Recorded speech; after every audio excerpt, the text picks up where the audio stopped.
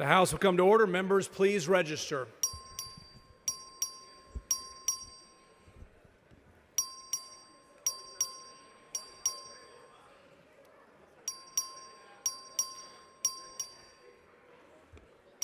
Have all members registered?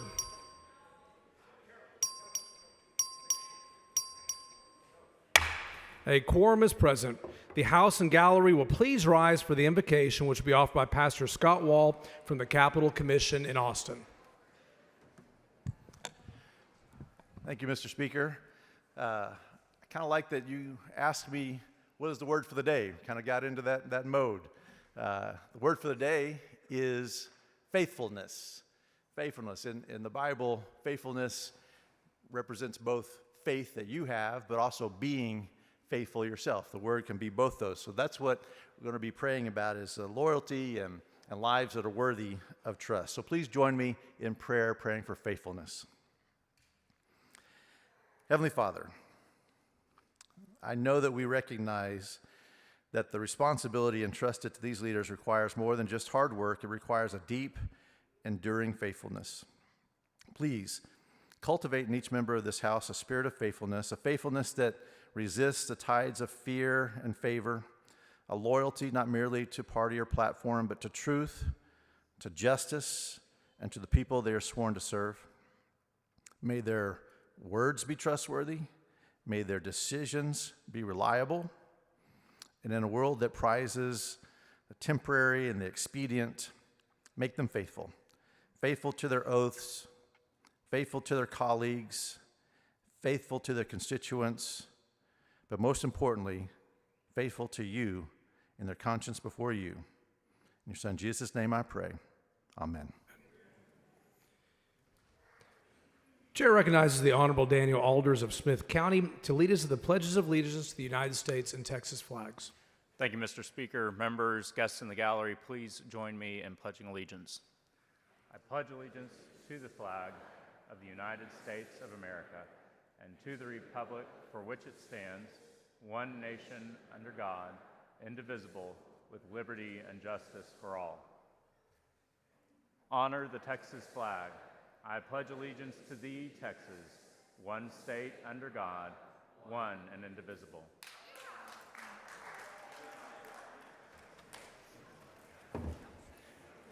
Please excuse Representative Kerwin because of important business in the district on motion of Representative Curry. Is there objection? Chair is none, so ordered.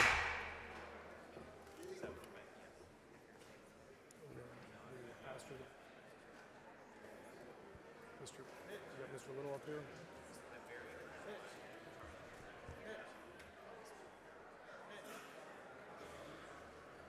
The chair is pleased to recognize Pastor Chris McRae from Sojourn Church in Carrollton as our pastor of the day. Members, join me in welcoming our pastor of the day.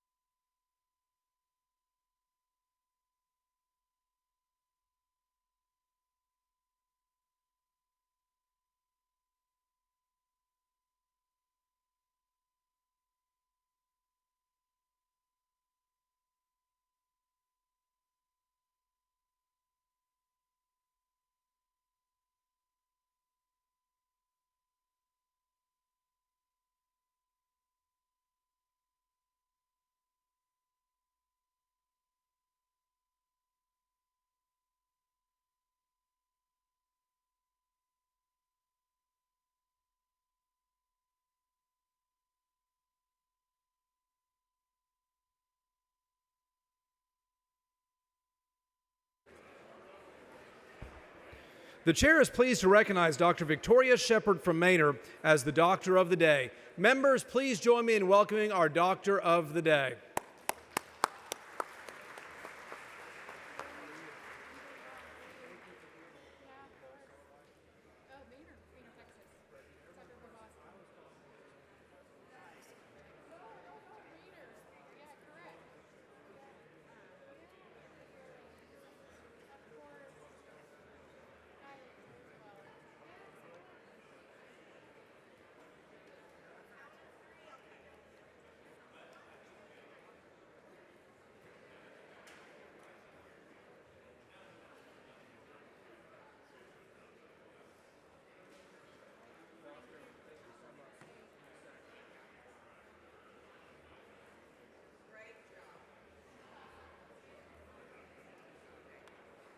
Senate messages.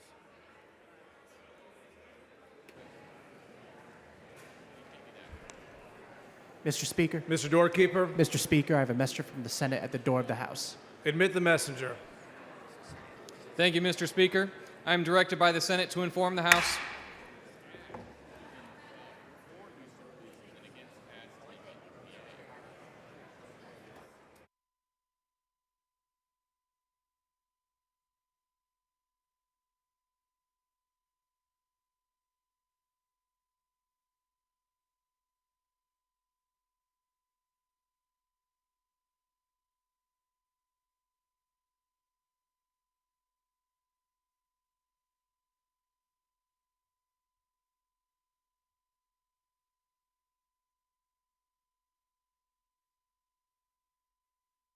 Chair announces the signing of the following in the presence of the House.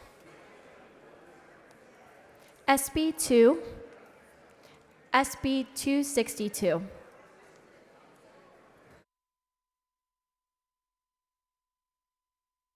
Mr. Guerin moves to defer the reading and referral bills until the end of today's business. Is there objection? Chair is none, so ordered.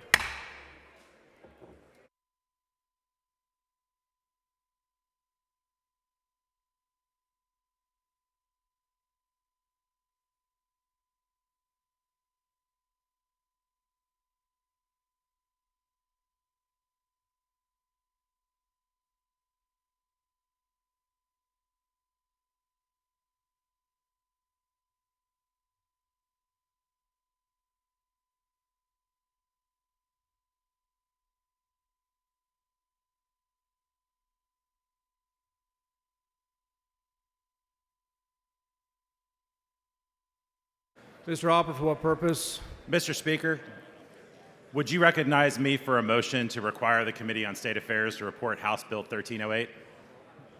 No. Mr. Speaker, parliamentary inquiry. State your inquiry. The Republican Party of Texas platform, Plank 232, says that Texas shall require all employers to screen new hires through the free E-Verify system to prevent the hiring of illegal aliens and of anyone not legally authorized to work in the United States, and to protect the jobs for American Mr. workers. Hopper, that's not a parliamentary inquiry. Is the Mr. chair, Hopper, for what purpose? Mr. Speaker, is the chair aware of any, or whether any bills Hopper, that for meet what the standard purpose? have been heard or will be heard by Mr. committee in Hopper, this for chamber? what purpose? Parliamentary inquiry. State your inquiry. Is the chair aware of whether any bills that meet this standard have been heard or will be heard by a committee in this chamber? That is not a proper parliamentary inquiry, Mr. Hopper. Mr. Speaker, parliamentary inquiry. State your inquiry. The Republican Party has identified HB 1308 as a legislative priority. House Bill 1308 was referred to the Committee on State Affairs on March 10th, 2025, Mr. Hopper, 51 that's days not ago. a proper parliamentary inquiry. Mr. Speaker, parliamentary inquiry. State your inquiry. Is the chair advised as to whether this committee intends to hear this bill at all? Mr. Hopper, that is not a proper parliamentary inquiry. Mr. Speaker, Mr. Hopper, for Parliamentary what inquiry. purpose? State your inquiry. this bill is a legislative priority for the Republican Party. If you won't recognize me at this time, Mr. is there Hopper, a that's time not a you would proper recognize parliamentary me? inquiry. Is there a time, Mr. Speaker, parliamentary inquiry? State your inquiry. Is there a time that you would recognize me for this That motion? is not a proper parliamentary inquiry. Thank you. Mr. Money, for what purpose? Mr. Speaker, will you recognize me to make a motion to re-refer one of the bills to ban taxpayer-funded lobbying to a different committee? No. Mr. Speaker, parliamentary inquiry. State your inquiry. Mr. Speaker, is the chair aware that Senate Bill 19 by Senator Mays Middleton was referred to State Affairs on March 25th, over 1 month ago? Mr. Money, that is not a proper parliamentary inquiry. Mr. Speaker, my notes show that you were Mr. Money, for what purpose? Mr. Speaker, parliamentary inquiry. State your inquiry. My notes show that you were a joint author of the bills to ban taxpayer-funded lobbying in both the 87th and 88th session. Mr. Speaker, is there a way to get this bill from State Affairs into a committee that might hear and refer that bill to the House? Mr. Money, that is not a proper parliamentary inquiry. Mr. Speaker, parliamentary inquiry. State your inquiry.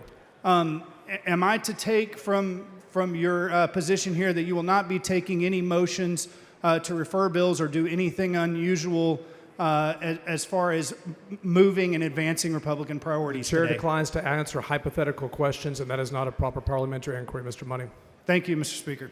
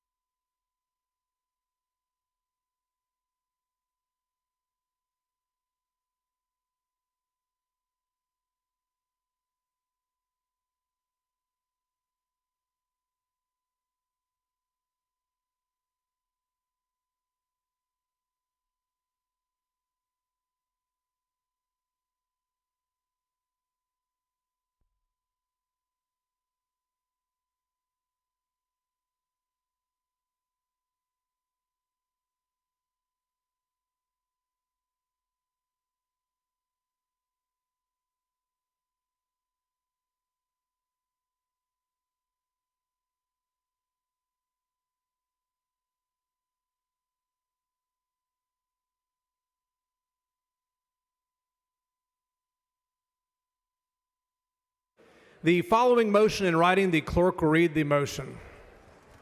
Mr. Speaker, I move to suspend Rule 12, Section 1A to not print the bill text in the committee reports for HB 1610, HB 1615, and HB 1620.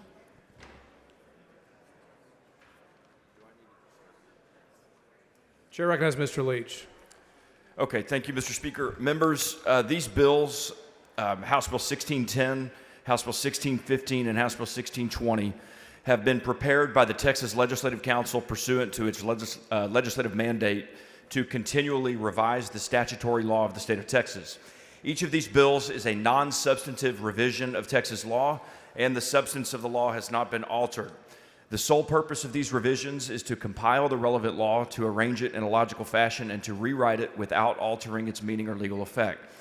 By ordering these bills not printed, this means that you will not have the text of the bill in front of you when you vote. This indicates the House's judgment that our Legislative Council completed this revision in compliance with the mandate that we have given them, that the bill's changes to the law are in fact non-substantive, and there is no need to consult text that is not changing the law during floor consideration of these bills. I move adoption.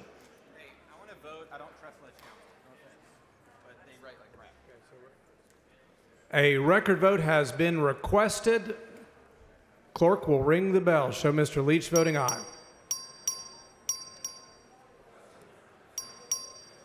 Ms. Jones voting aye. Ms. Cole voting aye. Have all members, Lozano voting aye. Have all members voted? Ms. Hernandez voting aye. Have all members voted? Being 114 ayes and 28 nays, the motion is adopted.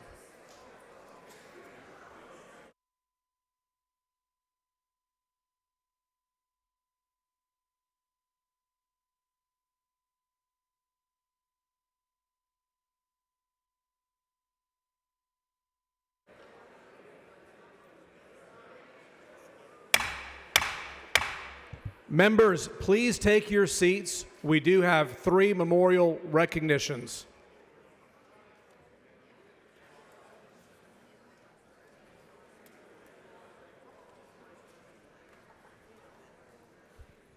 The chair lays out the following previously adopted resolution. The clerk will read the caption. H.R. 431 by Wale, in memory of Deputy Fernando Esqueda of the Harris County Sheriff's Office. Chair recognizes Mr. Wally.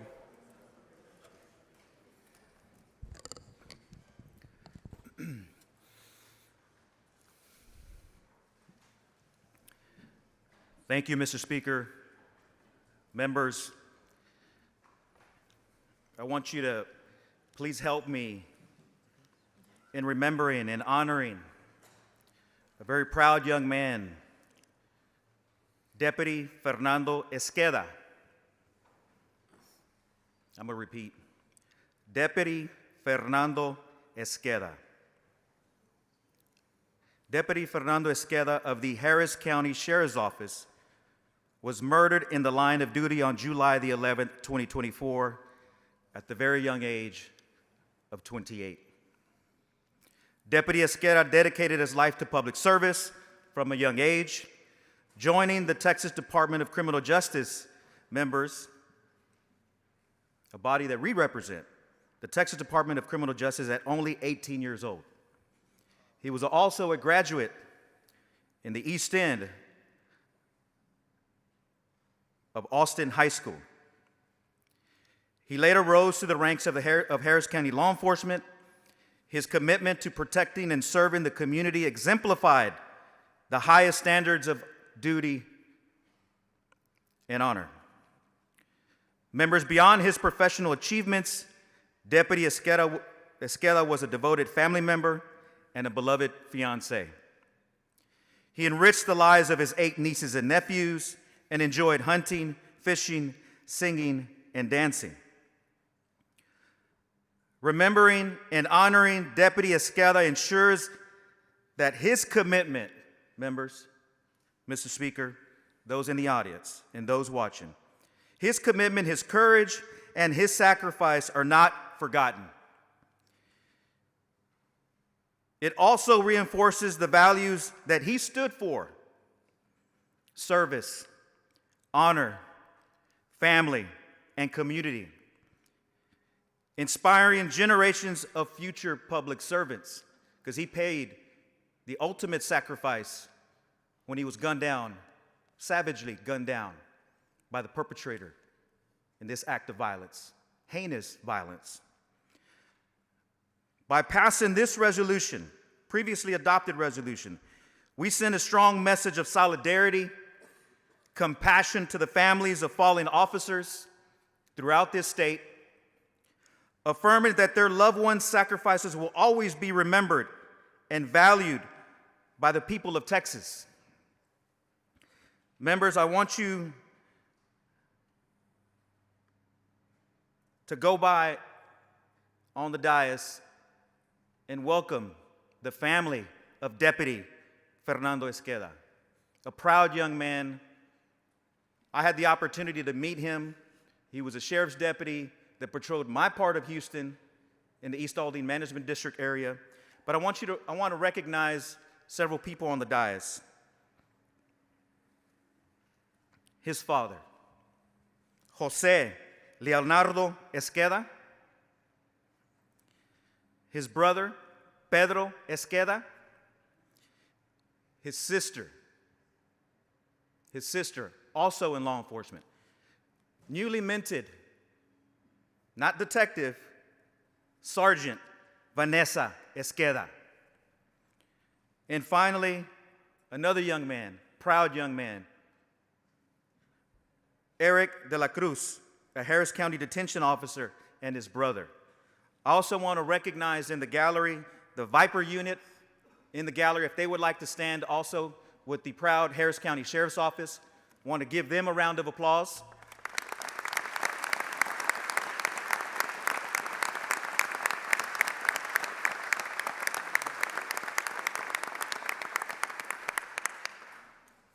Members, may God, Jesus Christ, keep them, our fallen officers, but particularly Deputy Fernando Esqueda, in your grace and comfort. We ask God to wrap his arms around this family and all families of fallen officers. We just want to tell them that we love them. We're never going to forget them. and God bless them. Thank you.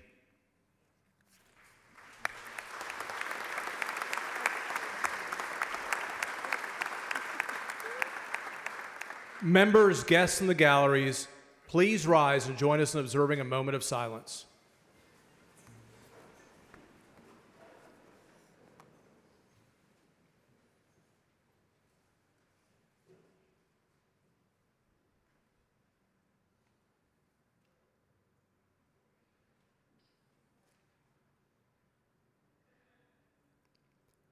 Thank you.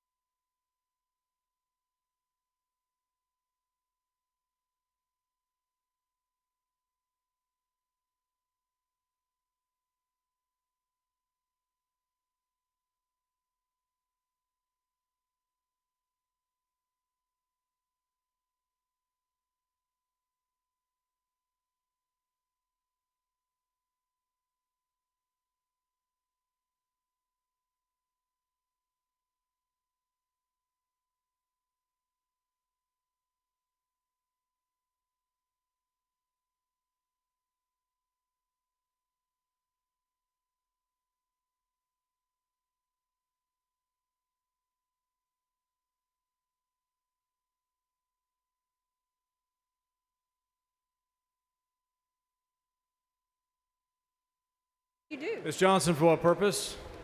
Mr. Speaker, can I ask to have Chairman Leach's remarks on the motion to not print the code revision bills reduced to writing and placed in the journal? Members, you've heard the motion. Is there objection? Chair is none, so ordered. Mr. Speaker, Ms. Johnson, for what purpose? may I have the remarks of Chairman Wally on the memorial resolution reduced to writing and placed in the journal? Members, you've heard the motion. Is there objection? Chair is none, so ordered.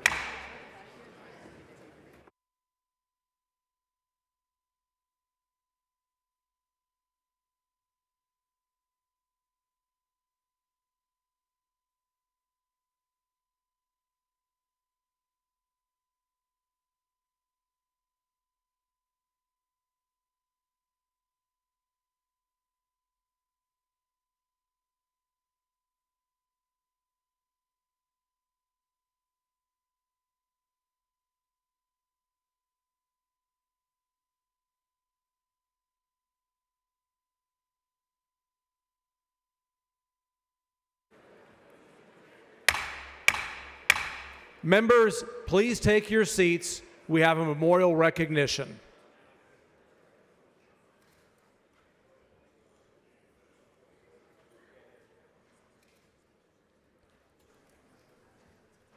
Chair recognizes Mr. Spiller. Thank you, Mr. Speaker. Members, I rise today to honor the life and legacy of Kenny Salazar of Jack County, a dedicated public servant, a loving husband, father, grandfather, and a true friend to so many. Kenny passed away on February 19th of this year. Kenny served as Precinct 2 Commissioner in Jack County, but his service to our community went far beyond his elected office, whether through the Perrin Community Improvement and Crime Watch that he helped establish or simply by showing up whenever there was a need. Kenny lived out his deep commitment to the people of Jack County every day. But above all, Kenny was a family man. His greatest joy was his wife of 34 years, Amy, and his 4 daughters, Cameron, Sadie, Kaylee, and Caitlin, and of course his 8 beautiful grandchildren. His faith, his love for family, and his passion for life were evident in everything he did. Today, we're honored to have members of Kenny's family here with us on the dais. His wife, Amy Salazar, and his daughters, Cameron Garza, Sadie Bolton, Kaylee Salazar, and Caitlin Ashley. I want to personally thank each of them for sharing Kenny with all of us in Jack County and in the state of Texas. His impact on Jack County and on everyone that knew him will not be forgotten. Members, please join me in asking God's blessing on the Salazar family. Members, guests in the gallery, please rise and join us in observing a moment of silence.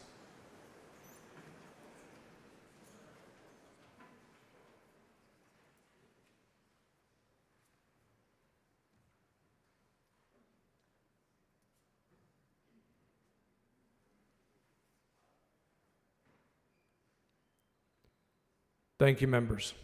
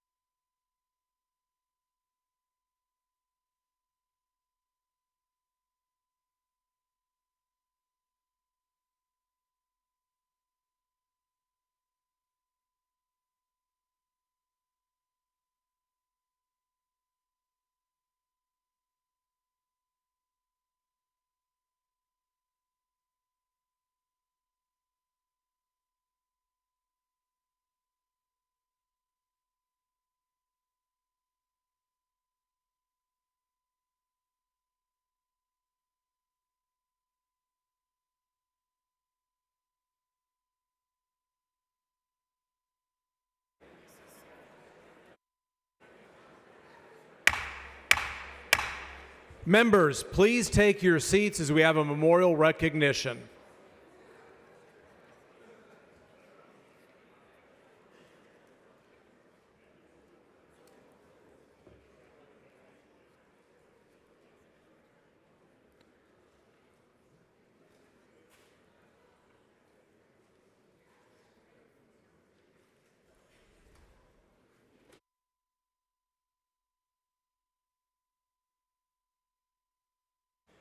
Chair recognizes Ms. Thompson.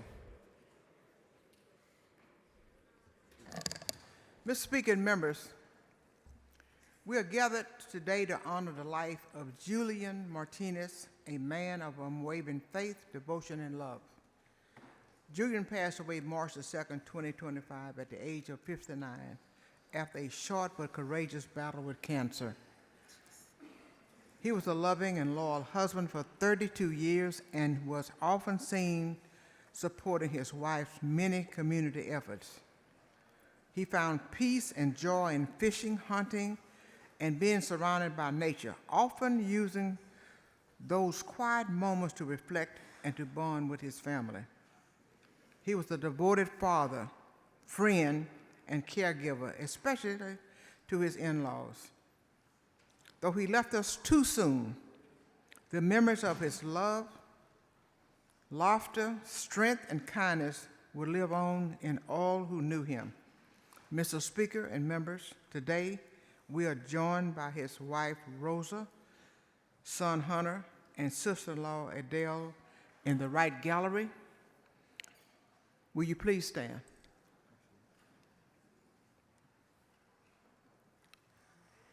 Please join me in recognizing this family.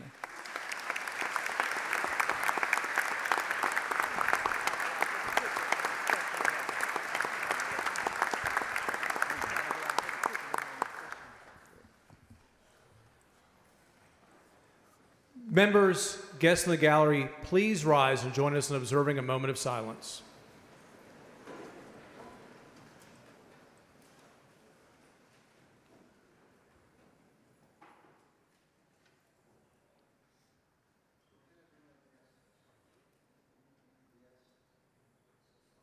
Thank you, members.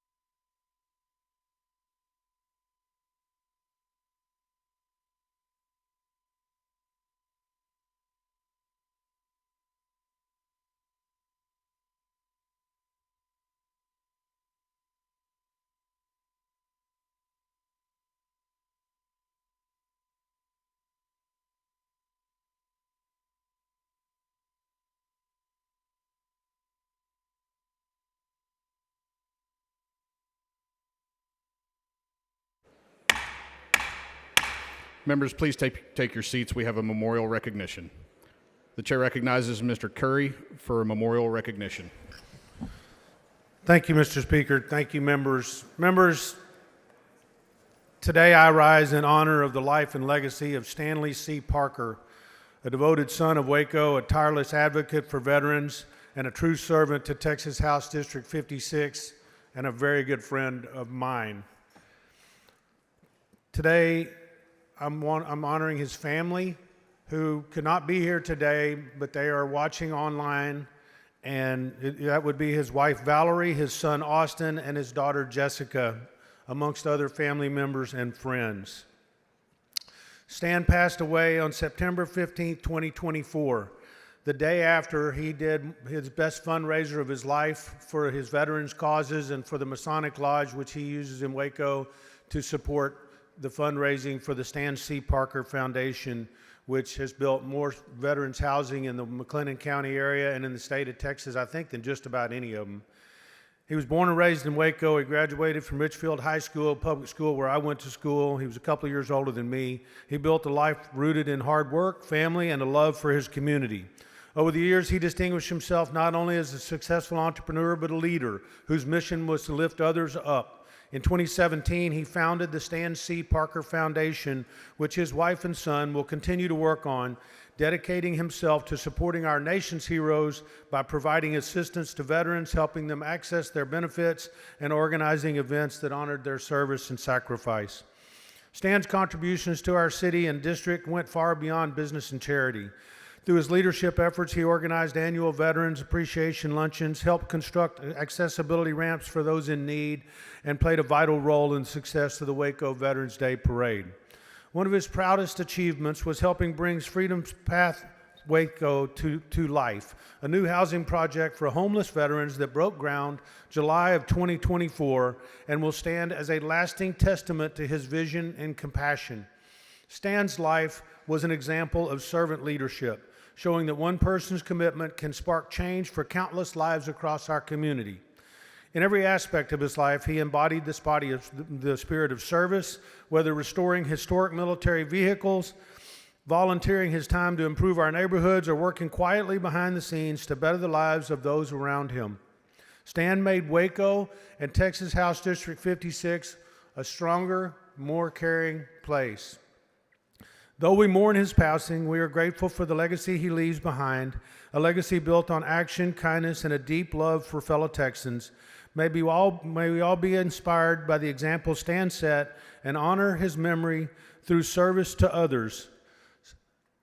May God rest his soul and God bless his family. And I would ask for just a quick moment of silence for the Stan Parker family and Stan. Members, please rise for a moment of silence.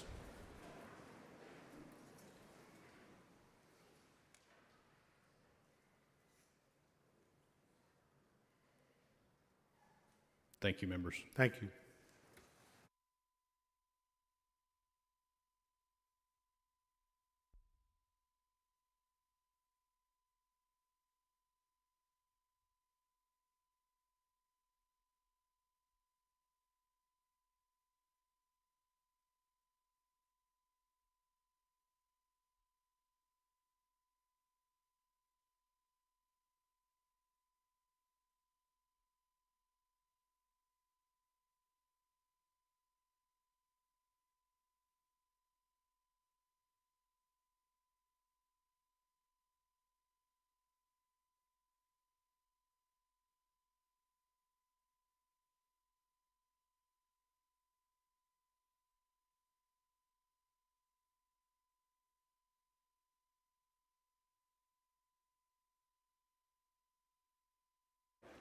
The chair recognizes Mr. Guillen for recognition.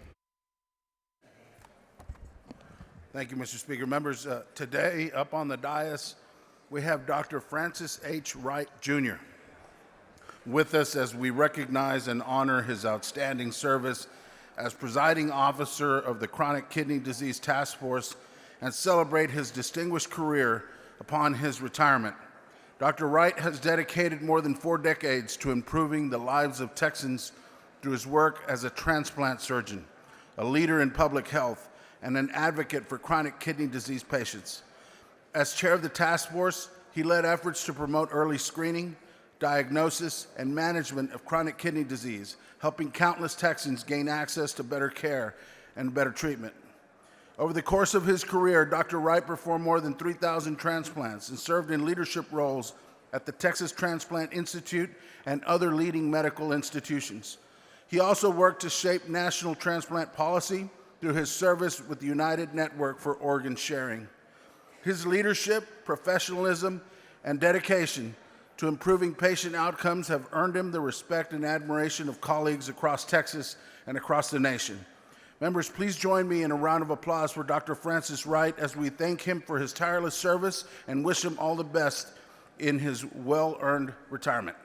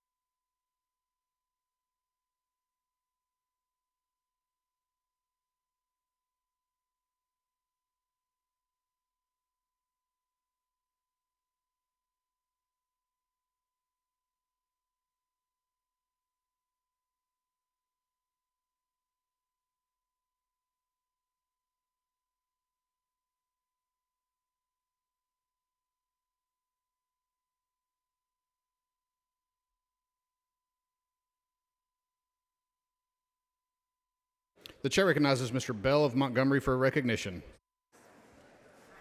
Thank you, Mr. Speaker. Members, today is County Government Day at the Texas Capitol.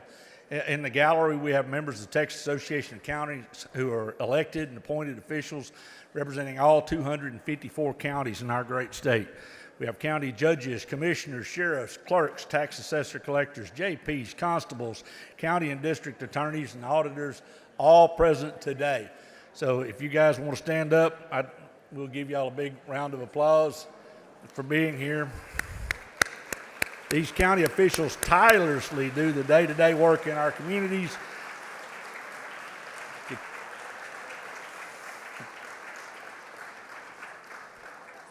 These officials tirelessly do day-to-day work in our communities, keeping government local, transparent, and accountable to Texas. They ensure all the essential functions of public safety and infrastructure maintenance to the administration of justice and other public services are carried out efficiently and effectively. Their commitment is to upholding the rule of law, supporting economic development, and responding to the needs of residents, which is foundation to a strong and vibrant communities on which we are founded. These officials will also be serving barbecue luncheon to members and staff in room E2002 starting at 11:30. Thank you and welcome to your capital. God bless you.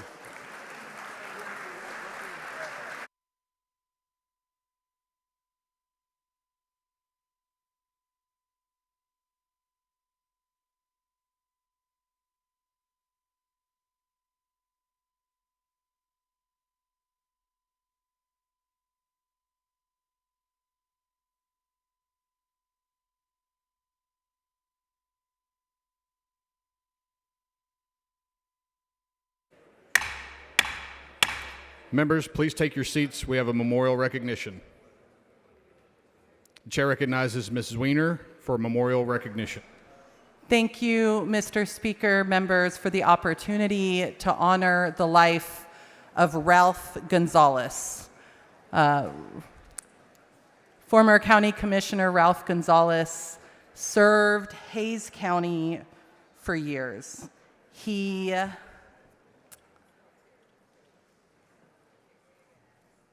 He served Hays County for years as one of our county commissioners, and I believe the first Hispanic county commissioner in Hays County. After Commissioner Gonzalez's life in public service, he continued his work through charity, starting Nosotros La Gente, an organization that was most famous for their shoe drives, making sure that the children of San Marcos and Hays County had shoes on their feet. What Ralph was known for more than anything else was always being there and available to help those in need. San Marcos families who were struggling knew that if they picked up the phone and called Ralph, he would find a way to help make sure they could make that electric bill payment, help make sure they could get back to school supplies for their children, help make sure they could keep food on the table. Members, Commissioner Gonzalez's daughter, Debbie Gonzalez Inglesby, is in the gallery right now at about 10 o'clock. Commissioner Gonzalez Inglesby now holds her father's seat and continues her father's legacy of service in our community. So members, I'd ask you to join me for a moment of silence to honor the life of Ralph Gonzalez. Members, please rise for a moment of silence.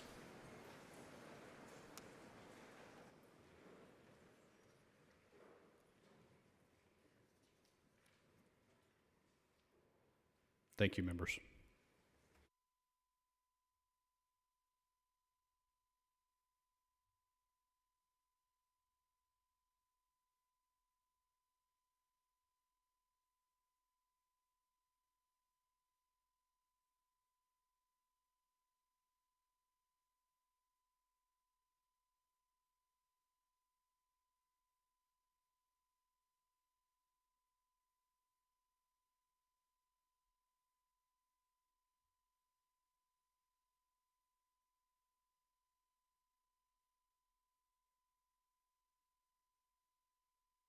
The chair recognizes Mr. Vo for recognition. Thank you, Mr. Speaker and members. It is with great pride that we recognize Alief Early College High School for its designation as a 2024 National Blue Ribbon School. This achievement is a testament to the unwavering dedication of the students, educators, staff, and leadership at Alief Early College. Alief Early College is among only 356 schools nationwide and just 31 in Texas to earn the distinction in 2024 of being a National Blue Ribbon School. This recognition speaks to the school commitment to excellence and innovation in education. To Principal Matthew Sky, Superintendent Dr. Anthony Mays, School Board President Dr. Darlene Bro, and Member Rick Moreno, along with all staff, students, and the entire Alief community, you have set a fantastic standard of excellence and resilience that inspire us all. Today, we celebrate this achievement and recognize the profound impact this school has on its students, preparing the future of Alief for bright futures and meaningful contributions to our state and nation. On behalf of the Texas House of Representatives, congratulations to Alief Early College High School. Thank you, Mr. Speaker and members. The chair recognizes Mr. Reynolds for recognition. Thank you, Mr. Speaker. Members, I want to thank Representative Vogt for bringing this recognition. I'm a product of Alief ISD, and I'm a proud parent of a graduate of Alief ISD. In fact, my daughter just graduated with honors from the University of Texas at Austin. She received a fine education. I'm so proud of the transformational leadership of Dr. Anthony Mays, the superintendent. My fraternity brother, give it up for Dr. Mays. And all the people in the gallery from Alief ISD, stand up, stand up. I also want to thank our amazing board led by Dr. Darlene Bro. Dr. Darlene Bro and I have worked together for many, many years. She's worked with the Texas Legislative Black Caucus. She's worked with TPI, with Senator Royce West. She's worked all across this state for academic excellence. And I want to thank Dr. Darlene Bro for her amazing leadership, and also Trustee Rick Moreno and all of the Alief ISD for educating students. Many of these students from these areas, including myself when I was in Alief from a single mother, have lower socioeconomic students, and they do everything to give those students a first-class education regardless of their income, their socioeconomic status. So thank you for your tremendous leadership, Alief ISD, and we're so proud to recognize you today. Thank you. The chair recognizes Mr. Vo. I just want to make another comment, is to let you know that my family moved to Alief area in 1978, and all my brothers and sisters were the products of Alief school districts. And again, we thank you all for taking care of the children and the students in our school district. Thank you. The chair recognizes Ms. Jones. So, welcome, Alief ISD. I am a proud 1984 graduate of Alief Elsik High School. We're the Best Why I Asked for More senior class of '84. We also won state that year. But thank you for being here. I saw you, I was in the members lounge eating, I was starving, and I wolfed my food down to come here to thank you for coming. We're trying to look out for you. We want to help public education, and we thank you for your service, because I know that people don't always appreciate what school board members and superintendents do. So thank you. It's so really good to see you.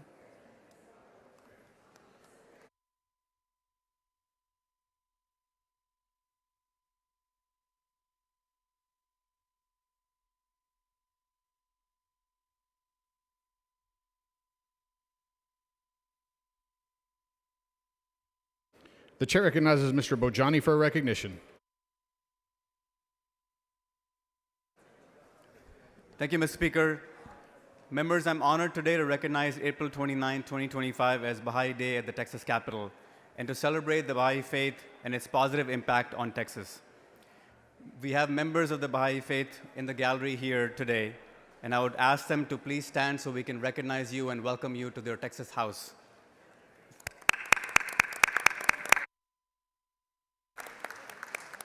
The Baha'i community has been an integral part of our state for many decades, enriching Texas through acts of service, interfaith collaboration, and tireless efforts to promote unity and peace.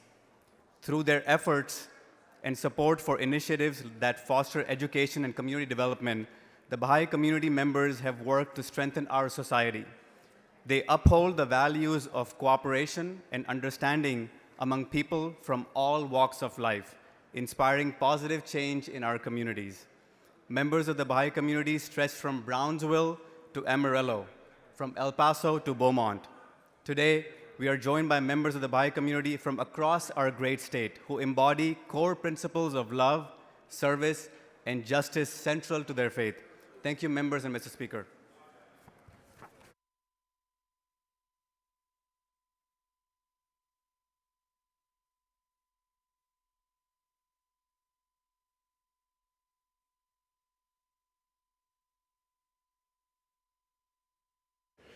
The chair lays out the following previously adopted resolution. The clerk will read the caption. H.R. 453 by Spiller recognizing April 29, 2025 as Jack County Day at the state capitol. The chair recognizes Mr. Spiller. Thank you, Mr. Speaker. Members, today is Jack County Day at the state capitol. That's extra special to me because that's my home county, and I'm proud to represent them in House District 68. We've got a large group here in the gallery here today, which is impressive because we don't get out of the country very much. And so please join me in welcoming them to their state capitol.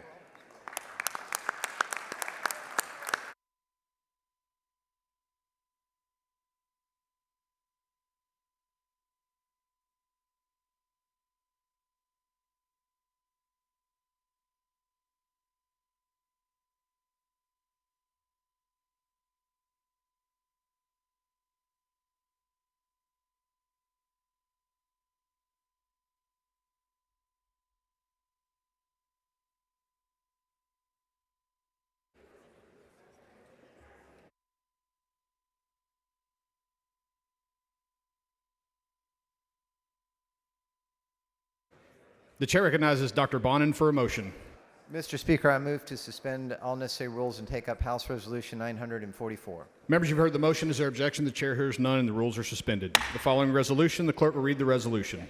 H.R. 944 by Bonin recognizing October 2025 as Rett Syndrome Awareness Month. The chair recognizes Dr. Bonin to explain the resolution. Thank you, Mr. Speaker. Members, House Resolution 944 designates October of 2025 as Rett Syndrome Awareness Month, and this is intended to help promote a better understanding of this developmental disorder and efforts to research better treatment and cures for Rett syndrome. Rett syndrome is a rare, progressive neurological and developmental disorder that's caused by mutations in a very specific gene, the MECP2 gene, and this gene is located on the X chromosome. The disorder occurs almost exclusively in females. A child is born every 2 hours with Rett syndrome. Today I'm standing here to honor Cassie Morell and her two 11-year-old twins, Kalia and Kenzie, who have Rett syndrome. Kalia and Kenzie and the rest of their family live in League City, Texas. Their grandfather, Steve Wood, organizes a gala every year in Houston to raise money for the International Rett Syndrome Foundation, and he serves on their board. Together, we can bring awareness to this disorder, honor those who battle it every day, and lead the effort to find better treatment and hopefully someday a cure. I move adoption. The question occurs on the adoption of the resolution. Is there objection? The chair hears none, and the resolution is adopted.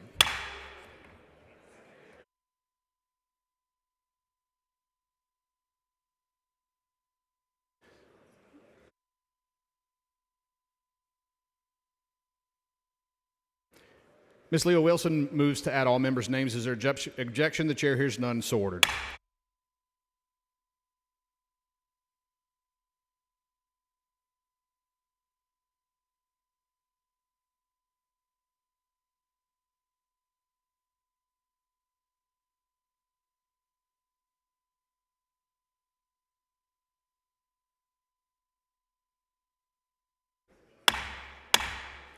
Members, please take your conversations outside the rail. The chair recognizes Mr. Shaheen for a recognition. Thank you, Mr. Speaker. Members, Holocaust Remembrance is a time to remember one of the darkest histories in human history. We remember the millions of innocent lives lost, the systemic prosecution, the horrific atrocities committed during this time. Every day, and especially on Holocaust Remembrance, we are committed to preserving and honoring the stories of the victims and survivors. The Holocaust was a state-sponsored, systematic prosecution and vicious slaughter of 6 million Jews. It was a time of unimaginable suffering, where families were torn apart, communities were destroyed, lives were shattered. And we remember all the innocent victims. We remember the victims, the men, women, and children who were stripped of their humanity, subjected to unimaginable cruelty and ultimate brutality, and murdered. We remember their stories, their dreams, and their lives that were cut so unfairly short. Today, let us reignite the promise of never again. Let us work together to ensure the horrors of the Holocaust are never, ever repeated. Mr. Speaker, I ask for a moment of silence. Members, guests in the gallery, please rise for a moment of silence.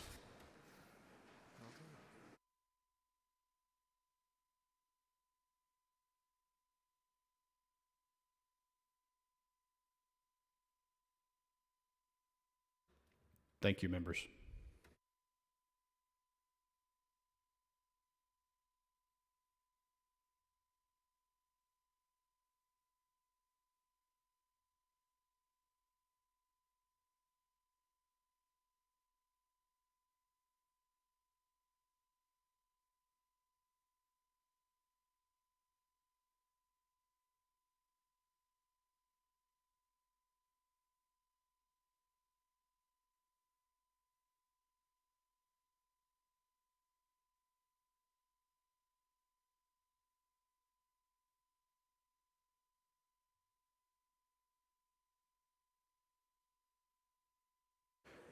The chair recognizes Dr. Buckley for a recognition. Thank you, Mr. Speaker, members. It is my great privilege to welcome members of the fine arts education community from across the state to their Texas capital. Over 300 students are in the Capitol today to perform, celebrate, and participate in our Capitol Fine Arts Education Day. We have student groups from Comal ISD, Cleburne ISD, Forney ISD, Grand Prairie ISD, Klein, Leander, Lubbock, McKinney, San Benito, and many more. Additionally, we have representatives from fine arts education organizations that teach, coach, and serve over 1.9 million fine arts students each year. As we welcome fine arts students, parents, and teachers, we also want to honor one of their colleagues who passed away Easter Sunday. Miss Sarah Chapman, who was executive director of the Texas Arts Education Association for the past 21 years, was a giant in the arts education world, spending over 51 years in education. She dedicated her life to education, art, and creativity, and we extend our sincere condolences to her family, friends, colleagues, and all who miss her. As the chair of the Fine Arts Caucus, I am proud to welcome all the students, parents, and teachers to the Capitol for Fine Arts Day and to your Texas House. We'd like for all those participating, please stand and be recognized.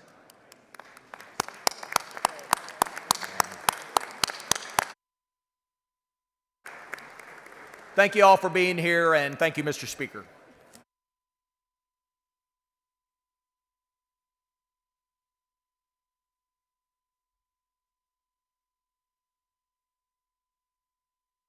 The chair recognizes Ms. Leo Wilson for recognition. Mr. Speaker and members, I'm honored to welcome the students, faculty, and leadership from Trinity Episcopal School to their state capitol. We are thrilled to have you here, and we celebrate the important mission that you carry into everything you do, nurturing and educating children in a God-centered environment filling hearts and minds with passion for learning, a strong moral foundation, and respect for all people. At Trinity, students are not only taught academic excellence, but they are also formed in character and service. From the very beginning years through middle school, your model education, where young minds are nurtured in a self-contained classroom and later challenged fully in departmentalized setting, shows a deep commitment to meeting students where they are and helping them grow in their full potential. We also know that the heart of Trinity is the faculty that embodies integrity, care, enthusiasm, and a joy of lifelong learning. Your teachers' dedication to encouraging academic achievement, personal growth, and leadership in every student is what makes your school and community truly special. As you walk these historic halls today, remember that you too are part of Texas's future. We hope your visit inspires you to lead with the same faith, compassion, and excellence that define Trinity Episcopal School. Thank you very much for being here, and may God continue to bless each of you in your incredible mission of the Trinity Episcopal School. Welcome to your capital. Members, please join me in welcoming Trinity Episcopal School.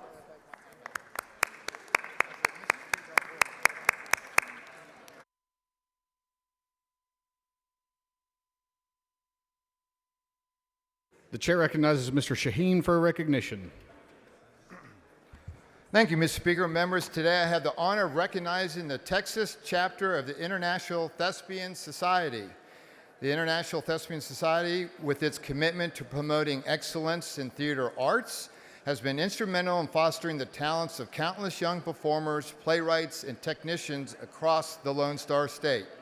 Through their dedication, our schools have become stages for not only artistic expression, but also for the development of essential life skills. Theater education nurtures creativity and provides students with unique opportunities to explore different perspectives and enhance their communication skills.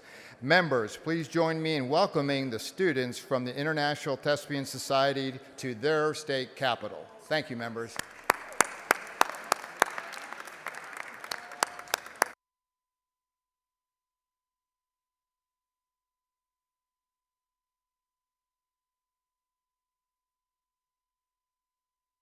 The chair recognizes Ms. Garcia of Bear for a recognition. Thank you, Mr. Speaker. Members, please join me in recognizing Donate Life Texas. If you would please stand in the gallery.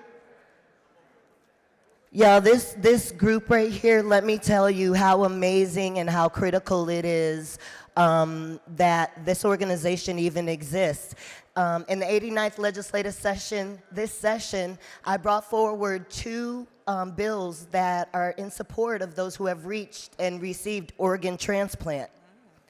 Donate Life Texas is a nonprofit organization dedicated to helping Texans safely and securely document their donation decisions and is the only official tissue, eye, and organ donation registry in this state.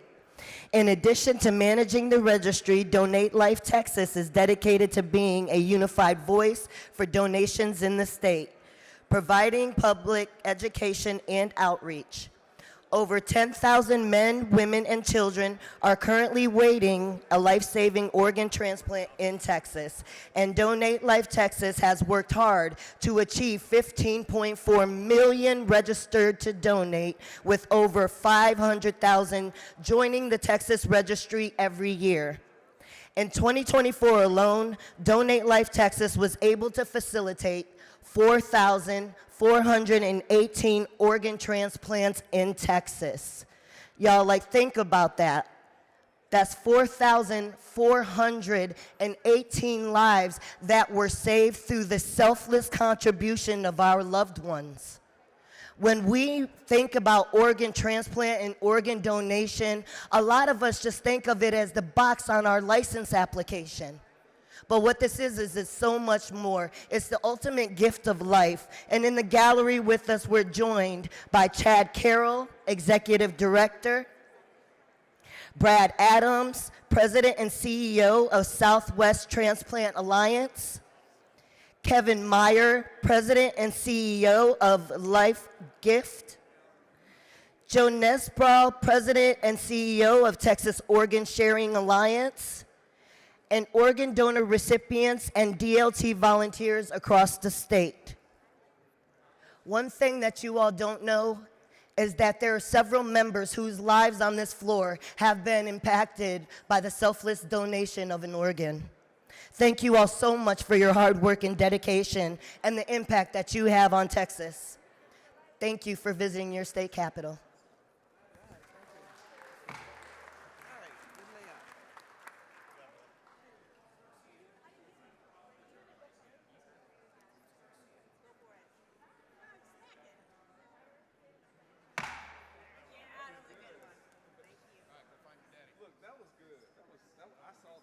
The chair recognizes Mr. Reynolds for a recognition.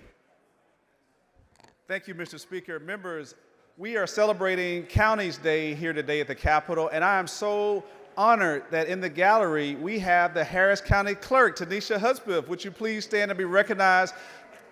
This outstanding public servant is an amazing, amazing public servant. She is a transformational figure. She has really revolutionized the elections in Harris County. Since taking over the duties of administering the elections, we have had some of the safest elections in this state. So I want to thank you, this wonderful lady of Delta Sigma Theta sorority, this proud wife, mother, member of the Fountain of Praise, who does so much for our community when it comes to civic engagement, when it comes to giving back. We thank you for your public service. Thank you for being here representing Harris County today for Counties Day at the Capitol. Keep up the great work. Thank you.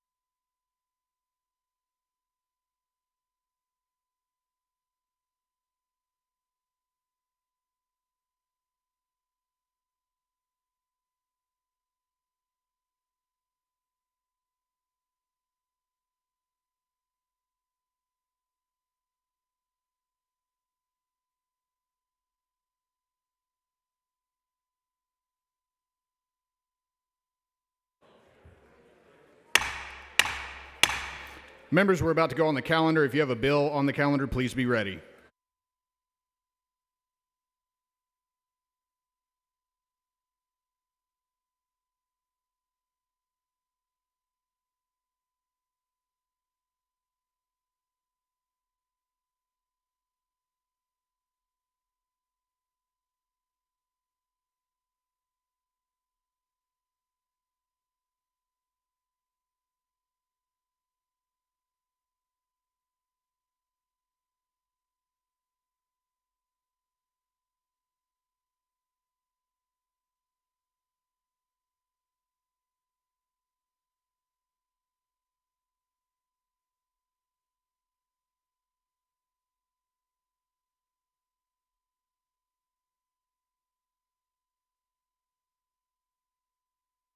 The chair recognizes Mr. Bell of Kaufman for a motion.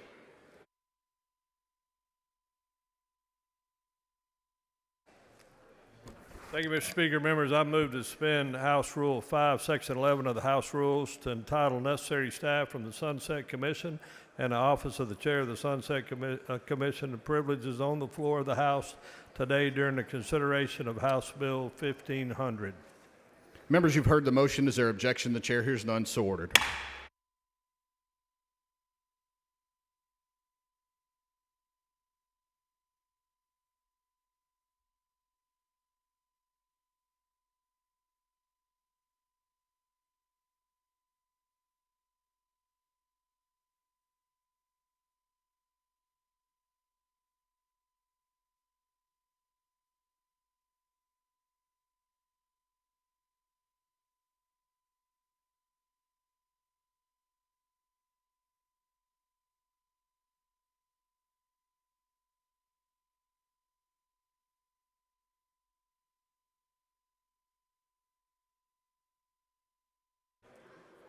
Chair lays out on third reading HJR 5. The clerk will read the resolution.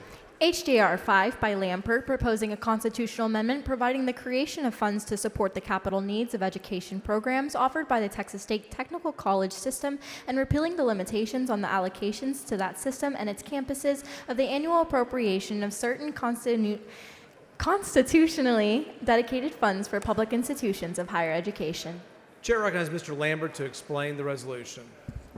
Thank you, Mr. Speaker. Members, this is the bill I laid out yesterday that creates a permanent endowment fund for the Texas State Technical College system.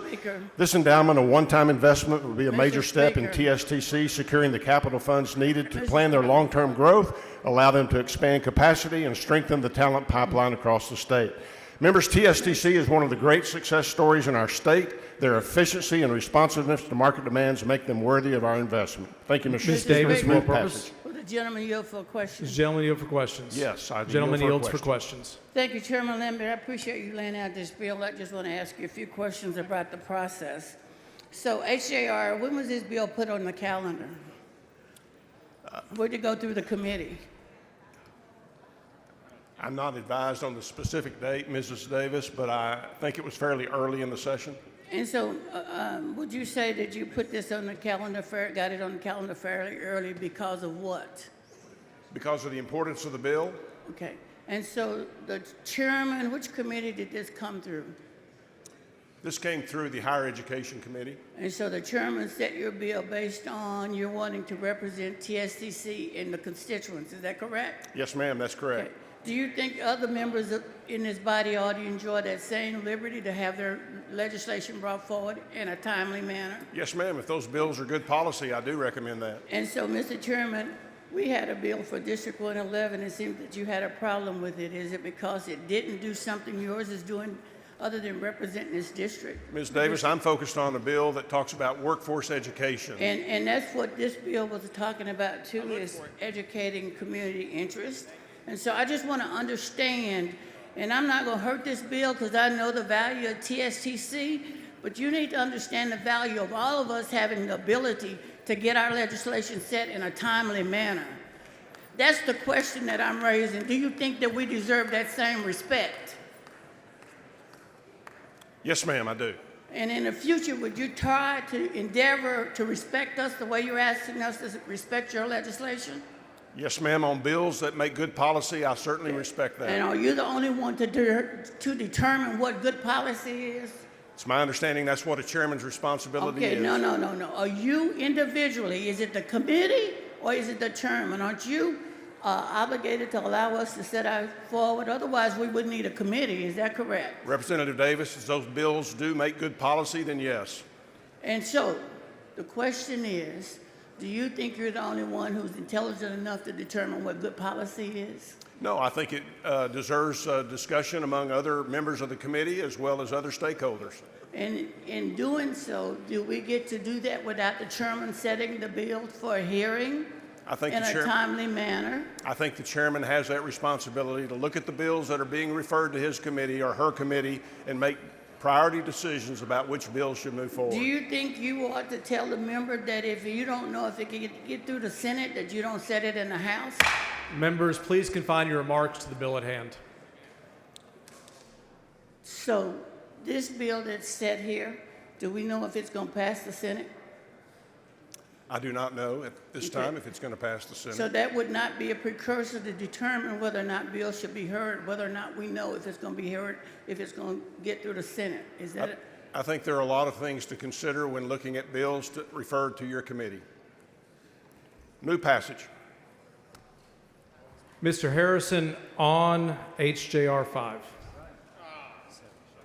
Hey, thanks, Mr. Speaker, members. I'll be really brief. I'm not speaking against the bill or for the bill. I'm just speaking on the bill. I just want to note to the body, actually, I should start by saying how much I support Texas State Technical College, how proud I am to represent campuses in my district, and how much I actually support them expanding. And I'm actually okay with the concept of increasing their funding, including this session, although I wish we were doing it by offsetting cuts somewhere else. But I just wanted to make the point that I'm getting tired of this body doing things, even when we occasionally do good things, the way we're doing them. You'll note we're having to do this by constitutional amendment, and that's because instead of just authorizing an appropriations of funds, we are doing this by creating yet another constitutionally dedicated fund, which allows multiple things to happen. Most importantly, this is basically cooking the books. This is off the books accounting because constitutional spending is not subject, ironically enough, to the constitutional spending limit, and it authorizes greater expenditures in future years that do not require votes by this body. So I just wanted to make those points. Thank you, Mr. Speaker. Mr. Lambert to close on the HJR. Thank you, Mr. Speaker. Members, this is an excellent bill. This will give our workforce education in Texas a huge boost. I recommend you support this bill, and I move passage. The question occurs in the adoption of HJR 5. This is a record vote required by the Constitution. The clerk will ring the bell. Show Mr. Curry voting aye. Mr. Wilson voting aye.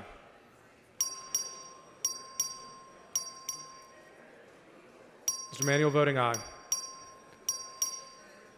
Have all members voted? 129 ayes and 15 nays. HJR 5 is adopted. Mr. Speaker, For what purpose? I ask that the comments made by Ms. Davis and Mr. Lambert be reduced to writing and placed in the journal. Members, you've heard the motion. Is there an objection? Chair is none, so ordered. Chair lays out on third reading HJR 2. The clerk will read the resolution. HJR 2 by Guerin proposing a constitutional amendment prohibiting the legislature from imposing death taxes applicable to a descendant's property or the transfer of an estate, inheritance, legacy, succession, or gift. Chair recognizes Mr. Guerin. Thank you, Mr. Speaker. Members, HJR 2 would allow the voters to decide if the state of Texas will Mr. Speaker, ever have an for what inheritance purpose? tax. Does the gentleman yield for a question? Yes, I will. Gentleman yields for questions. Thank you, Mr. Speaker. Thank you, Chairman Guerin. Is there currently a proposal in the legislature to institute an estate tax? No, sir, there is not that I'm aware of. So your HJR is banning a tax that doesn't exist. Is that correct? It is putting it to the voters to decide if they want to ever have this tax or not. And if it goes in the Constitution, as you're well aware, it makes it even more difficult for that to happen. And so it doesn't exist currently. We're asking voters to ban something that doesn't exist. That's exactly right, just as we did on the income tax, Mr. Tallarico. Are you aware that it costs nearly $200,000 in taxpayer funds to put this question to the voters? Actually, it does not cost that much for the election will cost that much, but this will not be the only thing on the ballot. And this will be part of that election? Excuse me? This will be part of that election if we That'll be approve part this of the constitutional election, which will be held in November, but there will be several things on the ballot, so the cost would be shared amongst all of those. Are you aware that average Texans pay more in taxes than the average Californian? I'm not aware of that, but if you tell me that's true, I'll believe you. Working class and middle class Texans pay more as a percentage of their income in state taxes than poor and working class Californians do. That's why I want this on the ballot, so when a person passes away, the state cannot take whatever estate that they have. The state's not able to take it away from them or from their children. So the problem with that, though, is that this tax that you're proposing we ban only impacts the top 1% of earners. That is not true. This one will ban any death tax. Currently, the federal death tax has an amount above which is taxed. This would be, if we had one, we could set that at zero and tax everything. And so without a death tax, if we can never have a death tax, then no matter what your estate was valued at upon your death, it would not be subject to any taxes. So there is no upper income to this ban. So That's correct. multimillionaires who are passing on millions of dollars to their kids to trust fund babies, they're not going to get taxed a cent They're for not those going to millions get of dollars taxes they pass as well on. as the guy that works at my restaurant. When he passes away, his estate is not going to be taxed.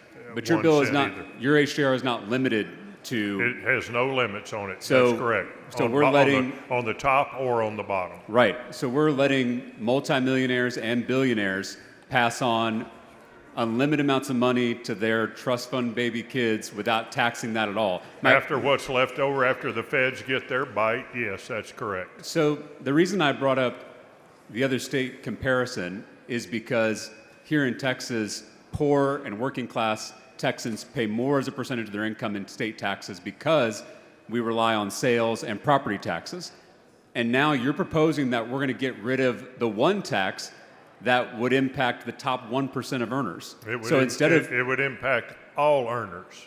Everyone that, when they pass, if they have any estate at all, it would not be subject to the tax. But we already acknowledged that the federal estate tax only impacts the top 1% of earners. Actually, it's the top 0.8% I would have to of agree earners. with. I'm not sure if that's the exact percent, but if you say it is, then I can agree I mean, with it also just makes intuitive sense that the people who are going to be most impacted by an estate tax are going to be people with large estates. That's The people correct. who are going to be impacted by an inheritance tax are the people who are passing on a big inheritance to their kids. That's correct. And so instead of providing that relief to working class Texans who pay property taxes and sales taxes, what we're doing here is banning the one tax that would impact the wealthiest people in our state.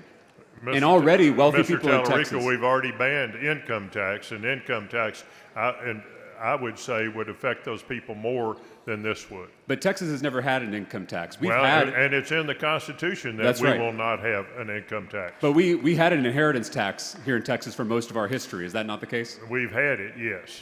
Since the We do not have 1920s. we don't have it now. Right. But since the 1920s up to 2015, we had an inheritance tax that was impacting the wealthiest Texans, providing money that can then go to property tax relief for working class Texans.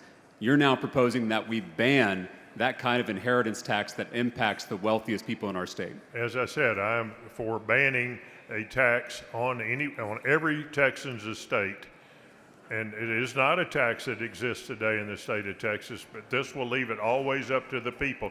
And if at some point in time the legislature decides we need an inheritance tax, it can go back to the people, and the people can make that decision. So, do you know if we taxed trust fund babies and heirs and heiresses, wealthy kids who didn't work for that money, if we taxed them with an inheritance tax, do you know how much revenue that could generate for the state of I don't have Texas? any idea because we don't have that tax, and so I don't know at what percentage that would be taxed. I have no idea. Well, and I don't believe that you can even extrapolate that because you don't. I mean, you're going to have to come up with an imaginary number to do that. Well, 18 states, including red states like Kentucky and Nebraska, I'm not have really worried these about inheritance 18 taxes. I'm not worried about 18 other states. I only worry about the state of Texas, Mr. And so I'm Tallarico. looking at some of the larger states. It generates over $1 billion a year by taxing trust fund babies, taxing heirs and heiresses. That's $1 billion that could go to property tax relief It for could go working class it Texans. It could go wherever the legislature decided it should go, Mr. So- Tallarico. That's correct. Mr. Guerin, let's just say we use that $1 billion to increase the homestead tax exemption and lower property taxes. Do you know how much money that would save the average Texan? I'm not aware. About $250. And I think pretty much every Texan would rather cut their property taxes by $250 rather than give a tax break to millionaires and billionaires. Would you not Mr. agree? Tallarico, that's assuming that the legislature would use that money for a tax break. And as you're well aware, sometimes we do and sometimes we apply it to other things. So Texas has the second most regressive tax system in the country because we put so much of the burden on low-income and middle-income Texans. And wealthy Texans have it pretty good. They have the lowest taxes of any state in the country.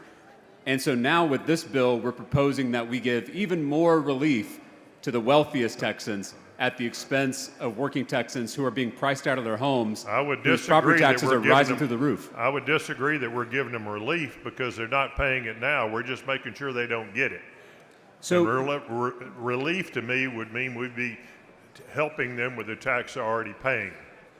Well, you're banning us from ever having an No, inheritance sir, tax. I'm not. I'm leaving it to the people of the state of Texas and future legislatures. To try to ban something that doesn't exist. Yes, sir, that's correct.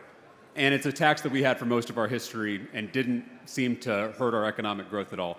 Most Texans work hard for the money they make. They pay a lot in taxes to the state.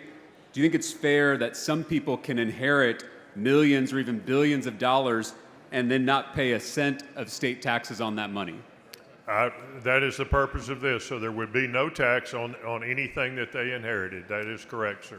One last question, Mr. Guerin. Do you think we've given enough handouts to wealthy people this session? I'm not certain that we've given any handouts, Mr. Tallarico. Thank you, Mr. Speaker. Thank you.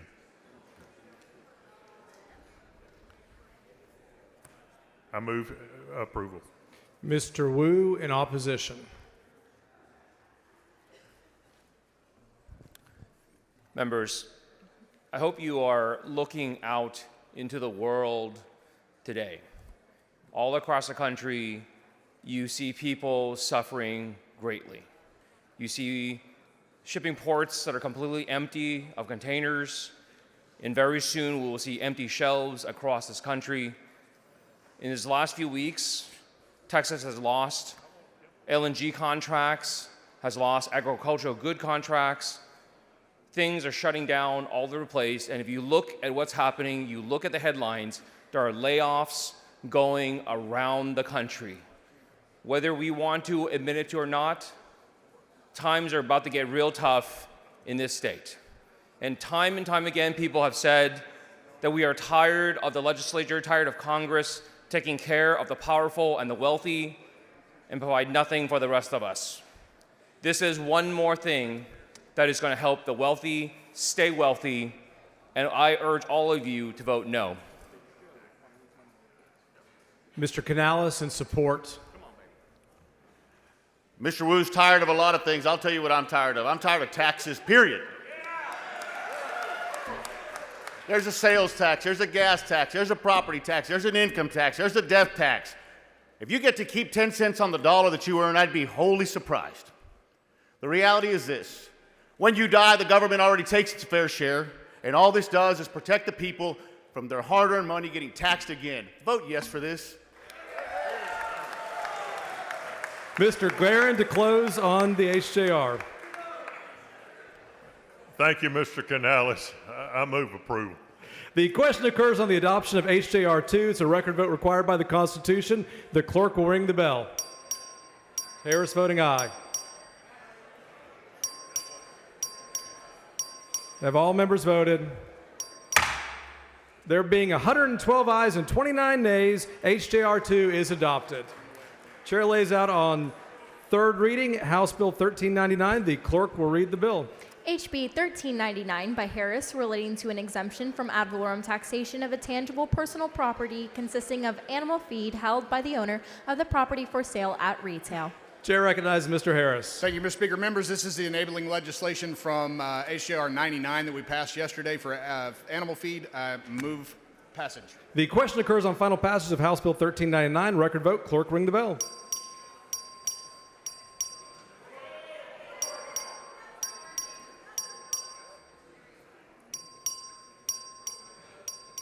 Have all members voted? There being 125 ayes and 10 nays, House Bill 1399 is finally passed. Chair lays out on third reading House Bill 388. The clerk will read the bill. HB 388 by Harris Davila, relating to a uniform coordination of benefits questionnaire for health benefit plans. Chair recognizes Ms. Harris Davila. Thank you, Mr. Speaker. Members, this is a bill that we passed yesterday that will streamline coordination of benefits questionnaires. Just make sure that as patients, you only have to fill out one form instead of 5, and I move passage. Question occurs on final passage of House Bill 388. Clerk will ring the bell.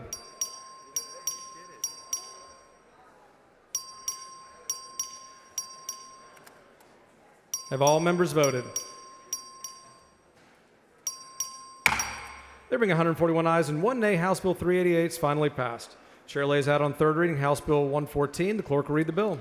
HB 114 by Cortez, relating to transition of certain veterans' mental health initiatives from the Texas Health and Human Service Commission to the Texas Veterans Commission. Chair recognizes Mr. Cortez. Thank you, Mr. Speaker. Members, House Bill 14 moves mental health services specifically tailored for veterans from HHSC to TVC. I move passage. Question occurs on final passage. Record vote. Clerk will ring the bell.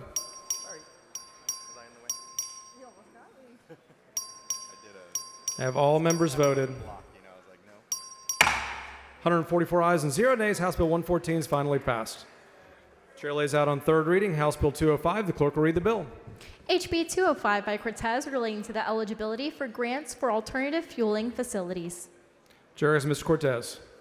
Thank you, Mr. Speaker. Members, House Bill 205 is a local bill that makes it easier for transit authorities like San Antonio's Via Metropolitan Transit to apply for existing grants. I move passage. Question occurs on final passage. Record vote. Clerk ring the bell.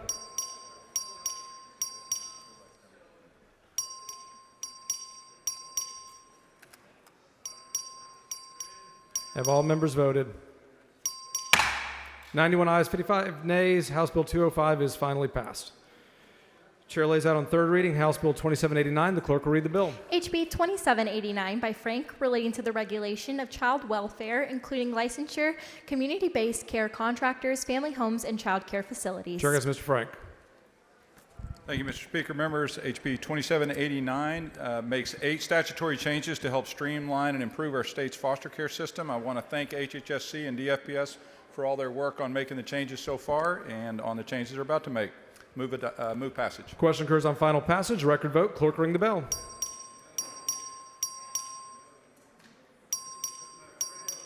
Have all members voted? Being 141 ayes and 6 nays, House Bill 2789 is finally passed.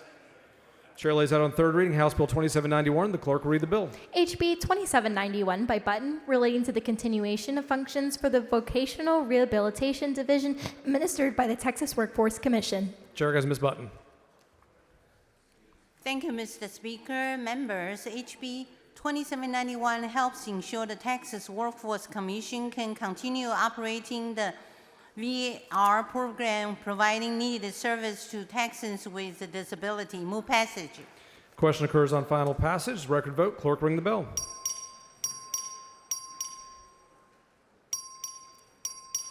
Have all members voted?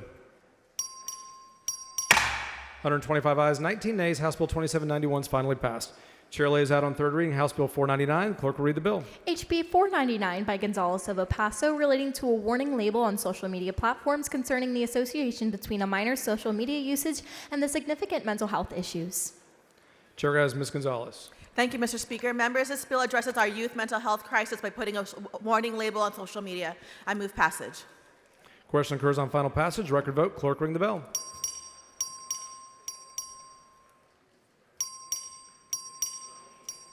Have all members voted?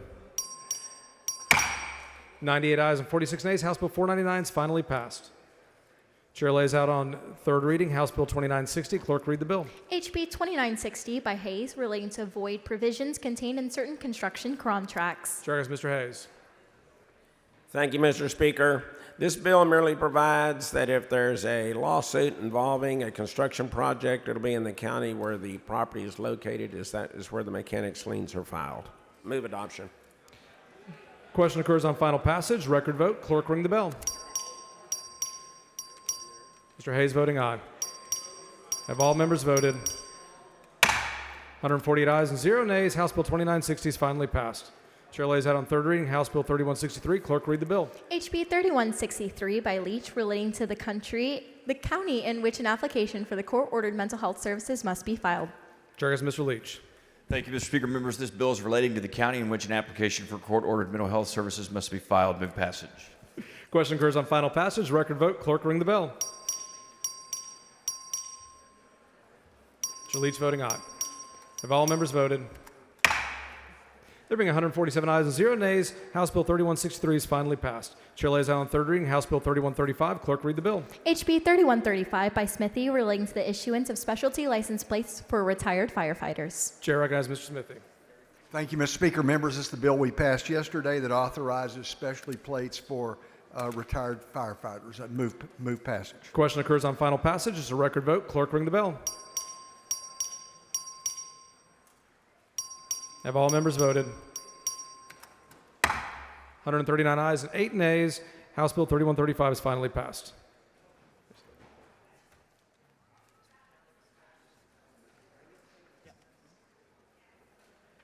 Chair lays out on third reading House Bill 2427. Clerk, read the bill. HB 2427 by Canales relating to the route designation for the issuance of a permit for the movement of oversized and overweight vehicles for certain routes in Hidalgo County. Chair goes Mr. Canales. Thank you, Mr. Speaker. Member, I believe we've got to perfect an amendment. Following amendment, clerk will read the amendment.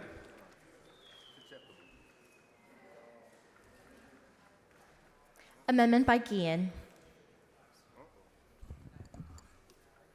Mr. Guillen. Thank you, Mr. Speaker. Members, this amendment just makes some additional route clarifications in the Rio Grande Valley. It's acceptable to the author and I move for adoption. Question occurs on the adoption of the amendment. All those in favor say aye. All those opposed say nay. Ayes have it. The amendment is adopted. Chair goes Mr. Canales. Move passage. Question occurs on final passage of House Bill 2427. It's a record vote. It's a record vote. Clerk, ring the bell. Have all members voted? 133 ayes and 11 nays. House Bill 2427 is finally passed.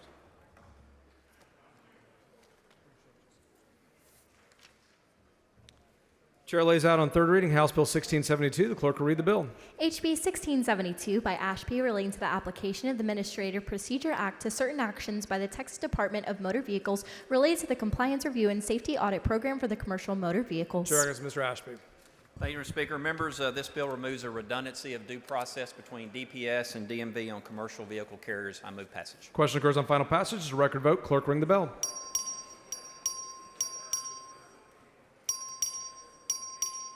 Have all members voted? Being 146 ayes and 1 nay, House Bill 1672 is finally passed. Chair lays out on third reading House Bill 1722. Clerk, read the bill. HB 1722 by Tupper relating to an owner or leasee's access to a private property located within a Texas Department of Transportation highway right-of-way. Chair goes Mr. Tepper. Thank you, Mr. Speaker. Members, this is that bill. You can access private property through TxDOT right-of-way, grandfathered private property. Move passage. Question occurs on final passage. It's a record vote. Clerk, ring the bell. Have all members voted? 146 ayes and 1 nay. House Bill 1722 is finally passed. Chair lays out on third reading House Bill 2618. The clerk will read the bill. HB 2618 by Anchia relating to the development of severe weather adaptation plans by certain entities. Chair goes Mr. Anchia. Thank you, Mr. Speaker and members. This bill came out of State Affairs unanimously, and we had over 116 votes yesterday. I'd appreciate your favorable consideration. Thank you. Question occurs on final passage. Record vote. Clerk, ring the bell.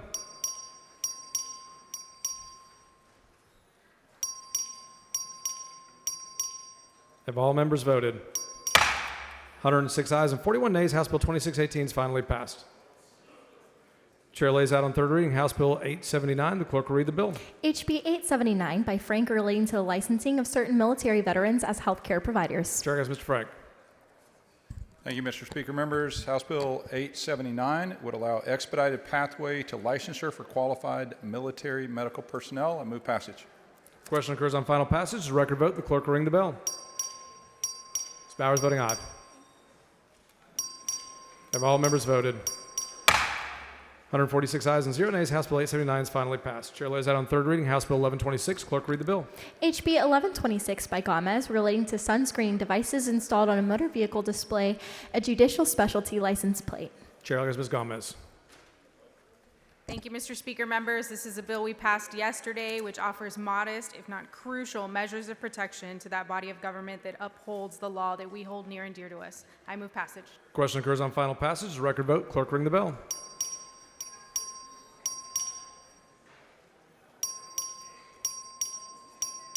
Ms. Bowers voting aye. Have all members voted? 102 ayes and 44 nays. House Bill 1126 is finally passed. Chair lays out on third reading House Bill 4134. The clerk will read the bill. HB 4134 by Lujan relating to a convenience fee for processing electronic payments for motor vehicles. Chair goes Mr. Lujan. Thank you, Mr. Speaker and members. House Bill 4134 clarifies that creditors subject to Chapter 348 may offer their own customers various electronic payment method options. Mr. Speaker, I move passage. Question occurs on final passage. It's a record vote. Clerk, ring the bell. Have all members voted? There being 141 ayes and 4 nays, House Bill 4134 is finally passed. Chair lays out on third reading House Bill 3513. The clerk will read the bill. HB 3513 by Fairley relating to the composition, duties, and personnel of the Moore County Juvenile Board. Chair recognizes Ms. Fairley. Thank you, Mr. Speaker. Members, this is a local bill that helps Moore County. I move passage. Question occurs on final passage. It's a record vote. Clerk, ring the bell.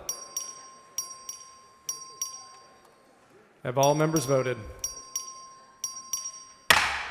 145 ayes and 0 nays. House Bill 3513 is finally passed. Chair lays out on third reading House Bill 1445. Clerk will read the bill. HB 1445 by Hernandez relating to the compensation of counsel appointed to provide representation and services to indigent individuals in criminal and juvenile proceedings. Chair has Ms. Hernandez. Thank you, Mr. Speaker and members. This bill would allow the county's managed assigned counsel director to appoint a designee that would assist in approving payments to attorneys participating in the program. I move passage. Question occurs on final passage. It's a record vote. Clerk, ring the bell. Mr. Harris voting aye. Have all members voted? 143 ayes and 1 nay. House Bill 1445 is finally passed. Chair lays out on third reading House Bill 1893. The clerk will read the bill. HB 1893 by Cook relating to the disclosure under the public information law of a motor vehicle license plate number captured in a video recording obtained or maintained by a law enforcement agency. Chair recognizes Mr. Cook. Thank you, Mr. Speaker. Members, this bill simply makes license plates no longer confidential under the Texas Public Information Act. Move passage. Question occurs on final passage. Record vote. Clerk, ring the bill. Have all members voted? 146 ayes, 0 nays. House Bill 1893 is finally passed. Chair lays out on third reading House Bill 1734. The clerk will read the bill. HB 1734 by Orr relating to the transfer of court files in a suit affecting the parent-child relationship in which continuing exclusive jurisdiction is transferred. Chair has Mr. Bumgarner.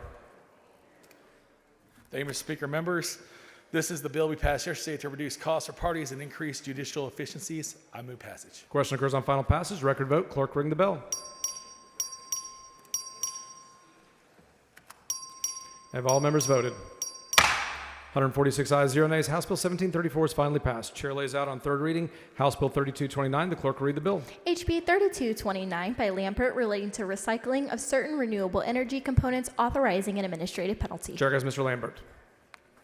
Thank you, Mr. Speaker. Members, this bill goes along with the bill we passed earlier and helps ensure renewable energy components are recycled or disposed of properly. Thank you, Mr. Speaker. Move passage. Question occurs on final passage of House Bill 3229. Record vote. Clerk, ring the bell. Have all members voted? 145 ayes, 0 nays. House Bill 3229 is finally passed. Chair lays out on third reading House Bill 3306. Clerk, read the bill. HB 3306 by Dean relating to the applicability of certain laws affecting indemnification agreements to certain contracts or agreements pertaining to electric utility infrastructure. Chair goes Mr. Dean. Thank you, Mr. Speaker. Members, ensure a smart contracting by public utilities. Move passage. Question occurs on final passage. It's a record vote. Clerk, ring the bell.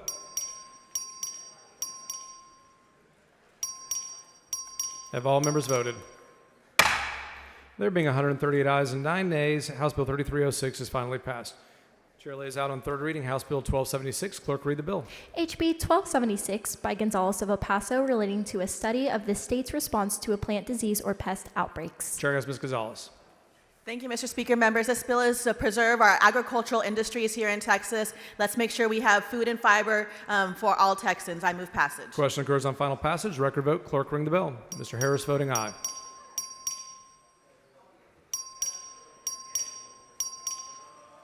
Have all members voted? Being 99 ayes and 47 nays, House Bill 1276 finally passed. Chair lays out on third reading House Bill 3516. Clerk, read the bill. HB 3516 by Dyson relating to the availability of certain working papers and electronic communications of certain administrative law judges and technical examiners under the Public Information Law. Chair has Mr. Dyson. Thank you, Mr. Speaker. Members, this is a bill that we passed yesterday relating to administrative law judges, technical examiners, or Railroad Commission, Texas. I move passage. Question occurs on final passage. Record vote. Clerk, ring the bell. Have all members voted? 117 ayes, 30 nays. House Bill 3516 is finally passed. Chair lays out on third reading House Bill 4145. Clerk, read the bill. HB 4145 by Dyson relating to the timely billing of health care services related to a personal injury claim. Chair has Mr. Dyson. Thank you, Mr. Speaker. Members, the bill we passed yesterday relating to healthcare provider notice to their patients. I move passage. Question occurs on final passage. Record vote. Clerk ring the bell. Have all members voted? There being 144 ayes and 4 nays, House Bill 4145 is finally passed. Chair lays out on third reading House Bill 1585. Clerk will read the bill. HB 1585 by Bell and Montgomery relating to the areas of operation of housing finance corporations. Chair recognizes Mr. Bell. Thank you, Mr. Speaker. Members, House Bill 1585 is intended to stop the abuse of traveling HFCs taking billions of dollars in tax base off of your tax rolls and mine. Move passage. Question occurs on final passage. Record vote. Clerk ring the bell. Have all members voted? 133 ayes and 13 nays. House Bill 1585 is finally passed. Chair lays out on third reading House Bill 4810. Clerk will read the bill. HB 4810 by Guerra relating to the continuation of the Trade Agricultural Inspection Grant Program. Chair has Mr. Guerra. Thank you, Mr. Speaker. Members, this bill we heard yesterday about extending the Trade Agricultural Inspection Grant Program. Think about HEB. Move passage. Question occurs on final passage. Record vote. Clerk ring the bell.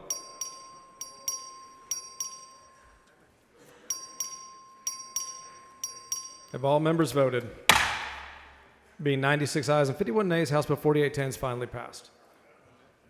Chair lays out on third reading House Bill 2558. Clerk will read the bill. HB 2558 by Dutton relating to the child support obligation of an obligor during an obligor's confinement in jail or prison. Chair has Mr. Dutton. Thank you, Mr. Speaker and members. This is the bill that eliminates contempt for failing to pay child support during the period in which you're incarcerated. And I move passage. Question occurs on final passage. Record vote. Clerk ring the bell. Have all members voted? 145 ayes, 1 nay. House Bill 2558 is finally passed.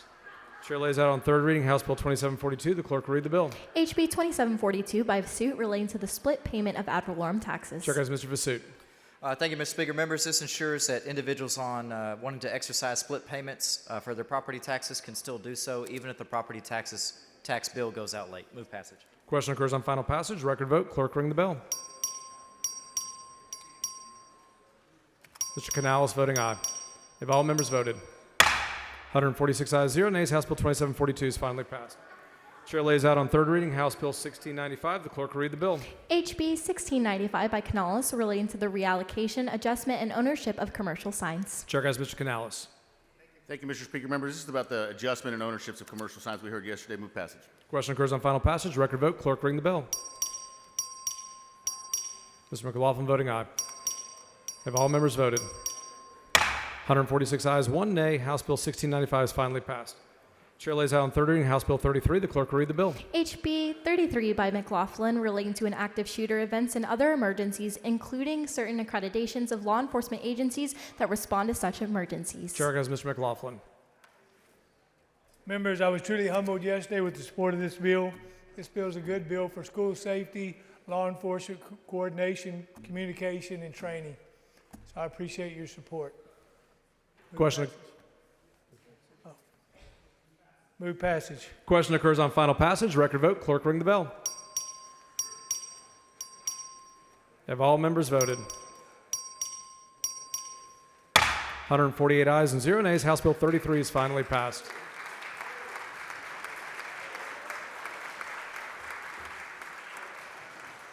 Chair lays out on third reading House Bill 144. The clerk will read the bill. HB 144 by King relating to plans for the management and inspection of distribution poles. Mr. King. Thank you, Mr. Speaker. Members, this is House Bill 144, the distribution pole inspection bill. Move passage. Question occurs on final passage. Record vote. Clerk ring the bell.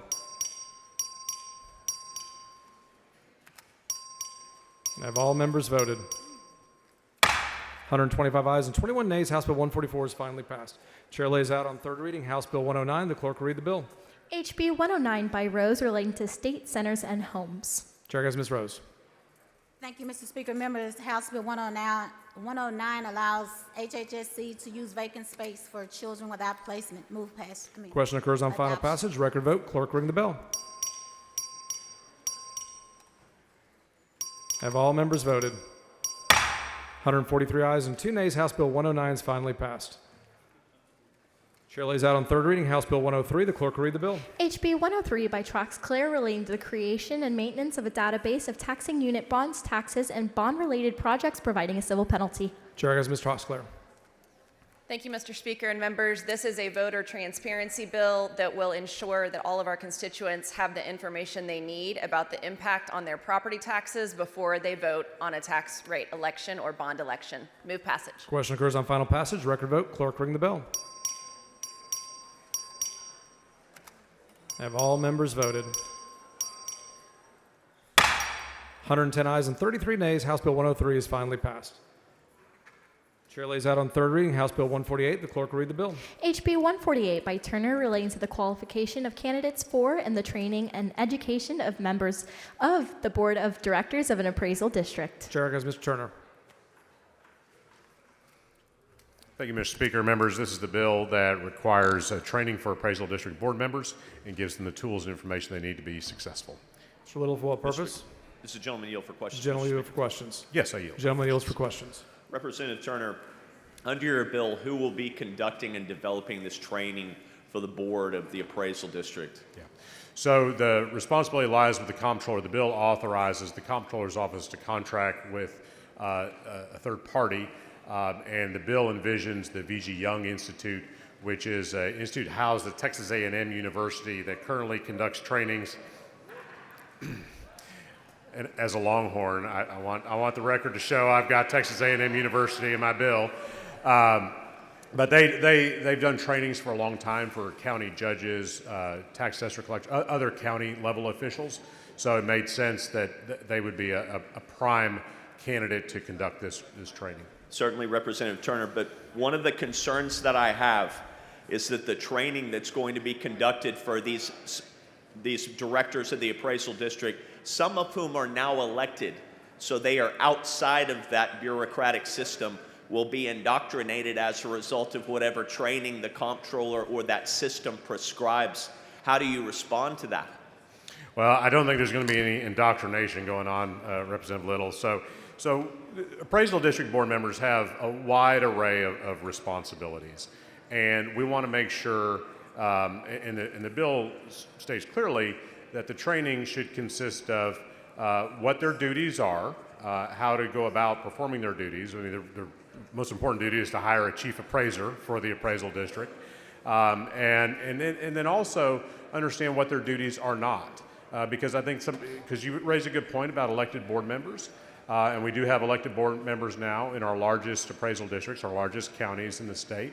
And when people are running for office, we want them to understand, kind of what the job is, but also what it's not. Because I think a lot of times, as we've seen in last year's election, when we first had elections for appraisal district board members, some people were out running on things that they simply are not in the power of an appraisal district to do.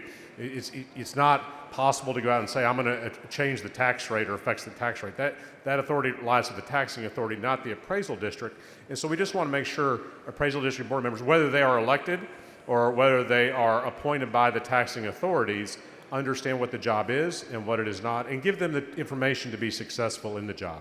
But Representative Turner, my understanding of one of the concerns in, for example, Tarrant Appraisal District is that there is an allegation or a belief that Tarrant Appraisal District's action on reappraisal of homesteads in Tarrant Appraisal District is not within the scope of their responsibilities or legal ability. Am I right about that? There's a lot of discussion about that. That's not a topic of this bill, but if you're asking my opinion, I will tell you that I think some of the things they've taken are outside the scope of their abilities, yes. Well, one of my concerns is that the purpose of this bill is to create a systematic training for the directors of an appraisal district on what they are supposed to do and what they are not supposed to do. And that is naturally going to come with an ideological orientation of the person who's conducting the training. And tell me why I'm wrong. Well, Mr. Little, so we heard this bill in our subcommittee a few weeks ago, and you had, if you look at the witness list, you had support from, first of all, existing appraisal district board members. Were they appointed or elected? Including from Tarrant County. Were they appointed or elected? The people who came and testified were appointed. But I would also say that you heard from Texas Taxpayer Research Association, which is a leading business advocacy organization in our state, testifying strongly for this bill. You had other property tax professional associations who generally advocate for business interests testifying in support of this bill.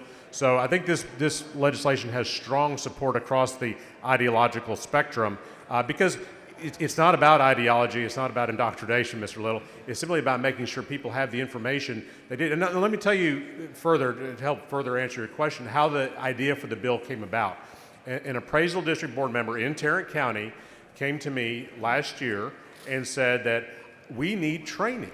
She had previously been a school board member, and when she got elected to the school board, she automatically went to a training because that is required for school board members in the state. She was shocked to learn that there was no such training for appraisal district board members, and they have a job that is very technical, very detailed. There's a lot of statutes that we have passed that govern what they can do and can't do, but there's no training to tell them what those are.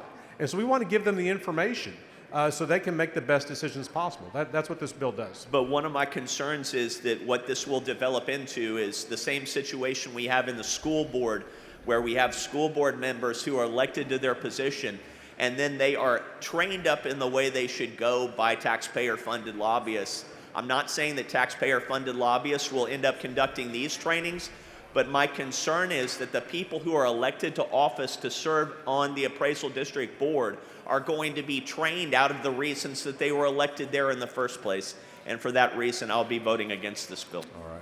Well, Mr. Little, I respect your point of view. I simply don't think the bill does any of those things. And I do appreciate you bringing up the Tarrant County issue. I'm proud to have as joint authors on this bill Chairman Capriglione, Representative Cook, Representative Kerwin from Johnson County, as well as Representative Collier. So I think this has broad bipartisan support from across our region and really the entire state. So I appreciate the more than 120 votes on this bill yesterday, and I move final passage. Question occurs on final passage. It's a record vote. Clerk, ring the bell. Show Mr. Meyer voting aye. Have all members voted? 109 ayes and 34 nays. House Bill 148 is finally passed. Chair lays out on third reading House Bill 3809. The clerk will read the bill. HB 3809 by Darby relating to the removal of battery energy storage facilities. Chair goes Mr. Darby. Thank you, Mr. Speaker. Members, this bill simply relates to the removal and decommissioning of battery storage facilities. I move passage. Question occurs on final passage of House Bill 3809. It's a record vote. Clerk, ring the bell.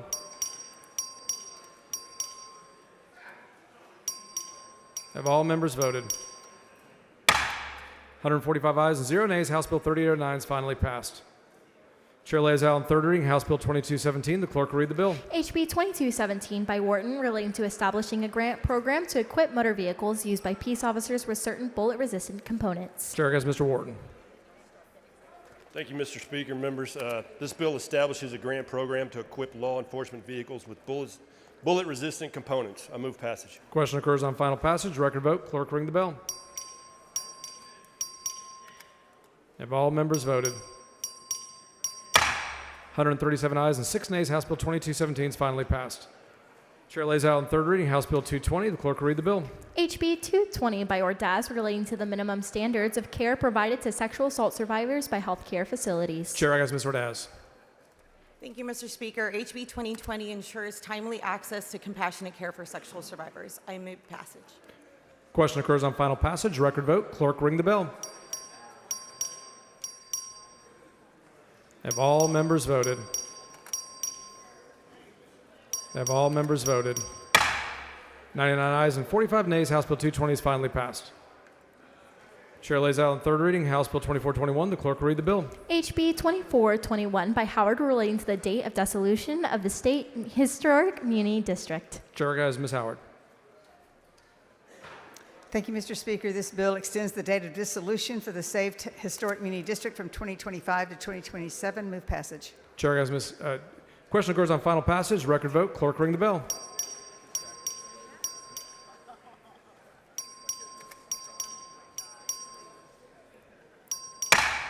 (99 ayes and 43 nays). House Bill 2421 is finally passed. Chair lays out on third reading 2363. Clerk, read the bill. HB 2363 by Patterson relating to the authority of certain peace officers to arrest a person without a warrant while outside the officer's jurisdiction. Chair recognizes Mr. Patterson. Thank you, Mr. Speaker. Members, this is a public safety bill predominantly for my district and Richard Hayes' district in Denton County, so that water district police officers that are commissioned by the state of Texas, just like municipal police officers, can do the same job. Move passage. Question occurs on final passage. Record vote. Clerk, ring the bell.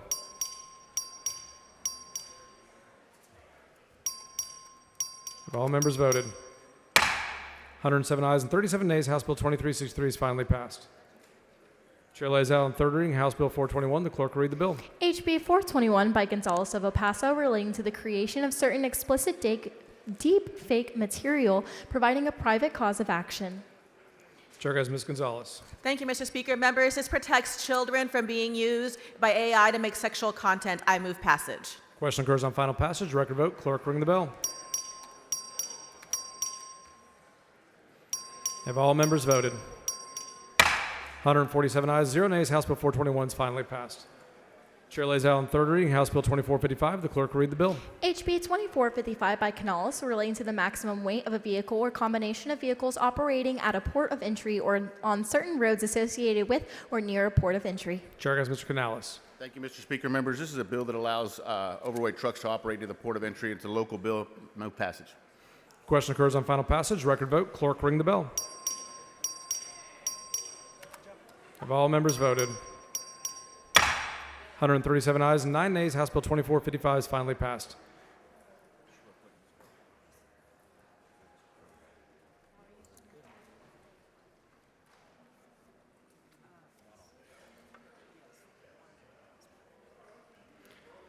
Chair lays out on third reading House Bill 3711. The clerk will read the bill. HB 3711 by Capriglione relating to the investigation and prosecution of certain open meeting offenses as offenses against public administration. Chair has Mr. Capriglione. Thank you, Mr. Speaker. Members, House Bill 3711 allows open meeting offenses to be classified as offenses against public administration. I move passage. Question occurs on final passage. Record vote. Clerk ring the bell. Have all members voted? 131 ayes and 13 nays. House Bill 3711 is finally passed. Chair lays out on third reading House Bill 2559. The clerk will read the bill. HB 2559 by Patterson relating to the imposition by a municipality of a moratorium on property development in certain circumstances. Chair has Mr. Patterson. Thank you, Mr. Speaker. Members, House Bill 2559 aligns residential building moratoriums with commercial building moratoriums, and I move passage. Question occurs on final passage. Record vote. Clerk ring the bell.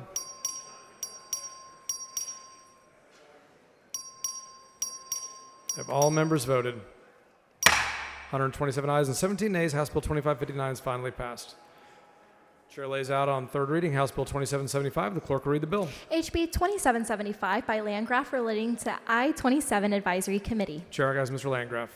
Thank you, Mr. Speaker. This bill adds or designates seats for Odessa and Ector County to the I-27 Advisory Committee. I move passage. Question occurs on final passage. Record vote. Clerk ring the bell. Have all members voted? 148 ayes, 0 nays. House Bill 2775 is finally passed.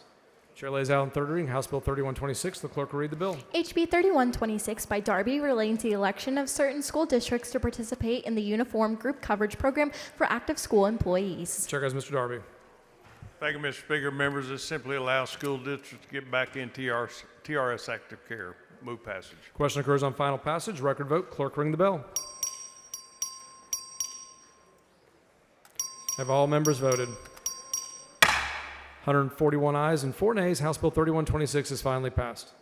Chair lays out on third reading House Bill 3666. Clerk will read the bill. HB 3666 by King relating to the Global Professional Standards for Internal Auditing. Chair has Mr. King. Thank you, Mr. Speaker. This is internal audit bill. Move passage. Question occurs on final passage. Record vote. Clerk ring the bell. Have all members voted? 134 ayes and 13 nays. House Bill 3666 finally passed. Chair lays out on third reading House Bill 3595. The clerk will read the bill. HB 3595 by Berry relating to an emergency preparedness and contingency operations, including temperature regulation for assisted living facilities residents during an emergency, providing penalties. Chair recognizes Mr. Berry. Thank you, Mr. Speaker and members. House Bill 3595 adjusts the standards of care for assisted living facilities residents during an extended power outage. Thank you, Mr. Speaker. I move passage. Question occurs on final passage. Record vote. Clerk, ring the bell. Have all members voted? 116 ayes and 30 nays. House Bill 3595 is finally passed. Chair lays out on third reading House Bill 3260. The clerk will read the bill. HB 3260 by Bell of Kaufman relating to the Texas Industry Recognized Apprenticeship Programs Grant Program. Chair recognizes Mr. Bell.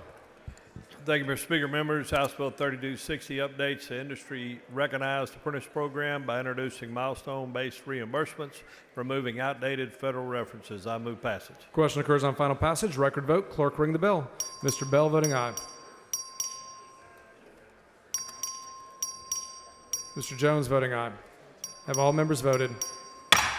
119 ayes and 29 nays. House Bill 3260 is finally passed. Chair lays out on third reading House Bill 3376. The clerk will read the bill. HB 3376 by Capriglione relating to training on dementia and Alzheimer's disease for certain guardians. Chair recognizes Mr. Capriglione. Speaker, members, House Bill 3376 recognizes the importance of enhancing the existing training to better support wards with Alzheimer's. I move passage. Question occurs on final passage. Record vote. Clerk ring the bell. Have all members voted? 126 ayes and 19 nays. House Bill 3376 is finally passed. Chair lays out on third reading House Bill 3826. The clerk will read the bill. HB 3826 by Hernandez relating to the creation of the Texas Energy Efficiency Council. Chair goes Ms. Hernandez. Thank you, Mr. Speaker and members. House Bill 3826 would establish the Texas Energy Efficiency Council. This council would not mandate anything and would not create any new regulations or programs, but would rather publish resources for consumers to find available energy efficiency programs in their service area. And it would also create an easy way for consumers to have access to the most up-to-date information to help them meeting their energy needs and saving on their electric bill. Establishing this council would promote emergency preparedness and consumer savings. We talk a lot about providing more power on our power grid, but we also need to talk about the demand. And in addition to that, to make sure that our consumers have that information for energy efficiency programs if they choose to participate in those, and make sure that that is also putting less strain on our power grid. So I move passage. Question occurs on final passage. Record vote. Clerk ring the bell. Show Mr. Metcalf voting aye, Mr. King voting aye, Mr. Capriglione voting aye.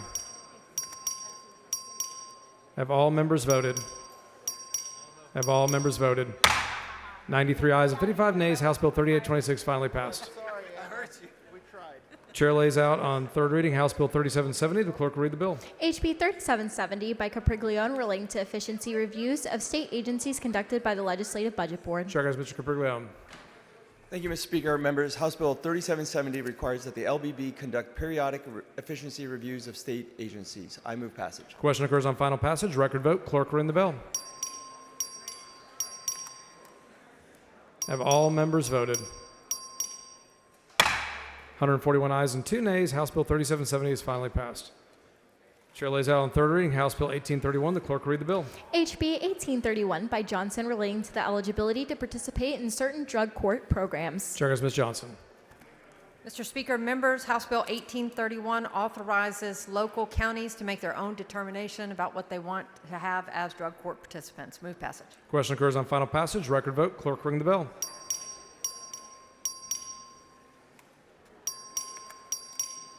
Have all members voted? 114 ayes and 31 nays. House Bill 1831 is finally passed. Chair lays out on third reading House Bill 2614. The clerk will read the bill. HB 2614 by Zwiener relating to the regulation of motor vehicle booting. Chair guys, Ms. Wiener. Thank you, Mr. Speaker. Members, this is our bill to make sure that motor vehicle booters can't violate your private property rights. I move passage. Question occurs on final passage. Record vote. Clerk ring the bell. Have all members voted? 101 ayes and 46 nays. House Bill 2614 is finally passed. Chair lays out on third reading House Bill 3113. The clerk will read the bill. HB 3113 by Troxclair relating to requiring the ballot of certain counties to be scannable. Chair guys, Ms. Troxclair. Mr. Speaker and members, this is an election integrity bill to ensure that people don't go making up their own ballots. I move passage. Question occurs on final passage. Record vote. Clerk ring the bell.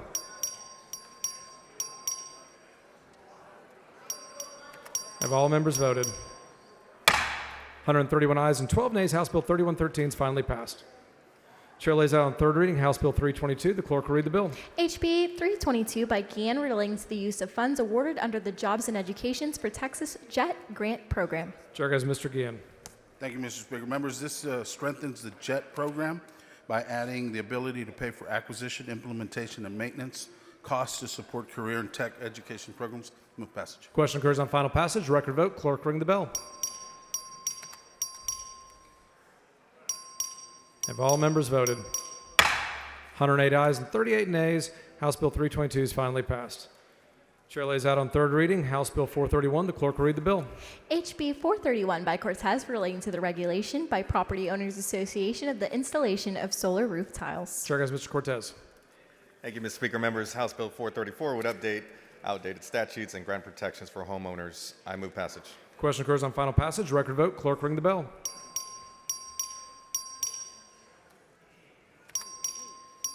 Have all members voted? 129 ayes and 14 nays. House Bill 431 is finally passed. Chair lays out on third reading House Bill 869. The clerk will read the bill. HB 869 by Leilani relating to the review and revision by the state's classification officer of information in the position classification plan regarding state information technology positions. Chair goes Dr. Leilani.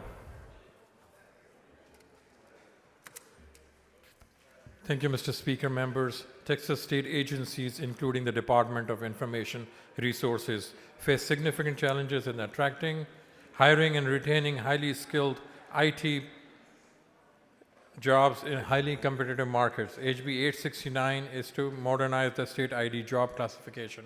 I move passage. Question occurs on final passage. Record vote. The clerk will ring the bell. Have all members voted? 96 ayes, 51 nays. House Bill 869 is finally passed. Chair lays out on third reading House Bill 1203. The clerk will read the bill. HB 1203 by Gonzalez of Dallas relating to the establishment of the Office of Food System Security and Resiliency in the Department of Agriculture and the management of the Texas Food System Security and Resiliency Planning Council. Chair goes Ms. Gonzalez. Thank you, Mr. Speaker. Members, this bill creates the Office of Food System Security and Resiliency in the Department of Agriculture.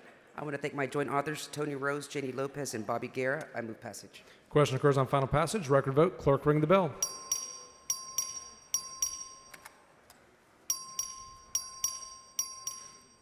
Have all members voted? 77 ayes and 70 nays. House Bill 1203 is finally passed. Chair lays out on third reading House Bill 1244. The clerk will read the bill. HB 1244 by Guillen relating to the eligibility of land to continue to be appraised for ad valorem tax purposes as qualified open space land following a transfer to a person who uses the land in materially the same way as the former owner and to lay applications for such appraisals filed by the new owner of the land. Chair goes Mr. Guillen. Thank you, Mr. Speaker. Members, this ensures that landowners who restructure property ownership, such as transferring it to an LLC, can maintain their ag or open space tax appraisal if the land use and the individuals overseeing the operations remain materially the same. Move passage. Question occurs on final passage. Record vote. Clerk ring the bell. Have all members voted? 145 ayes, 0 nays. House Bill 1244 is finally passed. Chair lays out on third reading House Bill 1875. The clerk will read the bill. HB 1875 by Lopez of Cameron relating to a study by the General Land Office regarding veteran cemeteries in the state. Chair goes Ms. Lopez. Thank you, Mr. Speaker. Members, this will require the General Land Office and Texas Veterans Commission to evaluate the burial needs and access for cemeteries for our veterans. I want to thank their joint authors, Josie Garcia, Cecil Bell, Penny Morales Shaw, and A.J. Lauterbach, and all the co-authors. Move passage. Question occurs on final passage. Record vote. Clerk ring the bell. Have all members voted? 144 ayes and 2 nays. House Bill 1875 is finally passed. Chair lays out on third reading House Bill 1950. The clerk will read the bill. HB 1950 by Capriglione relating to the Consolidated Municipal Court Security and Technology Fund in certain municipalities. Chair goes Mr. Capriglione. Mr. Speaker, members, House Bill 1950 allows certain municipal courts to consolidate their security and technology funds into a single account. I move passage. Question occurs on final passage. Record vote. Clerk ring the bell. Have all members voted? 146 ayes and 1 nay. House Bill 1950 is finally passed. Chair lays out on third reading House Bill 2152. The clerk will read the bill. HB 2152 by Morales of Maverick relating to the reliability plan for electric transmission service in the Permian Basin. Chair has Mr. Morales. Mr. Speaker, thank you. Phil, I'm watching you. This bill passed yesterday, updates the Permian Basin Transmission Reliability Plan every 5 years. Move passage. Question occurs on final passage. Record vote. Clerk ring the bell. Show Mr. Morales voting aye. Have all members voted? 146 ayes, 0 nays. House Bill 2152 is finally passed. Chair lays out on third reading House Bill 2341. The clerk will read the bill. HB 2341 by Allen relating to the award of diligent participation credit for defendants confined in a state jail felony facility. Chair has Dr. Allen. Mr. Speaker and members, HB 2341 simply grants permission to award due diligence participation and credits for those participating in work and education confined in the state jails. Move passage. Question occurs on final passage. Record vote. Clerk ring the bell. Have all members voted? 76 ayes and 70 nays. House Bill 2341 is finally passed. Chair lays out on third reading House Bill 2809. The clerk will read the bill. HB 2809 by Rose relating to required reporting by the Department of Family and Protective Services regarding youth in the managing conservatorship of the department who attempted suicide. Chair has Ms. Rose. Thank you, Mr. Speaker. Members, House Bill 2809 requires the Department of Family and Protective Services to track suicide attempts by children in conservatorship. Move passage. Question occurs on final passage of House Bill 2809. Record vote. Clerk ring the bell. Have all members voted? 146 ayes, 0 nays. House Bill 2809 is finally passed.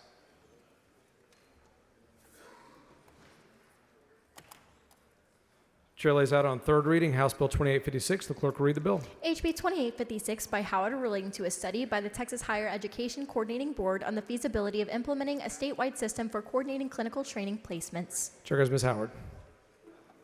Thank you, Mr. Speaker. This is a recommendation of the Governor's Healthcare Workforce Task Force and would help nursing schools coordinate clinical spaces to improve nurse graduation rates. Move passage. Question occurs on final passage. Record vote. Clerk ring the bell. Have all members voted?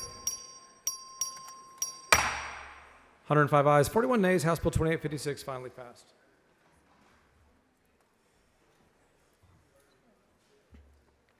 Chair lays out on third reading House Bill 3012. The clerk will read the bill. HB 3012 by Wale relating to the fee for a driving safety course. Chair recognizes Ms. Hernandez to explain the bill. Thank you, Mr. Speaker and members. This is Representative Wally's bill that would eliminate the mandated $3 fee for driver's courses. Move passage. The question occurs on the final passage of HB 3012. The clerk will ring the bell. Have all members voted? Have all members voted? There being 145 ayes and 0 nays, HB 3012 is finally passed. The chair lays out on third reading Senate Bill 1415. The clerk will read the bill. Senate Bill 1415 by Hughes relating to the sales tax exemption period for clothing, footwear, and certain school-related items. Chair recognizes Ms. Hull to explain the bill.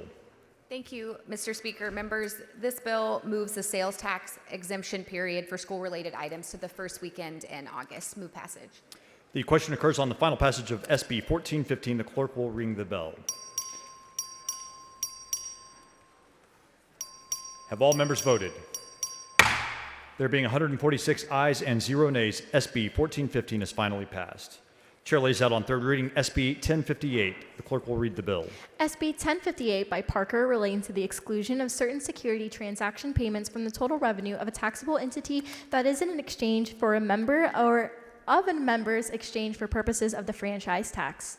Chair recognizes Mr. Capriglione to explain the bill. Thank you, Mr. Speaker. Members, House Bill 3684 amends the tax code to exclude certain securities transaction payments, specifically transaction rebate payments. I move passage. The question occurs on the passage of SB 1058. The clerk will ring the bell. Have all members voted? Show Ms. Flores voting aye. Have all members voted? There being 137 ayes and 9 nays, SB 1058 is finally passed. Chair lays out on third reading SB 487. The clerk will read the bill. SB 487 by Alvarado relating to the confidentiality of identifying information of victims of certain offenses. Chair recognizes Ms. Flores to explain the bill. Thank you, Mr. Speaker. Members, SB 487 expands existing protections for survivors of invasive visual recording and indecent assault by allowing them to use a pseudonym in public records. This was voted unanimously yesterday, and I ask for your vote one more time. Thank you. Move passage. Question occurs on the final passage of SB 487. The clerk will ring the bell. Show Ms. Flores voting aye. Have all members voted? Have all members voted? There being 145 ayes and 0 nays, SB 487 is finally passed. Chair lays out on third reading SB 1499. The clerk will read the bill.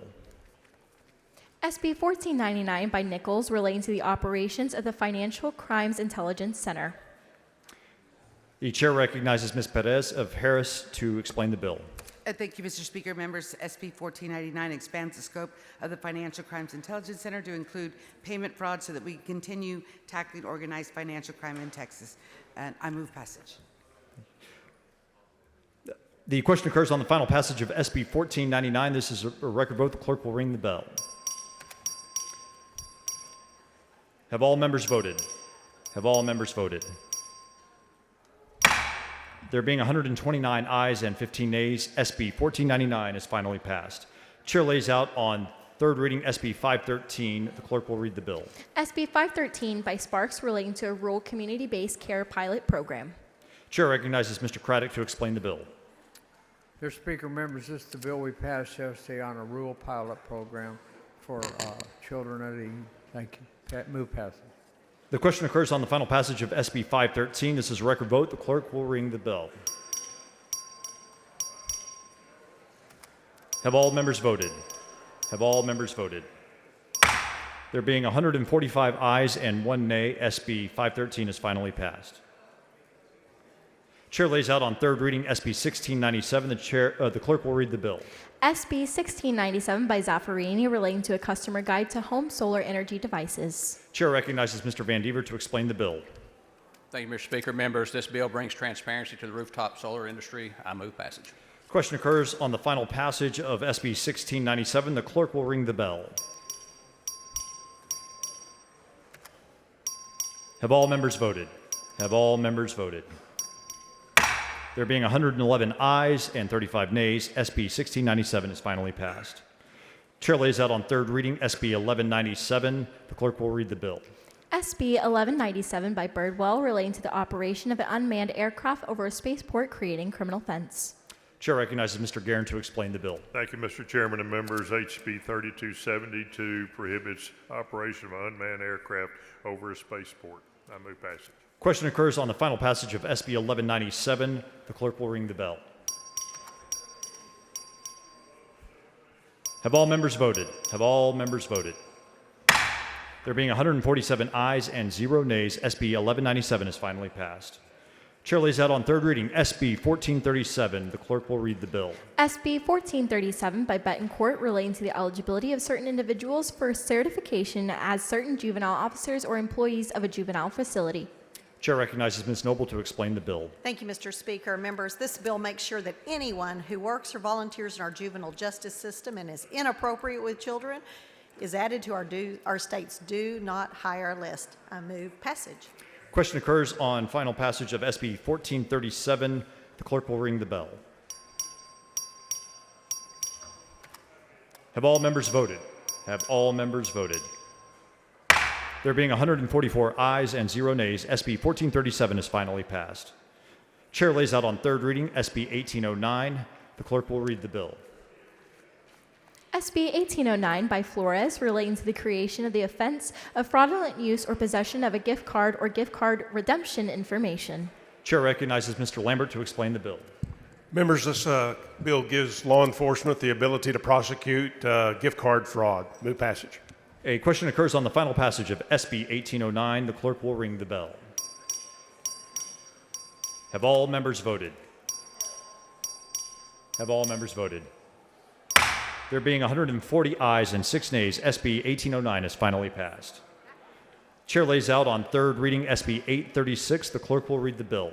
SB 836 by Paxton relating to the victims of sex offenses, sex-based human trafficking offenses, or acts of sexual nature and to the confidentiality of or on restrictions on the availability of certain property, material, or information regarding those victims' offenses or acts. Chair recognizes Ms. Holt to explain the bill. Thank you, Mr. Speaker. Members, this is the bill that protects the privacy of sexual assault survivors through the prosecution phase of the case. Move passage. The question occurs on the final passage of SB 836. The clerk will ring the bell. Have all members voted? Have all members voted? There being 146 ayes and 0 nays, SB 836 is finally passed. Chair lays out on third reading SB 1897. The clerk will read the bill. SB 1879 by Shortner relating to the transfers of certain state property from the Texas Department of Criminal Justice to Walker County. Chair recognizes Mr. Wharton to explain the bill. Thank you, Mr. Speaker. Members, SB 1879 directs TDCJ to transfer a tract of land to Walker County for the purpose of a justice center. I move passage. The question occurs on the final passage of SB 1879. The clerk will ring the bell.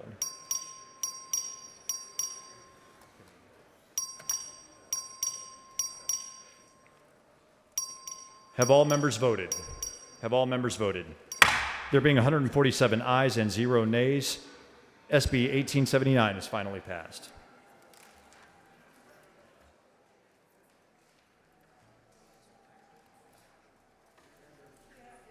Chair,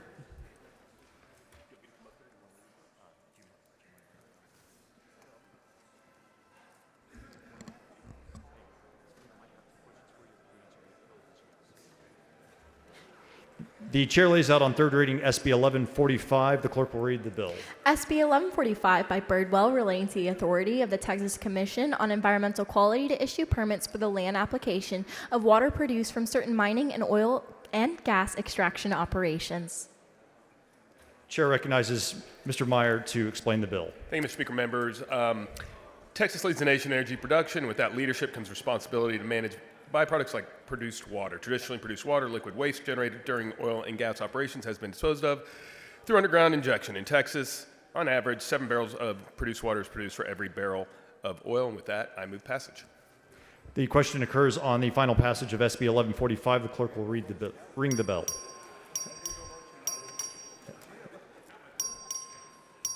Have all members voted? Have all members voted? There being 137 ayes and 9 nays, SB 1145 is finally passed.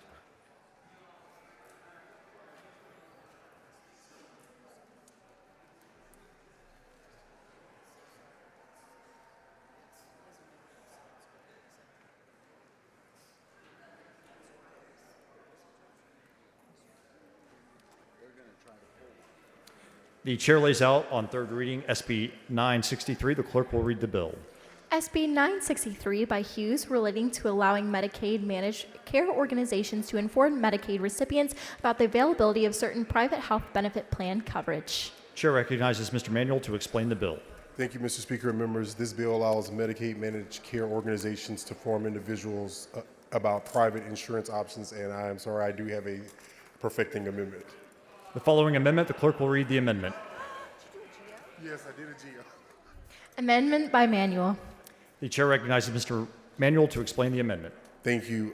This amendment adds on common sense guardrails to ensure vulnerable Texans are not misled into enrolling in plans that they ultimately cannot afford to use. I move passage. Mr. Manuel sends up an amendment. The amendment is acceptable to the author. Is there any objection to the adoption of the amendment? Chair hears none. The amendment is adopted. Chair recognizes Mr. Manuel to close. I move passage. Question occurs on final passage of SB 963. This is a record vote. The clerk will ring the bell. Have all members voted? Have all members voted? There being 119 ayes and 27 nays, SB 963 is finally passed. Chair lays out on third reading SB 1038. The clerk will read the bill. SB 1038 by Sparks relating to administrative remedies for certain fraud and abuse violations under Medicaid, providing administrative penalties. Chair recognizes Ms. Noble to explain the bill. Thank you, Mr. Speaker. This bill enhances the integrity of our Medicaid and CHIP programs to ensure that taxpayer dollars are used for those in need. I move passage. Question occurs on the final passage of SB 1038. The clerk will ring the bell. Have all members voted? Have all members voted? There being 118 ayes and 25 nays, SB 1038 is finally passed. Mr. Speaker, Cortez, for what purpose? Parliamentary inquiry. State your inquiry. We would like to know if we can open up the doors to hear the wonderful mariachi music that's playing in the rotunda right now. Viva! Viva Fiesta! The chair, Mr. Cortez, that is not a proper parliamentary inquiry. If that isn't, then what is, Speaker? Viva Fiesta. The chair lays out on third reading SB 1147. The clerk will read the bill. SB 1147 by Birdwell relating to the withdrawal of the state of Texas from the Interstate Mining Compact. Chair recognizes Mr. Dyson to explain the bill. Thank you, Mr. Speaker. Members, SB 1147 allows Texas to withdraw from the Interstate Mining Compact Commission. I move passage. The question occurs on final passage of SB 1147. The clerk will ring the bell. Have all members voted? Have all members voted? There being 139 ayes and 7 nays, SB 1147 is finally passed.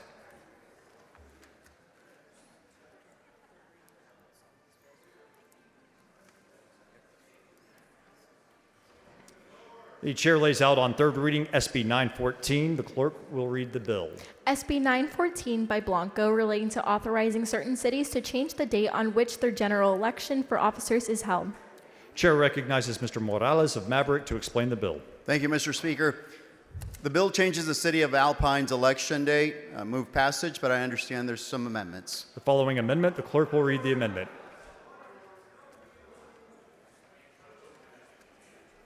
Amendment by Reynolds. Chair recognizes Mr. Reynolds to explain the amendment. Thank you, Mr. Speaker. Members, this is a simple amendment that would allow municipalities, independent school districts, and hospital districts to change their general election from November to May. I move adoption. Mr. Reynolds.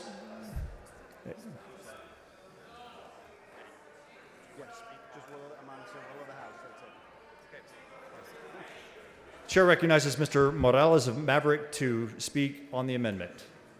This Senate bill Mr. came Speaker. from Senator Blanco. Mr. Schofield, for what purpose? Will the gentleman yield for a question? Does the gentleman yield for a question? Mr. Morales, is it true that all this bill Gentleman does is Gentleman allow an entity that is not currently holding its elections in November Mr. to move Schofield, to November? Mr. Schofield, as a reminder, we are on the amendment to Yes. the bill. Yes. Please, and please confine your question to the amendment. Exactly. So all this amendment does, Mr. Morales, is that correct, is allow an entity that doesn't currently have its elections in November to move to November and nothing else. And we were specifically bracketing it to the city of Alpine as well. That's what the intention was originally. No, the Reynolds amendment. No, I'm not talking about the Reynolds amendment. I thought you were talking what this bill does. I thought we were on the Reynolds amendment. We are. Yes. The Reynolds Then- amendment only allows an entity that's not currently having its elections in November to move to November. It doesn't do anything else, right? It just allows for them to be able to move to November, correct? Yeah, I thought so, to November. Mr. Speaker. From May to November. No, November to May. Mr. Leach, for what purpose? Will the gentleman yield for questions? This is not my amendment. Does the I'm gentleman going to leave yield- it up to the will of the House. Does We all the gentleman, want- does the gentleman yield for questions? Yes, I yield for questions. Okay. Gentleman yields. Hold on. Representative Morales. What do you want to do? No. Hey.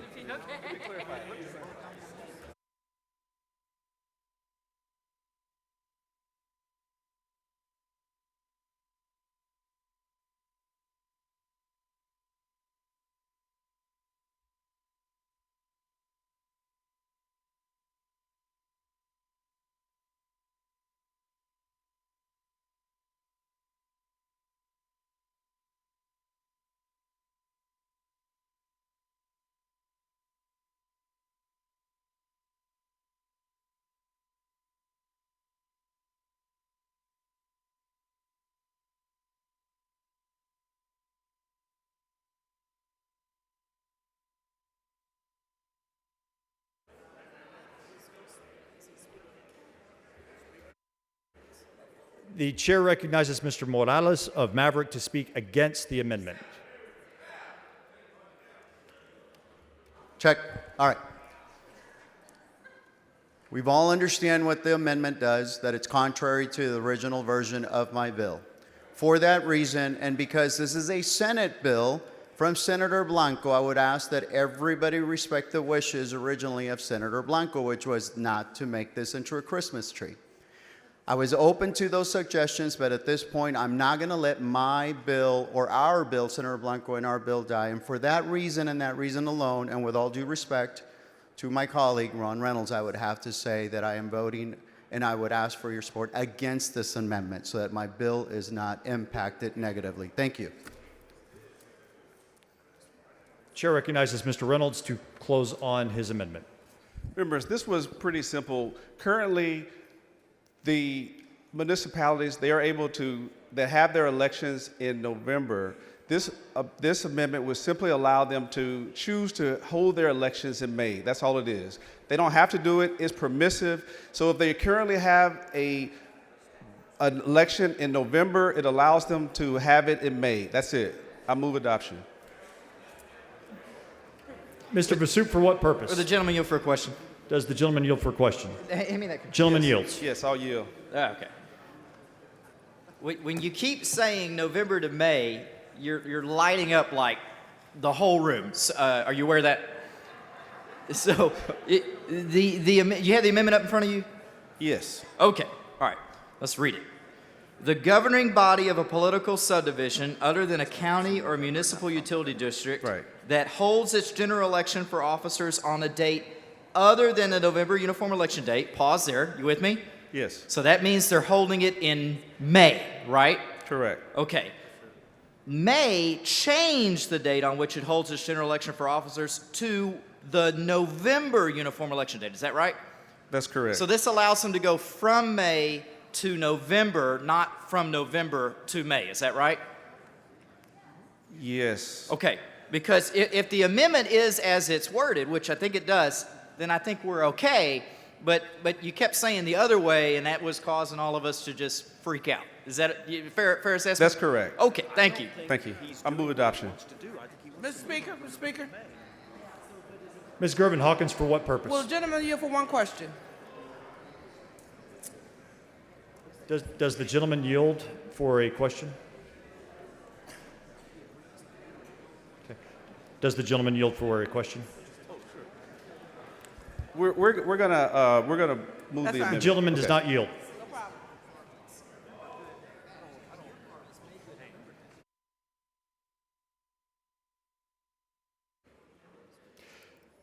Members, the amendment is withdrawn.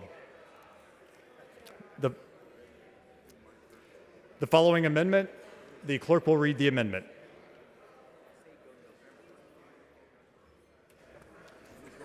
Amendment by Guillen. Chair recognizes Mr. Guillen to explain the amendment. Thank you, Mr. Speaker. Members, this just adds Mission, one of our cities in the valley, to the bill. It's acceptable to the author and move passage. Mr. Guillen sends up an amendment. The amendment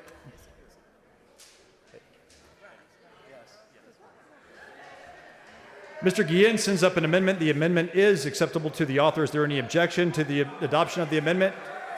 There is objection. This is a record vote. If you are in favor of the amendment, vote aye. If you are against the amendment, vote nay. The clerk will ring the bell.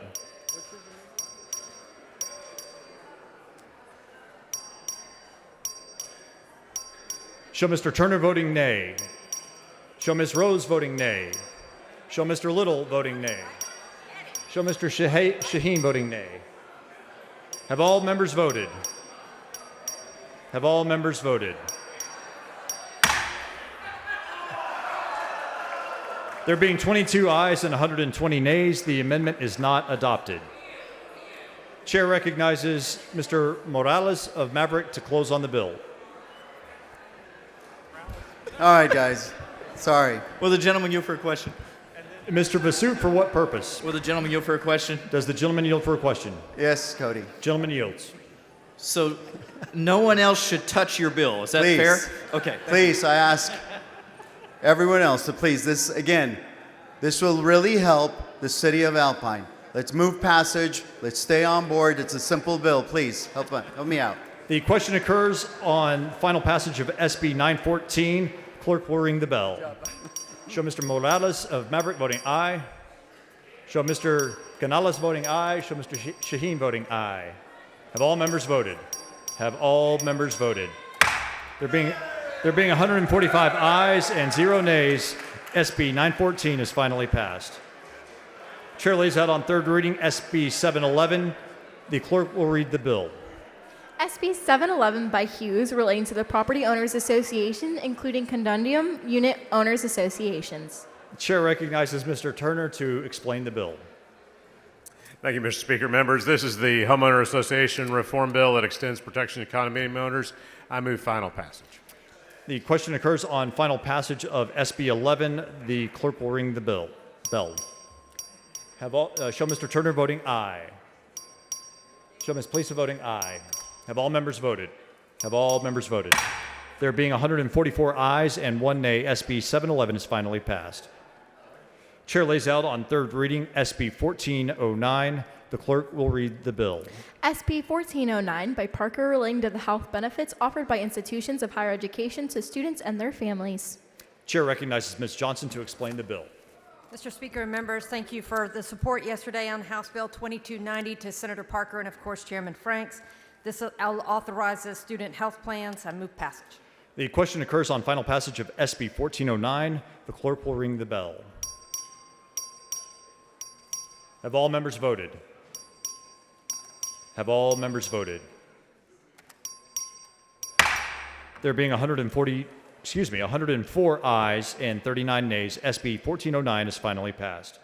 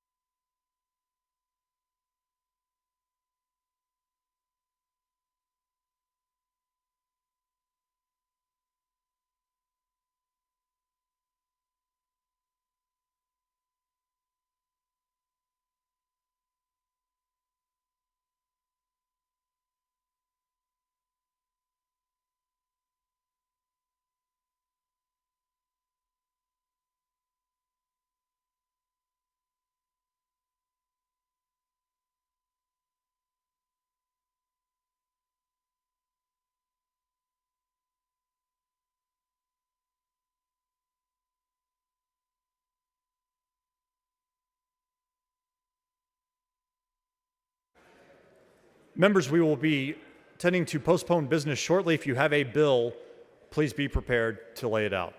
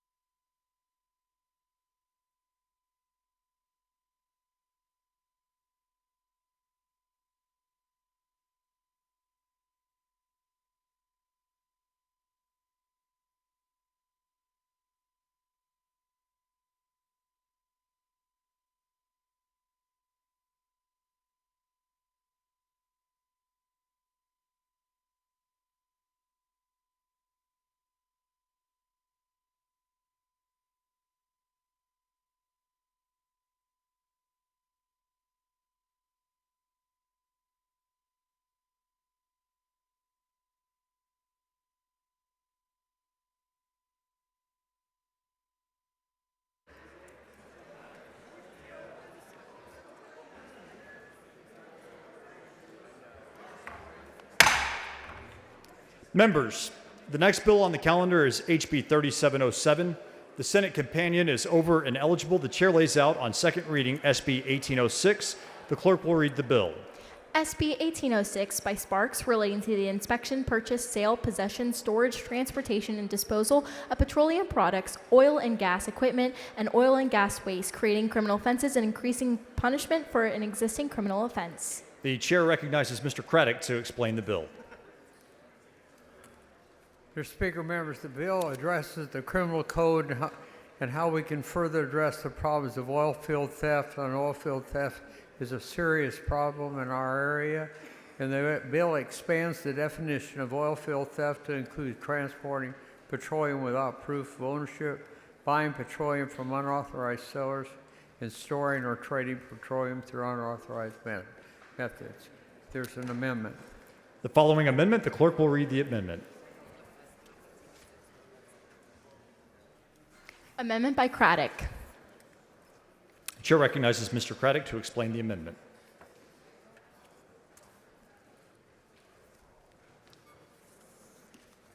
Mr. Speaker, members, what the amendment does is requires the testing of the petroleum products seized, and it's acceptable. Thank you. Mr. Craddock sends up an amendment. The amendment is acceptable to the author. Is there any objection to the adoption of the amendment? The chair hears none, and the amendment is adopted. Chair recognizes Mr. Craddock to close on the bill. Mr. Speaker, members, I move passage. The question occurs on passage to third reading of SB 1806. A record vote has been requested. The clerk will ring the bell.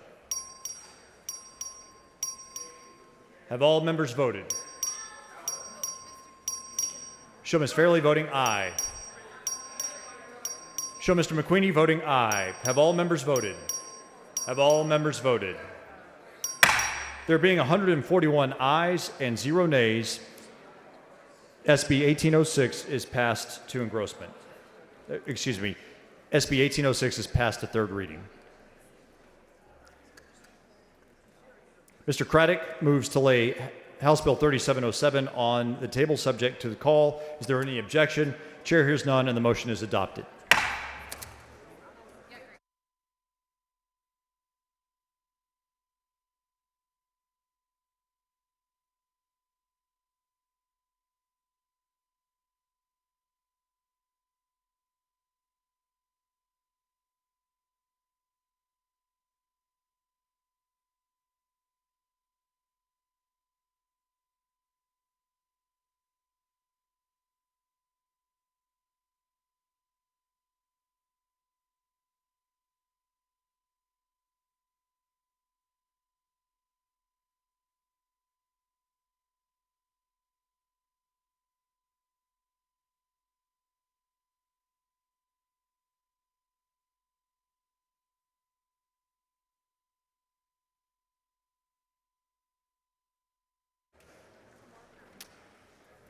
The chair lays out HB 589 as a matter of postponed business on second reading.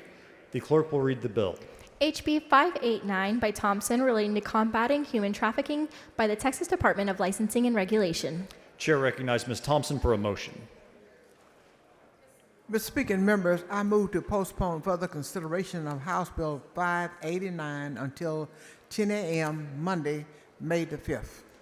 Members, you've heard the motion. Is there any objection? Chair hears none. The motion is adopted.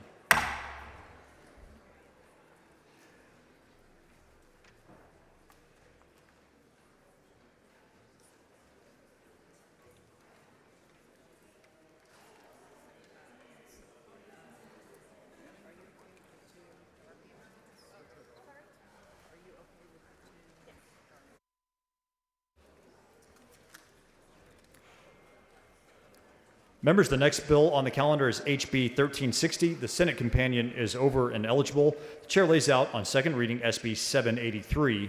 The clerk will read the bill. SB 783 by Menendez relating to creating certain regulations adopted by governmental entities for the construction or alteration of residential or commercial buildings. Chair recognizes Ms. Hernandez to explain the bill.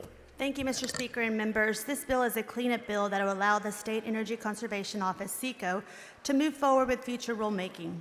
SECO has full authority to adopt energy, water, high-performance building code standards for state-funded buildings and the ability to implement the latest energy codes of the International Code Council.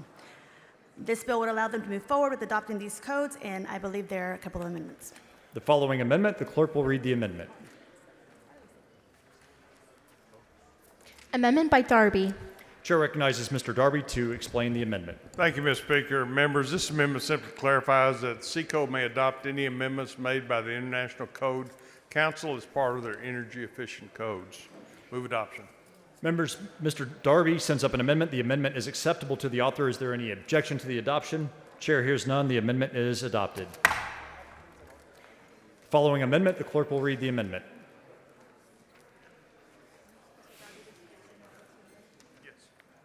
Amendment by Darby. Chair recognizes Mr. Darby to explain the amendment.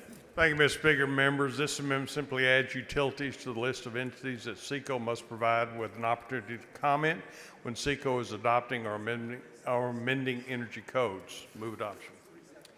Mr. Darby sends up an amendment. The amendment is acceptable to the author. Is there objection to the adoption of the amendment? Chair hears none, and the amendment is adopted. Chair recognizes Ms. Hernandez to close on the bill. Thank you, Mr. Speaker. I move passage. The question occurs on passage to third reading of SB 783. The clerk will ring the bell.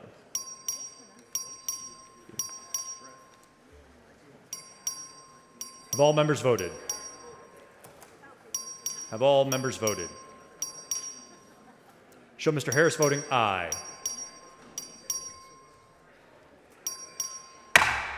There being 92 ayes and 39 nays, SB 783 is passed to third reading. Ms. Hernandez moves to lay House Bill 1360 on the table, subject to the call. Is there any objection? Chair hears none, and the motion is adopted.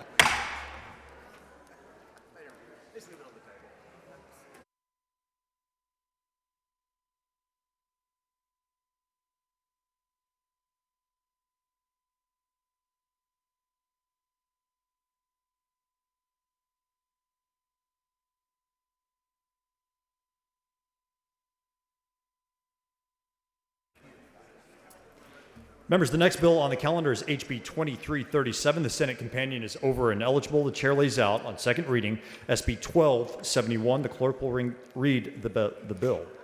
SB 1271 by Hancock relating to the concurrent jurisdiction of this state over the United States military installations with respect to certain subject matters. The chair recognizes Mr. Frank to explain the bill. Thank you, Mr. Speaker. Members, military installations in Texas currently operate exclusively under federal jurisdiction, meaning they are subject only to the federal penal codes. This is particularly an issue for juvenile offenses, which are typically handled at the state and local level. This discrepancy creates a gap as there is no established process for state and local law enforcement to operate in military installations. SB 1271 creates a legal framework for handling juvenile delinquency cases on military bases. I do believe there's an amendment. The following amendment, the clerk will read the amendment. Amendment by Buckley. Chair recognizes Mr. Buckley to explain the amendment. Thank you, Mr. Speaker. Members, this amendment simply clarifies that school districts are included in the definition of political subdivision. I believe it's acceptable to the author, and I move adoption. Mr. Buckley sends up an amendment. The amendment is acceptable to the author. Is there any objection to the adoption of the amendment? Chair hears none, and the amendment is adopted. Chair recognizes Mr. Frank to close on the bill. Move passage.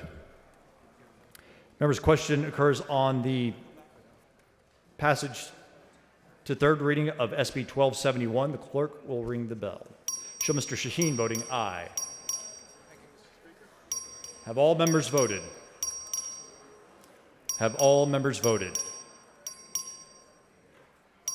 There being 136 ayes and 9 nays, SB 1271 is passed to third reading. Mr. Frank moves to lay House Bill 2337 on the table, subject to call. Is there objection? Chair hears none, and the motion is adopted.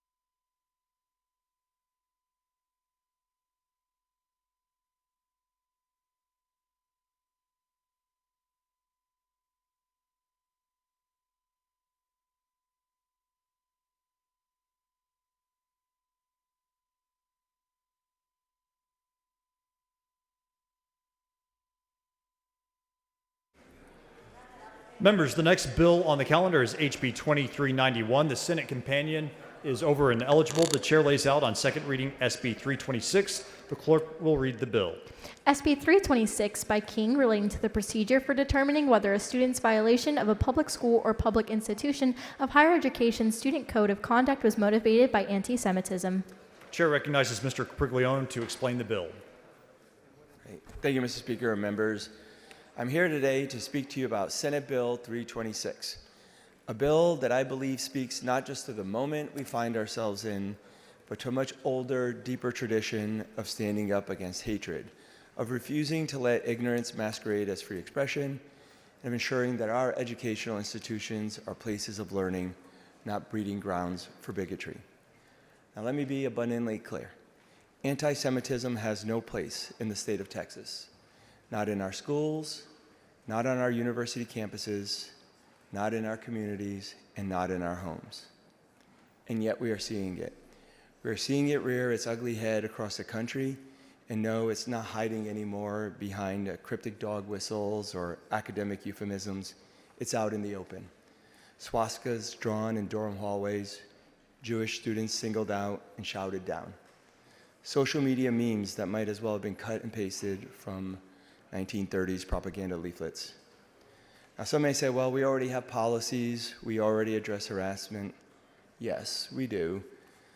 But do these policies account for the why behind the behavior? Because hate just doesn't manifest in what's done, it's in the motive. And right now, Texas lacks a standardized, uniform procedure for determining whether a student's misconduct was motivated by anti-Semitism. Now, let me remind you and let you know that this bill does not change the rules about what constitutes a conduct violation. It does not add new penalties. It simply says if anti-Semitism was a factor, we ought to acknowledge it.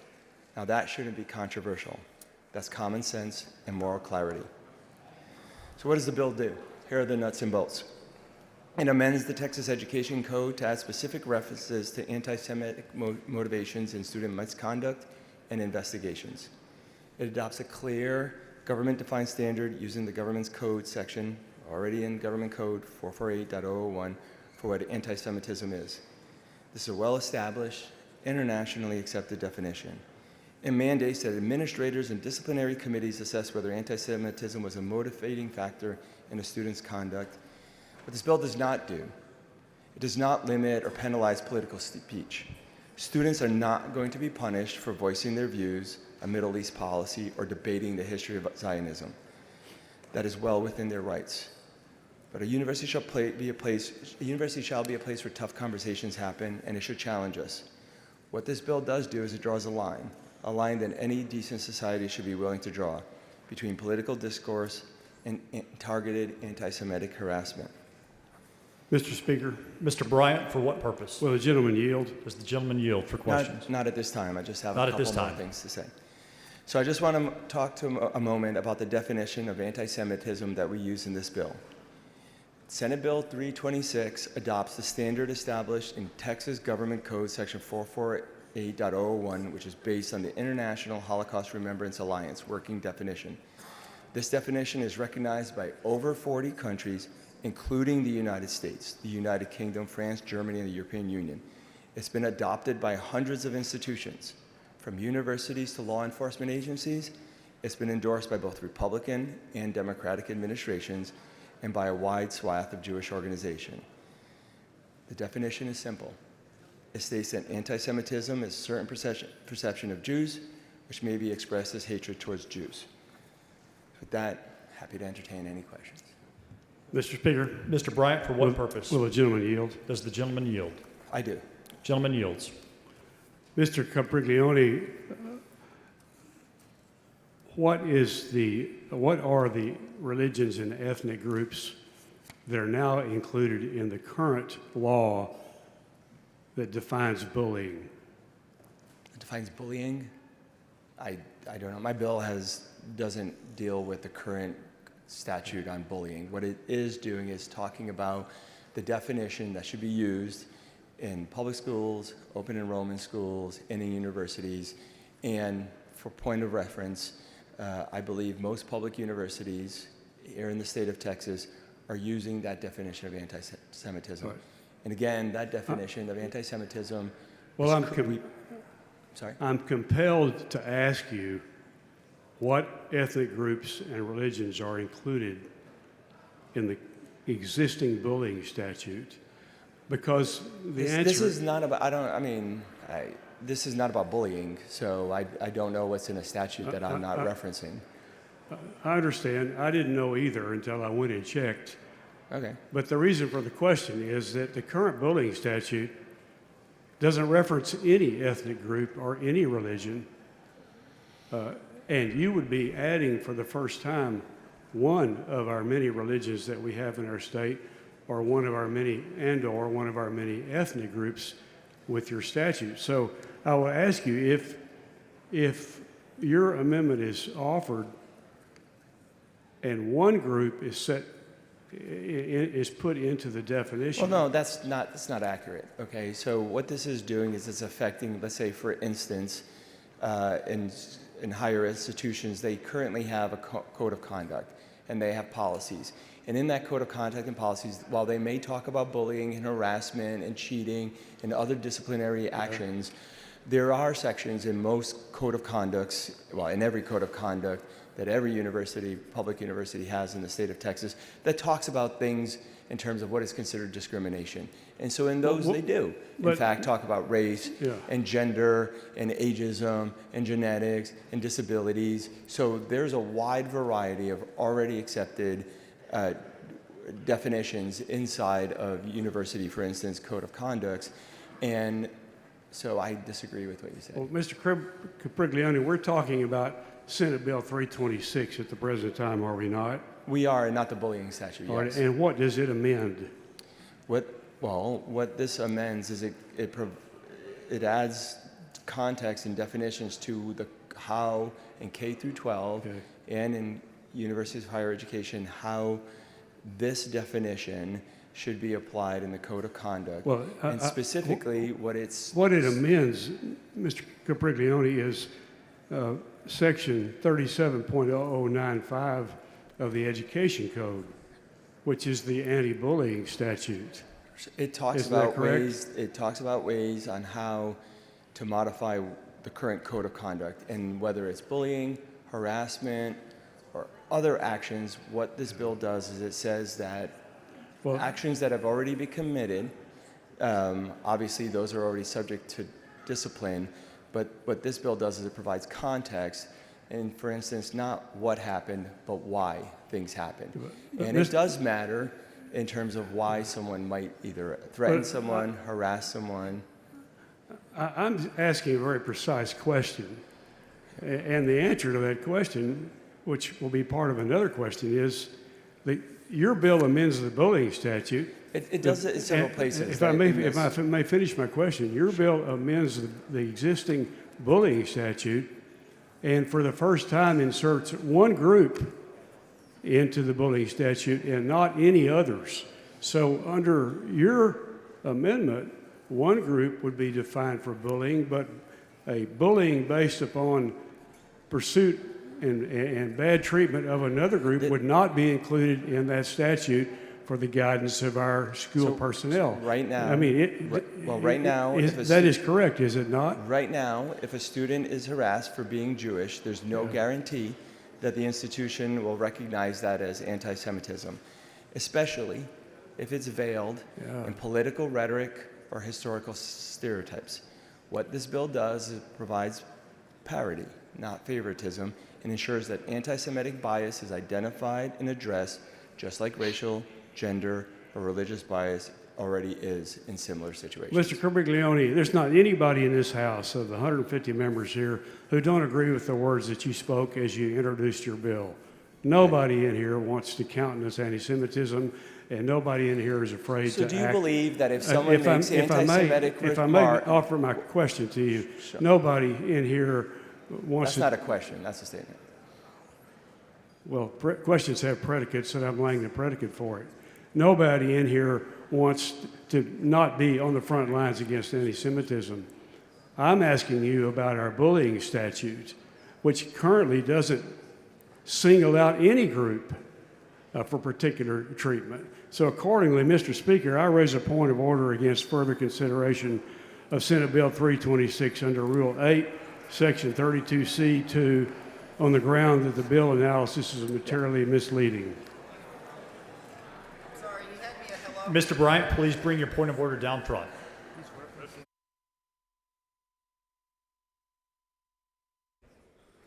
Chair recognizes Mr. Guerin for an announcement. Thank you, Mr. Speaker and members. Lunch is available for purchase in the members' lounge. It's chili dogs and they're good.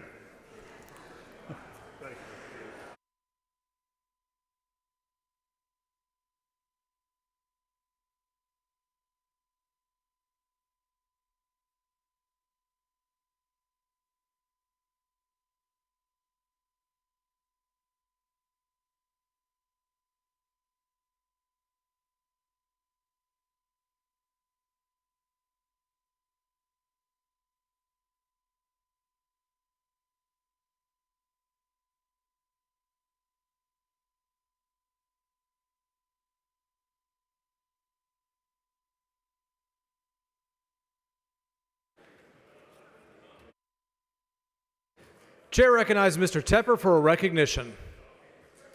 Quick recognition from Lubbock, Texas, Trinity Christian. I believe it's the 7th grade. Please stand up and be recognized. Welcome to your state capitol.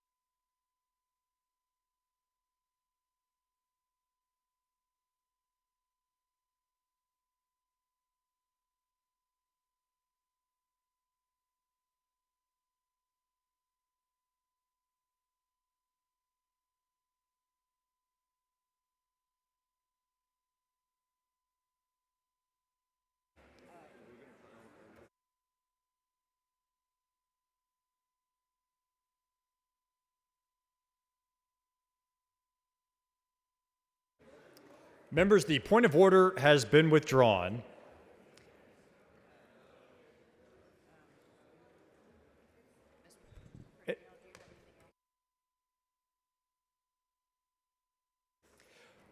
The following amendment, the clerk will read the amendment.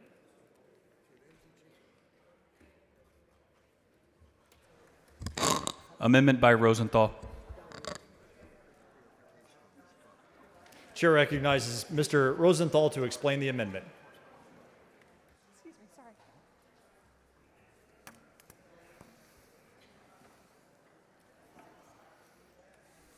Thank you, Mr. Speaker. Members, while Jewish communities have differing perspectives on this bill and how it's been framed, and I will be speaking on the bill later today, right now I'm here to talk to you and let you know about input I've received from Jewish communities.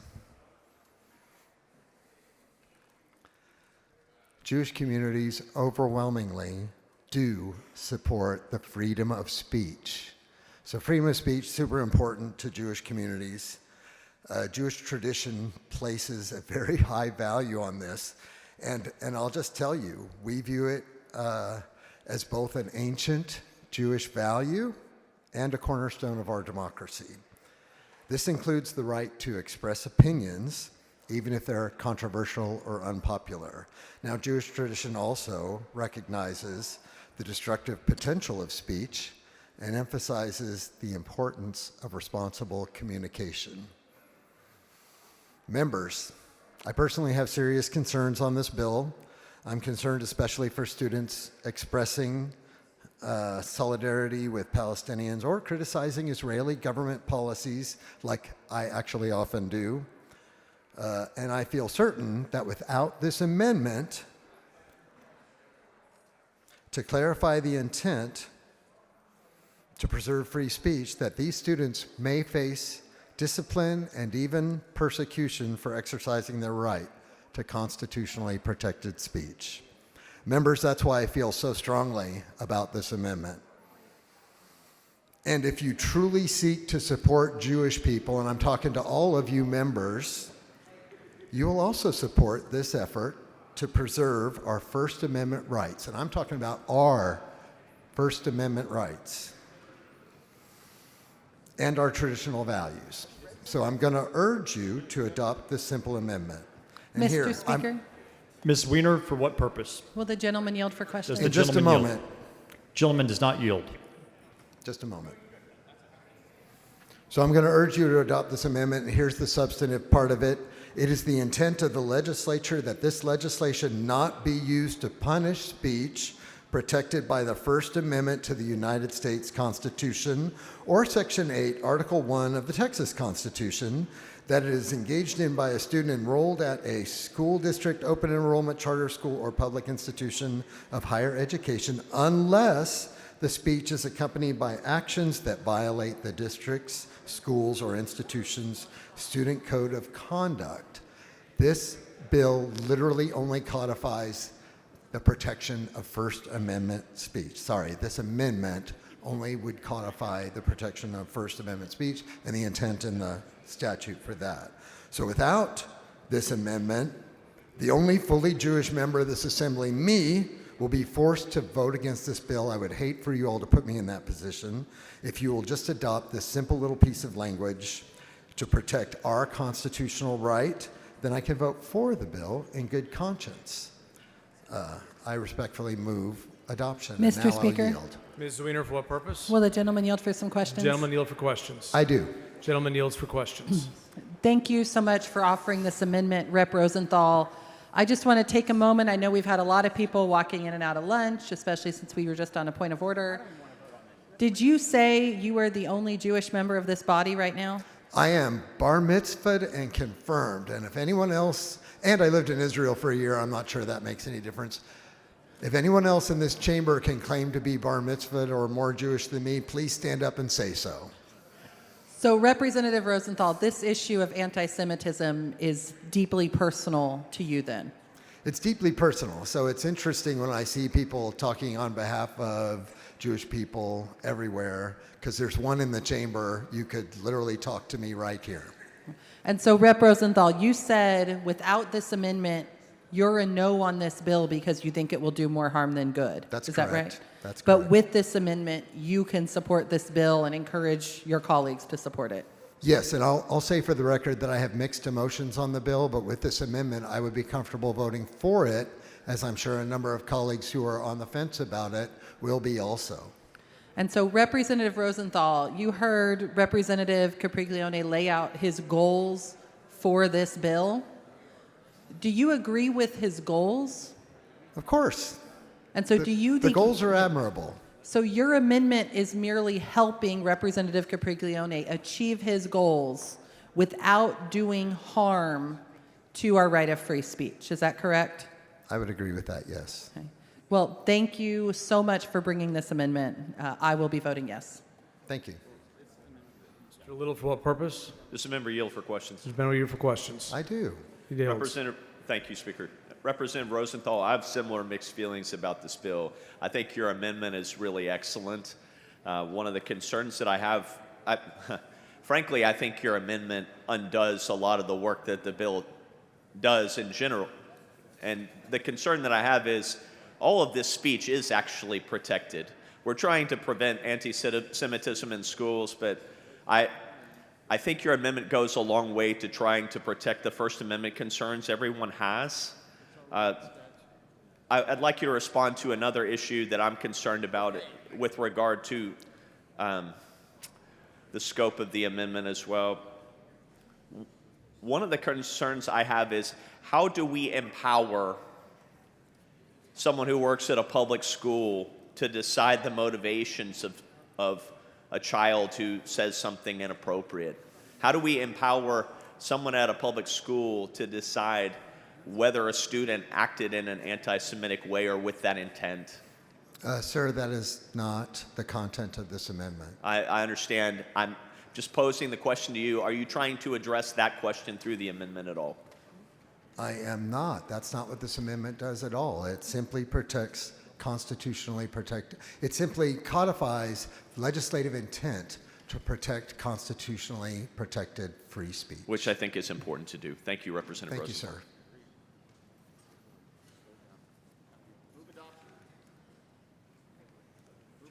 I move adoption.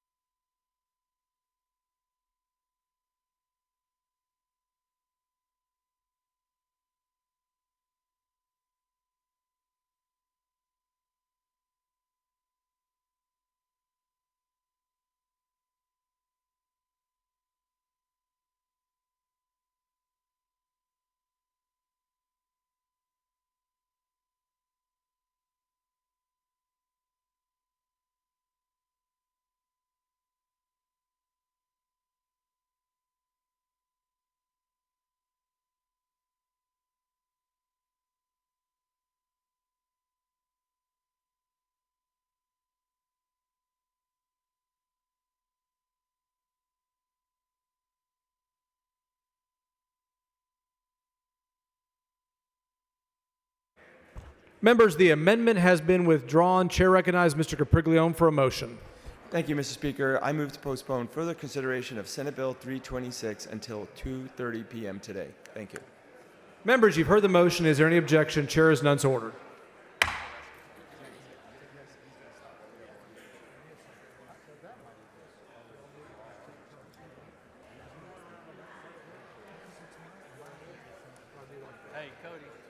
Okay, you want to do practice real quick?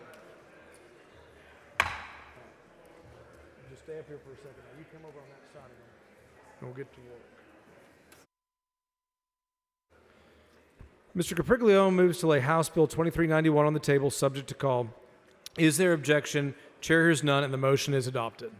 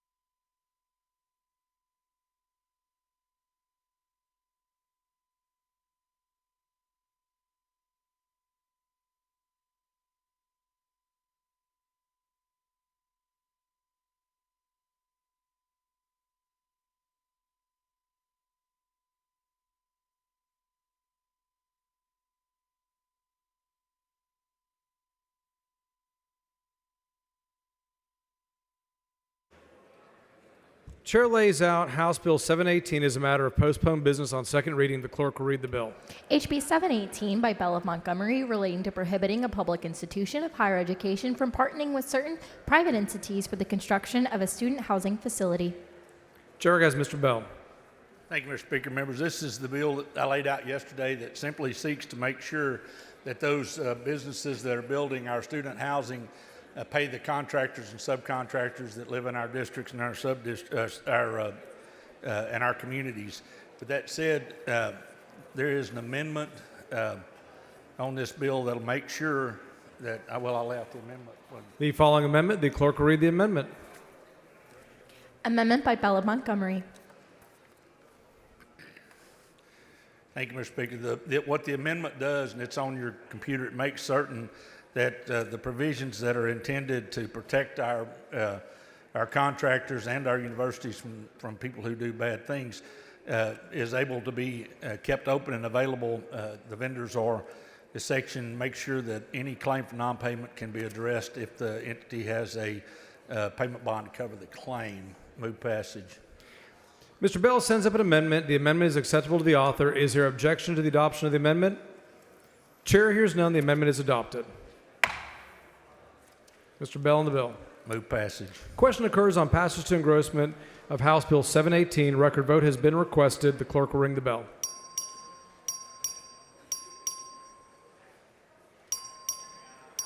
Have all members voted? There being 137 ayes and 9 nays, House Bill 718 is passed to engrossment.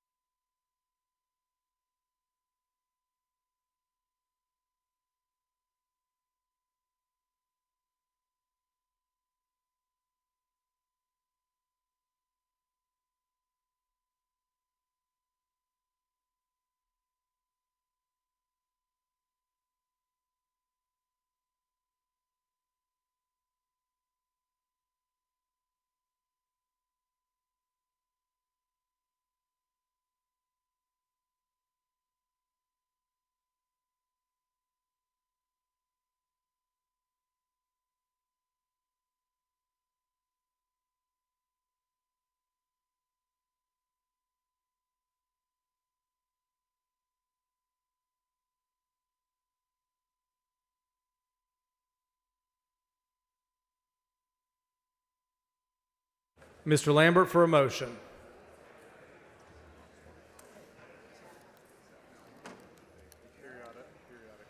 Mr. Speaker, I move that the House grant permission for the Committee on Pensions, Investments, and Financial Services to meet while the House is in session today at 2 p.m. in room 1W.14, the Agricultural Museum, to consider pending, referred, and committee business. Members, you've heard the motion. Is there objection? Chair is none, so ordered.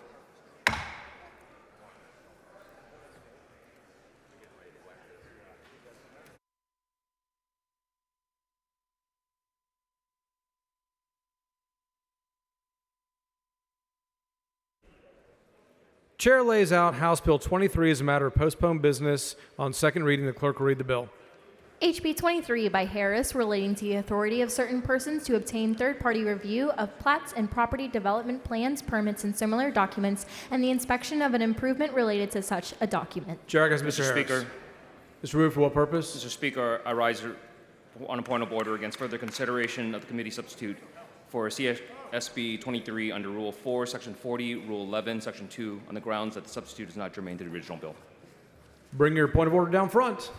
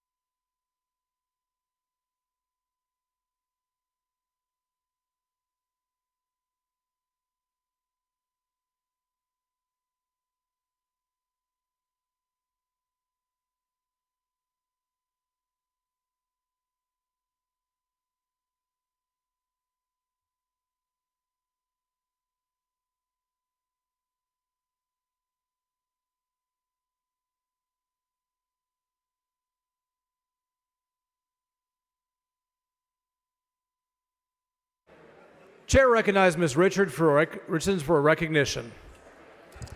Thank you, Mr. Speaker. I have the honor today of recognizing a very special group of American mothers whose love, sacrifice, and strength echo through the very heart of our nation. They're not just ordinary mothers, these are the Blue Star Mothers of America. They join us today up in the gallery along with their president, Laura McClain. Please help me recognize them for all they do to support our military. Thank you very much. Are you done?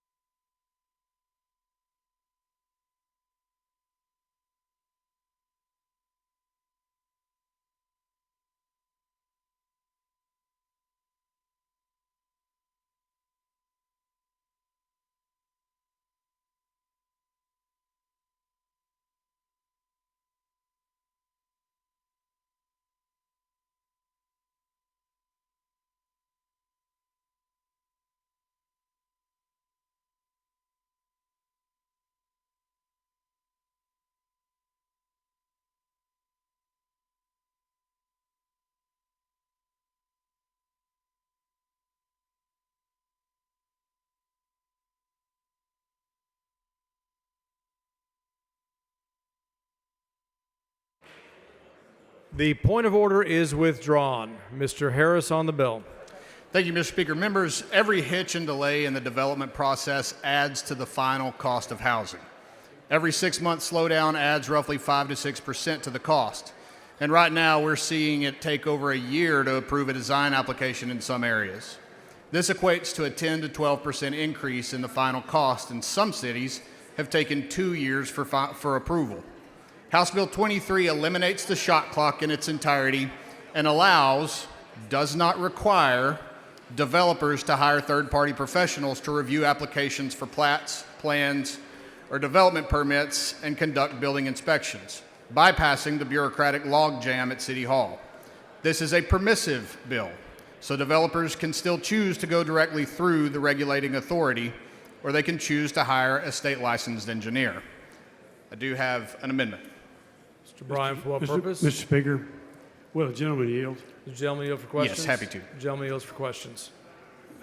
Mr. Harris, your bill is, the purpose of your bill is to allow these developers, if they choose to, not to go through the inspection and review process of the local government, but to go outside and hire a third party to do that inspection and then or review, and then to have it deemed to be equivalent to the effect of if a city or county had done it. Is that correct? I would tweak what you said just a little bit and say that the third-party reviewer still has to follow all of the same regulations and laws as if a city employee were conducting the inspection. So they would be following the same process, so you should get the same result if the city employee conducted the inspection or the third-party reviewer conducted the inspection. But who will pay that third-party reviewer?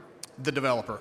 Okay, so he'll be in the employ of the very person that he is inspecting. Is that correct? Yes, but bound to uphold the law of the state and the regulating authority that he's And conducting who will be that overseeing inspection him to make sure that he does comply with that law?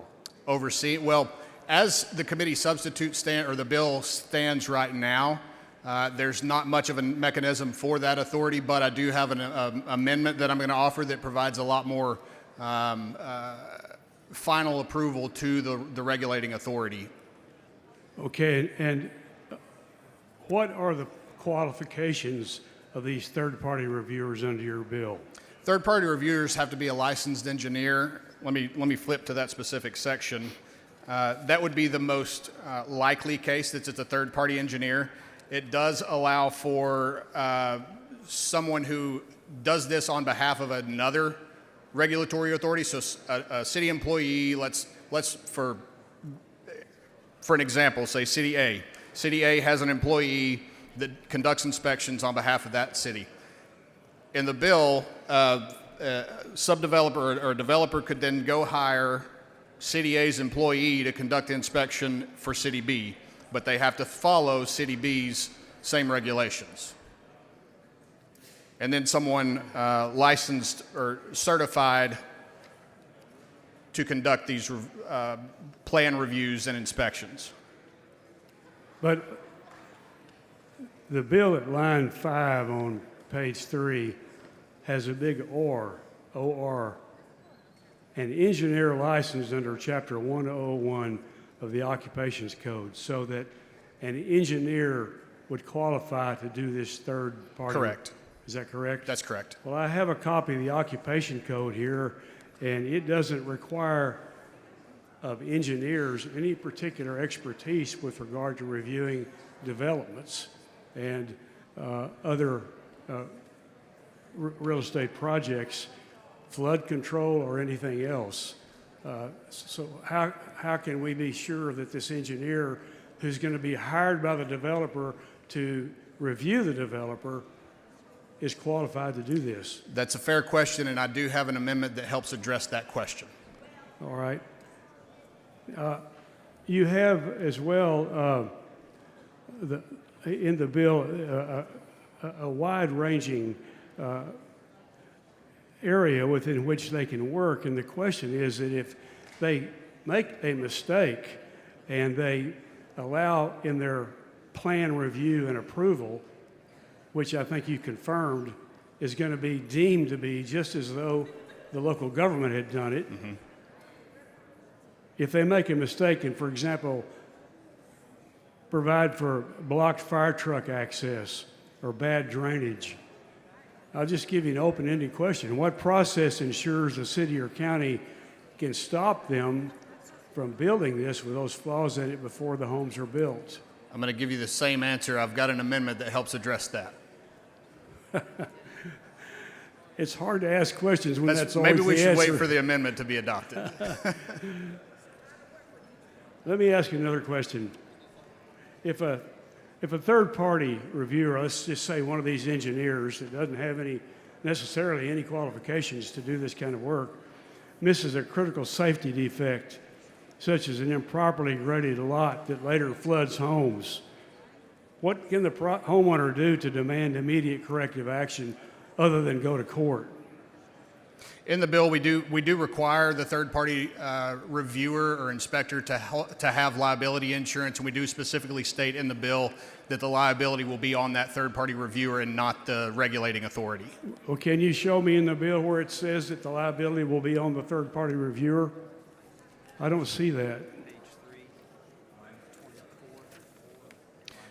So page 3 of the bill, line 24 through 5 of the next page, that's where we cover the liability insurance requirement. And then page 4, lines 10 through 12, a regulatory authority is not liable for review or inspection conducted by a person under section 247.02. Okay, but I'm asking who the homeowner sues in order to get their problem solved or to be paid for the mistake that was made that caused them to lose their home. The first section you referenced simply says that they have to have commercially reasonable professional liability insurance. The second section you referenced simply says, it really answers my question in the wrong way, that a regulatory authority is not liable and can't be sued because of a review done by a third-party engineer who's been hired and paid by the very person that he's reviewing. So the regulatory authority is off the hook. So the third-party reviewer would be on the hook. Is who is on the hook, and I don't see it in the bill.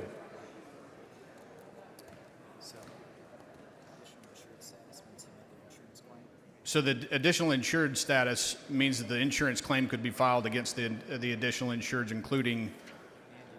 It doesn't say that. It simply says they have to carry insurance. I'd like to write that insurance since there's no liability that it covers. Well, in my opinion, by inference, a regulatory authority is not liable for a review or inspection conducted by a person, then it's saying that someone is, and the only person left who can hold that liability is the third-party reviewer. The bill does not provide for that. This is a matter that is inserted into the law. It's a first impression. It does not provide that that fellow is liable for anything. He will argue that this bill puts him in the shoes of the government, and therefore he enjoys the same immunity they enjoy.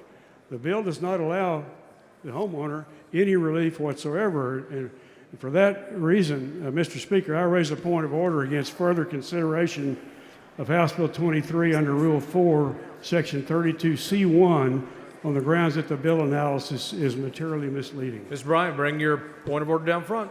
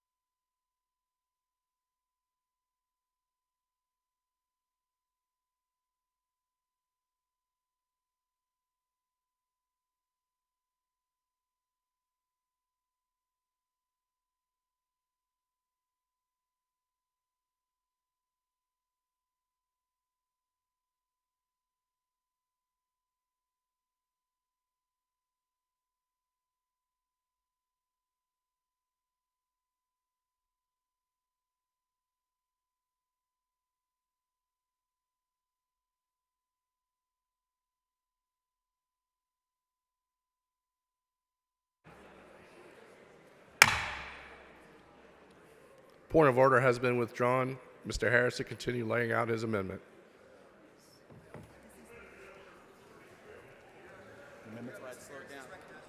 I have an amendment.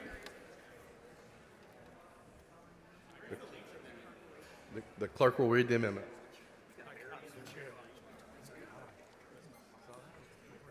Amendment by Harris. Chair recognizes Mr. Harris on the amendment. Thank you, Mr. Speaker. I'm going to take a little bit. So this amendment provides a lot of the belt and suspenders that I think a lot of people have been looking for. So I'm going to go through it in some detail. And so what we're doing in the first part of this amendment is saying that a third-party engineer has to be competent in the area that they're inspecting or reviewing in order to act as a third-party engineer or as a third-party reviewer under this bill.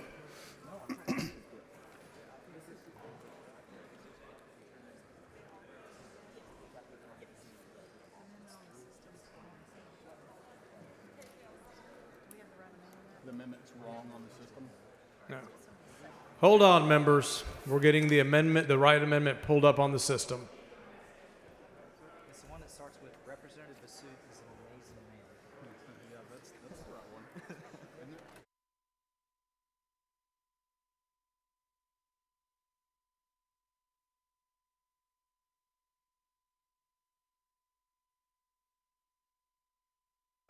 Mr. Harris, back on the amendment. It is the correct amendment.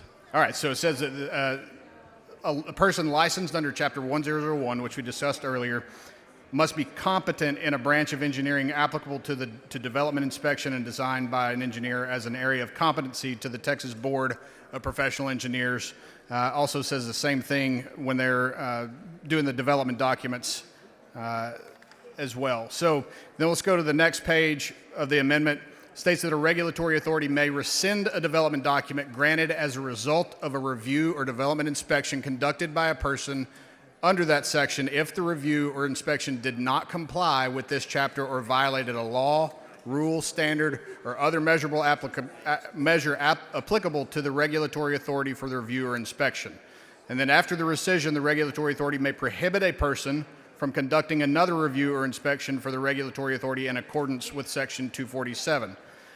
Then under third-party requirements, the amendment says that it will require a person who reviews a development document or conducts a development inspection to provide the regulatory authority with a copy of any development document or inspection-related note or report the person creates as a part of the review inspection. So handing over those development documents to the regulatory authority. Then at the bottom of the page 2, this chapter may not be construed to exempt an applicant or property owner from compliance with the requirements of Chapter 7 and 16 of the Water Code or the Health and Safety Code.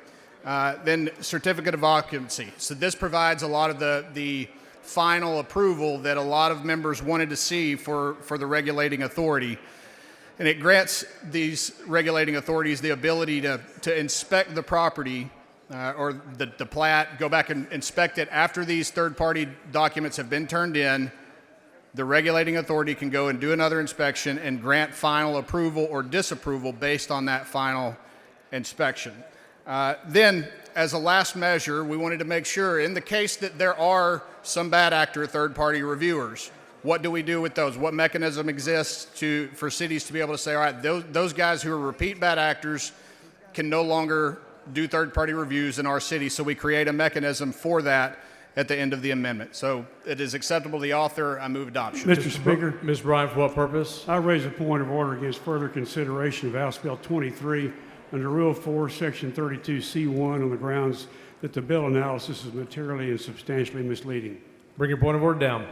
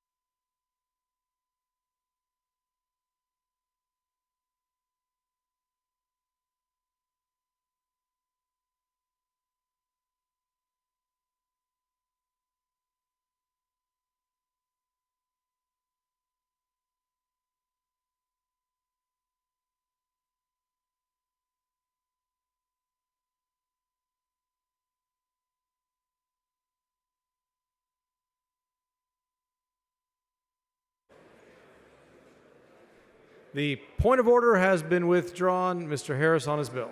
Move adoption of the amendment. Mr. Harris sends up an amendment. Mr. Harris sends up an amendment. The amendment is acceptable to the author. Is there objection to the amendment? Chair hears none. The amendment is adopted.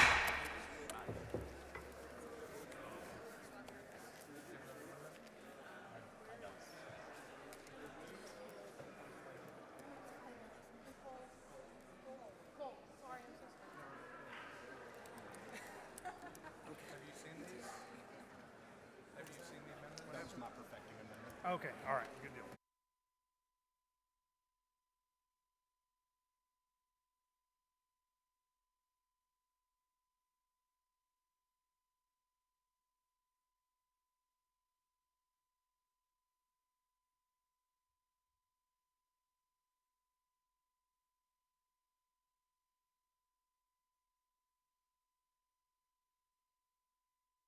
Is Ms. Cole on the floor of the House?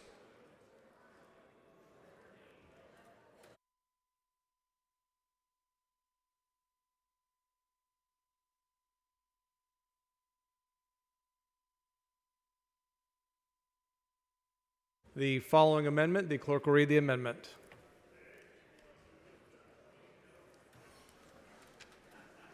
Amendment by Cole. Chair recognizes Ms. Zwiener.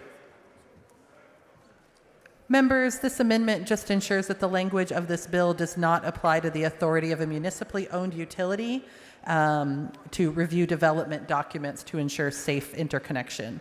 I believe it is acceptable to the author. Ms. Zwiener sends up an amendment. It is acceptable to the author. Is there objection to the amendment? Chair hears none. The amendment is adopted.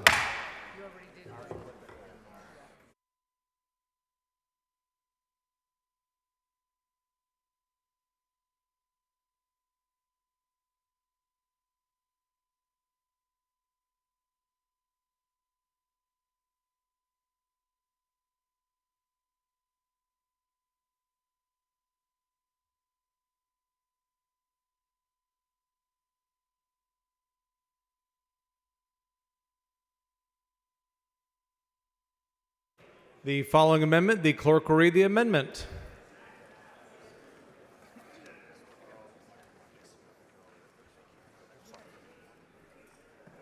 Amendment by Leach. Chair has Mr. Leach. Thank you, Mr. Speaker. Members, let me just briefly explain this amendment. I appreciate those of you who've signed on to it. It should be up on your screens.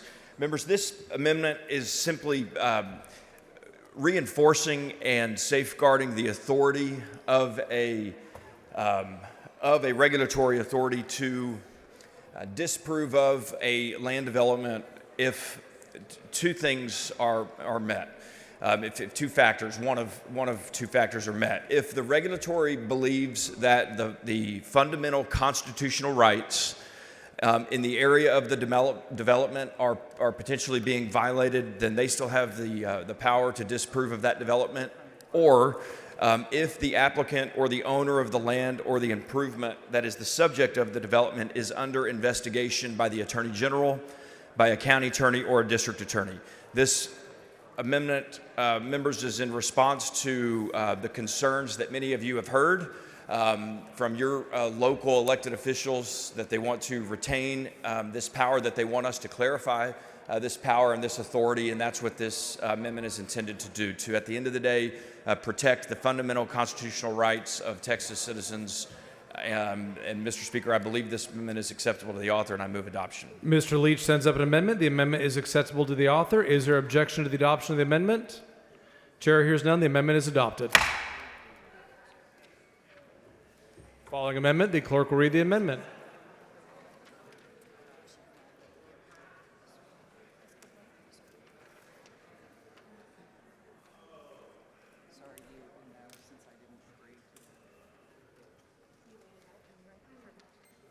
Amendment by Goodwin. Chair has Ms. Goodwin. Thank you, Mr. Speaker. Members, this amendment is is records retention, so that if there is disagreement after a development is under construction, that we can look back at what documents were provided. So it just requires the third-party reviewers retain all their records for 5 years. Without this proper documentation, projects could be left in limbo with no accountability. And members, I have a situation in my district going on right now. A city has sued a developer over a development, and it's very important to maintain the paperwork so that this can be worked through. And so that's all this does, is just say that we will retain the records for 5 years. I move adoption.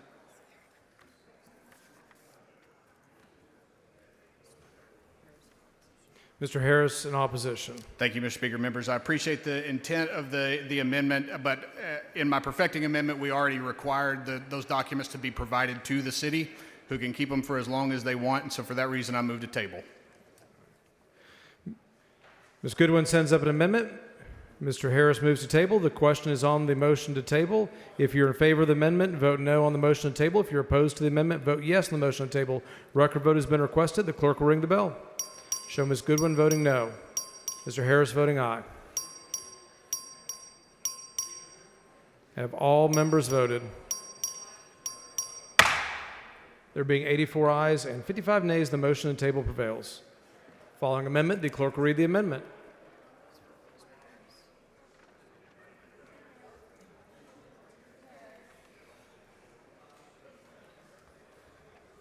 Oh, I'm sorry. Amendment by Goodwin. Chair is Ms. Goodwin. Thank you, Mr. Speaker.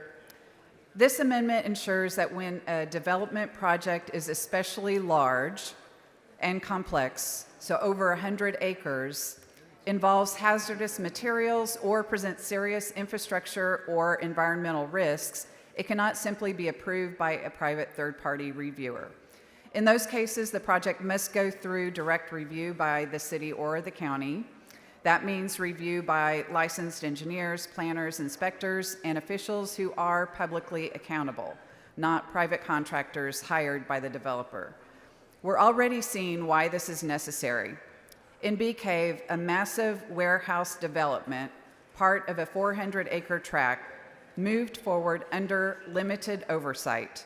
The city raised concerns about noise, traffic, light pollution, and environmental harm, but because the project was outside full city limits, their ability to intervene was restricted.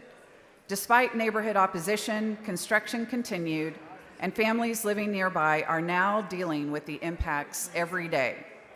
This amendment addresses exactly this type of situation. It draws a clear line when a project is large enough or risky enough to affect entire neighborhoods. It deserves full, independent review by those whose job it is to serve the public interest, not just private interest. Protecting families isn't just about enforcing building codes. It's about making sure the roads are safe.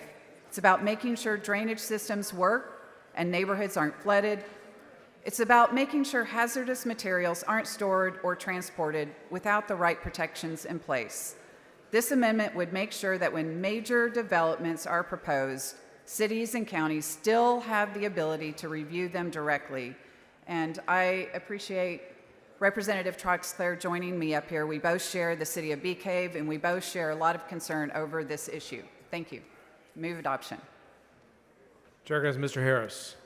Thank you, Mr. Speaker. I think we took care of this in the perfecting amendment where we require the third-party engineers to be experts in the area that they're either reviewing or inspecting. So for that reason, I move to table.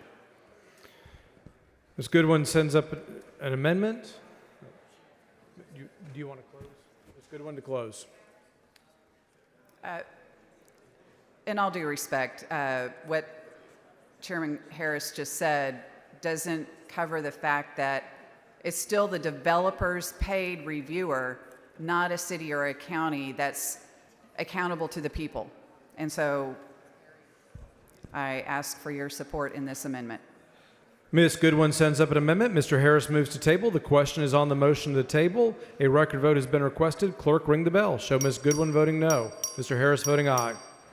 Dr. Lonnie voting no. Ms. Troxclair voting no. Have all members voted? Being 85 ayes and 57 nays, the motion to table prevails. Please excuse Mr. Guerin for important House administration business on motion of Mr. Ashby. Is there objection? Chair is none, so ordered.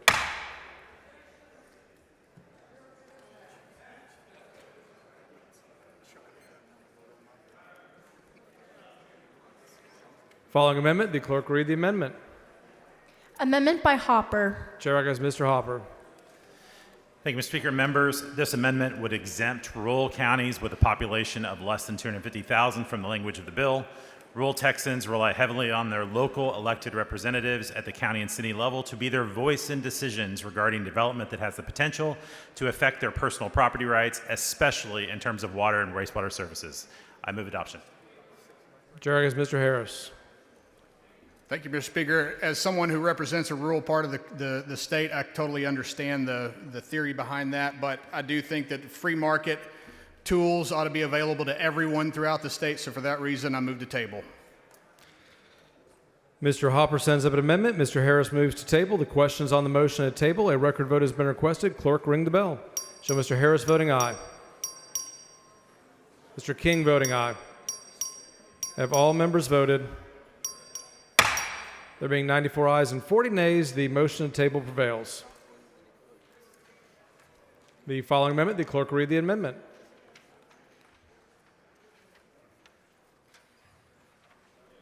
Amendment by Flores. Chair recognizes Ms. Flores. Thank you, Mr. Speaker. Members, this amendment would allow counties and cities to recover administrative costs of overseeing third-party reviews. Without this funding, local governments will be forced to absorb the burden of inadequate reviews, leading to delayed approvals and inadequate infrastructure that ultimately harms our communities and the developers trying to build responsibly. I move for passage of this amendment. Chair recognizes Mr. Harris. Thank you, Mr. Speaker. Members, in the bill, cities and counties still collect the fees for the inspections and the plat reviews, and so they're collecting the fees while not doing the work if the third-party review is brought in, so I don't see the need for this amendment. I move to table. Ms. Flores to close. With all due respect, I would request your affirmative vote on this amendment. We need to be able to recover administrative fees to cover the oversight of third-party reviewers.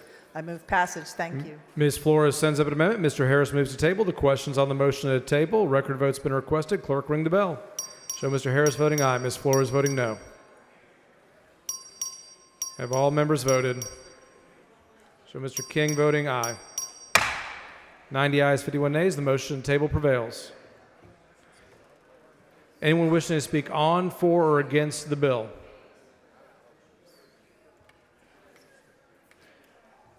Ms. Goodwin in opposition.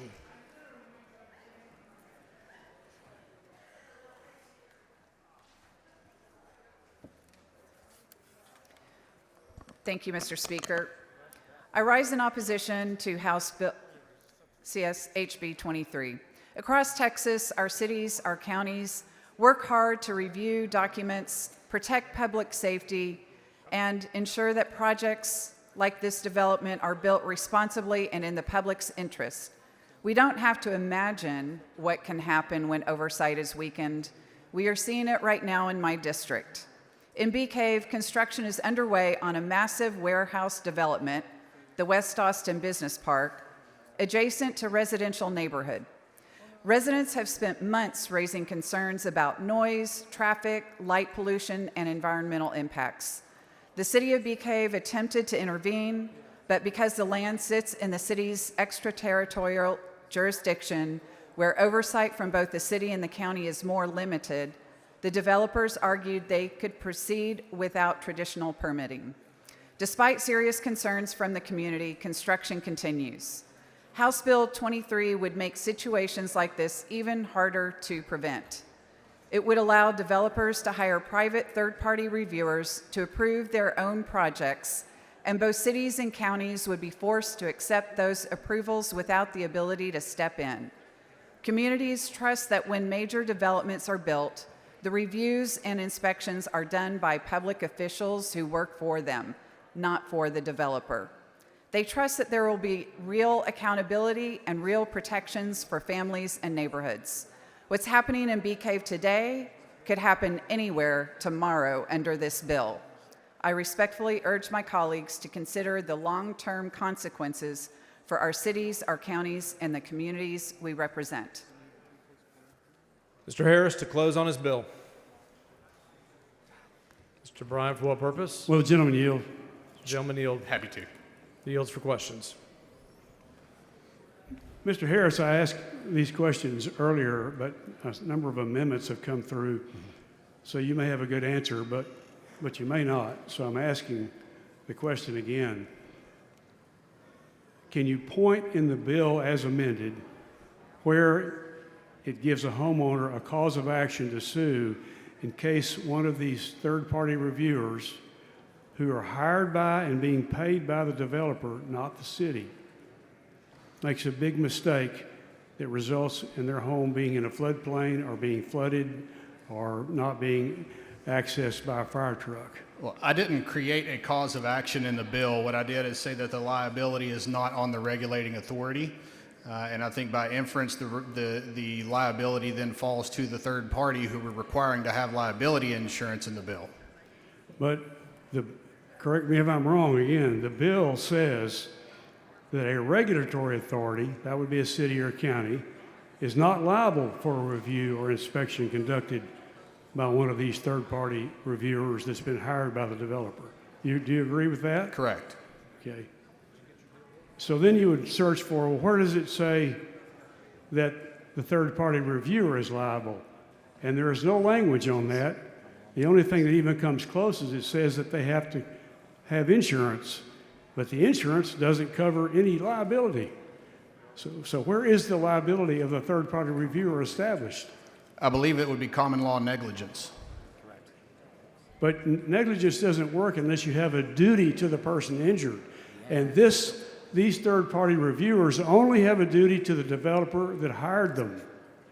They don't have any legal duty to the homeowners, who could be hundreds of homeowners in an area whose plat or layout they reviewed. In the bill, they have a legal duty to inspect or review these documents based on the regulations of that authority. So I don't think that suggesting that they have some fiduciary duty to the person that's hiring them is correct. They have a duty, but that duty applies back to the county or city. It applies back to the developer. It doesn't apply to the homeowner. So and second, another provision in this bill provides that once issued, the reviewer's report is deemed to be the report of the county and city, and the county and city cannot be held liable. So who can the homeowner appeal to for relief if they find themselves in the middle of a subdivision that's underwater? I believe that it's fairly clear in the bill that remedy is between the homeowner who chooses to build, the contractor who builds, the third-party developer who is hired. What we're saying in the bill is that the liability does not fall on the regulating authority. But nowhere in the bill does it say it falls upon the reviewer either. Again, I think that's common law negligence that applies there. Negligence only attaches when there is a duty to the person injured, and you haven't established any duty to the homeowner in this bill on the part of the third-party reviewer. So the homeowner is going to be left with no remedy. I just disagree with your assertion there, and to point out, there are multiple cities throughout the state who have been doing this on their own already. City of El Paso, several other cities who have been allowing third-party reviews for years now with no issues whatsoever. But not under a statute that specifically says that they're exempt from those reviews. That's the difference. Thank you.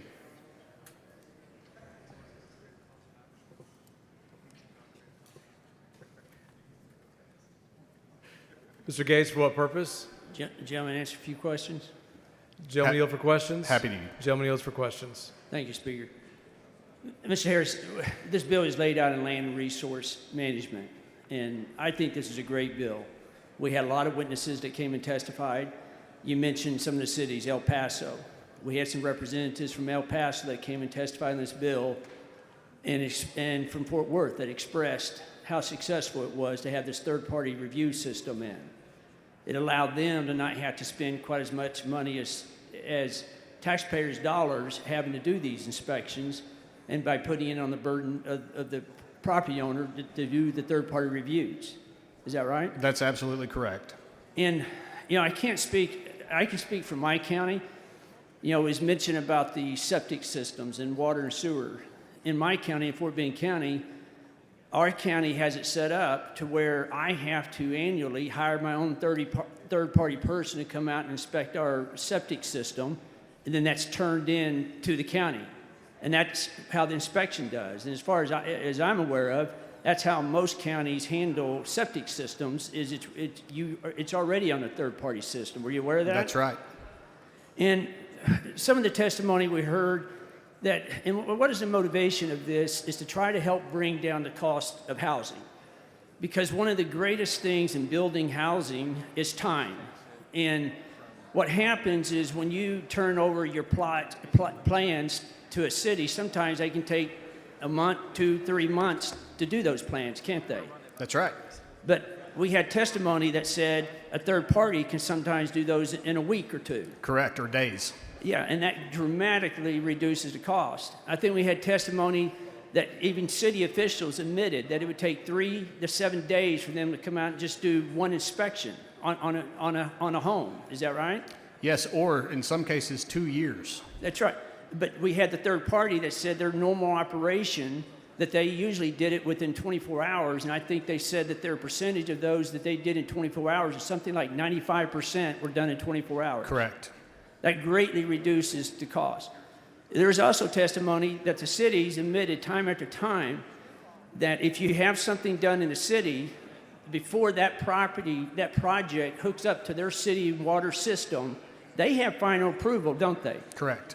They can come out and they can inspect. If they find anything wrong, most city ordinances can charge $1,000 to $2,000 fine if your third party did something wrong or you built it wrong, can't they? That's right. They can issue a stop order ticket on that project, can't they? Correct. If they see anything that's unsafe, isn't it? That's right. And so by in these third-party people that came and testified, it was asked of them in all the years. I think that virtually they could count on one hand in the many, many years that they had been sued by someone for making an improper inspection. You recall some of that testimony? I do. Okay. I think this is a great bill. This will help with lower down the cost of housing, and I thank you for bringing this forward. Thank you, Representative Gates. Move passage. The question occurs on passage to engrossment. A record vote's been requested. The clerk will ring the bell. Show Mr. Dean voting aye, Mr. Harris voting aye.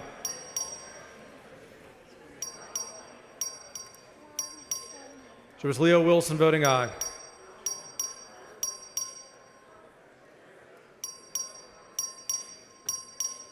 Have all members voted?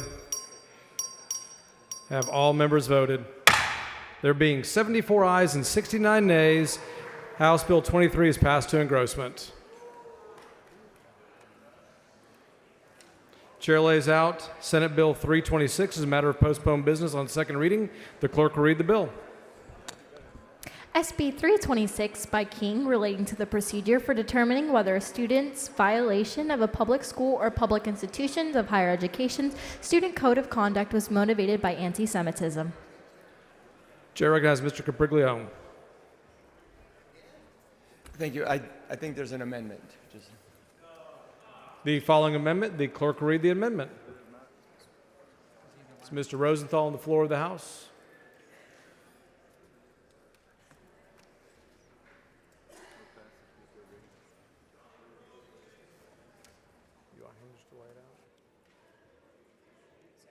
Yeah, he's going to accept.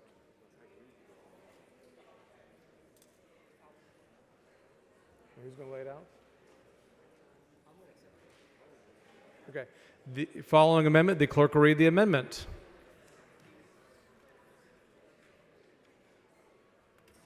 Amendment by Rosenthal.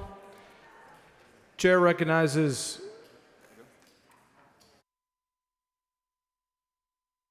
Mr. Canales. Thank you, Mr. Speaker. Members, this is a common sense amendment that protects our First Amendment rights, and I believe it's acceptable to the author. Mr. Canales sends up an amendment. The amendment is acceptable to the author. Is there objection to the adoption of the amendment? Chair hears none. The amendment is adopted. Anyone wishing to speak on, for, or against? Mr. Speaker, Ms. Rojani, for what purpose? this gentleman need for questions. I need to recognize the person who's going to speak, and Mr. Raymond is going to speak on the bill first. Okay, thank you. Thank you, Mr. Speaker. Not on, for. For the bill. Thank you, Mr. Speaker. Members, this is an important bill. You know, we've talked a lot about libraries here, and I remember in our little public library, our school library in junior high in Benavides, little town I grew up in, one of the first books I read about was about the Holocaust, was about anti-Semitism, was about the discrimination and towards Jewish people in this world, including the United States of America, and I didn't understand it then, and I still don't today.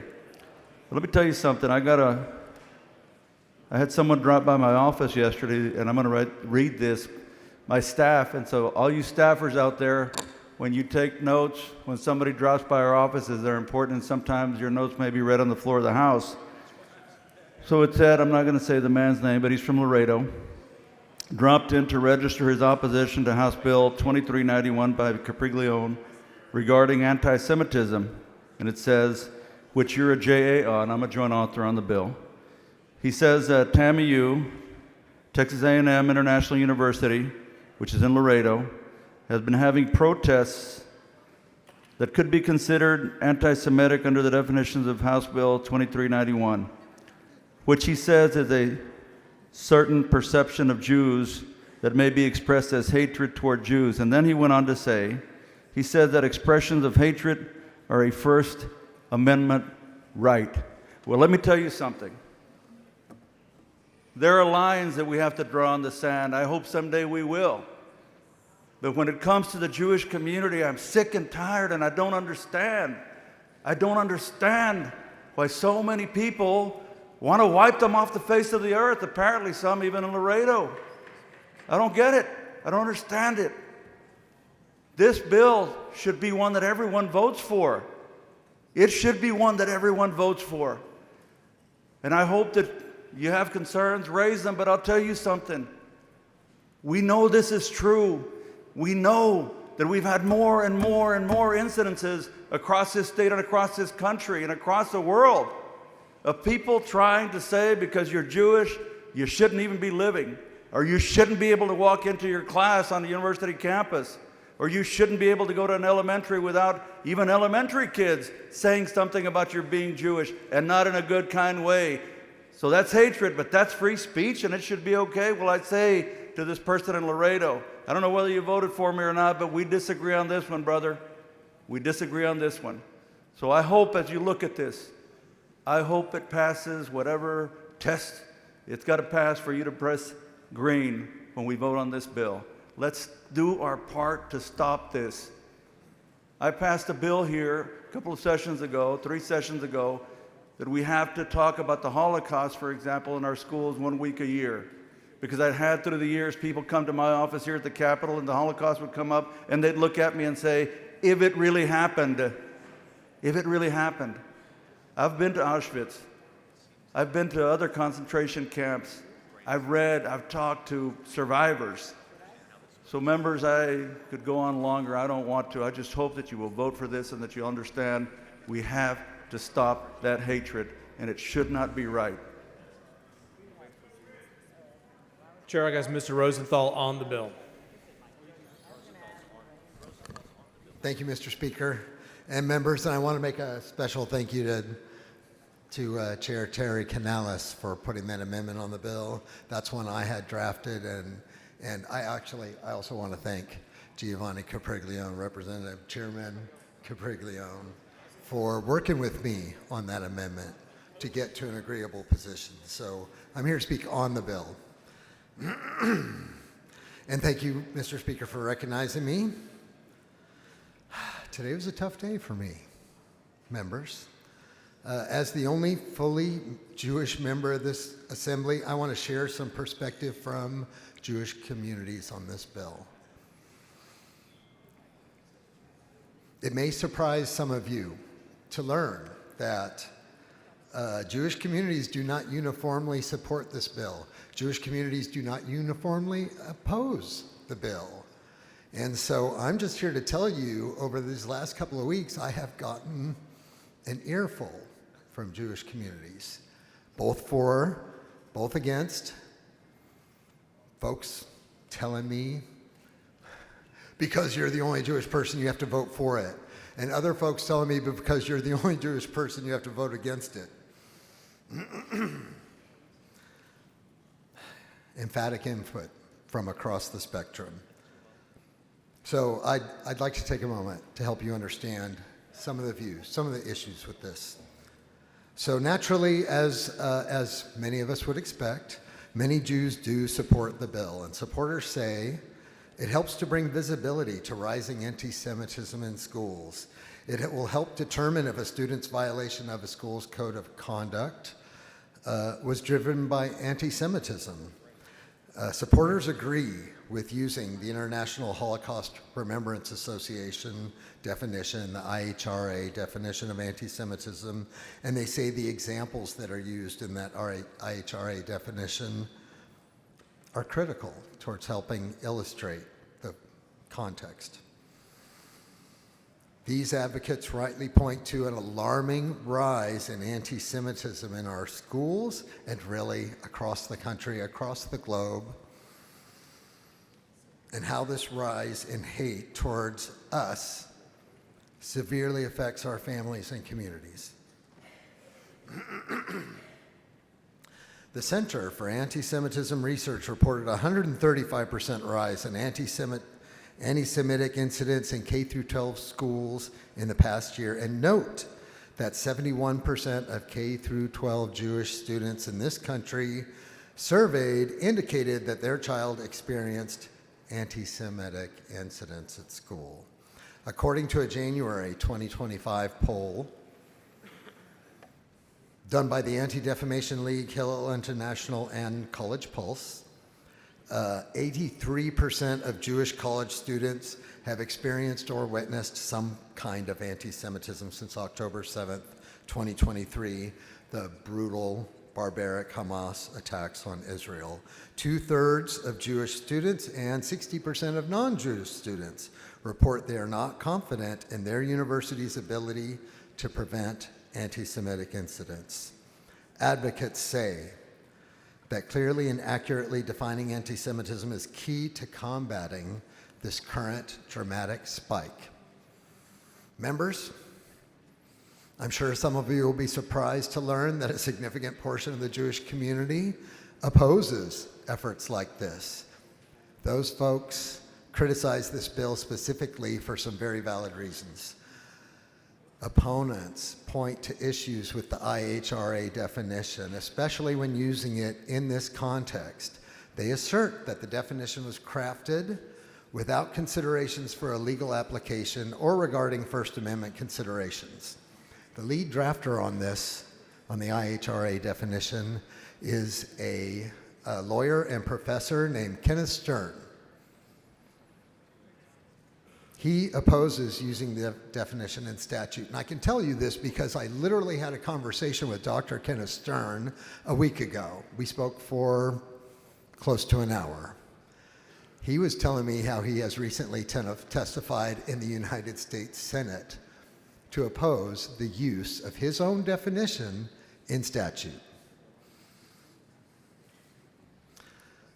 Opponents also say the examples portion of the IHRA definition of anti-Semitism has been criticized by legal experts, civil liberties organizations, and even some Jewish scholars.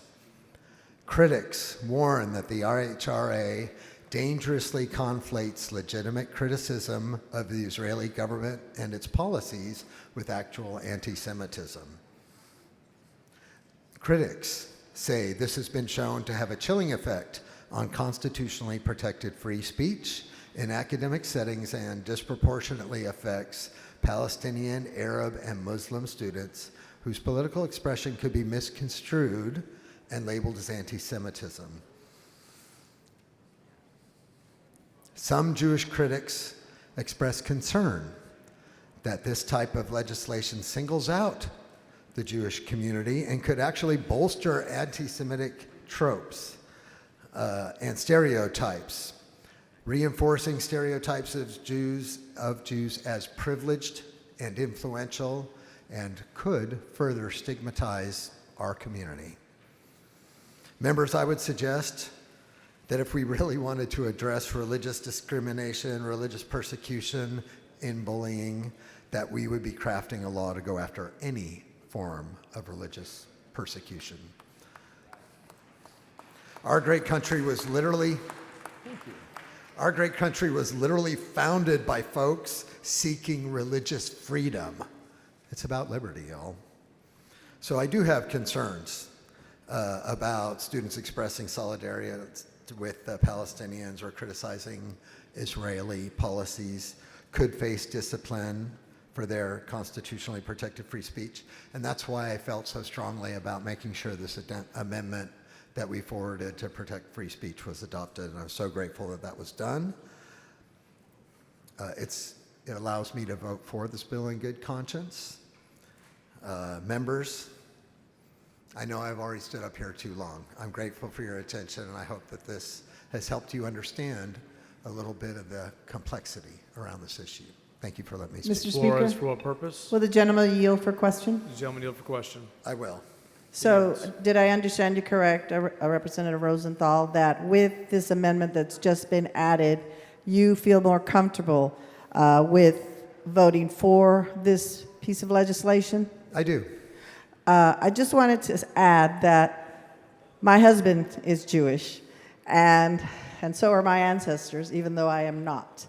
And I have had this discussion with my husband, and he has agreed with you in the sense that he disagrees that Jews should be singled out and be protected because of the very reasons that you stated. He believes that there should be special consideration and that any protests against actions of the Israeli government should not be considered as being anti-Semitic because he himself disagrees with the actions of the Israeli government from time to time, as do I. So anybody that legitimately protests those actions should not be considered anti-Semitic, because we are not, because my husband and I greatly understand what it means, being persecuted. And so I appreciate what you've done, and I appreciate your comments. So thank you for that clarification. Thank you, Rep. Chair recognizes Mr. Capriglione to close.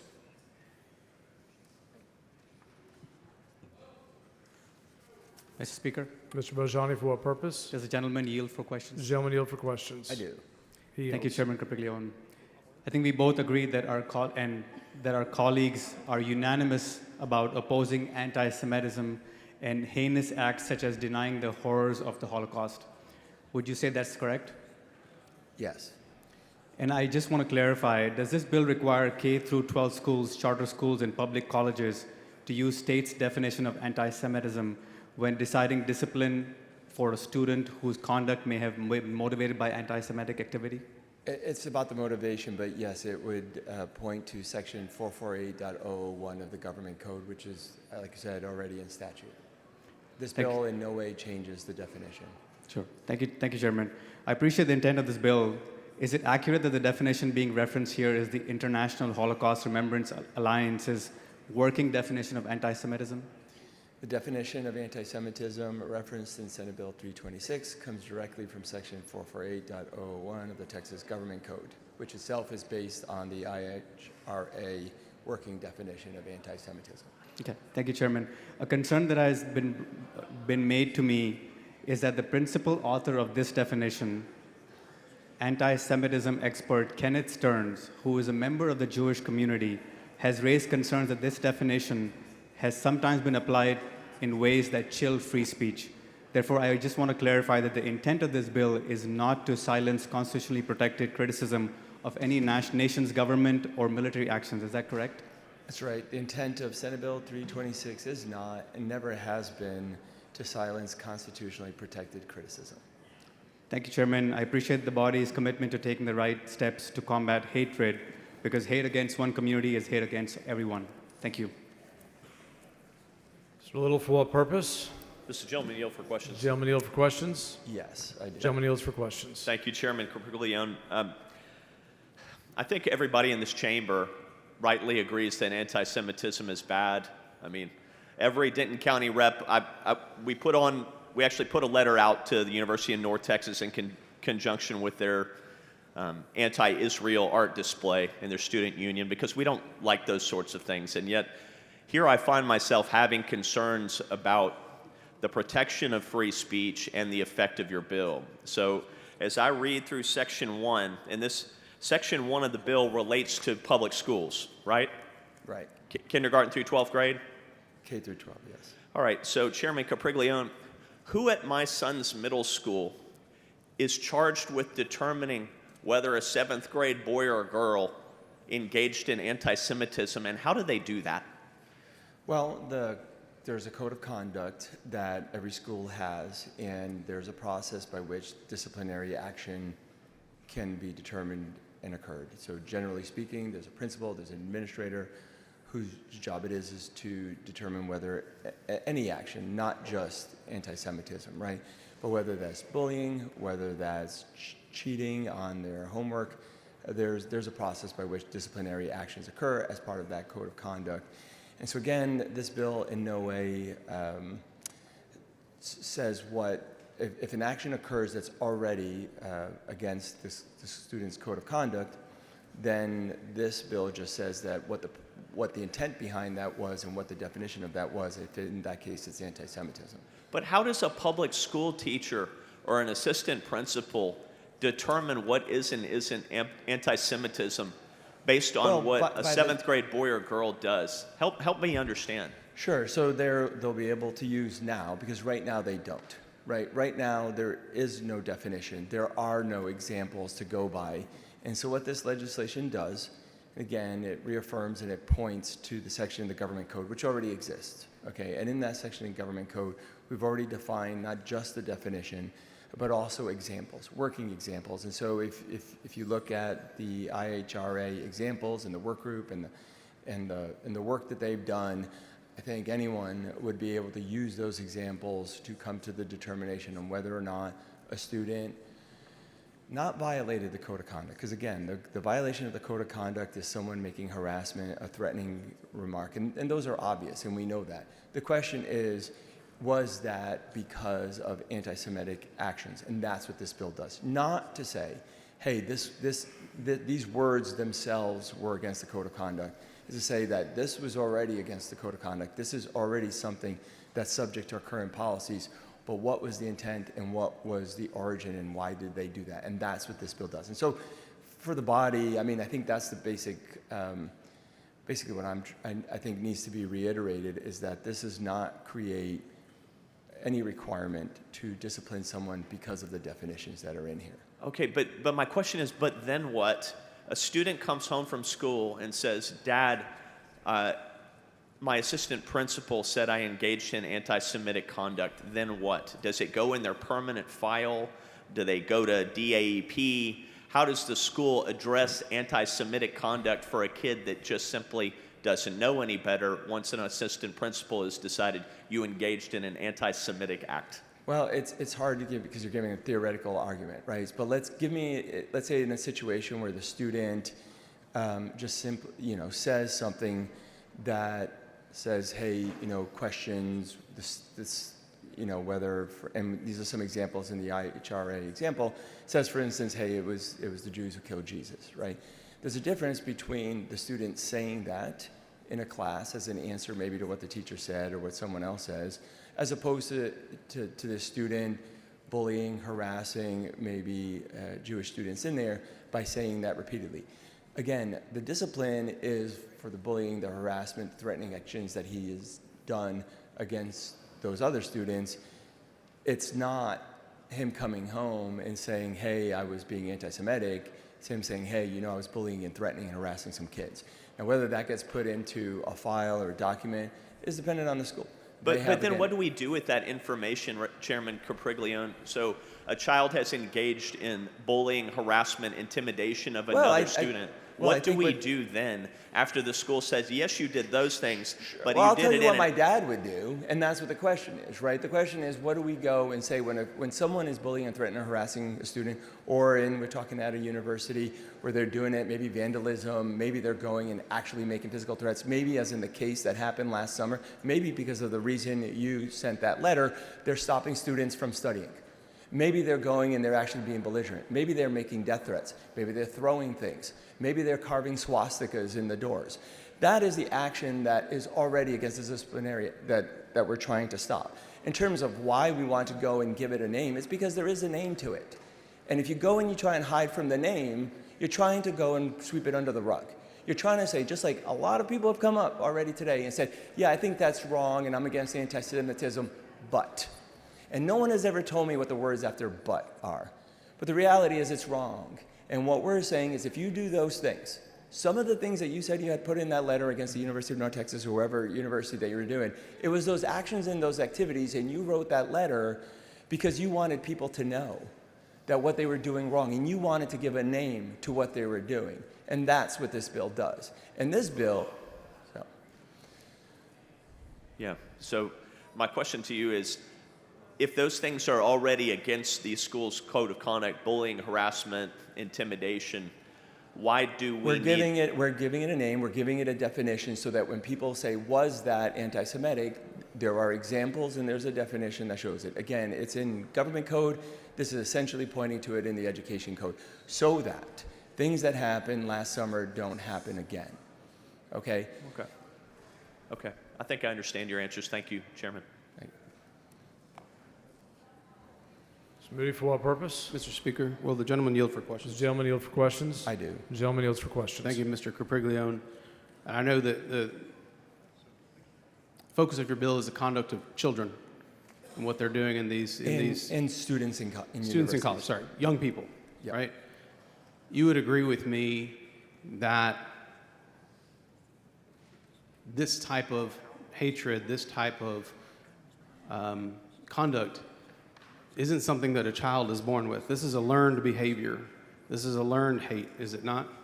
I think in a lot, yeah. I mean, I think what happens is that people read things on the news, read things on social media, maybe at home, but sometimes they come to these unfortunate conclusions by themselves. But yes, I think people are primarily motivated from their environment. And do you think that the way that adults interact with these ideologies, whether it be Holocaust deniers or neo-Nazis or anti-Semitic people, the way adults either normalize or rebuke that conduct, that has a great deal of an impact on how the younger generation is going to interact with those concepts and ideals. I agree with you, and that's why I think what we do here today is important as well, right? People look to their parents, they look at movie stars, actors, but they also look at us for leadership, and that's why I think it's important that we do what we're doing here today. Mr. Capriglione, I'm glad you're putting the mirror up to us, because how we interact with known Holocaust deniers or people that espouse neo-Nazi principles, how we interact with them, that's seen by the younger generation. And when we normalize that conduct, this is what we end up having to do. 100% agree. It is incumbent upon leaders to protect the dignity of humanity, is it not? It is. I 100% agree with you. And I know that you believe that in your heart, and I appreciate you working with Mr. Rosenthal on this bill to make it a better bill. Thank you, sir. Awesome. Thank you. Shaw, for what purpose? Yes, Mr. Speaker. Will the gentleman yield for a question? The gentleman yield for questions. I do, yes. He yields Thank for you. questions. There was, I think we all appreciate the gravity of and the need of this kind of bill, but there are some discrepancies that have come to our attention, and one of them is that there has been some pushback referencing the International Holocaust Remembrance Alliance Right. definition or scope. That's the IHRA, which is elusive like a lot of things in our bills. And to understand what we're voting on, I did find Chapter 448. Christian's going to talk a little bit more about that. But can you elaborate on the IHRA and why there's pushback about using that as a broad definition for this bill? Well, I'm not going to speak to why there's pushback. Again, as I've pointed out, thousands of government entities across the world, including the United States, and dozens of other countries have agreed with this definition, have put it in place. As I mentioned before, both Republican and Democratic administrations have used this very definition as well. And so I want to give some examples, because I think for those who haven't had the chance to look up the IHRA, I want people to know what we're talking about. So some of the examples that people talk about is drawing comparisons of Israel policy to that of the Nazis. Would you agree that that is something that might be considered anti-Semitic? I think I'm asking the questions, but Okay, well, go ahead, I'm okay. listening. Okay. I think this is what we're looking for, just an elaboration on what the bill is referencing that's elusive to a lot of the people that aren't doing a deeper dive into this. Okay, well, I can't speak to the people who find this elusive, so if you would let me know, like, hey. The IHRA, can you speak to the scope of that or to some examples of that? Like I said, I have chapter. Mhm. So using symbols and images associated with anti-Semitisms, drawing comparisons of Jews and Jewish policy to that of the Nazis, those are some examples. Wishing death to the Jews, those are some examples that are inside the IHRA. And that's why I do find it a little concerning when people say, well, I don't like those examples. So I think those are reasonable examples that we are putting in place, that are already in place to say what the definition of anti-Semitism is. Got it. And as my colleague Mitch Little asked about the student code of conduct, that we already have a code of conduct, and we've already adopted the IHRA as well in May 2016. And is it your opinion that that's not sufficient to address any anti-Semitism activity in higher education campuses? That is correct. Okay, thank you. All right.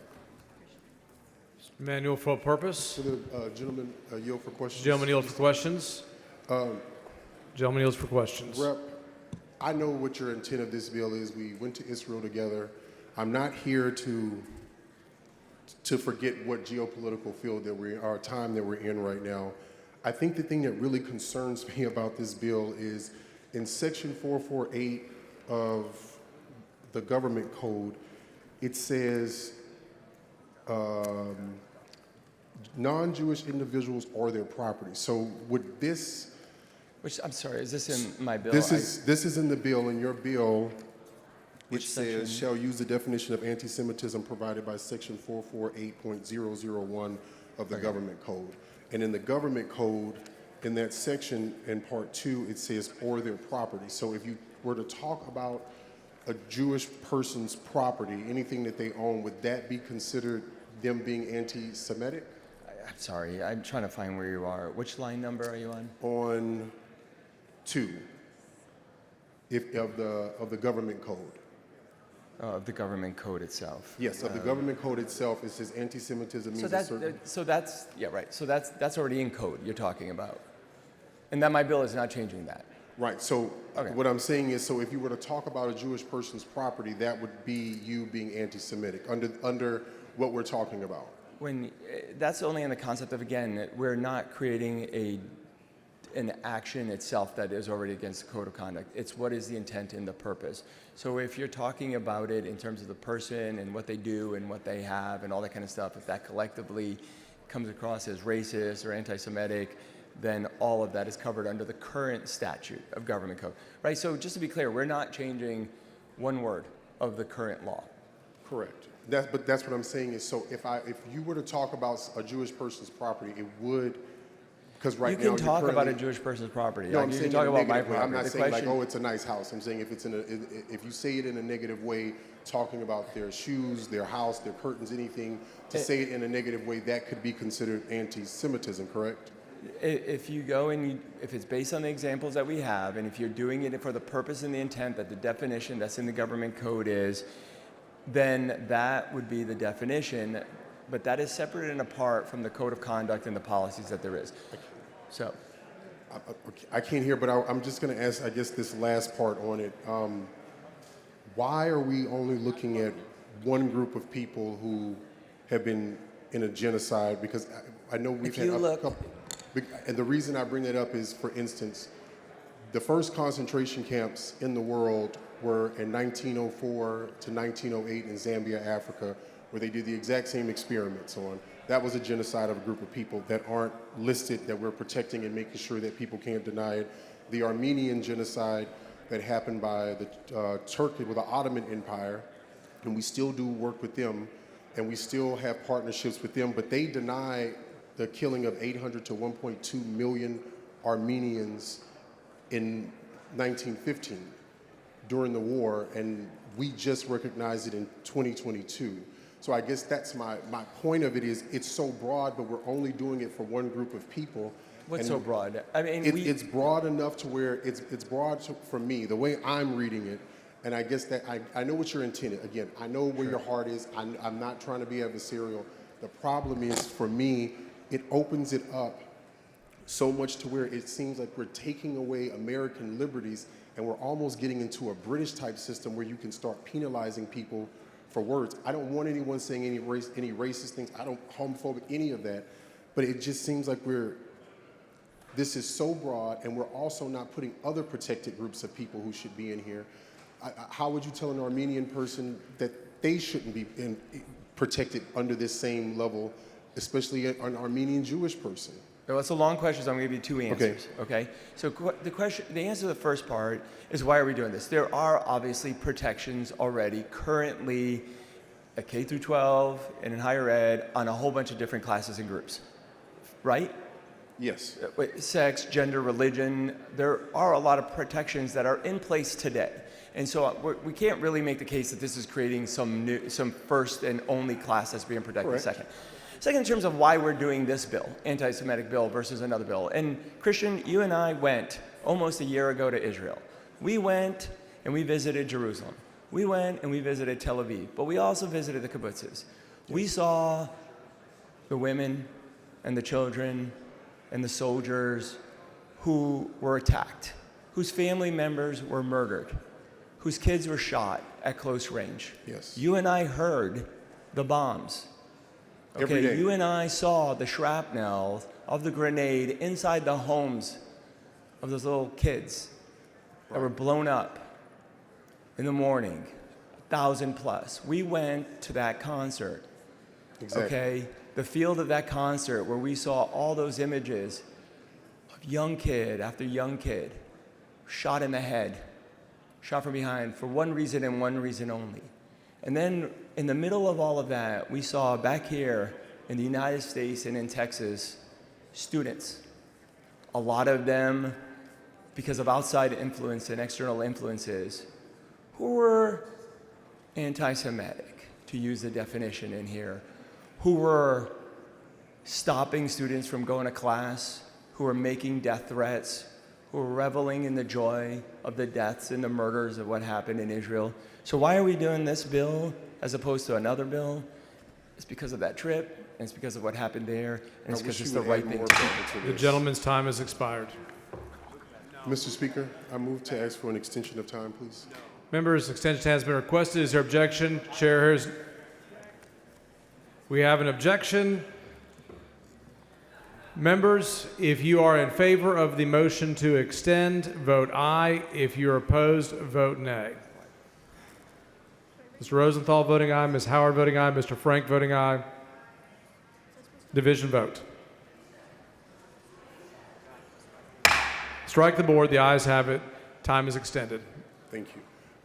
I promise I'm not going to try to keep belaboring the point. Also, when we were there, I don't know if you remember, I told you, at the exact same time, we were listening to the same creation of something else happening a mile from us.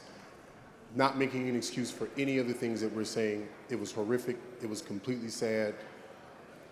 I think for me, my understanding of this is the one thing that we did learn there is that the laws that we put in place in the U.S., from immigration in 1927 to Jim Crow laws, were the laws that Nazis used to implement the Holocaust. And what I'm saying, looking at this, if we know that their slogan there is never again, which I think is a great slogan, never again, why are we not making sure to honor these Jewish people specifically, especially the ones who died? Why are we not making sure that other people who were in Holocaust are not also in this as well? Because, for instance, there were and are Armenian Jewish people who were in the first Holocaust in this world that we know of, which was in 1915. And they're being denied this same protection because they're Armenian and they may have never lived in Israel, but they are being denied. And I'm saying, for me, it's a little broad for me. Other people will see it exactly how you see it. I just also know if I can see it that way, I know other people would see it that way.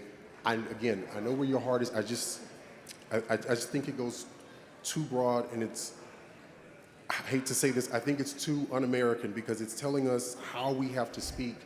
And it doesn't do I that. appreciate it. But, okay, that's fine. Mr. Mr. Speaker, Ryan, for what purpose? will the gentleman yield? Does the gentleman yield? I do. He does. Mr. Capriglione, pardon me. Yeah. Mr. Capriglione,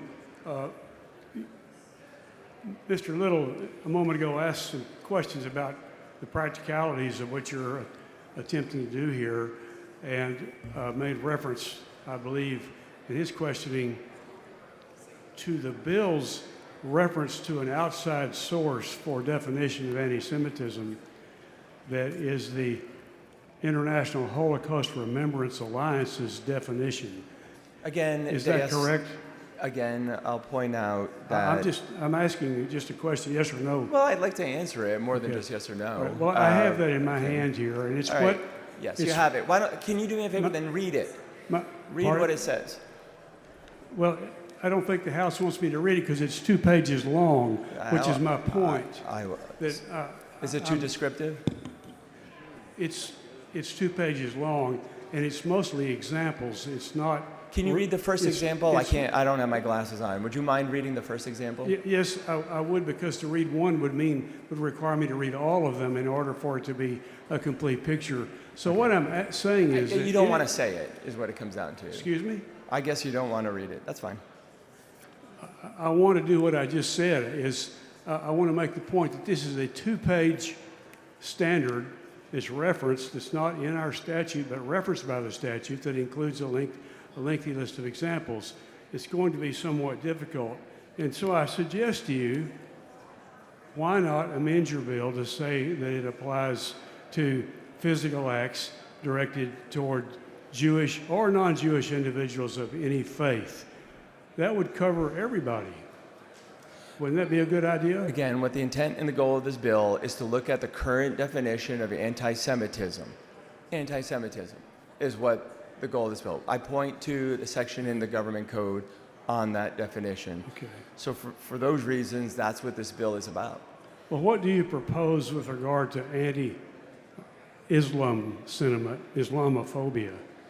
Again, I am looking, first of all, again, I'll point out that a lot of universities already have and schools have rules against discrimination, which includes that as well. This is about creating and pointing in the education code how to affect the conduct policy on anti-Semitism. Well, what about something that your side of the aisle speaks of often during campaigns, and that's persecution of Christians? Listen, this isn't about... You're trying to... Okay. Well, let me ask my question, if I may. Well, you did 6, so I was hoping to get to I this. would like to... Okay. Mr. Speaker, may I ask my question? Members, please take your conversations outside the rails. Also make sure we're a question and answer so the members can hear y'all's debate. Thank you, and with your permission, I'll answer your questions so far. My question hasn't been stated yet. Okay. My question is, how are you going to protect Muslims? So we have in place today mechanisms for identifying racial, sexual, and religious bias in student conduct investigations. But anti-Semitism, as you may know, often falls through the cracks, either because it's misunderstood or disguised, as it might be today, as political rhetoric. Senate Bill 326 makes it clear that it's treated with the same seriousness. It ensures that Jewish students get the same protections as everyone else. Okay, I won't debate that with you because I think you have made your point. I'm just simply saying, why not a 3-line amendment that says that bullying includes this type of behavior towards any faith? Would you accept that amendment? I have, I think, already accepted a very good amendment, and I look forward to passing this bill with this added amendment by Representative Rosenthal. Well, Mr. Speaker, I have an amendment at the desk. May I present it? The gentleman is closing on his bills. We've already moved past the time for submitting amendments. Mr. Bryant. Thank you.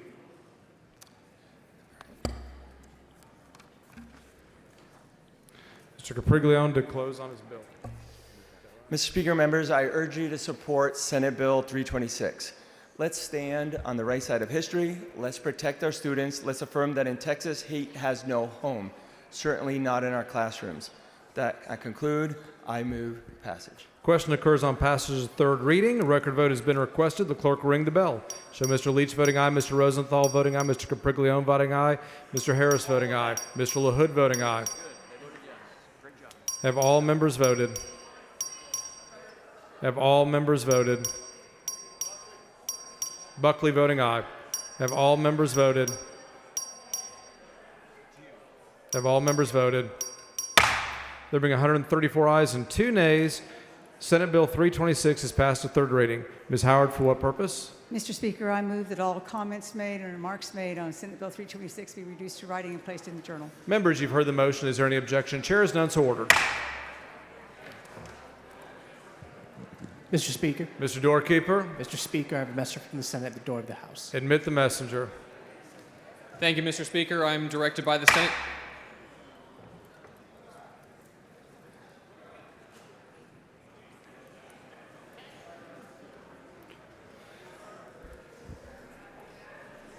Members, the next bill on the calendar is House Bill 2436. The Senate companion is over and eligible. The chair lays out on second reading SB 1637. The clerk will read the bill. SB 1637 by King relating to an exception to an application of the offense of deadly conduct for certain peace officers discharging official duties. Chair guys, Mr. Hefner. Thank you, Mr. Speaker. Members, Texas is the only state which has a deadly conduct statute. Although other states have laws which are more explicitly associated with the unlawful use of firearms, Texas takes a more generalized approach. As a result of this generalized approach, several district attorneys across the state have inappropriately used the deadly conduct statute against the lawful actions taken by Texas peace officers while in the official discharge of their duties. House Bill 2436 seeks to amend the deadly conduct statute to draw a clear distinction between a peace officer who is acting in accord with his or her prescribed duty to uphold the law and a criminal who carries a firearm to facilitate a criminal offense. Mr. Dutton, for what purpose? Would the gentleman yield for questions? Gentleman yield for questions? I yield. Gentleman yields for questions. Thank you. The current law is what in terms of police officers and the deadly conduct statute? Under the current deadly conduct statute, a peace officer in discharging their firearm are presumed negligent before they even go before the due process. And so basically what this does is reverses that into our standard due process where they're innocent until proven guilty instead of guilty until proven innocent. So police officers have immunity, correct? They have what? Immunity?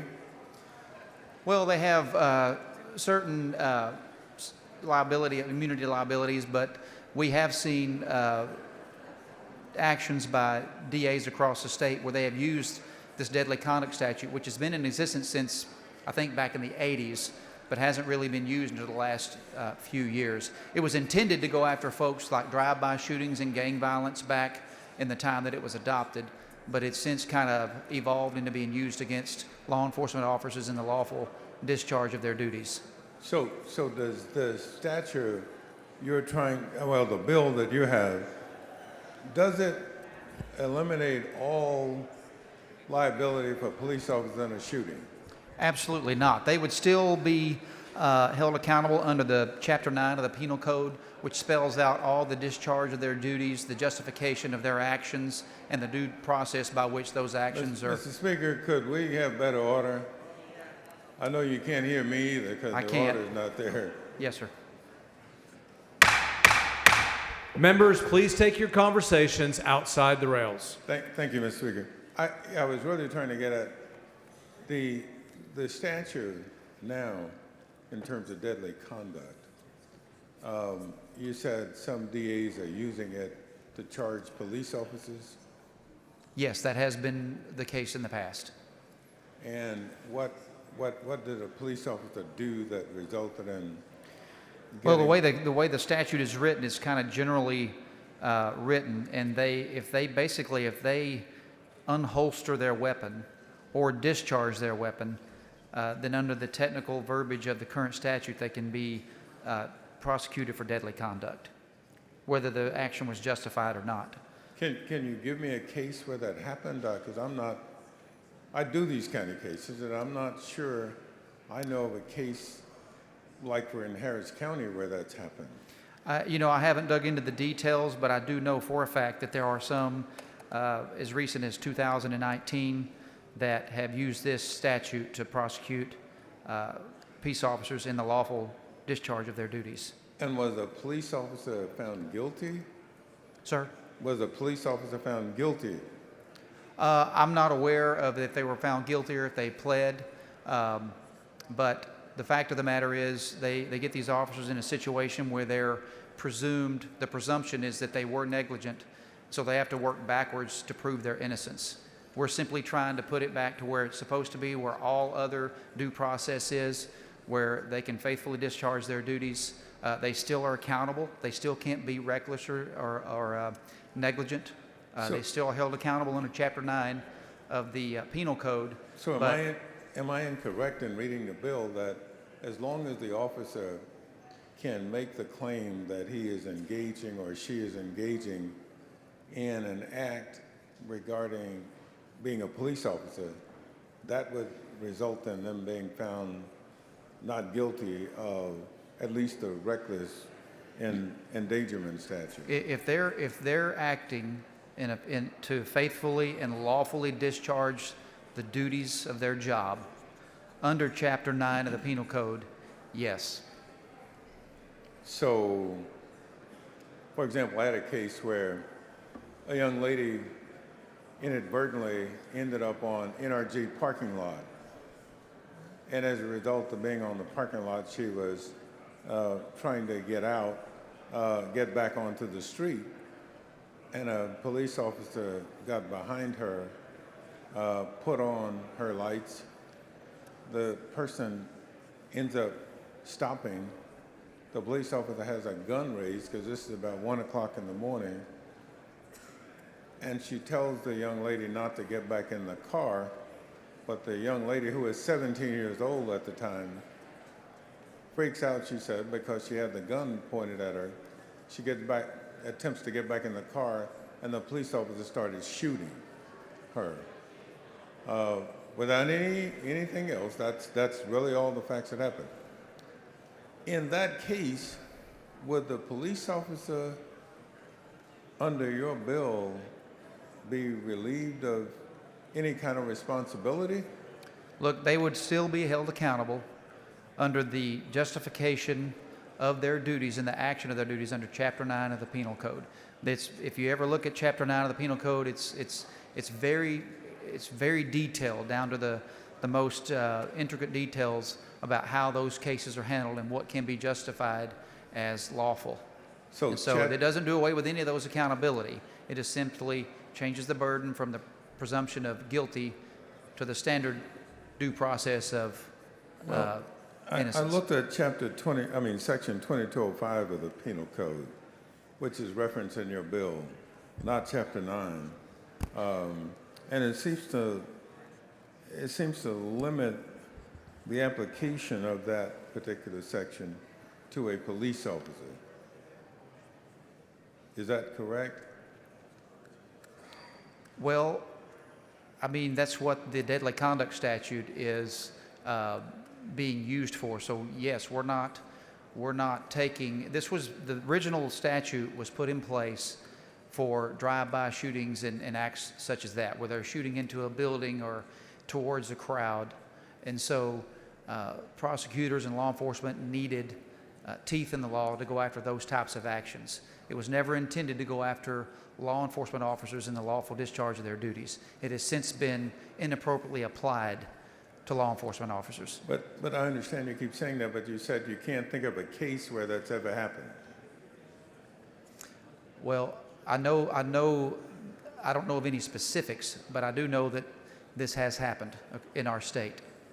Well, I'm just a little concerned that it says that your substitute exempts peace officers simply on the basis that they're engaged in their, involved in being a police officer, and that's enough to absolve them of any responsibility. It does not absolve them of any conduct. responsibility. Absolutely does not. They are still held accountable under Chapter 9 of the Penal Code, which spells out what actions are justified and okay and what are not. Okay. And how those cases are to be determined, whether or not they were justified, is spelled out in detail in Chapter 9. So we're not saying they're not going to be held accountable. We're just saying instead of the, how would Chapter 9 affect them then? Tell me that specifically. well, I mean, it's 10 pages that spells out the justifications of their actions and the due process by which those are. What is the subject of Chapter 9?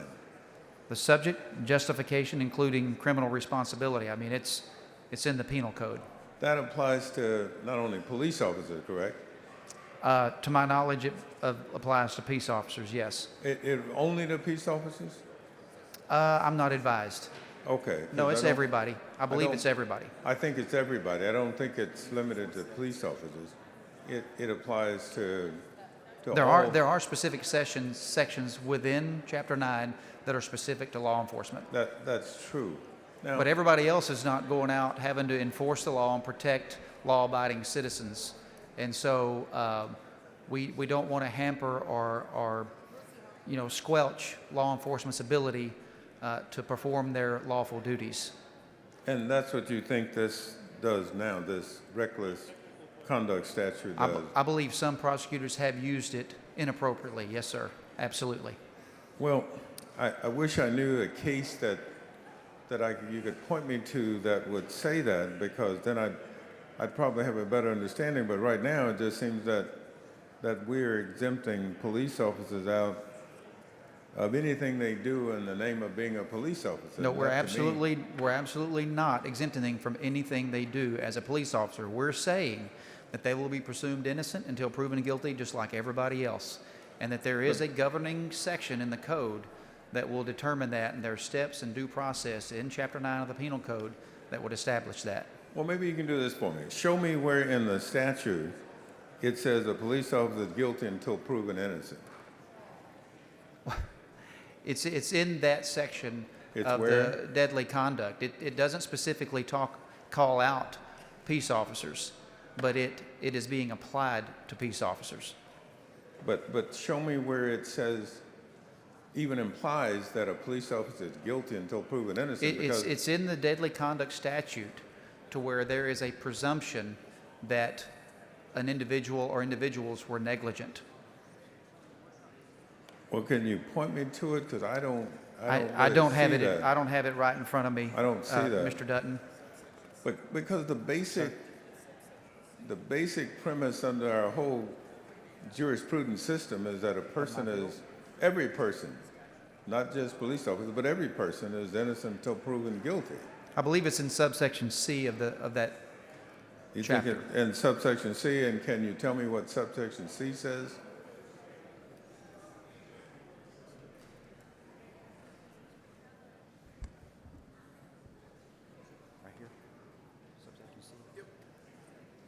So subsection C says recklessness and danger are presumed if the actor knowingly pointed a firearm at or in the direction of another, whether or not the actor believed the firearm to be loaded.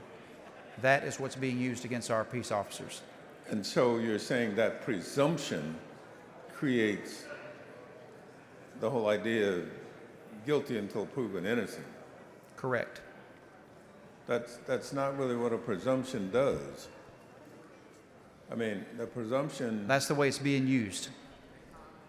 Well, but you can't point me to a case where it's being used like that. That's a problem I have with that statement. I recognize that that what that section in the statute tries to rely on is that if you are pointing a gun at somebody, if a police officer, however, is pointing a gun at somebody, there is a reason. There is a reason, whether that reason is legal, legitimate, or whatever, but there is a reason for a police officer to be pointing the gun at Exactly. a person. That's what we're saying here. Police officers, there's a reason they wear a bulletproof vest to go to work every day. There's a reason Right. they carry a firearm. It is to help them enforce the laws which protect you and I. And so that same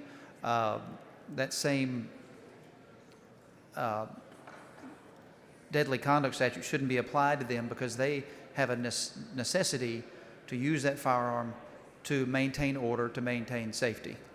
And so Well- where this original statute was intended for drive-by shootings or individuals that are shooting into a building, shooting into a crowd, firing up into the air, was not intended to be used against peace officers who must maybe unholster their firearm or even discharge their firearm. Are you aware of the principle of qualified immunity? I'm not a lawyer, but I have a very high level of understanding of it, yes, sir. Okay, because almost every police officer I know of has the applicability of qualified immunity to whatever conduct they Right, engage in. But I believe when you apply the strict language of this deadly conduct statute, then juries have been basically obligated to rule on verdicts based on the plain language of this deadly conduct statute. So your and finally, your argument is that because the statute says if you point a gun at somebody, you can be held responsible under the deadly conduct statute, and that is what. And whenever a police officer does that, they can be charged under deadly conduct statute. Yes. Well, I don't want to disagree with you, but like I said, I wish you could point me to a case where that stands for that, and I would be a lot more comfortable, because right now I don't know how a prosecutor would ever take a case against a police officer on the basis that the police officer just in their official duties just pointed a gun at somebody. It's my understanding, I don't know the details, but there have been cases where law enforcement officers have been tried for murder and they were not able to reach the burden of proof for murder, so they reverted to the deadly conduct statute, which was used, and they were prosecuted under the deadly conduct statute And for lawfully discharging their duties. They And we initially want- charged the police officer with murder? To my understanding, those attempts were made. Oh, wow, that's even more serious than what you started with, and I wish if you could think of a case, or if you knew of a case that stood for that whole proposition, I might be inclined to think a little bit differently, but I just don't. I think most prosecutors wouldn't charge a police officer with murder and use as a underlying offense the statute you're trying to amend here. I just don't, that doesn't seem to make a whole lot of sense. And let me ask you this, what is the punishment under this statute? I'm not advised. I don't know what the Okay. penalties are. Under the deadly conduct statute? Yes. I'm not advised. Okay. Class A first. Well, Can be enhanced up to a third. it's a class, I'm being told it's a Class A for a first offense and can be enhanced up to a third-degree felony. That's right. And when is it enhanced? What causes it to be enhanced? I believe it's enhanced when you actually discharge the weapon. You That actually if they- fire the weapon. If they discharge their weapon? Yes. Well, that's sort of kind of true, but not completely. But I guess I'm troubled by the fact that we seem to be eliminating the application of the statute to police officers, but at the same time, Mr. Speaker, could we get order? Members, please take your conversations outside the rail. and so what your bill does is eliminates the whole statute's application to a police officer. The deadly conduct statute was never intended to be used against peace officers lawfully discharging their duties. It has in recent years, in my understanding, been misapplied, inappropriately applied, to go after law enforcement officers in the lawful discharge and implementation of their duties. It was intended for drive-by shootings and reckless discharge of firearms in public places.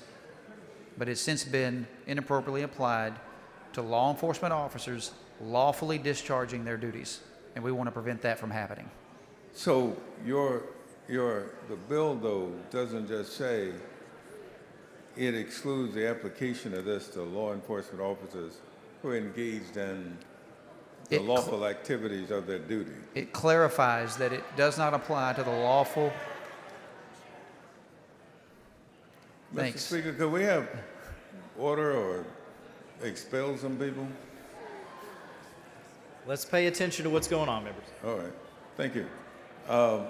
What I'm trying to figure out is if a police officer engages in certain conduct, for example, pulls out his gun and shoots somebody, you're saying that under this statute, what has happened before is that they have used this statute, first of all, in charging a police officer with murder, and used this statute as an underlying offense? Yes. There already have Chapter 9 of the Penal Code that holds them accountable for reckless or negligent actions. The deadly conduct statute was never intended to be applied to law enforcement officers faithfully and lawfully discharging their duties. Gentleman's time has expired. Could we move for an extension, Mr. Speaker? I mean, some of this noise has caused this. Members, please take your conversations outside the rail. Is there objection to the motion? Chair? There is objection. Vote aye, vote no. Division vote has been called. You should vote from your desks. Clerk will ring the bell. Thank you, Mr. Nope, never mind. Nope, nope, nope, nope. Members, vote from your desk. Strike the board. The gentleman's time is extended. Thank you, Mr. Speaker. I'm just trying to be sure that that what we're doing here is not only acceptable but responsible. So we already have use of force statutes that specifically spell out what justifiable use of force is. And that is defended and spelled out in the due process to check out whether or not those use of force activities were done in the right manner is in Chapter 9. This is deadly conduct was intended for recklessness, for negligent discharge, shooting into a crowd, shooting into a building, drive-by shootings. And so the law enforcement officers are held to a very high standard under a separate statute, deadly of use of force, Right. and Chapter 9 of the Penal Code. We're trying to make sure, we're trying to eliminate the deadly conduct statute from being abused and being used against law enforcement officers in the discharge of their duties. And normally, though, finally, we evaluate police officers' conduct under an objective standard as opposed to a subjective standard, rather than just looking at what the police officer thought was reasonable, for instance. We generally look at it objectively as to whether or not a reasonable police officer, given the same set of circumstances, would have engaged in that conduct. Sure, and we have use of force statutes and Chapter 9 of the Penal Code that covers all of that. And so We you have- feel, so you feel comfortable that this is not excusing police conduct Absolutely. of any kind? Correct. All right, thank Correct. you. Yes, sir. Mr. Speaker, Representative Hawkins, for what purpose? will the gentleman yield for questions? The gentleman yield for questions. Of course. The gentleman yields. Members, this is a very, very important bill, and we need to focus on it. Representative Hefner, what prompted you for this piece of move forward this piece of legislation? The need was presented to me. This was spelled out. And, you know, I have family that put on a bulletproof vest every day when they get up and go to work. I have friends, and I think it's important, the job that they do. They're under more scrutiny than just about any other trade in this state, and I think that they need to be protected when trying to discharge their duties in a faithful and lawful way. Thank you. They're put in high-stress situations at night, alone, where they don't know who they're dealing with. I mean, Representative, we're sitting here in this building, and we're appropriating money for bulletproof windshields because we pull somebody over for a traffic infraction, and somebody could step out without provocation. Hefner, in And all so- due respect, can I ask my questions? Yes, ma'am. I too have law enforcement officers in my family, so I concur with you. We want to make sure that they come home safe Yes, and ma'am. alive. So we're on the same page with that. My question to you, when I read your bill, it speaks to, from my perspective, laxing the responsibility of the trained officer to use good judgment. Your bill, basically, from what my interpretation, is that it says that they can shoot someone without clear justification. No, ma'am. We're talking about two separate things. We have use of force codes and use of force conduct and governance in other sections of the law. This is specifically to the deadly conduct statute, which was implemented, I believe, 3 or 4 decades ago, about drive-by shooting, shooting into crowds, shooting into buildings. This was not ever intended to be applied to officers in the lawful discharge of their duties. We have a whole code of use of force and deadly conduct. Representative Hefner, I'd like to ask several questions, so I appreciate the long dialogue, but I'd like to be more specific in our responses, okay? Sure. Okay. When we look at the cases that have occurred and our life experiences, can you cite any case whereas the officer was prosecuted for an offense that wasn't proved that he was negligent? Can you cite any case?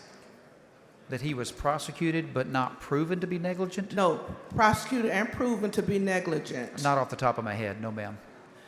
But I know what happens. So can you give this body assurance that this piece of legislation has those protections in place that a rogue police officer will come to trial and have Yes, I absolutely can, because this is only specific to the deadly conduct statute.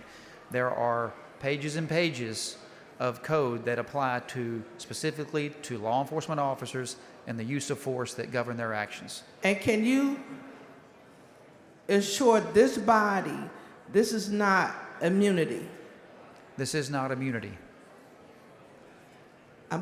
On the record, this is not immunity. I'm not a lawyer, Ms. Gervin Hawkins, but to my knowledge and to my understanding, this just simply, instead of being the presumption of recklessness, it reverses it and puts it in the standard burden of proof like any other due process that we have. Thank you for answering my questions, Representative. Thank you. Yes, ma'am. Mr. Morgan, for what purpose? Does the gentleman yield? Does the gentleman yield for questions? I do. The gentleman yields. When you dial 911, who do you want to show up? I want the police to show up, and the fire and EMS, whoever's needed. That's right. And when they show up, if they need to pull their gun to protect you and your family, you want them to be able to do that? I want them to be able to faithfully discharge their duties to keep law-abiding innocent citizens safe. Absolutely. Right. And you want them to be able to do that without fear of persecution for merely pulling their gun to try and keep you and your family safe. Is that correct? Yes. And that's the intent and purpose of this bill, is to ensure that rogue prosecutors can't go after our law enforcement and charge them with merely pulling out their weapon if they need to ensure that you and your family are safe when you call them, correct? Yes, that's correct. All right, thank you. Yes, sir. The following amendment, the clerk will read the amendment. Amendment by Moody. Chair recognizes Mr. Moody. Hello. How's everybody doing? My amendment is there's two operative sections of the bill. One deals with the Class A deadly conduct, and has to do. That's where you're talking about the presumption language that we were discussing here a little while ago. That has to do specifically with the presumption when a weapon is exhibited and pointed at someone. My amendment does not touch that portion of the bill. It specifically goes to B1 of deadly conduct. So B1 of deadly conduct is when you have discharged a weapon towards a person or a group of people. The way the bill is written as it came to the floor would grant kind of blanket immunity for these as long as the officer was essentially in uniform and on duty. I don't think that was the intent of the legislation. So to clarify that, what we've added here in the amendment, if you read F2, the officer needs to reasonably believe that the discharge of their firearm is justified under Chapter 9 of the Penal Code. Justification is broad, as Mr. Hefner's talked about. It's well-settled law. These are things that people can go through. And so it would tie those two things together. So engage in the actual discharge of the officer's duty, and that it is justified under Chapter 9. And so it ties those two concepts together when we are talking about the discharge of a firearm. And I believe it is acceptable to the author.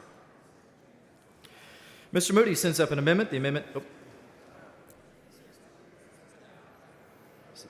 We good? Mr. Dutton, for what purpose? To ask Chairman Moody, Speaker Moody, questions. Does the gentleman yield for a question? Yes, sir. The gentleman yields.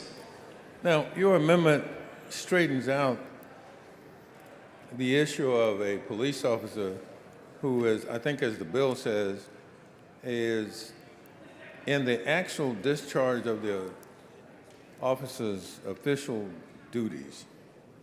Correct. That's the language that's in the bill as it came forward. And I think, and I was listening to the dialogue between yourself and Mr. Hefner, I think part of the concern you were raising is where's the justification of use of force? And so that's what this does by adding F2, it marries the two things together. So it ties it to the justification statute, and it says they need to be in actual discharge of their official duties. So that affects the prosecution under B1 of deadly conduct, and that deals with the actual discharge of firearm towards an individual or multiple individuals. Right. So an officer could still be with this amendment, an officer could still be prosecuted for this if no justification could reasonably be inferred by their actions. Well, I like your amendment. Thank you. I had one final question though. I was still trying to look up a case that might have been, as I think the author said earlier, a case where prosecution would have charged a police officer under the statute. Do you know of one like that? None of those have been. I don't have any particular knowledge of any of those cases. I've heard the same concerns that Mr. Hefner relayed to the floor today. I do think we should be very careful here, because just because you operate as a peace officer does not mean you should be given some blanket immunity, particularly when it has to do with the discharge of your firearm. It's a heavy responsibility that we put on our police officers. The training that they receive is supposed to help them interact in these situations in a very safe manner, but sometimes they're in very dangerous situations. So I understand where we're trying to get to, but I think the language as it came to the floor grabbed way too broadly, and I think wouldn't not have permitted an officer who was acting outside of what we would consider justified use of force from being prosecuted. I don't think anyone's interested in giving blanket immunity for an officer in those situations. So I think this preserves the justification concepts that are long settled law in Chapter 9, and it marries it with this bill, I think, in a way that should preclude the type of actions that Mr. Hefner's talking about. Because we talked a little bit about drawing the weapon or drawing down on someone. That would have been that's Section A of the Deadly Conduct Statute. That's when we're not discharging the firearm. And he said essentially, we're going to remove the presumption that it was reckless and dangerous if you're a peace officer. So a peace officer could still be prosecuted under A. You're just going to have to go forward and prove the recklessness and the danger. Right. There's no presumption there. So the facts are still going to come into play as to how the officer conducted themselves. And I think that puts this in a better place for everybody. Absolutely. And your amendment is acceptable to the author? It was when I started. I'll check again before I leave All the right, microphone. Okay, I hope so. Thank you, Mr. Moody. Thank you. Mr. Moody sends up an amendment. The amendment is acceptable to the author. Is there objection to the adoption of the amendment? Chair hears none. The amendment is adopted. The following amendment, the clerk will read the amendment.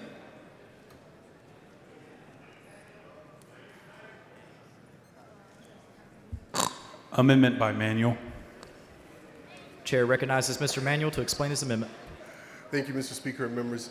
This amendment simply says that if you are a peace officer, that you would have to carry limited liability insurance. I know how some of you feel about it, but we have cities that are cash-strapped. If there's an incident that happens with officers, this limited liability insurance will pay for that. That means the cities won't have to pay for it. This is not an anti-police thing. This is also looking at a city and a county. What if you have a multi-million-dollar suit and your city's already in debt? How are you going to pay that? Every city employee has to be taken care of. So if any city employee commits a crime or does violence while they're on the job, the cities have to pay for it. The counties would have to pay for it. Police officers and sheriffs are city or county employees. This is just giving an added protection to make sure that if something does happen, that the cities aren't on the hook for this, the police officers aren't on the hook for this, and this would give a way also to know what the violence looks like, because we would have to be paying those premiums. That's what this says, and I yield if there's any questions. Mr. Jones of Harris, for what purpose? Yes, will the gentleman yield for Does the questions? gentleman yield for questions? I do. The gentleman yields. Representative Manuel, did you know that liability insurance for a police officer runs anywhere from $15 to $30 a month? I did not know that, but that seems way more affordable than my car insurance. And did you know, like what you said, that if someone is injured by the police, and I mean any form of police, the HPD, a sheriff, constable, anywhere, that would cover it? Right. Right. So Right. and having liability insurance to carry a gun.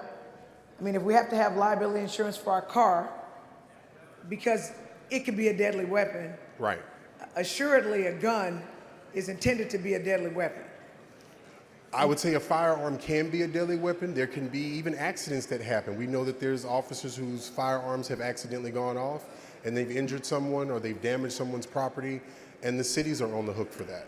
And did you also know that in some small towns, when a lawsuit happens against a police officer, sometimes it almost bankrupts the towns because Right, they can't afford exactly. to pay the judgments? Yes, exactly. And so, because this amendment is on this bill where there's an exception for law enforcement so a criminal case can't be filed against them, but that doesn't stop a civil case from being filed. Exactly. And so liability insurance is the best way for a city, a county, or any governmental entity to protect itself from a large judgment in the event that a police officer intentionally or accidentally hurt someone. Is that accurate? Exactly. That is the main reason. Thank you, Rep. And actually, this is your bill, and I pulled it and put this on here. Because it's so important people have to understand we are allowing police officers to now have a different form of force, a little bit more force, some of us would say. So you may not be able to go to jail for it, but the cities are on the hook for that money if there is a lawsuit that happens. So it doesn't matter if you say it's okay that the officer was able to use their firearm, but that doesn't mean that your city won't end up paying millions of dollars when this call comes out. This is a safety measure. It's absolutely a safety measure. And also, Rep. Manuel, do you realize that police unions can actually pay the monthly insurance payment? Exactly. And again, it is not that expensive. It's between $15 and $30 a month. Well, that's even less than better car than- insurance. That's way less than car insurance. It's way less than pet insurance. Thank you for filing the amendment. Thank you. I move passage. Chair recognizes Mr. Hefner to speak against the amendment. Thank you, Mr. Speaker. I respectfully oppose this amendment. Members, our law enforcement officers already have to deal with enough to worry about how to pay for additional insurance. They're covered by their city and county agencies, and so I'll be moving to table. Chair recognizes Mr. Manuel to close. Members, I hope you don't table this amendment. Thank you. Mr. Manuel sends up an amendment. Mr. Hefner moves to table. The question is on the motion to table. If you are in favor of the amendment, vote no on the motion to table. If you are opposed to the amendment, vote yes on the motion to table. A record vote has been requested. The clerk will ring the bell. Show Mr. Hefner voting aye. Show Mr. McLaughlin voting aye. Mr. Hunter voting aye. Mr. McQueenie voting aye. Mr. Bell of Kaufman voting aye. Mr. Luther voting aye. Members, you can vote. All right, we got you. Have all members voted? Have all members voted? There being 85 ayes, 61 nays, 2 present not voting, the amendment is adopted.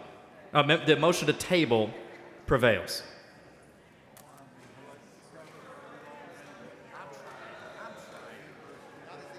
Is there anyone wishing to speak on, for, or against Senate Bill 1637? The chair recognizes Mr. Hefner to close. Thank you, Mr. Speaker. Members, let's help our law enforcements do their job. I move passage. Members, the question occurs on the passage to third reading of SB 1637. Record vote has been requested. Clerk will ring the bell. Show Mr. Hefner voting aye, Mr. Harris voting aye, Mr. Louderback voting aye, Mr. Hunter voting aye, Mr. McLaughlin voting aye, Mr. Morgan voting aye, Ms. Luther voting aye. Have all members voted? Have all members voted? There being 103 ayes, 41 nays, 2 present not voting, Senate Bill 1637 is passed to third reading.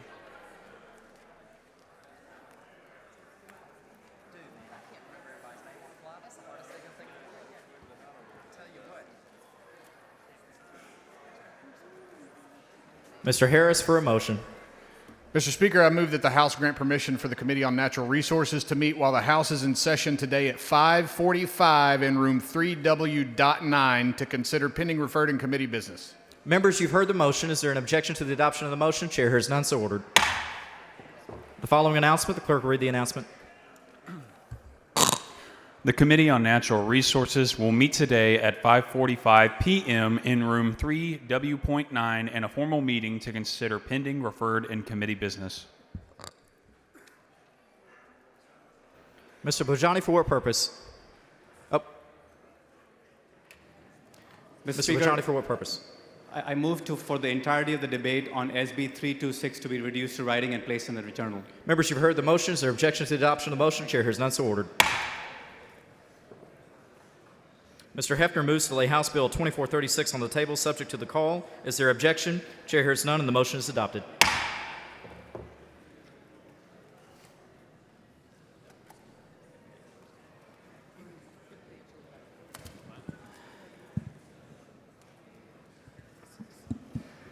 The chair lays out on second reading House Bill 1500. The clerk will read the bill. HB 1500 by Bell of Kaufman relates to the continuation and functions of the Department of Information Resources, including the composition of the governing body of the department. The chair recognizes Mr. Bell of Kaufman to explain the bill. Thank you, Mr. Speaker. Members, House Bill 1500 is the sunset bill for the Department of Information Resources, or DIR. As many of you know, DIR plays a central role in managing and protecting the state's IT infrastructure, coordinating cybersecurity, telecommunications, data centers, and cooperative purchasing for technology across state agencies. House Bill 1500 reflects the work of the Sunset Advisory Commission over the interim. We propose targeted reforms to ensure DIR continues to meet our government's complex and evolving needs. This bill will continue the Department of Information Resources in its mission to serve Texas by leading the state's tech strategy, protecting state technology infrastructure, and offering innovative and cost-effective solutions for all levels of government. The bill restructures the DIR board to improve representation for state agencies of all sizes and makes all customer representatives non-voting members, preserving independence and oversight. We also clean up outdated statutory advisory committees and instead require DIR to establish advisory groups and rule to better align with its core responsibilities. To strengthen cybersecurity statewide, and the bill mandates that agencies undergo an information security assessment and penetration test every 2 years. It also refines cybersecurity reporting to eliminate redundancy and clarify expectations. Recognizing the importance of procurement to the state's IT posture, HB 1500 requires DIR to expand training for agency staff and develop a procurement as a service pilot program. DIR will also validate agencies' deployment reviews to ensure accurate IT planning. Finally, the bill includes standard sunset updates like improving complaint processes, updating board member training, and eliminating obsolete reports. Members, House Bill 1500 ensures Texas remains proactive, secure, and efficient in managing technology across state government. Thank you, Mr. Speaker, and I move passage. The question occurs on the passage to engrossment of HB 1500. A record vote has been requested. The clerk will ring the bell. Show Mr. Canales voting aye, Mr. Harris voting aye, Mr. Bello-Kaufman voting aye, Mr. Kissman voting aye. Have all members voted? Have all members voted? There being 143 ayes, 1 nay, 2 present not voting, House Bill 1500 is passed to engrossment.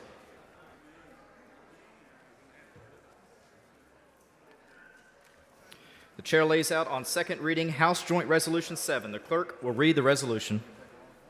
HJR 7 by Harris, proposing a constitutional amendment to dedicate a portion of the revenue derived from state sales and use taxes to the Texas Water Fund.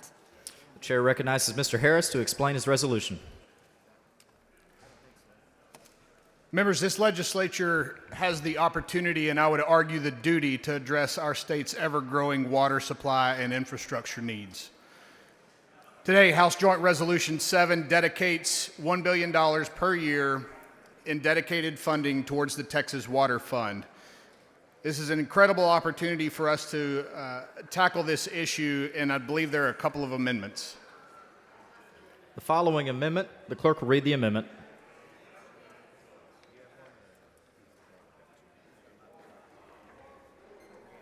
Amendment by Harris. Chair recognizes Mr. Harris to explain his amendment. Thank you, Mr. Speaker. Members, this is just a technical amendment to correct the way the revenue is attributed that was given to us by the Comptroller's Office. I move adoption. Members, the amendment has been offered by Mr. Harris. Mr. Harris, of course, approves of his own amendment. Is there objection to the adoption of the amendment? The chair has not so ordered. Following amendment, the clerk will read the amendment. Amendment by Harris. Chair recognizes Mr. Harris to explain his second amendment. Thank you, Mr. Speaker. Members, this amendment just protects existing groundwater, and it states that the new water supply fund can't be used for existing groundwater unless it's brackish. I move adoption. Mr. Harris offers up an amendment. The amendment is acceptable to the author. Is there objection to the adoption of the amendment? Chair has none so ordered. Following amendment, the clerk will read the amendment.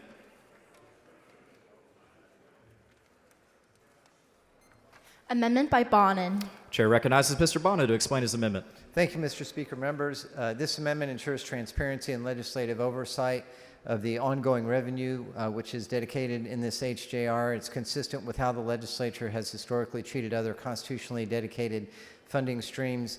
This will now appear as a line item in the General Appropriations Act. The second thing this amendment does is it says the initial deposit of the sales tax diversion will begin in fiscal year 2028, and it is acceptable to the author. Mr. Bonin sends up an amendment. The amendment is acceptable to the author. Is there objection to the adoption of the amendment? The chair has none so ordered. Is there anyone wishing to speak on, for, or against House Joint Resolution 7? Chair recognizes Mr. Harrison to speak Against the resolution. Thank you, Mr. Speaker. Members, I'll be very brief, but this is the second time today I've had to come up and speak against how this body is going to do something. In the first case with Texas State Technical College, I actually supported what we were trying to do, but in this case, I oppose this both on the merits and on the procedural, the ways in which we are doing this. We're doing this again by constitutional amendment. Ladies and gentlemen, we are again cooking the books. Okay, by doing this via a constitutionally dedicated fund and authorizing $1 billion a year, we are not only spending billions of dollars of the surplus that should be going to property tax relief, we are also doing it in a way that is not transparent, that allows for continued expenditures to the tune of billions of dollars every biennium, that will not require a vote by this legislature. The people of Texas deserve much better than this legislation, and I implore you to join me in voting no. Thank you. Is anyone else wishing to speak on for or against the resolution? Hearing none, Chair recognizes Mr. Harris to close on the resolution. Thank you, Mr. Speaker. Members, if we don't do this, then one day there won't be a surplus for us to be debating because the Texas economy will come to a screeching halt. Ms. Davis, for what purpose? Will the gentleman yield for a Does question? the gentleman yield for questions? Happy to. The gentleman yields. Thank you. I had a question with regard to the $1 billion. That came from where? Sales tax. The sales tax. And will this sales tax, is that a one-time funding, or will there be additional funds going into this account? It's every year. If approved by the voters, it's $1 billion per year. $1 billion every year. And it's out of sales tax from GR, right? Correct. Okay. And the other thing about it is, on this fund, is there specific projects that would be eligible for it, or is it kind of open and we're still doing those projects? So this doesn't specifically say which buckets that it has to go into. This is just moving the $1 billion per year into the water fund. And then at that point, the legislature, we come together and we prioritize different parts of the water fund. We say this amount of money should go towards different projects. We work with the Water Development Board, but as it is in this joint resolution, it will be the Water Development Board who is determining how this money gets allocated to different projects. So that was my question, who's going to allocate the money? So it's going to the Water Development Correct. Fund. And currently, let me ask you one more question as it relates to this. How much of this money, this $1 billion, do we know how much the surplus is that we've already spent? How much of the surplus has already been spent if we were to take this out of general revenue now? I'm not advised. Okay. Okay. Mr. Bonin, for what purpose? Will the gentleman yield for questions? Does the gentleman yield for questions? Happy to. Gentleman yields. Chairman Harris, is it your understanding that this will actually go to the voters of the state of Texas? That's exactly right. Okay. And is it also your understanding that with the amendment that we adopted, that this will now appear as a line item in the budget each legislative session and will be voted on by the members of the House of Representatives and the members of the Senate? That's correct. And is it also your understanding that this is a dedication of future revenue beginning in fiscal year 2028? Correct. I think you have a very transparent amendment. Thank you. Thank you, Dr. Bonin. Move adoption. Members, the question occurs on the adoption of House Joint Resolution 7. This is a record vote required by the Constitution. The clerk will ring the bell. Show Mr. Hunter voting aye, Mr. Kissman voting aye, Mr. Harris voting aye, Mr. Frank voting aye. Have all members voted? Have all members voted? There being 138 ayes, 6 nays, HJR 7 is adopted. Mr. Harris.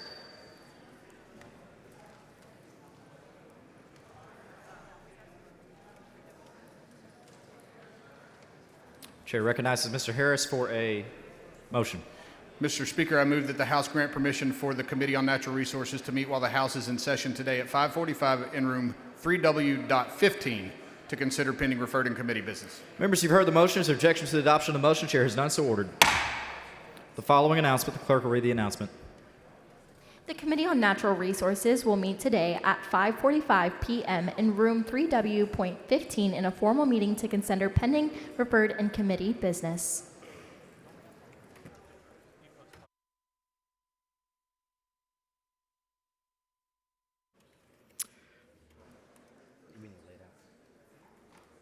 Chair lays out on second reading House Joint Resolution 112. The clerk will read the resolution.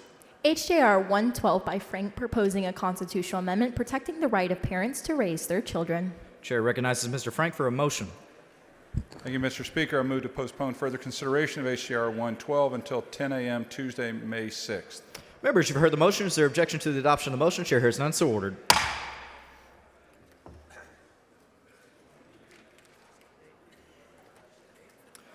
Chair lays out House Bill 34.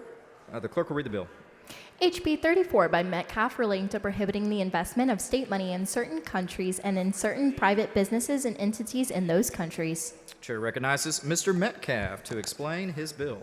Thank you, Mr. Speaker. Members, House Bill 34 is about protecting Texas taxpayers, retirees, and our national security. Right now, Texas pension funds and state investments can be exposed to companies tied to countries that threaten our economic interests and national security. House Bill 34 addresses this risk by prohibiting state investment entities from investing in companies based or owned or controlled in China, Iran, North Korea, or Russia. House Bill 34 also prohibits state deposits in banks headquarters in those countries of concerns. I move passage. Does anyone wish to speak on, for, or against House Bill 34? Seeing none, the question occurs on the passage to engrossment of House Bill 34. A record vote has been requested. The clerk will ring the bell.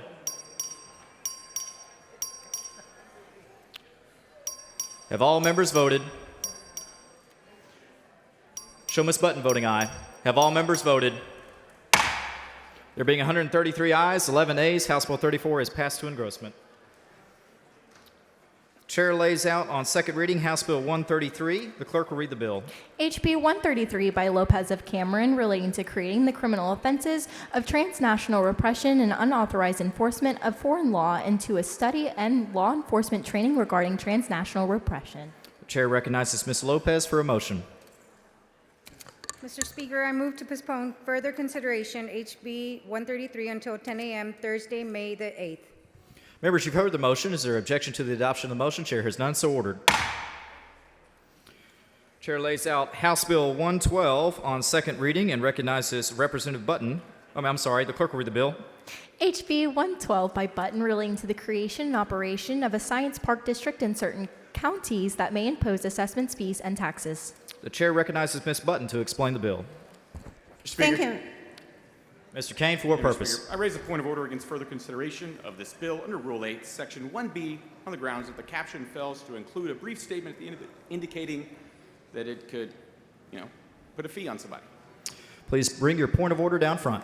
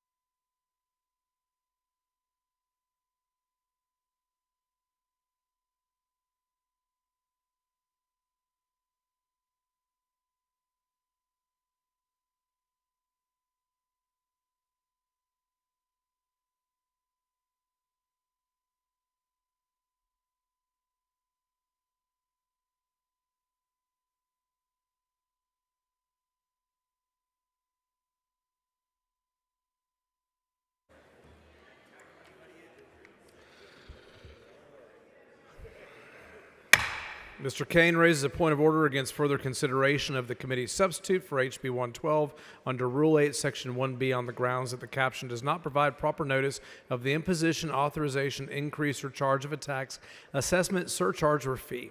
The bill grants a district established under the chapter added by the bill the powers granted to a municipal management district under Section 375.092 Local Government Code, Section 375.092H, grants those districts the power to establish, maintain reasonable and non-discriminatory rates, fares, tolls, charges, rents, or other fees or compensation. Accordingly, the point of order is well taken and sustained.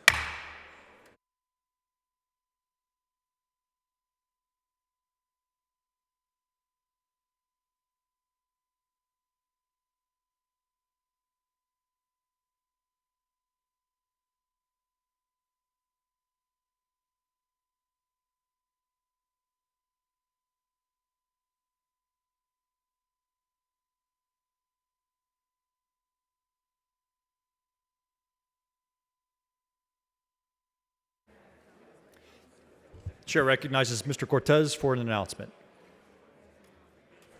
Thank you, Mr. Speaker. Members, I just wanted to make an announcement that the Permanent Standing Subcommittee on Defense and Veterans Affairs will not be having their hearing today. We have posted that it will be canceled for today, and we'll be posting with the new date in the near future. Thank you.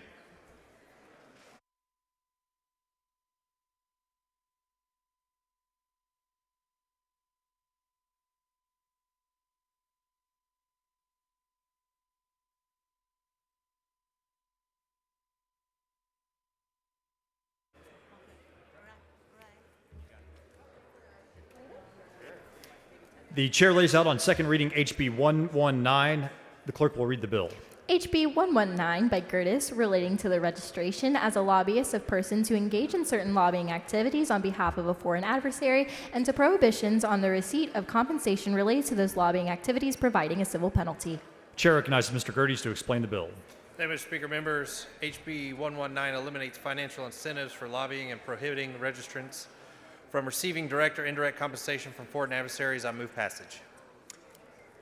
The question occurs on passage to engrossment of HB 119. Record vote has been requested. The clerk will ring the bell.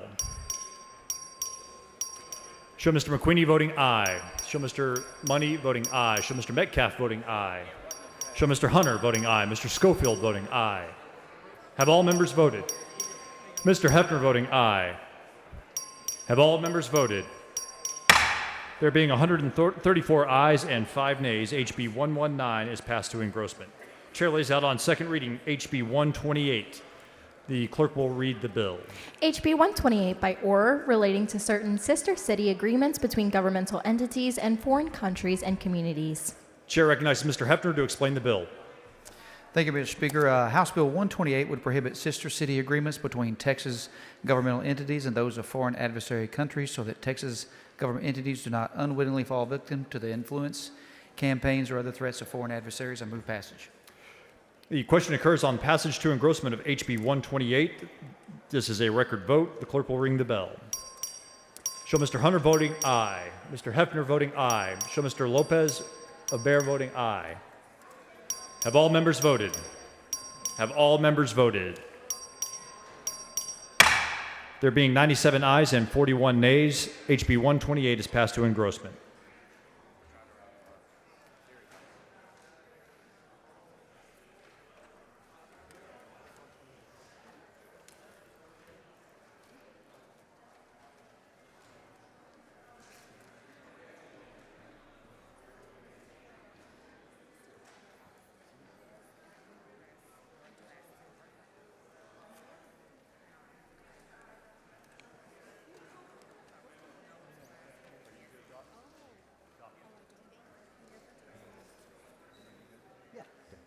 Chair lays out on second reading HB 130. The clerk will read the bill. HB 130 by Bonin, relating to genetic information security for residents of the state, providing a civil penalty and providing cause of action. Chair recognizes Dr. Bonin to explain the bill. Thank you, Mr. Speaker. House Bill 130 will protect Texas genomic information from foreign adversaries that seek to use genomic information for their commercial and military advantage, and I have an amendment. The following amendment, the clerk will read the amendment. Amendment by Bonin. Chair recognizes Dr. Bonin to explain the amendment. Thank you, Mr. Speaker. This amendment ensures that a medical facility, research facility, company, or nonprofit organization subject to this chapter does not provide a foreign adversary access to the genetic information of residents of this state. The amendment also clarifies that the genetic material may not be stored at a location within the borders of a country that is a foreign adversary. I move adoption. Dr. Bonin sends up an amendment. The amendment is acceptable to the author. Is there objection to the adoption of the amendment? Chair hears none, and the amendment is adopted. Chair recognizes Dr. Bonin on the bill. I move passage. The question occurs on passage to engrossment of HB 130. This is a record vote. The clerk will ring the bell. Show Mr. Lopez voting aye. Show Mr. Hayes voting aye. Have all members voted? Have all members voted? There being 143 ayes and 3 nays, HB 130 is passed to engrossment. Chair lays out on second reading HB 132. The clerk will read the bill. HB 132 by Lopez of Bear relating to the confidentiality of information used to prevent, detect, respond to, or investigate a hostile act of a foreign adversary of the United States. Chair recognizes Mr. Lopez of Bear to explain the bill.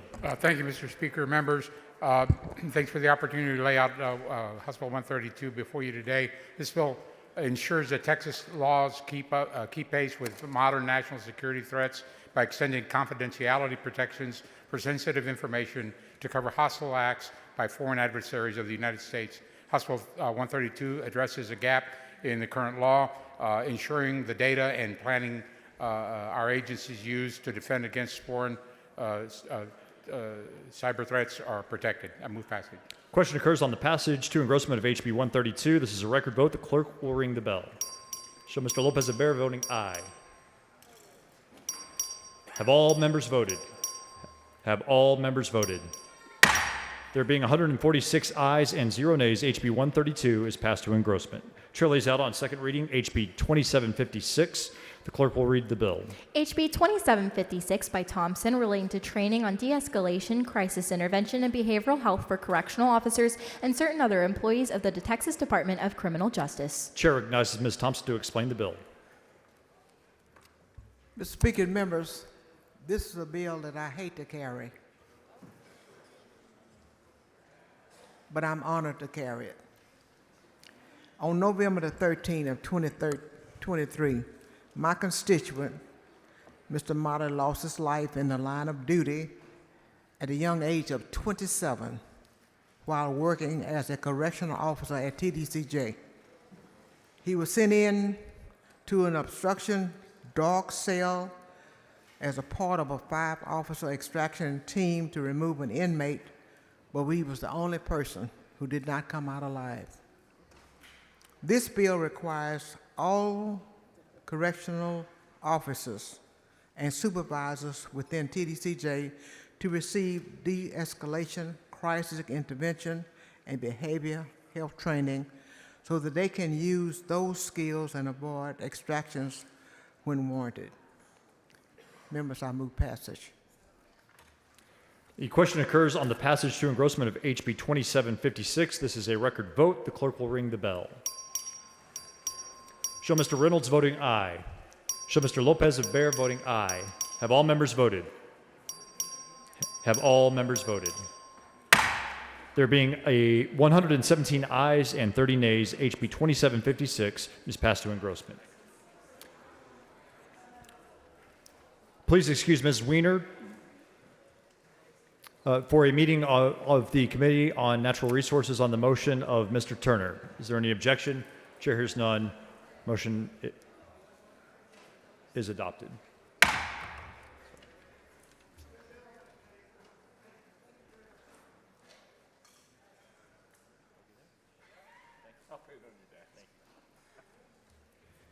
Chair lays out on second reading HB 166. The clerk will read the bill. HB 166 by Capriglione relating to committing the criminal offense of endangering a child, elderly individual, or disabled individual by engaging in certain conduct involving a controlled substance listed in a penalty group 1B of the Texas Controlled Substance Act. Chair recognizes Mr. Capriglione. Thank you, Mr. Speaker and members. House Bill 166 strengthens protections for children, elderly individuals, and disabled individuals by expanding the penal Penal Code for endangering these vulnerable populations through the use or exposure of fentanyl. I move passage. Question occurs on the passage to engrossment of HB 166. This is a record vote. The clerk will ring the bell. Show Mr. Capriglione voting aye. Have all members voted? Have all members voted? There being 143 ayes and 1 nay, HB 166 is passed to engrossment. Chair lays out on second reading HB 406. The clerk will read the bill. HB 406 by Ordaz relating notification of the execution of certain local economic development agreements by a municipality or county to a local workforce development boards. Chair recognizes Ms. Ordaz to explain the bill. Thank you, Mr. Speaker. HB 406 is asking cities and counties to notify their local workforce development board when they enter into Chapter 380 and 381 agreements, ensuring new companies are proactively connected to local labor and resources they need to thrive. I move passage. Question occurs on the passage to engrossment of HB 406. This is a record vote. The clerk will ring the bell. Show Ms. Ordaz voting aye. Have all members voted? Show Mr. Tinderholt voting nay. Have all members voted? There being 112 ayes and 34 nays, HB 406 is passed to engrossment. Chair lays out on second reading HB 186. The clerk will read the bill. HB 186 by Patterson relating to prohibiting the use of social media platforms by children. Chair recognizes Mr. Patterson to explain the bill. Thank you, Mr. Speaker. Members, House Bill 186 is one of the most important pieces of legislation that I've carried in 4 sessions on this floor. Due to constant social media use, self-harm rates have skyrocketed, up 48% for boys and a staggering 188% for young girls. Suicide rates for boys rose 91% and by 167% for girls. In a recent Pew study, 48% of teens admitted that social media harms people their age. We have allowed social media companies unfiltered access to our children without these companies ever showing up to the table to testify on any legislation this body has attempted to pass. In a recent study by the Wall Street Journal, an Instagram account was made as a 13-year-old. The account saw 3 times as many prohibited posts containing nudity, 1.7 times as much violence, and 4.1 times as much bullying content as users above the age of 30. Further, the study demonstrated Instagram shows more pornography, gore, and hate speech to young users than adults. The point is, the social media companies don't care about what content they're feeding you or your children. Rather, they want you hooked on their content.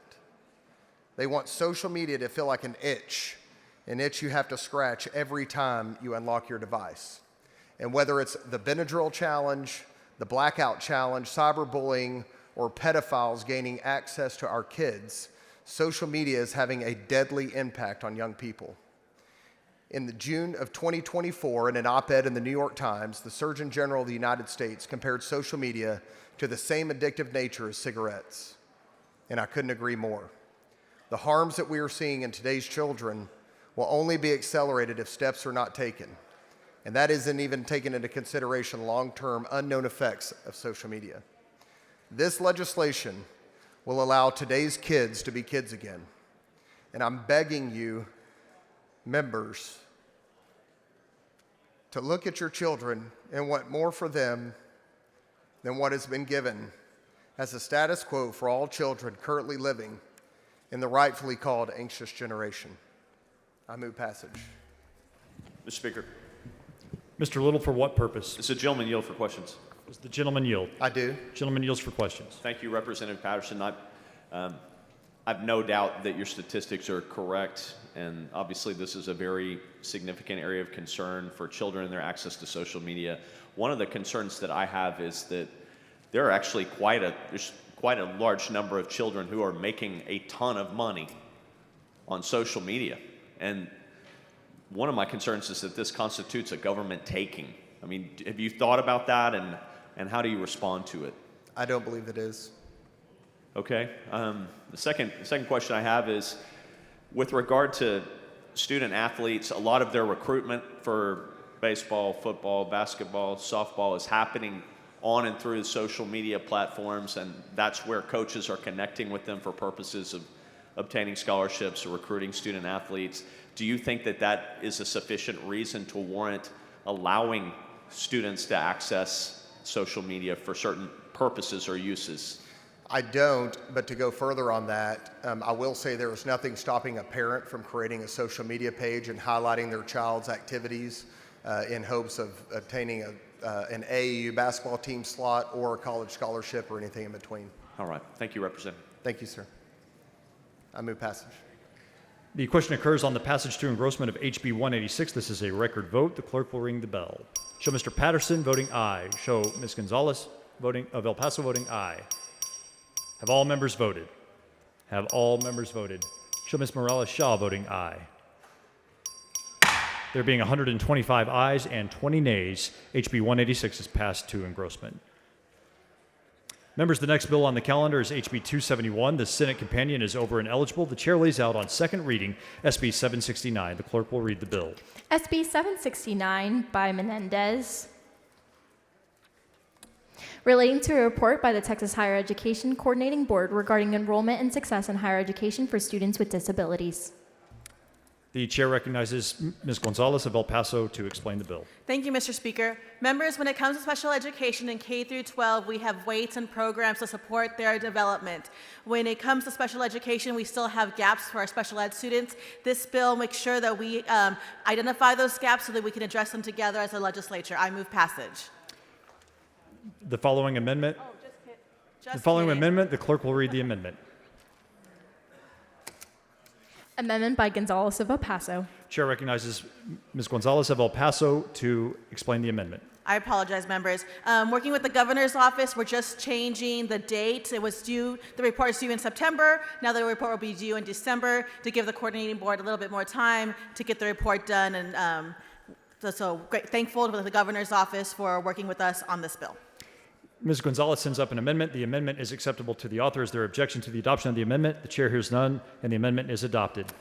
Chair recognizes Ms. Gonzalez of El Paso on the bill. Thank you, Mr. Speaker. Members, let's make sure we're creating access for special education students in higher education. I move passage. The question occurs on the passage to third reading of SB 769. The clerk will ring the bell. Show Mr. Patterson voting aye.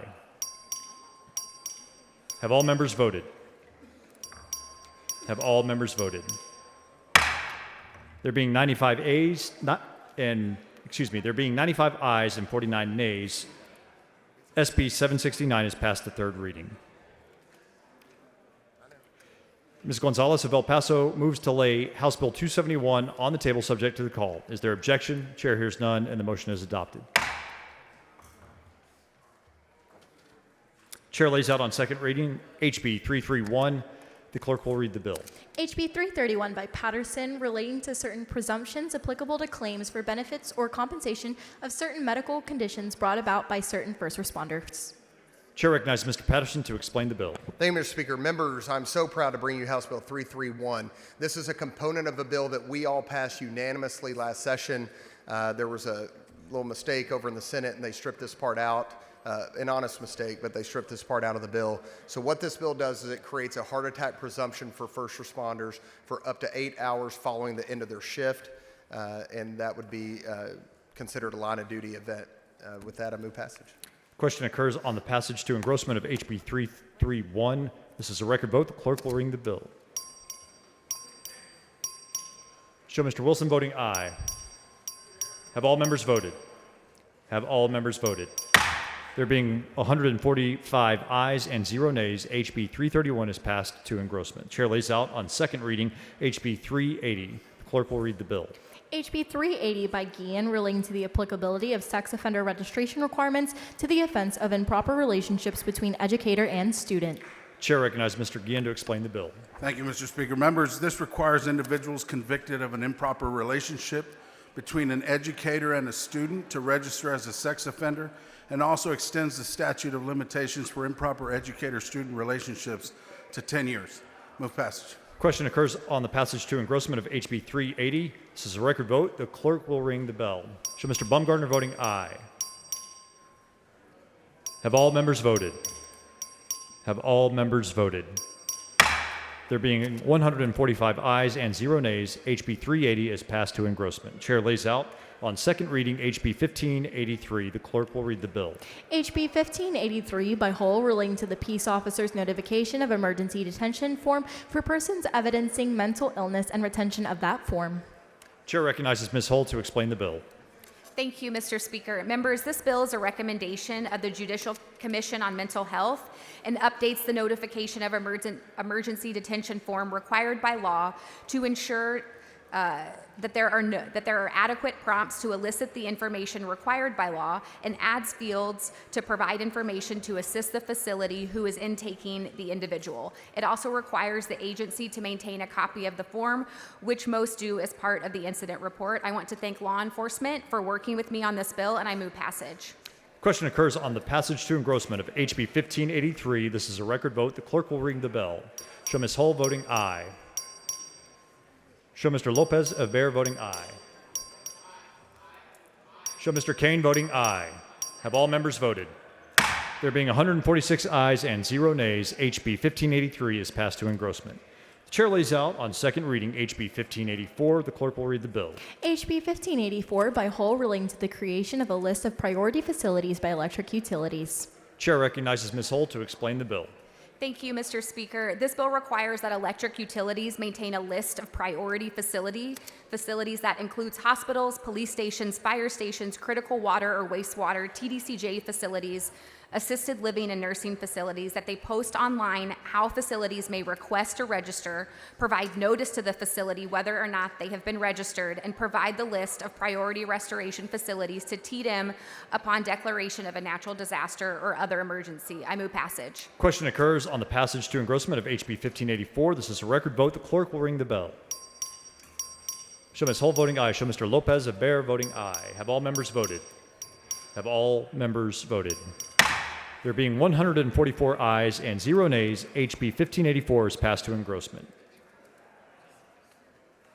Members, the next bill on the calendar is HB 1819. The Senate companion is over and ineligible. The chair lays out on second reading SB 897. The clerk will read the bill.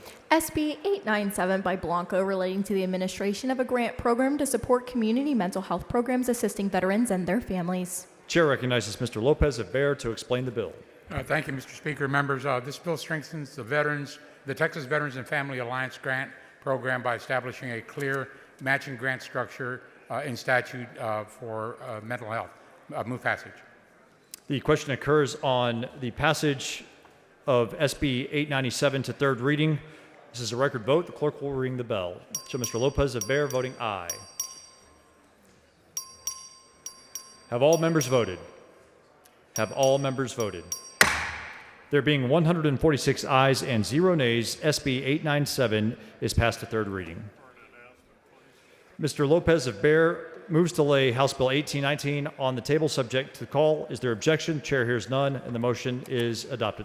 Chair recognizes Mr. Guerin for an announcement. Thank you, Mr. Chairman and members. Dinner is available for purchase in the members' lounge. It's meatloaf and mashed potatoes tonight. Chair lays out on second reading HB 621. The clerk will read the bill. HB 621 by Patterson relating to the authority of the Property Owners Association to regulate the assembly, association, and speech of property owners or residents related to government officials or candidates for political office. Chair recognizes Mr. Patterson to explain the bill. Thank you, Mr. Speaker. Members, this bill is about freedom. This bill is about property rights. This bill is about each and every one of you going home and meeting with your constituents and telling them exactly what we did in this chamber when we were in legislative session. What this bill says is that an HOA cannot restrict a property owner or resident of that HOA from renting out a facility for any qualified candidate or elected official to come speak to their constituents. And so this gives you the power to do that. Move passage. Question occurs on passage to engrossment of HB 621. This is a record vote. The clerk will ring the bell. Show Mr. Vasut voting aye. Have all members voted? Have all members voted? There being 143 ayes and 2 nays, HB 621 is passed to engrossment. Chair lays out on second reading HB 303. Clerk will read the bill. HB 303 by Vasu relating to the authority of a Type A or Type B general law municipality to change to a Type C general law municipality.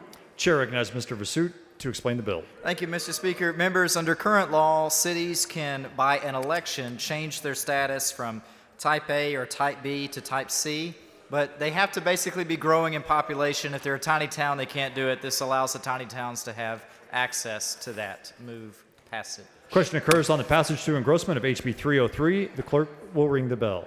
Show Mr. Shaheen voting aye. Show Mr. Vasut voting aye. Have all members voted? Have all members voted? There being 146 ayes and 0 nays, HB 303 is passed to engrossment. Chair lays out on second reading HB 552. The clerk will read the bill. HB 552 by Gonzalez of El Paso relating to a study by the Texas A&M Agri-Life Extension Service to determine standards for the appraisal for ad valorem tax purposes of certain agricultural land used to raise or keep bees. Chair recognizes Ms. Gonzalez of El Paso to explain the bill. Thank you, Mr. Speaker. Members, this is a bill to help create consistency for our central appraisal districts regarding beekeeping. It was brought to us by the Texas Beekeepers Association. I move passage. Question occurs on passage to engrossment of HB 552. This is a record vote. The clerk will ring the bell. Show Ms. Gonzalez of El Paso voting aye. Show Mr. Moody voting aye. Have all members voted? Have all members voted? There being 94 ayes and 52 nays, HB 552 is passed to engrossment. Chair lays out on second reading HB 366. The clerk will read the bill. HB 366 by Phelan relating to required disclosures of certain political advertising that contains altered media creating a criminal offense. Chair recognizes Mr. Phelan to explain the bill. Thank you, Mr. Speaker. HB 366 is a step towards transparency and integrity in political advertising. Move passage. Question occurs on passage to engrossment.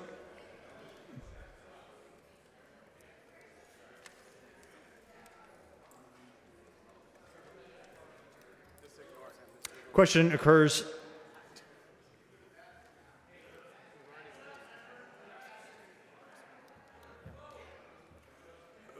The question occurs on passage to engrossment of HB 366. Record vote has been requested. Record vote is granted. The clerk will ring the bell. Show Mr. Moody voting aye. Show Ms. Jones of Harris voting aye. Have all members voted? Have all members voted? There being 106 ayes and 39 nays, HB 366 is passed to engrossment. The chair lays out on second reading HB 463. The clerk will read the bill. HB 463 by Jones of Harris relating to the automatic expunction of arrest records and files after certain controlled substance offense charges are dismissed. Chair recognizes Ms. Jones of Harris to explain the bill. Thank you, Mr. Speaker. Members, this bill ensures that Texans who are actually innocent, those charged with drug crimes when lab results show no drugs, have their records automatically expunged. I want to thank my joint authors, Representatives Curry, Little, and LaHood, for their bipartisan support. Texas Policy Research and Right on Crime support this bill. This is a refile. It made it out of here and died in the Senate last year. Mr. Speaker, members, I move passage. The question occurs on passage to engrossment of HB 463. This is a record vote. The clerk will ring the bell. Show Ms. Jones of Harris voting aye. Show Mr. Curry voting aye. Show Mr. Schatzline voting nay. Have all members voted? Have all members voted? There being 98 ayes and 49 nays, HB 463 is passed to engrossment. The chair lays out on second reading HB 1211. The clerk will read the bill. HB 1211 by Lujan relating to tuition and fee exemptions at public institutions of higher education for certain students who are under the conservatorship of the Department of Family and Protective Services. Chair recognizes Mr. Lujan to explain the bill. Thank you, Mr. Speaker and members. House Bill 1211 seeks to make the current foster care tuition exemption program uniform by removing the specification that a foster child must use their tuition waiver by age 25 to be eligible for it. This bill certifies that those who age out of foster care and those that are adopted out of foster care have full access to the waiver. As a father who has had children navigate foster care, I know personally how impactful this waiver can be and how essential it is these kids have access to higher education. Mr. Speaker, move passage. The question occurs on passage to engrossment of HB 1211. This is a record vote. The clerk will ring the bell. Show Mr. Lujan voting aye. Have all members voted? Have all members voted? There being 109 ayes and 37 nays, HB 1211 is passed to engrossment. The chair lays out on second reading HB 1327. The clerk will read the bill. HB 1327 by Harless, relating to the continuation of a healthcare provider participation program by the Harris County Hospital District. Chair recognizes Mr. Harless to explain the bill. Thank you, Mr. Speaker. This bill just extends the expiration date till December 31st of 2027 for the LPPF for Harris County Hospital District. I move passage. Question occurs on passage to engrossment of HB 1327. This is a record vote. The clerk will ring the bell. Show Mr. Harless voting aye. Have all members voted? Have all members voted? There being 111 ayes and 32 nays, HB 1327 is passed to engrossment. The chair lays out on second reading HB 1461. The clerk will read the bill. HB 1461 by Frank, relating to the confinement or detention of certain individuals in a county jail or other facility operated by or for the county, and to the compensation to the county for the costs of that confinement or detention. Chair recognizes Mr. Frank to explain the bill. Thank you, Mr. Speaker. Members, this is a bill that your counties will love. There is a recurring issue in Texas in which state agencies are leaving detainees in county custodies for long periods of time rather than assuming responsibility for the inmates. This puts a strain on our local jail systems and is a significant expense to the counties. HB 1416 requires that TDJC, TJJD, and HHSC pick up the inmates within 45 days. I move passage. Question occurs on passage to engrossment of HB 1461. This is a record vote. The clerk will ring the bell. Show Mr. Leach voting aye. Have all members voted?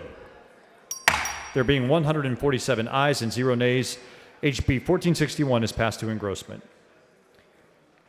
The chair lays out on second reading HB 923. The clerk will read the bill. HB 923 by Garcia Hernandez, relating to the Texas Medical Disclosure Panel. Chair recognizes Ms. Garcia Hernandez to explain the bill. Her first bill. Motion to lower the podium, please. Speaker. Step stool. I know, your little stool. There you go. Oh, if I could do it. There we go. It's already been confiscated. Thank you, Mr. Speaker. Members. I'm going to send my muscle to grab my book. You know your bill. Hi, everybody. I'm laying out House Bill 923. And this is regarding the medical disclosure panel. This just essentially adds Mr. public Speaker? members. Ms. Plisa, for what purpose? Does the gentle lady yield for Does questions? the gentle lady yield? The gentle lady does yield for a question. The gentle lady yields for a question. I think I have a couple more than just one, so we'll go slow. Representative Cassandra Garcia Hernandez. You're my district neighbor, correct? I am. And what district is that you represent? I represent House District 115. House District 115. Okay. And you had a really, really competitive primary to get here, right? I did. Like one of the most competitive primaries out of the 150 members on the House floor. Is that right? I think it was a little rough. I think it was a little rough too. I was paying attention. And that primary, you knocked a lot of doors during your primary, is that right? I did, proudly. Can you share with the body how many doors you knocked in your primary? We ended up knocking over a little over 60,000 doors. Oh, I don't think the members heard that. Again, can you please repeat for the body how many doors you knocked? Yes, a little over 60,000, me and my team. That is amazing. And you know a couple of things about running competitive primaries, is that right?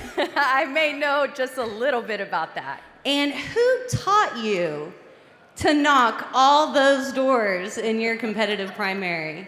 My first opponent Representative Mihaela Plisa. And you didn't have a runoff on that second election, did you? We did have a runoff in that election. You did. And you won that runoff, correct? In mine, I did. In 115, not in 70. Well, it is such an honor to welcome you to the Texas House. You are a phenomenal member. It is the honor of my life to have you as a district neighbor. And I just want to congratulate you on your very first bill. Welcome to the Texas House, Representative. Thank you. Mr. Manuel, for what purpose? Will the gentlelady yield for a quick question? Does the gentlelady yield for a quick question? I yield She yields. for good question. I was wondering, I heard a very interesting story. You told people that when you were fighting vouchers, you just got so overwhelmed and you tripped. But what I heard is a security camera of you running out of Balmain and you tripped. Which one is true? Running out of what? Sorry? Balmain. What is that? Louis Vuitton. Did you stop at any of those stores? I heard you hit a store and took some money, some clothes. I'm not advised. Smart answer. It's such a pleasure having you here. Thank you. Mr. Hayes, for what purpose? Will the gentlelady yield for Does questions? the gentlelady yield for questions? Speaker, I wonder if whether Rep. Hayes can raise his podium, lower his podium. The gentlelady yields. Yes, thank you. Madam Representative, where do you live? I live in Farmers Branch in northwest Dallas County. Is that in Texas? Yes, sir, that's in Texas, born and raised. Are there any feedlots over there? There's not, but there is where I was born, And where was that? and that was in Hereford, Texas, in the Panhandle. Hereford, Texas. What's Hereford, Texas famous for? It's famous for the Hereford Whitefaces, our cattle, and Beef. also the town without a toothache. Thank you. Is that the beef capital of Texas? That's the beef capital of Texas? Yes, sir, that is. Okay. Now, I've driven through Hereford before, and it's a little aromatic. And I have to drive with my windows up, but I was wondering if the same thing happens where you live today. No, sir, but for us who grew up in the Panhandle, we call that the smell of money. Thank you. Welcome to the House. Mr. Moody, for what purpose? Mr. Speaker, parliamentary inquiry. State your inquiry. I just noticed that Mr. Hayes was reading from papers while he was up here. And I don't know, is that a proper point of order on House Bill 923 or? Mr. Moody, no, it's not, and that is also not a proper parliamentary Thank you, Mr. inquiry. Mr. Tepper, for what purpose? Thank you, Mr. Speaker. Will the gentlelady yield for questions? Does the gentlelady yield for questions? The gentlelady will yield for questions after you lower your podium. The gentlelady yields. You twisted your ankle, is that correct? Yes, that's correct. Does that mean you twist your ankle? Does that automatically mean that you shrunk about 3 inches? You knocked on 60,000 doors during your campaign, is that correct? Were they pet doors? That's going to lower his podium. I love and appreciate the support of all of my constituents. Of course. Oh, that was good. From Hereford, Texas, that's more around my sane side of the state. Do you ever feel a need to become a Republican Red Raider? I'm sorry, but I can never betray my Cougars. Not yet. Thank you. Welcome to the House. Thank you. Mr. Speaker, Ms. Weiner, for what purpose? will the gentlelady yield for some questions? Does the gentlelady yield? The gentlelady yields. Gentlelady yields. So questions. Representative Garcia Hernandez, what committees are you serving on this session? I am serving on intergovernmental affairs, on the standing subcommittee, and also on appropriations as well.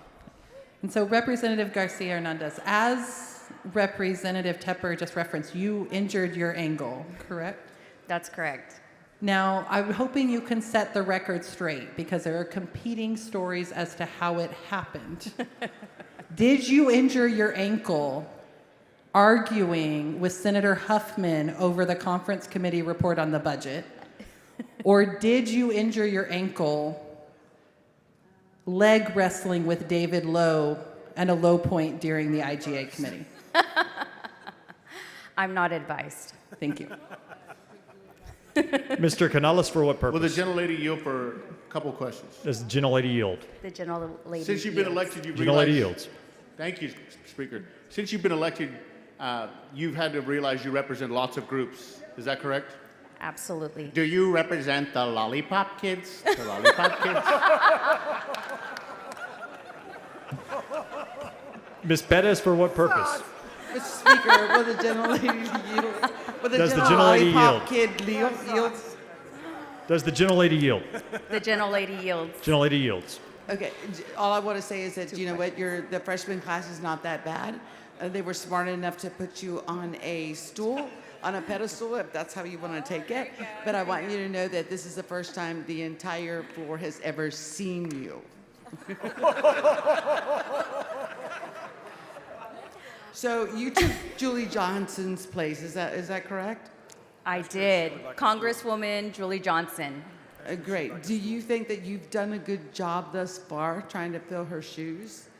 They're very big shoes to fill, but I think I've been working really hard to try to do good for her and the district. So what shoe size are yours and what shoe size are hers? My shoe size is not 4'11", 5, size 5, and I'm not advised on what Julie's shoe size is, but I know it's definitely bigger than 5. But you probably haven't filled those shoes. Would that be correct? Not with your feet? That would be a fair statement. Okay, good. So I hear you've joined a number of caucuses. Do you want to talk to the body about the caucuses that you have joined? Basically, I've joined all of them. All of them. Okay, well, I'm going to ask you, which is the best caucus you're in? This should be a no-brainer. I think you're probably referring to the Fun Caucus. The Fun Caucus would be it. And there's one other that you're forgetting. Oh, the Chonkla Caucus. Okay, there we go. So which is the best so far, the Fun Caucus or the Chonkla Caucus? Definitely the Chonkla Caucus.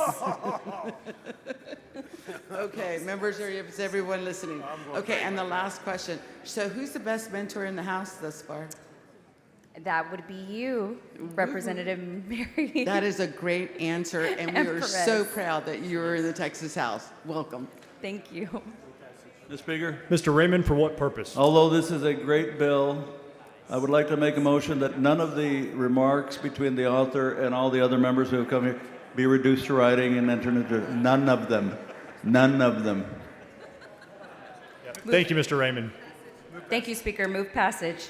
The question occurs on passage to engrossment of HB 923. This is a record vote. We'll give you time to get back to your desk. The clerk will ring the bell.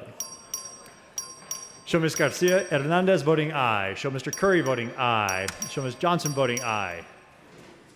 Show Ms. Simmons voting aye. Show Mr. LaHood voting aye. Have all members voted? Have all members voted? There being 116 ayes and 27 nays, HB 923 is passed to engrossment. The chair lays out on second reading HB 1760. The clerk will read the bill. HB 1760 by Leach relating to increasing the minimum term of imprisonment and change the eligibility for community supervision, mandatory supervision, and parole for persons convicted of intoxication manslaughter. The chair recognizes Mr. Leach to explain the bill. Thank you, Mr. Speaker and members. This bill, which we're titling Lauren and CJ's Law, mandates that intoxication manslaughter carry a minimum 5-year term of imprisonment. Members, this bill does retain judicial discretion, allowing a judge to reduce a sentence if the judge finds it's in the best interest of the community, and that the public would not be harmed by the reduction, but they must enter that finding in the record. Members, Lauren and C.J. Davis, Blake Roan Sabinski, and Allie Goad, and countless others, all lives gone too soon. Their families will never be the same. But we have the opportunity today, and with the passage of this bill, Lauren and CJ's Law, to ensure that justice is fully served for any other family that must walk this same impossible path. Mr. Speaker and members, I move passage. The question occurs on passage to engrossment of HB 1760. This is a record vote. The clerk will ring the bell. Show Mr. Leach voting aye. Show Mr. Morgan voting aye. Have all members voted? Have all members voted? There being 129 ayes and 14 nays, HB 1760 is passed to engrossment. The chair lays out on second reading HB 2043. The clerk will read the bill. HB 2043 by Lambert relating to the regulation of earned wage access services providing administrative penalty. Chair recognizes Mr. Lambert to explain the bill. Thank you, Mr. Speaker. Members, for employees living paycheck to paycheck. Mr. Kane, for what purpose? Yeah, I raise a point of order against further consideration of this bill under Rule 4, Section 40, and Rule 11, Section 2, on the grounds that the committee substitute is not germane to the bill as filed. Mr. Kane, please bring your point of order down front.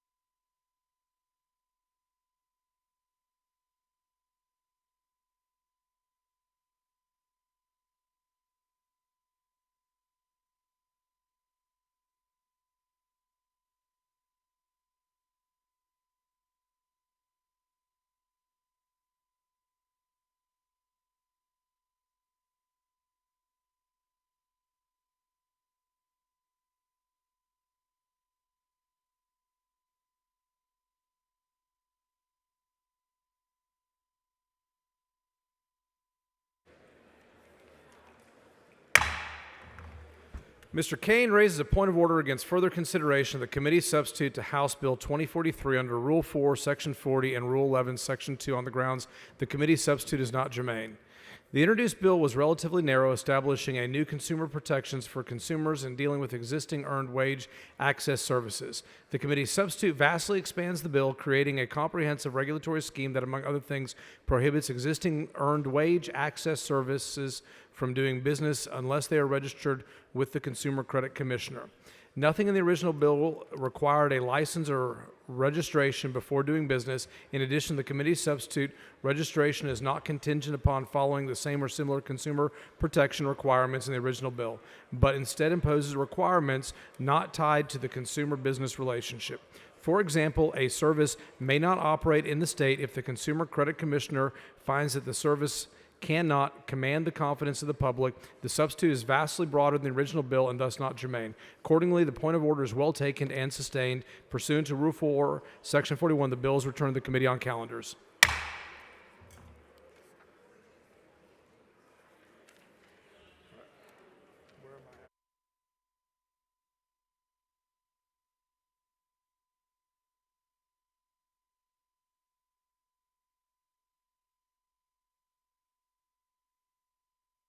Chair lays on second reading House Bill 2467. Clerk will read the bill. HB 2467 by Van Dever relating to the compensation and benefits for certain peace officers commissioned by the state fire marshals. Chair goes Mr. Van Dever.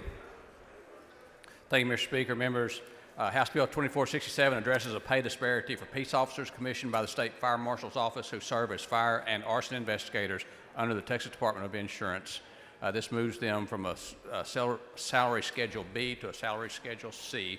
I move passage. Question goes on passage to engrossment. A record vote's been requested. Clerk, ring the bell. Have all members voted? 137 ayes and 1 nay. House Bill 2647 is passed to engrossment.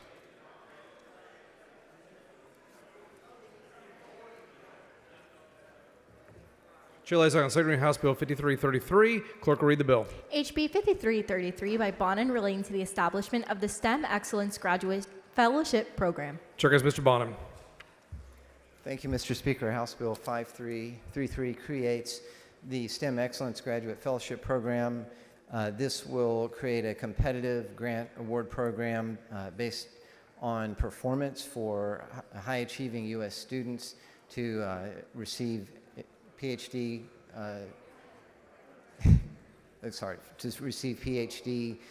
training within the state of Texas. I move passage. Question occurs on passage to engrossment. Record vote's been requested. Clerk, ring the bell.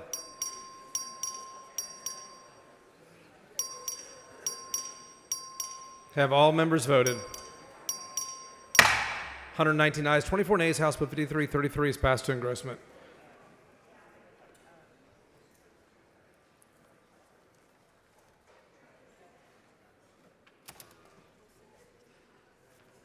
Chair lays out on second reading House Bill 5265. Clerk will read the bill. HB 5265 by Wilson relating to the Healthcare Professional Education Fund.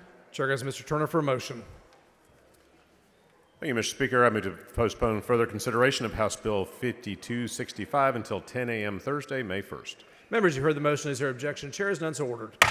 Chair lays out on second reading House Bill 1592. The clerk will read the bill.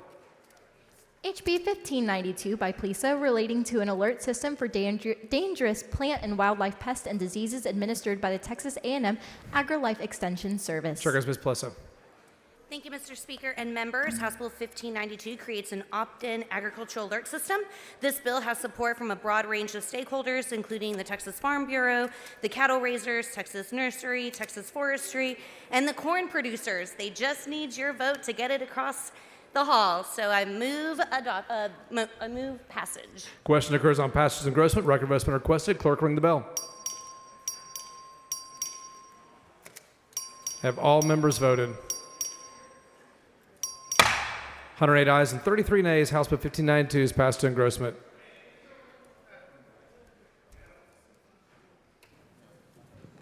Mr. Speaker. Ms. Doorkeeper. Mr. Speaker, I have a messenger from the Senate. Admit the messenger. Thank you, Mr. Speaker. Chair lays out on second reading House Bill 1576. Clerk, read the bill. HB 1576 by Oliverson relating to a grant program for hurricane and windstorm loss mitigation for a single-family residential property. Chair has Mr. Alverson.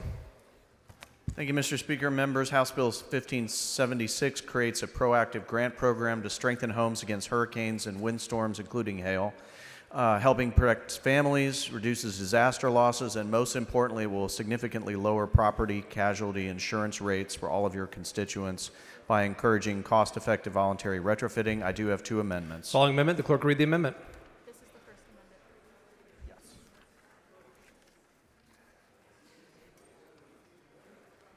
Amendment by Oliverson. Chair has Mr. Alverson. Thank you, Mr. Speaker. Members, this is just some changes that were suggested by TDI from the original bill as filed that makes it more workable for them. It's acceptable to me, and I move adoption. Mr. Alverson sends out amendments. Amendment is acceptable to the author. Is there objection to the adoption of the amendment? Chair hears none. The amendment is adopted. Following amendment, the clerk will read the amendment. Amendment by Oliverson. Chair has Mr. Alverson explain the amendment. Thank you, Mr. Speaker, members, and I want to thank my colleagues, Representative Morgan and there he is over there. And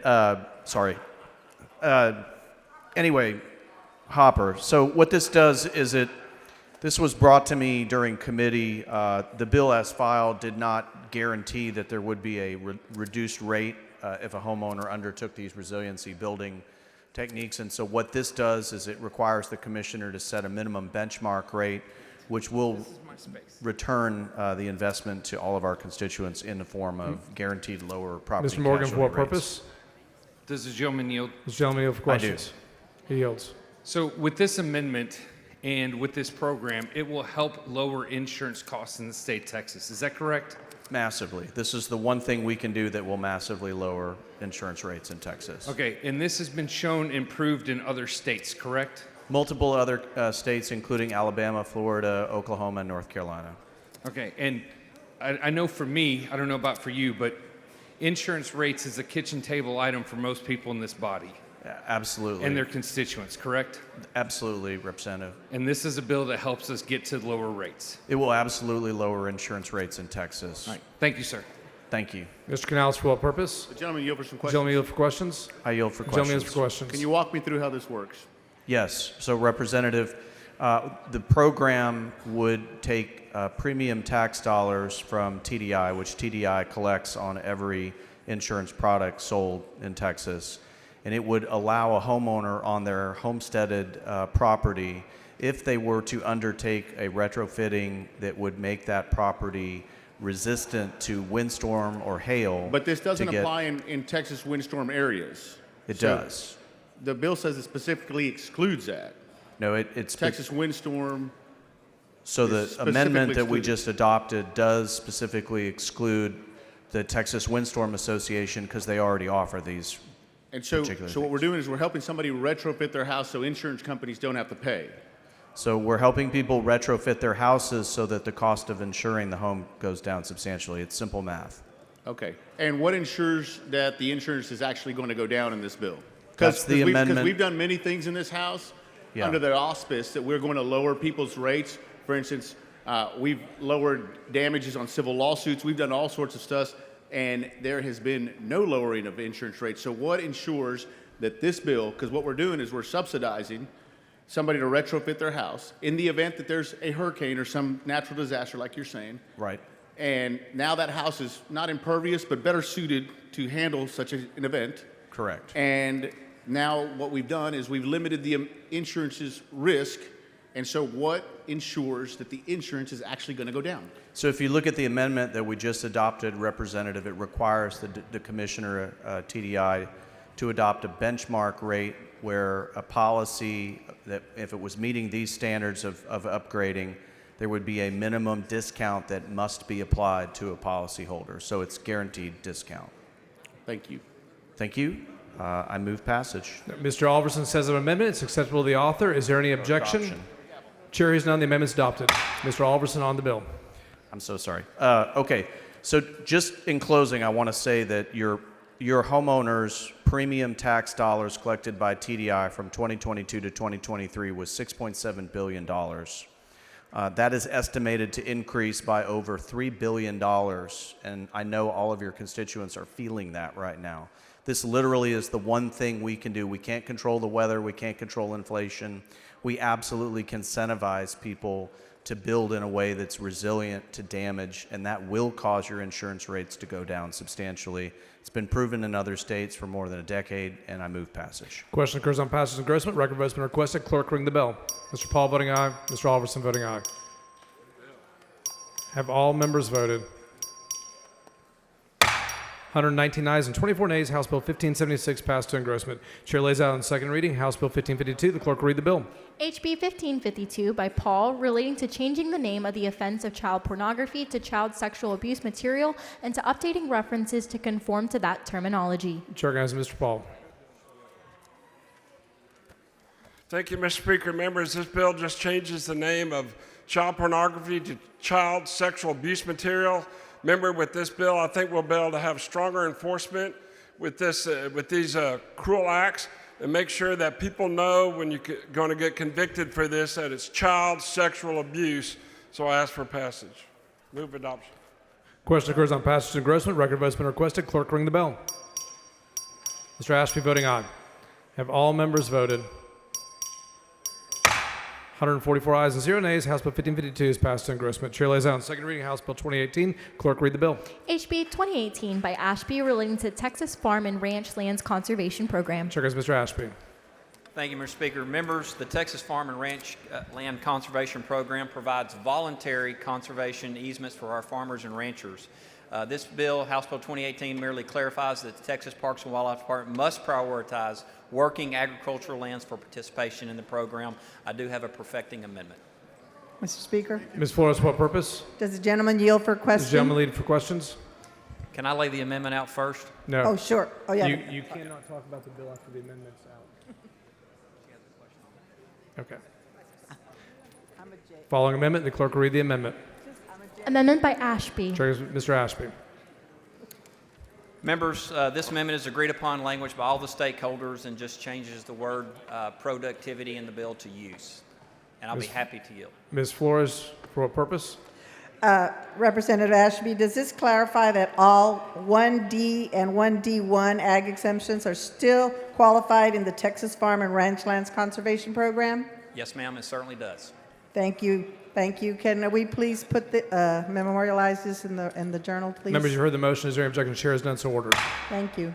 Move adoption. Mr. Ashby sends up an amendment. The amendment is acceptable to the author. Is there objection to the adoption of the amendment? Chair has none. The amendment is adopted. Mr. Ashby on the bill as amended. Move passage. Question occurs on passage to engrossment. Record vote's been requested. Clerk, ring the bell. Mr. Anchia voting aye. Have all members voted? Have all members voted? 145 ayes, 0 nays. House Bill 2018 is passed to engrossment.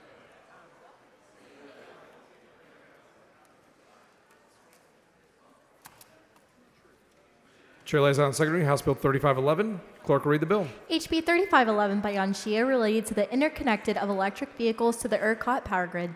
Chair goes Mr. Anchia. Thank you, Mr. Speaker and members.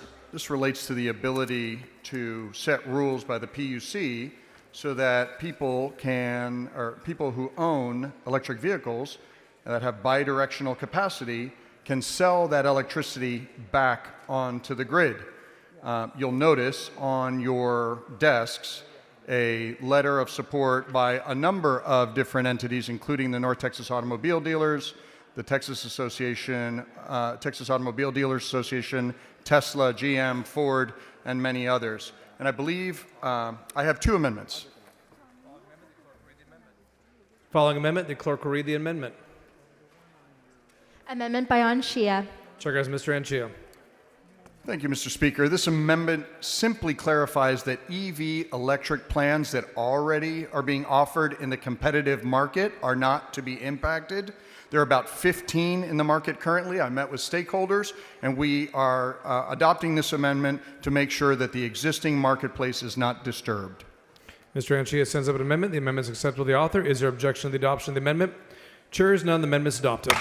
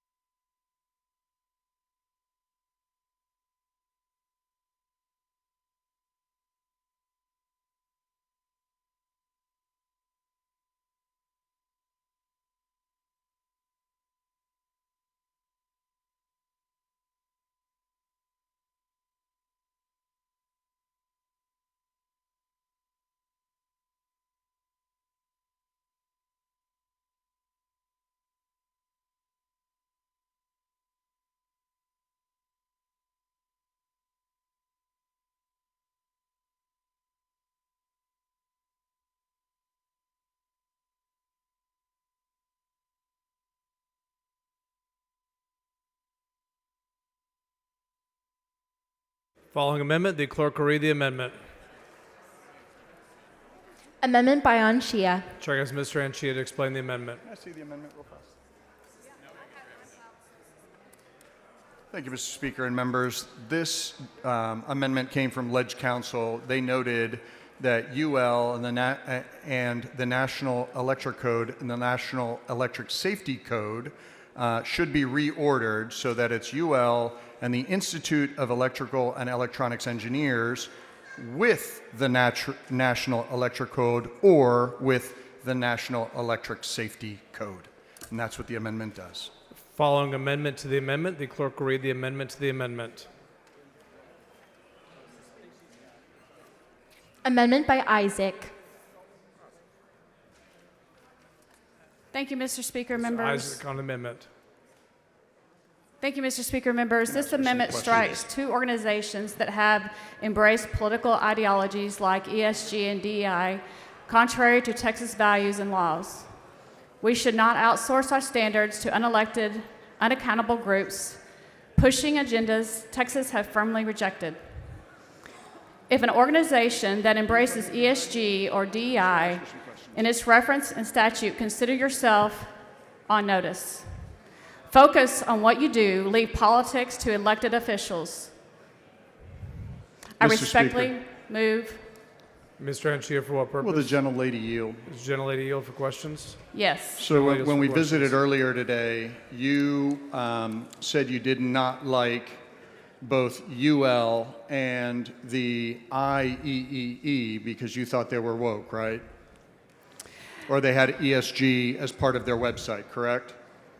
The Underwriter Laboratories actively engages in ESG initiatives with clear goals and reporting structures in place, and the Institute of Electrical and Electronics Engineers demonstrate a commitment to DEI through dedicated committees and initiatives. But we specifically were looking at the websites and you say they do ESG. So when I'm looking at a website right now, we are constantly working to meet the changing needs of our customers and stakeholders, the ability to adapt. This is under sustainability. Do you find that to be, when they use the word sustainability, is that objectionable? No. Okay. How about when they use the word climate? Is that objectionable? Like, for example, getting on a path to net zero requires unprecedented innovation and collaboration at immense scale. Do you find that objectionable? Yes, net zero, yes. Okay. What about when a group has environmental and social and corporate governance? For example, strategies and objectives that positively impact our employees' operation and communities where we operate. Our approach to ESG serves as a roadmap for our environmental and social priorities. Does that sound offensive? Correct. That's Okay. environmental, social, Okay. and governance. And what about the following? Under environmental stewardship, with a thoughtful and responsible plan, we are doing our part for a healthy balance of natural resources in our world while ensuring future generations have abundant resources to enjoy. We are showing local communities what corporate social responsibility should look like. Corporate social responsibility. Does that sound offensive? Social responsibility. Okay. Maybe. Yeah. Well, I just read to you, members, from the web pages of ExxonMobil, Energy Transfer, and Omni Hotels. Okay? Yeah, I believe you. And so your I don't know your objection is to some very conservative companies here. Just because you see the word social responsibility, you currently want to undermine safety standards of Underwriter Labs, which has been around for 120 years and is the reference for electrical standards in the United States. Are you aware of that? I'm also aware. No. Are you aware of that? I am aware that. Okay, good. That, Are you that also BlackRock, aware? I'm aware are that you BlackRock. also aware that IEEE is a international trade association of electrical engineers and sets the standards internationally for safety standards, for technical standards. Are you aware of that? I'm also aware that BlackRock is the gold standard of financial institutes. talking- I and didn't I ask know you that about they're on the BlackRock. boycott list because of ESG and DI. I did not ask you about BlackRock. Members, So if Please you- make sure we're not talking over each other so all the members can hear your debate. And so I didn't ask you about BlackRock. I asked you about the two entities that you're trying to strike in your amendment, okay? And so you have some objection to these, even though in the bill, and I'll direct you to the exact language of the bill, okay? And this is in subsection B, so I'm looking at the committee substitute. On line 15, the commission by rule may establish, and I'll start, safety, technical, and performance standards. Do you understand that? Yes. And is UL the gold standard in safety, technical, and performance standards in the United States? Yes, and BlackRock is also the gold standard in financial institutes. This and it's is on not our, BlackRock. And they are on our boycott list. Members, any association with entities actively promoting ESG and DEI threaten the integrity of Texas law and undermines our leadership nationally. Mr. Speaker, Priglione for what? I have a question for the author. Generally yield? I yield. Great, She thank yields. you. I haven't been back here in 2 to 4 years. What I do want to point out is that when I used to work with IEEE, what they focused on was creating standards. Standards on how computer chips would talk to other computer chips. In fact, without the standards that they have and they've created, the internet wouldn't be around. Electronics would not really be able to function with one another. So with all due respect, I don't think your amendment is doing what I think you think it is. So thank you. Well, I believe that including these two organizations introduces the risk that recommendations will be steeped in ideology assumptions about climate change, energy use, and environmental policy. Mr. Bell, for what purpose? The gentlelady yields. Mrs. Generally yield for questions? I do. Generally yields for questions. Representative, I don't think you ever see me back here on the back mic, but my concern with the amendment is underwriters laboratories is UL. Every electrical component installed in the United States is listed by underwriters laboratories.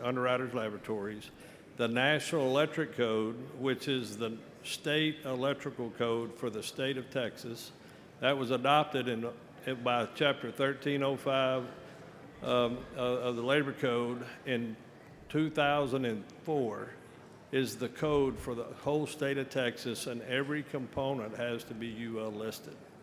I believe they need to focus on what they do and stay out of political agendas. I understand your argument, and I'm not talking about the ESG or asking that question. That's what I'm talking about. I know. I'm just wanting to make sure you're aware that the components have to be UL listed, and you have to meet the National Electric Code for any installation in the state of Texas. And they would need to stick to that. Thank you, Representative. Thank you.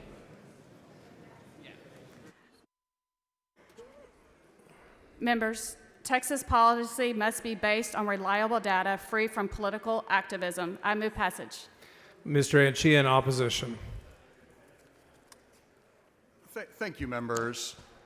I mean, you even heard the author admit this is the gold standard in technical and safety standards. That is what the language of the bill is.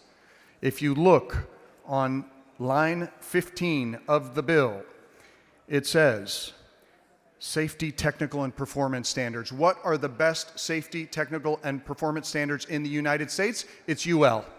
What are the best safety, technical, and performance standards in the world? It's the IEEE, as was pointed out by Representative Capriglione. We will not be a serious body if we cannot adhere to the highest technical standards in the industry and somehow call them out as woke or something. Like, let's be serious legislators here, ladies and gentlemen, and please vote with me on this motion to table. Ms. Isaac to close.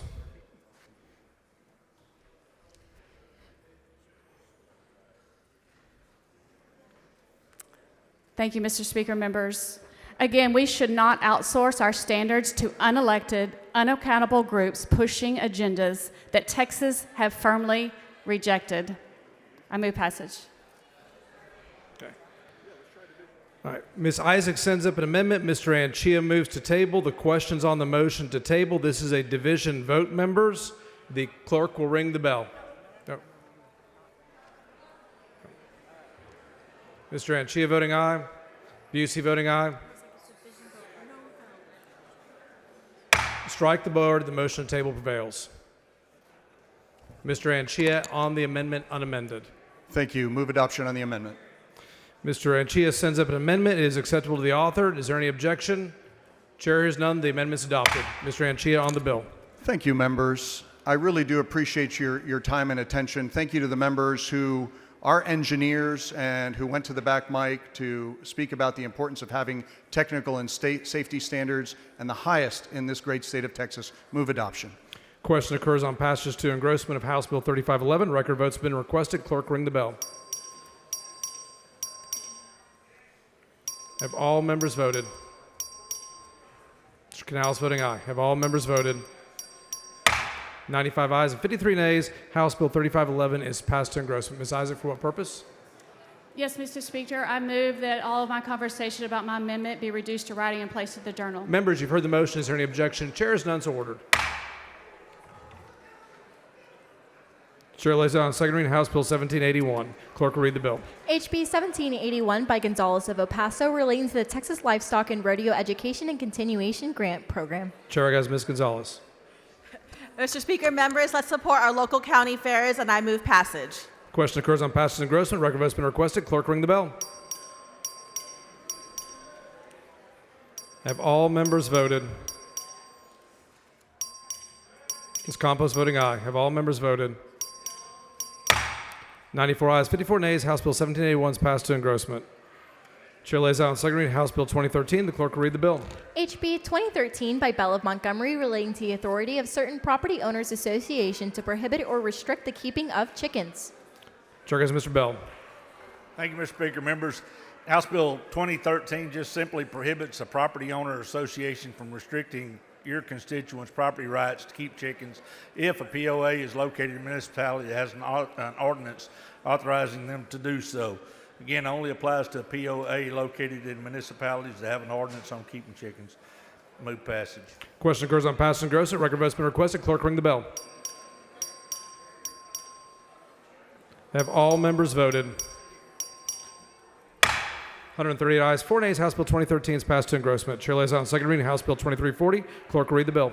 HB 2340 by Metcalf relating to qualifications, communications, and record keeping of a child's custody evaluator and the admissibility of a child custody evaluation under certain circumstances. Chair has Mr. Metcalf.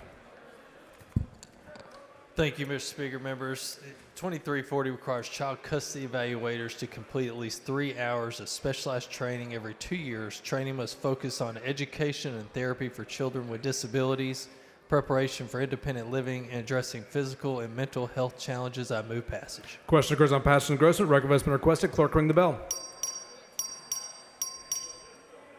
Have all members voted? 146 ayes and 0 nays. House Bill 2340 is passed to engrossment. Chair lays out on second reading House Bill 2349. Clerk will read the bill. HB 2349 by Darby relating to exempting certain transactions from regulation by the Texas Real Estate Commission. Chair has Mr. Darby for a motion. Thank you, members. We've got a Senate bill coming over, and I move to postpone further consideration of House Bill 2349 until 9 o'clock a.m. Friday, May the 2nd. Members, you've heard the motion. Is there any objection? Chair is none, so ordered. Chair lays out on second reading House Bill 2508. The clerk will read the bill. HB 2508 by Turner relating to exemption from ad valorem taxation of the residence homestead of the surviving spouse of a veteran who died as a result of the qualifying condition or disease. Chair has Mr. Turner. Thank you, Mr. Speaker. Members, House Bill 2508 is the enabling legislation for HGR 133 that the House passed yesterday with 135 aye votes. Again, this measure expands the exemption of property tax afforded to a surviving spouse of a 100% disabled service member who died from a condition or disease established as presumptive under the Federal PACT Act. Move passage. Question occurs on passage and engrossment. Record vote's been requested. Clerk, read the bill.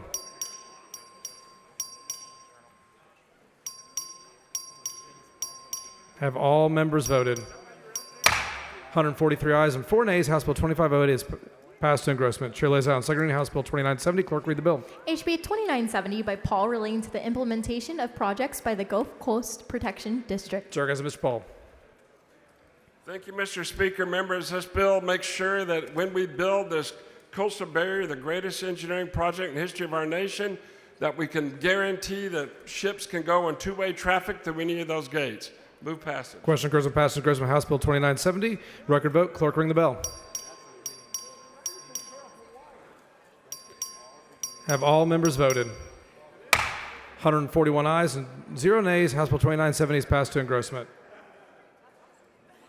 Chair lays out on second reading House Bill 2520. Clerk, read the bill. HB 2520 by Johnson relating to the Open Meetings Law. Chair has Ms. Gomez for a motion. Thank you, Mr. Speaker. Members, on behalf of Representative Johnson, I move to postpone further consideration of HB 2520 until 10 a.m. Wednesday, April 30th.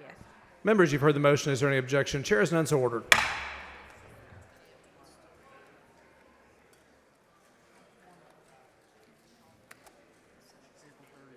Chair lays out on second reading House Bill 865. Clerk, read the bill. HB 865 by Moody relating to civil liability arising from a firearm hold agreement. Chair has Mr. Moody. Thank you, Mr. Speaker. Members, this is my pro-gun, anti-lawsuit bill, but I do have an amendment. Following amendment, clerk, read the amendment. Amendment by Moody. Chair has Mr. Moody. Under the bill, we're shielding from liability certain FFLs that enter into firearm hold agreements.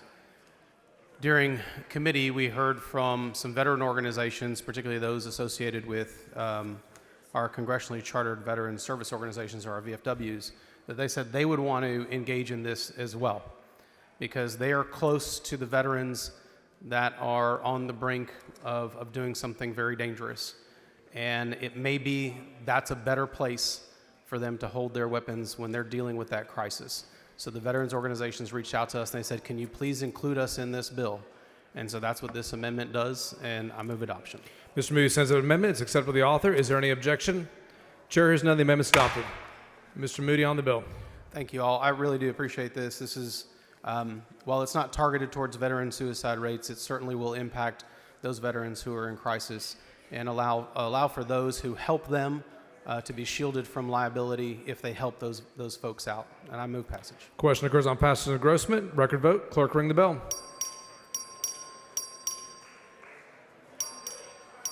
Have all members voted? There being 137 ayes and 10 nays, House Bill 865 is passed to engrossment. Chair lays out on second reading House Bill 2851. Clerk will read the bill. HB 2851 by Howard relating to including nursing school applications in a consolidated application service. Chair has Ms. Howard. Thank you, Mr. Speaker. This is another recommendation of the Governor's Healthcare Workforce Task Force, and there is an amendment. Following amendment, clerk read the amendment. Amendment by Howard. Chair has Ms. Howard on the amendment. This amendment just is a perfecting amendment about the implementation agreed upon by all stakeholders. Move adoption. Ms. Howard sends an amendment. It's accepted by the author. Is there any objection? Chair is none. The amendment is adopted. Ms. Howard on the bill. Thank you. This bill just creates a centralized application system for nursing applications similar to the one currently used for dental, medical, podiatry, and veterinary schools, and I move passage. Question occurs on passage and engrossment of House Bill 2851. Record vote. Clerk ring the bell. Have all members voted? 114 ayes and 29 ayes. House Bill 2851 is passed to engrossment. Chair lays out on second reading House Bill 3385. Clerk read the bill. HB 3385 by King relating to the promotion and sale of wine produced in the state, creating a farm winery permit, authorizing a fee. Chair has Mr. Guerin. Thank you, Mr. Speaker. Members, HB 3385 creates a farm winery permit. I move passage. Question occurs on passage of engrossment. Record vote. Clerk ring the bell. Have all members voted?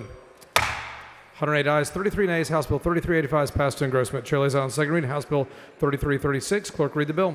HB 3336 by Buckley relating to an alcoholic beverage tax credit for certain liquor or malt beverage products Chair has Mr. donated Buckley. for the agriculture use in this state. Chair has Mr. Buckley. Thank you, Mr. Speaker. Members, House Bill 3336 establishes an excise tax credit program for craft brewers and distillers who donate their spent grain directly to ag producers for animal feed. Members, this is Beers for Steers, and I move passage. Question occurs on passage to engrossment. Record vote's been requested. Clerk, ring the bell. Mr. McQueenie voting aye. Have all members voted? Mr. LaHood voting aye. 133 ayes, 13 nays. House Bill 3336 is passed to engrossment. Chair lays out on second reading House Bill 3529. Clerk, read the bill. HB 3529 by McQueenie relating to the temporary sale of alcoholic beverages at certain racing facilities. Mr. McQueenie for a motion.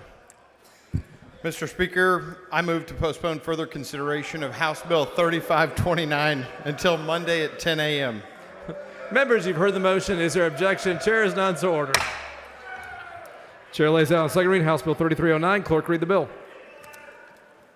HB 3309 by Canales relating to the use of automated traffic control systems by local authorities and law enforcement agencies. Chair is Mr. Canales. Thank you, Mr. Speaker. Members, I believe there's an amendment by Representative Kane, which is acceptable. Following amendment, clerk, read the amendment. Amendment by Kane. Chair is Mr. Kane to explain the amendment.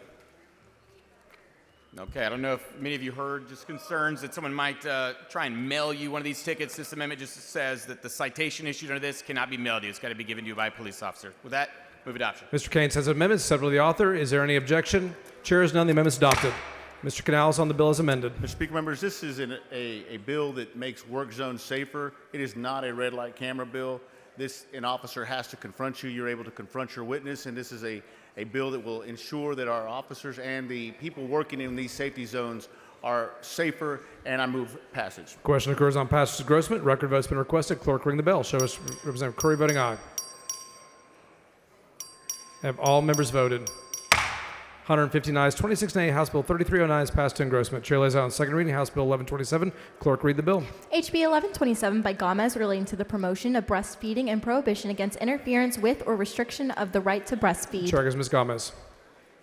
Thank you, Mr. Speaker. Members, good evening. It is my honor to introduce House Bill 1127, which has come to you with a unanimous bipartisan vote out of the Committee of State Affairs. Ladies and gentlemen of the Texas Legislature, when I informed our community that this bill had passed, women both inside and out of my district came to me with tears in their eyes saying thank you. Thank you for seeing us, for hearing us, for being with us. This bill is about justice. The right to breastfeed and express oneself already exists in the state of Texas, but this bill provides women with the dignity and the justice that they deserve. It says not only do we just talk about being there for you, this bill will provide teeth behind the legislation that we say affects you. Ladies and gentlemen, I want to clear up I've had multiple personal discussions with you about this bill. I've heard concerns about, does this bill create a blanket cause, a waiver of immunity for an entity or agency? It does not. This bill simply holds the person accountable who is infringing upon that woman's right to do this in public. And so, ladies and gentlemen, I ask that a yes vote here from you tonight is a vote to Texas women across this great state saying we see you, we support you, and we stand with you. I move passage. Question occurs on passage to engrossment. Record vote's been requested. Clerk, ring the bell. Good job. Good job. Have all members voted? Mr. Guerra voting aye. Ms. Gomez voting aye. 90 ayes, 52 nays. House Bill 1127 is passed to engrossment. Chair lays out on second reading House Bill 1232. Clerk, read the bill. HB 1232 by Turner relating to reporting of violations of law under the whistleblower protection laws. Chair goes Ms. Turner. Thank you, Mr. Speaker. Members, House Bill 1232 is a narrow bill that protects state and local public servants who report violations of law by elected officials. Public servants shouldn't be fired for reporting an elected official to the authorities for taking a bribe or otherwise breaking the law. This promotes ethics in government that we all believe in. I want to thank Chairman Capriglione for joint authoring this bill with me. I move passage. Question occurs passage to engrossment. Record vote's been requested. Clerk, ring the bell. Have all members voted? Ms. Hinojosa voting aye. Have all members voted? 121 ayes, 28 nays. House Bill 1232 is passed to engrossment. Chair lays out on second reading House Bill 1397. Clerk, read the bill. HB 1397 by Harris relating to the transfer and the care and custody of the letter known as the victory or death letter. Chair goes Mr. Harris. Thank you, Mr. Speaker. Members, this is probably one of the most significant bills that I think I will ever lay out. And what it does, it moves the William Barrett Travis letter from the basement of the Archives Commission back home to the Alamo permanently.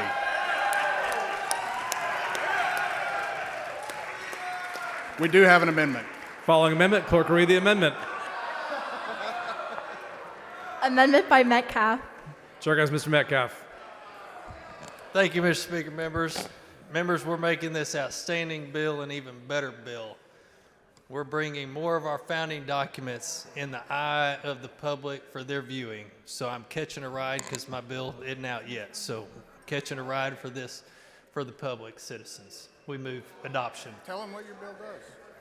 Declaration of Independence and Texas Constitution. There you go. We're the only state that has a Declaration of Independence. Move adoption. Mr. Metcalf sends up an amendment. It's accepted by the author. Is there any objection? Chair hears none. The amendment's adopted. Mr. Harris to close.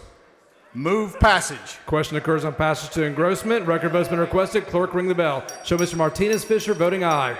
Mr. Harris voting aye. Mr. Wilson voting aye. Have all members voted? 148 ayes, 0 nays. House Bill 1397 is passed to engrossment. Chair lays out on second reading House Bill 4236. Clerk will read the bill. HB 4236 by Martinez Fisher relating to the establishment of the Property Value Study Task Force. Chair records of Ms. Martinez Fisher. Thank you, Mr. Speaker and members. The good news is I do not have an amendment. This is for property value studies. This is an issue that's been plaguing all of our local school districts, from Tatara to every Texan. My joint authors, Candy Noble and Representative Capriglione. We've got to get this right. This task force will work hard to do that, and I move passage to engrossment. Question occurs on passage to engrossment. Record vote's been requested. Clerk, ring the bell. Mr. Martinez Fisher voting aye. Have all members voted? Have all members voted? 136 ayes, 11 nays. House Bill 4236 passed to engrossment. Chair lays out second reading House Bill 1804. Clerk, read the bill. HB 1804 by Tupper relating to the compliance with the filing requirement of certain reports of political contribution and expenditures, including a qualification for public elective office, providing an administrative penalty. Mr. Tepper for a motion. Thank you, Mr. Speaker. I move to postpone further consideration of HB 1804 until 10 a.m. Thursday, May 1st. Members, you've heard the motion. Is there any objection? Chair is none so ordered. Chair lays out on second reading House Bill 1926. Clerk, read the bill. HB 1926 by Darby relating to the organizations of, meetings of, and voting of by condominium unit owners associations and property owners associations. Chair is Mr. Darby. For a No motion. booze. No booze. Well, we're going to postpone, members. Move to postpone further consideration of House Bill 1926 till 9 o'clock a.m. on Friday, May the 2nd. Members, you've heard the motion. Is there any objection? Chair is none so ordered. Chair lays out on second reading House Bill 4041. Clerk, read the bill. HB 4041 by Morales of Maverick relating to the authority of the Railroad Commission of Texas to impose an administrative penalty on a propane distribution system retailer. Chair goes Mr. Morales. Thank you, Mr. Speaker. Members, the Railroad Commission sets performance standards for propane distribution system retailers. However, there's no enforcement mechanism for those retailers and those systems that are out of compliance. You can change that. This is a cleanup bill. Move passage. Question occurs on passage to engrossment. Record vote's been requested. Clerk, ring the bell.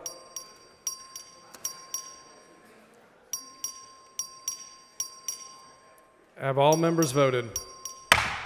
104 ayes, 43 nays. House Bill 4041 is passed to engrossment. Out on second reading, House Bill 1965. Clerk, read the bill. HB 1965 by Garcia of Bear relating to a study on mental health services provided to veterans through the Texas Veterans Commission. Chair goes Mr. Garcia. Thank you, Mr. Speaker and members. No one understands a veteran and their struggles better than a fellow veteran. To this end, House Bill 1965 implements a recommendation from the Texas Coordinating Council for Veteran Services by creating a study to identify strategies for increasing access to military peer support network with a particular focus on rural communities. I would humbly like to thank my co-authors, my joint authors, Vice Chair DeRazio and Representative Janie Lopez for their support on this bill. Mr. Speaker, I do have an amendment. Following amendment, clerk will read the amendment.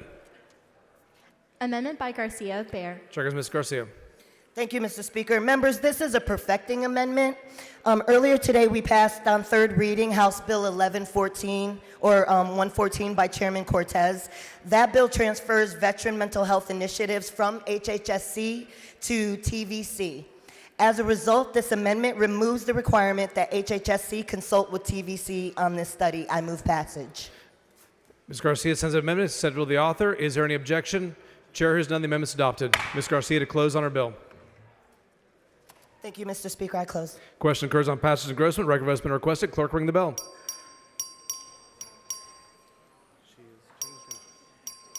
Have all members voted? Ms. Spiller voting aye. Have all members voted? There being 137 ayes, 11 nays, House Bill 1965 is passed to engrossment. Members, the next bill on the calendar is House Bill 1964. Senate companion is over and eligible. The chair lays out on second reading SB 1035. Clerk, read the bill. SB 1035 by Sparks relating to the equitable relief for the enforcement of certain governmental requirements that affect agricultural operations. Chair has Mr. Spiller. Thank you, Mr. Speaker. Members, this bill protects agricultural operations by ensuring that farmers and ranchers have a legal remedy when a political subdivision attempts to enforce government requirements that violate the protections afforded to agricultural operations under current law. Mr. Speaker, I do have a perfecting amendment. Following amendment, clerk, read the amendment. Amendment by Spiller. Mr. Spiller. This amendment provides a definition, cleans up the statutory reference. I move adoption. Mr. Spiller sends an amendment sent to the author. Is there any objection? Chair is none. The amendment is adopted. Mr. Spiller, close on his bill. Move passage. Question occurs on passage and engrossment. Record vote has been requested. Clerk, ring the bell. Have all members voted? 144 ayes, 5 nays. Senate Bill 1035 is passed to third reading. Mr. Spiller moves to lay House Bill 1964 on the table subject to call. Is there objection? Chair is none. The motion is adopted. Members, the next bill on the calendar is House Bill 2679. The Senate companion is over and eligible. The chair lays out on second reading Senate Bill 1706. Clerk will read the bill. SB 1706 by Adam Hinojosa relating to the authority of the governing board of the state government body to conduct a closed meeting to deliberate an issue involving certain defense, military, or aerospace issues. Chair goes Ms. Ordaz. Thank you, Mr. Speaker. SB 1706 creates an exemption to the Open Meetings Act for deliberations related to defense, military, or aerospace matters involving the DoD or NASA. I move passage. Question occurs on passage third reading. Record vote. Clerk, ring the bell.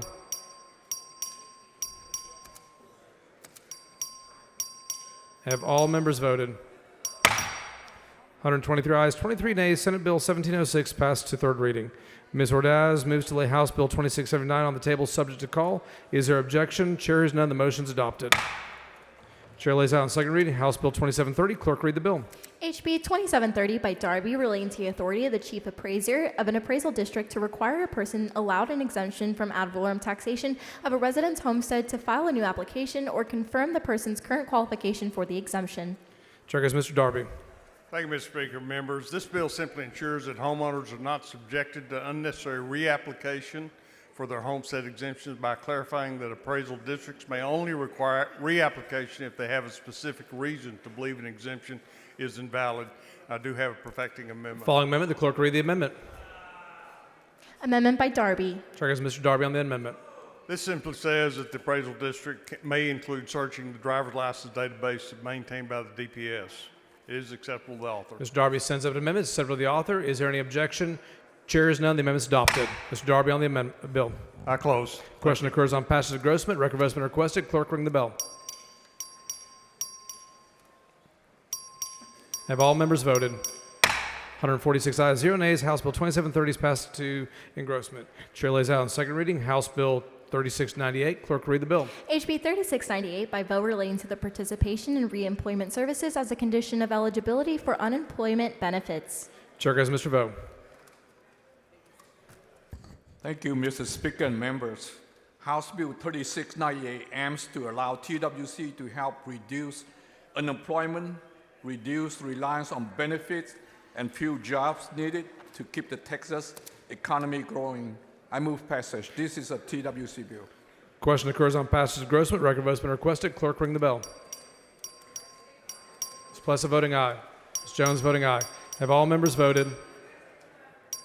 145 ayes, 2 nays. House Bill 3698 is passed to engrossment. Chair lays out on second reading House Bill 3699. The clerk will read the bill. HB 3699 by vote relating to the initial claims under the unemployment compensation system. Chair guest Mr. Vo.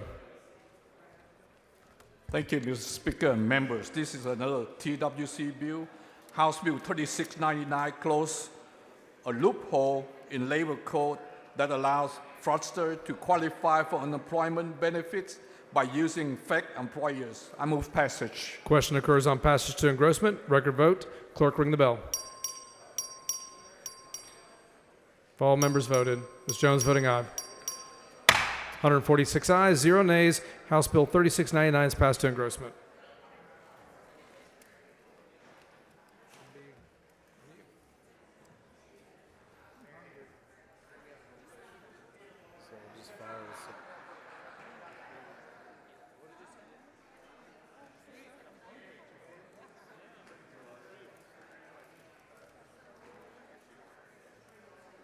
Chair lays out on second reading House Bill 3354. Clerk will read the bill. HB 3354 by Vandiver relating to designation of a portion of the State Highway 11 in Morris County as the Army Staff Sergeant Samuel T. Cass Memorial Highway. Chair recognizes Mr. Vandiver for a motion. Thank you, Mr. Speaker. Mr. Speaker, I move to postpone further consideration of HB 3354 until 10 a.m. Monday, May 5th. Members have heard the motion. Is there any objection? Chair is none so ordered. Chair lays out on second reading House Bill 163. Clerk will read the bill. HB 163 by Cortez relating to the possession and administration of an epinephrine auto-injector by certain entities. Chair recognizes Mr. Cortez to explain the bill. Thank you, Mr. Speaker. Members, House Bill 163 would permit entities in this state, including governmental entities, to adopt a policy regarding the maintenance of epinephrine auto-injectors. I move passage.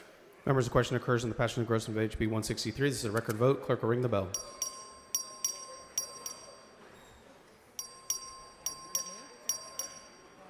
Have all members voted?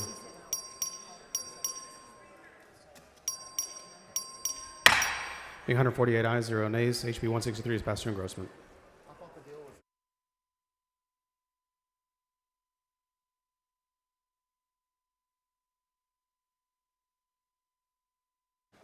Chair lays out in second reading HB 201. Clerk will read the bill. HB 201 by Perez of Harris relating to the Financial Crimes Intelligence Center. Chair recognizes Ms. Perez of Harris to explain the bill. Thank you, Mr. Speaker. Members, House Bill 201 expands the scope of the Financial Crimes Intelligence Center to include motor fuel theft. In April 2022, they began seeing a new trend in financial crimes, large-scale fuel thefts. It was found that these crimes were being committed by the same organized groups that were committing card skimming at gas pumps. This bill builds upon the work from our last 3 sessions so we can continue tackling organized financial crimes in Texas. With that, Mr. Chairman, I move passage. The question occurs on the passage and engrossment of HB 201. This is a record vote. Clerk will ring the bell. Show Ms. Jones of Harris voting aye. Show Ms. Aminer voting aye. Show Ms. Perez of Harris voting aye. Show Ms. Bowers voting aye. Have all members voted? Being 135 ayes, 13 nays, HB 201 is passed to engrossment. Chair lays out in second reading HB 272. The clerk will ring the bell. HB 272 by Perez of Harris relating to the prosecution, the offense of fraudulent use or possession of a credit card or debit card information. Chair recognizes Ms. Perez of Harris to explain the bill. Thank you, Mr. Speaker. Members, House Bill 272 aids in the prosecution of defendants who violate the fraudulent use of possession of credit card or debit card information.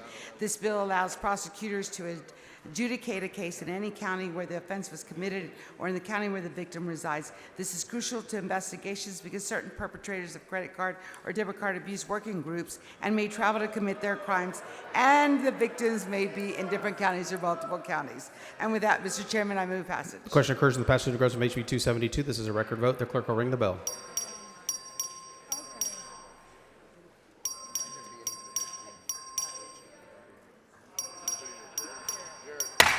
Being 121 ayes, 22 nays, HB 272 is passed to engrossment. Chair lays out in second reading House Bill 333. Clerk will read the bill. HB 333 by Gonzalez of El Paso relating to the authority of the use of Leta Sur Sede de Pueblo de Commission Peace Officers. Chair recognizes Ms. Gonzalez of El Paso to explain the bill. Mr. Speaker, I move to postpone further consideration of HB 333 until 10 a.m. Monday, May 5th. Members, you've heard the motion. Is there any objection? Chair is none, so ordered. Chair lays out on second reading House Bill 405. Clerk will read the bill. HB 405 by Hayes relating to the fees on and grants for fuel, ethanol, renewable methane, biodiesel, and renewable diesel. Chair recognizes Mr. Hayes to explain the bill. Ethanol and Biodiesel Production Incentive Program. Move adoption. Question occurs in the passage and engrossment of HB 405. Is there any? It's a record vote. Clerk will ring the bell. Show Mr. McQueenie voting aye. Show Ms. Bowers voting aye. Have all voted. Being 139 ayes, 8 nays, HB 405 is passed to engrossment. Chair lays out on second.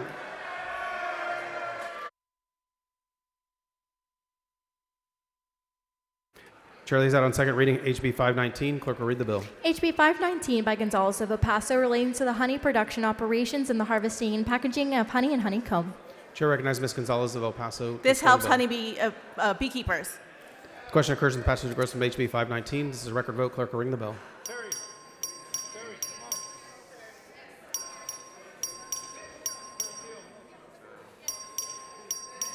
Have all voted. Show Ms. Bowers voting aye. Being 109 ayes, 37 nays, HB 519 is passed to engrossment. Chair lays out in second reading HB 569. Clerk will read the bill. HB 569 by BC relating to an opportunity to correct certain defects in an early voting ballot voted by mail. Chair recognizes Mr. Busey to explain the bill. Mr. Speaker, I'm going to postpone further consideration of House Bill 569 until 9 a.m. Friday, May 2nd. Members, you've heard the motion. Is there any objection? Chair is none so ordered. Chair lays out in second reading House Bill 654. Clerk will read the bill. HB 654 by Leo Wilson relating to the dismissal of criminal charge related to illegal hunting of certain deer, authorizing fees. Chair recognizes Ms. Leo Wilson to explain the bill. Hunting first-time offense for those that self-report. The question occurs in the passage of engrossment of HB 654. This is a record vote. Clerk will ring the bell. Show Ms. Gervin Hawkins voting aye. Show Ms. Bowers voting aye. Show Ms. Leo Wilson voting aye. Have all voted. Being 145 ayes, 3 nays, HB 654 is passed to engrossment. Chair lays out on second reading House Bill 694. Clerk will read the bill. HB 694 by Gervin Hawkins relating to the notification of certain persons concerning certain events related to the children and managing conservatorships of the Department of Family and Protective Services. Chair recognizes Ms. Gervin Hawkins to explain the bill. Senate Bill 694 is notification of parent and parent attorney. I move passage. The question occurs in the passage to engrossment of HB 694. This is a record vote. Clerk will ring the bell. Show Ms. Gervin Hawkins voting aye.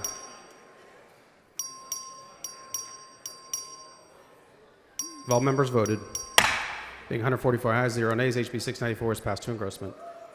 Chair lays out on second reading HB 791. Clerk will read the bill. HB 791 by Cortez relating to the issuance of the Central Catholic High School specialty license plates. Chair recognizes Mr. Cortez to explain the bill. Thank you, Mr. Speaker. Members, House Bill 791 would allow Central Catholic alumni and current students to be issued specialty license plates. I move passage. Question occurs in the passage to engrossment of HB 791. This is a record vote. Clerk will ring the bell. Show Mr. Cortez voting aye. Have all members voted? Show Ms. Fairley voting aye. Being 109 ayes, 38 nays, HB 791 is passed to engrossment.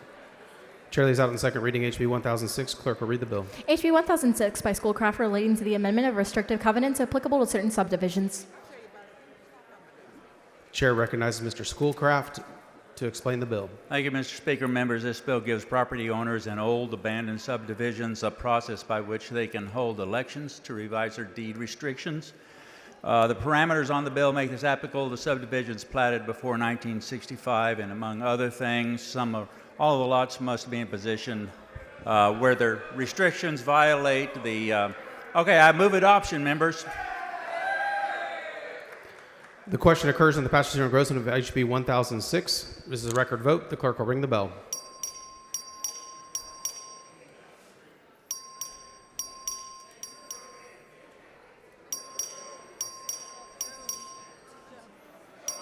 Show Ms. Bowers voting no. Show Ms. Fairley voting no. Have all members voted? Being 54 ayes, 92 nays, HB 1006 fails to pass to engrossment. Chair lays out in second reading House Bill 1136. Clerk will read the bill. HB 1136 by Gomez relating to the study conducted by the Texas Department of Motor Vehicles regarding parking for certain individuals with disabilities. Chair recognizes Ms. Gomez to explain the bill. Mr. Speaker, members, this bill is for our disabled veterans. I move passage. The question occurs in the passage to engrossment of HB 1136. This is a record vote. Clerk will ring the bell.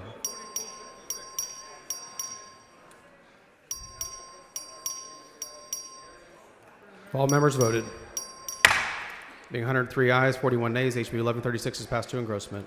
Chair lays out in second reading House Bill 1240. Clerk will read the bill. HB 1240 by Guillen relating to certain governmental operations affecting the border region. Chair recognizes Mr. Guillen to explain the bill. Thank you, Mr. Speaker. This standardizes the definition of Texas-Mexico border region across multiple codes. Move passage. The question occurs in the passage and engrossment of HB 1240. This is a record vote. Clerk will ring the bell. Show Mr. Guillen voting aye.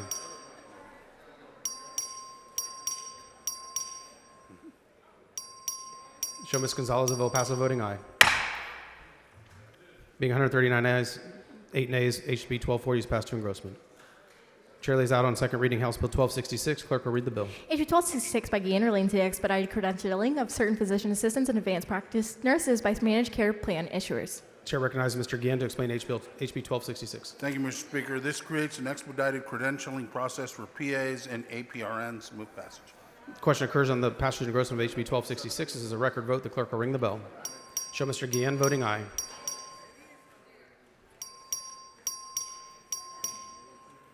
Have all members voted? Being 130 ayes, 17 nays, HB 1266 passed to engrossment. Chair lays out on second reading HB 1275. Clerk will read the bill. HB 1275 by Gonzales of El Paso relating to the issuance of permits for the producer dairies in certain areas of the state. Chair recognizes Ms. Gonzalez of El Paso to explain the bill. Bovine dairy permits. The question occurs in the passage and engrossment of HB 1275. This is a record vote. Clerk will ring the bell. Show Ms. Gonzalez of El Paso voting aye.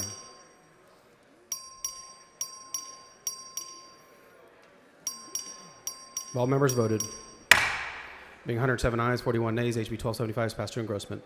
Chair lays out in second reading HB 1437. Clerk will read the bill. HB 1437 by Gonzales of El Paso relating to Task Force of Pollinator Health. Chair recognizes Ms. Gonzalez of El Paso to explain the bill. Pollinator health. The question occurs in the passage and engrossment of HB 1437. This is a record vote. Clerk will ring the bell. Show Ms. Gonzalez of El Paso voting aye.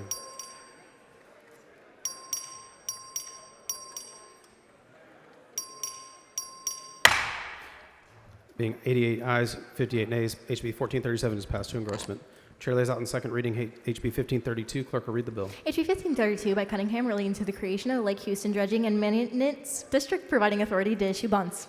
Chair recognizes Mr. Cunningham to explain the bill. Thank you, Mr. Speaker. Lake Houston Dredging Jail proposes a dredging district and reclaiming district. Move passage. Question occurs in the passage and engrossment of HB 1532. This is a record vote. Clerk will ring the bell. Show Mr. Cunningham voting aye.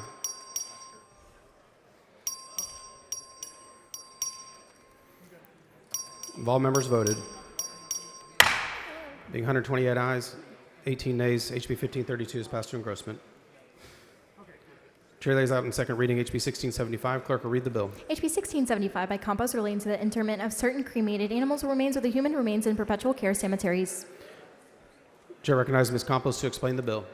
Thank you, Mr. Speaker. Mona's Law allows families with the dignity and comfort of choosing a final resting place for their pets. It would codify the common practice of burying a pet's ashes with its owner in a perpetual care cemetery, either in the individual's casket at the time of interment or in a Columbian alongside the owner's cremated remains. Additionally, this bill permits the memorialization of pets.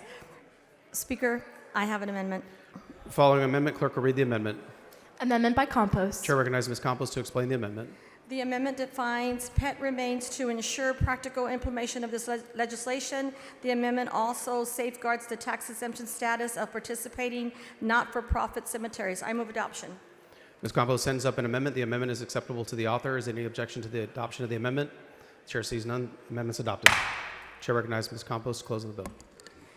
The legislation provides a compassionate and respectful choice for Texans who consider their pets to be family. Mr. Speaker, I move passage. Question occurs in the passage to engrossment of HB 1675. This is a record vote. The clerk will ring the bell.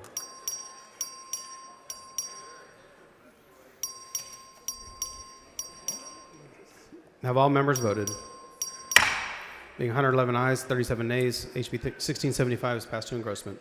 Chair lays out in second reading HB 1842. Clerk will read the bill. HB 1842 by Guillen relating to the sale of charitable raffle tickets by certain nonprofit wildlife conservation associations. Chair recognizes Mr. Guillen to explain the bill. Thank you, Mr. Speaker. This allows nonprofit wildlife conservation groups to sell raffle tickets online. Move passage. Question occurs on passage of engrossment of HB 1842. This is a record vote. Clerk will ring the bell. Show Mr. Guillen voting aye.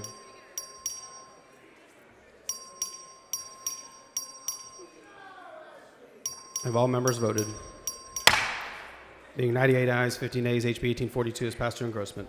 Chair lays out in second reading HB 1868. Clerk will read the bill. HB 1868 by Leo Wilson relating to the performance tier funding under the Public Junior College State Finance Program. Chair recognizes Ms. Leo Wilson to explain the bill. This is about the funding disparity between school districts and junior colleges on dual credit financing. The question occurs in the passage to engrossment of HB 1868. This is a record vote. Clerk will ring the bell. Show Ms. Leo Wilson voting aye.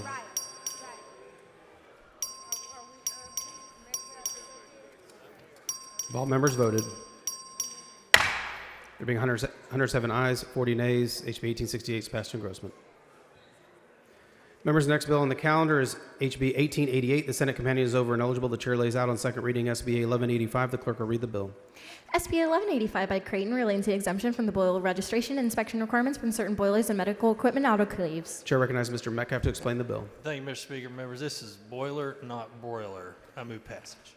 The question occurs in the passage of third reading of SB 1185. This is a record vote. Clerk will ring the bell. Show Mr. Metcalf voting aye.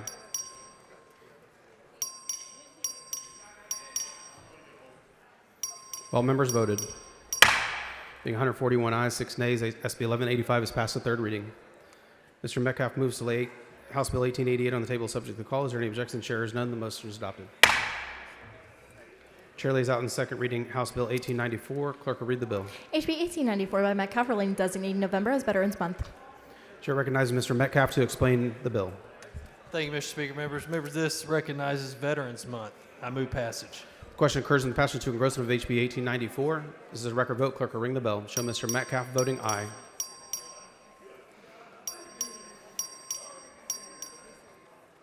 Have all voted?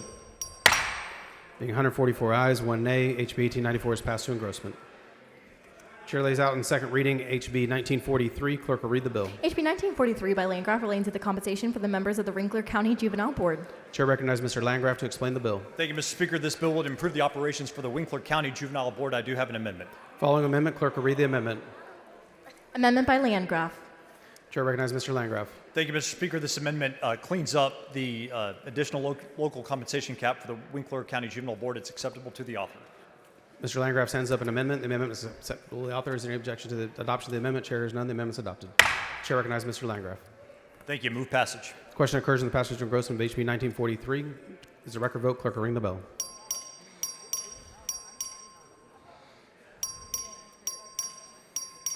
Have all voted? Being 128 ayes, 18 nays, HB 1943 is passed to engrossment. Chair lays out on second reading HB 1990. Clerk will read the bill. HB 1990 by Guillen relating to the limitation of certain liabilities of owners, lessees, and occupants of non-agricultural land. Chair recognizes Mr. Guillen to explain the bill. Thank you, Mr. Speaker. This expands existing civil liability protections for ag landowners. Move passage. Question occurs in the passage to engrossment of HB 1990. This is a record vote. Clerk will ring the bell. Show Mr. Guillen voting aye. Have all voted? Being 129 ayes, 16 nays, HB 1990 is passed to engrossment. Chair lays out in second reading HB 2029. Clerk will read the bill. HB 2029 by Noble relating to the vehicle safety inspections of certain travel trailers. Chair recognizes Ms. Noble to explain the bill. Thank you, Mr. Speaker. This bill clears up confusion in the code from when we eliminated safety inspections for travel trailers. Move passage. Question occurs in the passage to engrossment of HB 2029. This is a record vote. Clerk will ring the bell.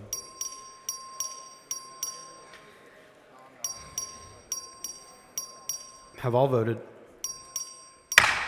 Being 128 ayes, 17 nays, HB 2029 is passed to engrossment.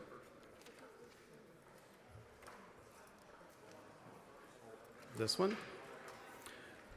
The chair lays out House Bill 2061, and the clerk will read the bill. HB 2061 by Holt relating to the designation of the State Highway 242 bridge intersecting State Highway 59 in Montgomery County as Lance Corporal Armando Hernandez Memorial Bridge. The chair recognizes Ms. Holt on her first bill to explain said first bill. Of all the bills that I could possibly imagine that I would be laying out as my first bill, this was not on my radar.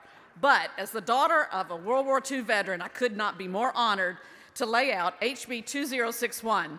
This bill seeks to recognize the service and designate the State Highway 242 bridge intersecting Interstate Highway 69 in Montgomery County as the Lance Corporal Armando Hernandez Memorial Bridge. This bill seeks to recognize his service and sacrifice to our great country, and I also want to recognize his mother and father in the gallery, standing up here to our left.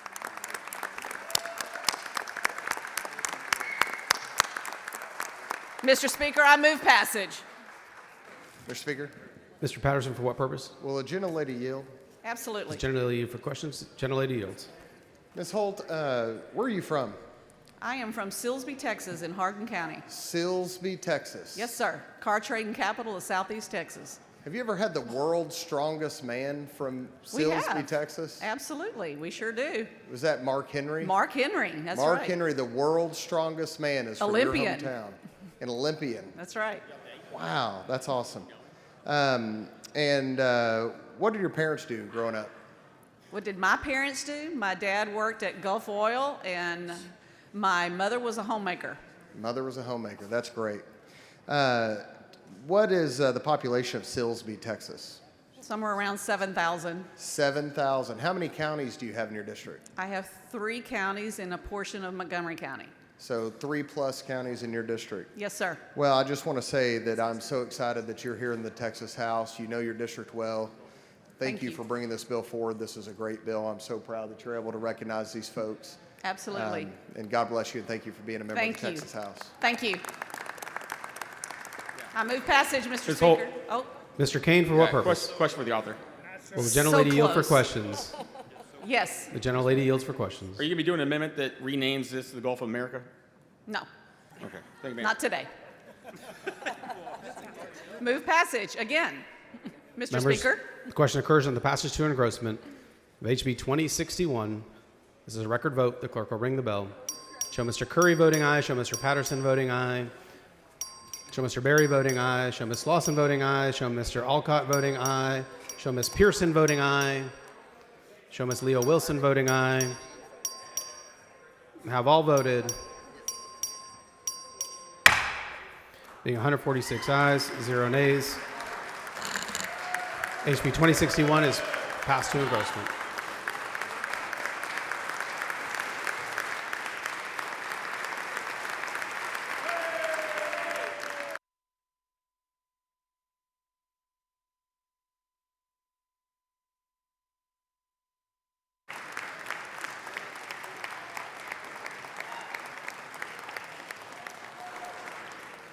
Mr. Speaker. Mr. Dorkeeper. Mr. Speaker, I have a messenger from the Senate at the door of the House. Admit the messenger.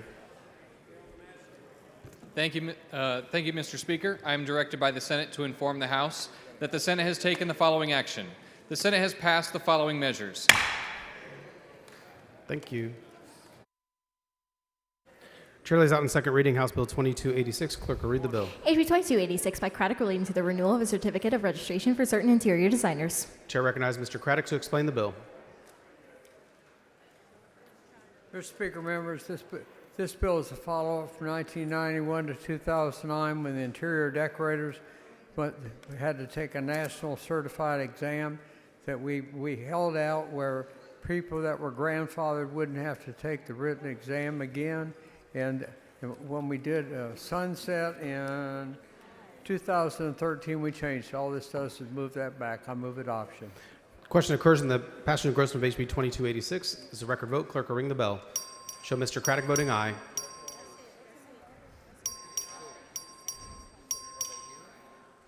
Have all voted. Being 136 ayes, 10 nays, HB 2286 is passed to engrossment. Chair lays out on second reading House Bill 2523. Clerk will read the bill. HB 2523 by Lopez de Cameron relating to the designation of a portion of the State Highway 4 in Cameron County as a Deputy Constable of Ruben Garcia Highway. Chair recognizes Ms. Lopez of Cameron to explain the bill. Members, this bill designates a portion of State Highway 48 in Cameron County as a Deputy Constable Ruben Garcia Memorial Highway. He tragically lost his life on September 30th, 2024. Thank you, members. Move passage. Question occurs in the passage of engrossment of HB 2523. This is a record vote. The clerk will ring the bell. Show Ms. Lopez of Cameron voting aye.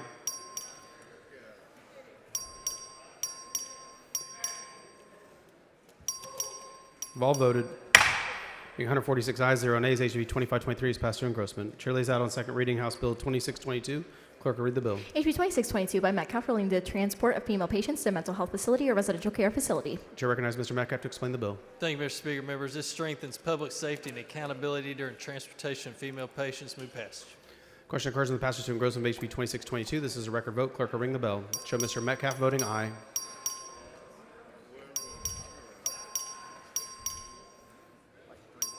Have all voted. Being 146 ayes, 0 nays, HB 2622 is passed to engrossment. Members, the next bill on the calendar is HB 2626. The Senate companion is over ineligible. The chair lays out on second reading Senate Bill 1194. The clerk will read the bill. Senate Bill 1194 by Flores relating to creating a Central Texas Water Alliance, providing authority to issue bonds, granting the power of eminent domain, providing authority to impose fees and taxes. Chair recognizes Mr. Buckley to explain the bill. Thank you, Mr. Speaker. Senate Bill 1194 establishes Central Texas Water Alliance. Move passage.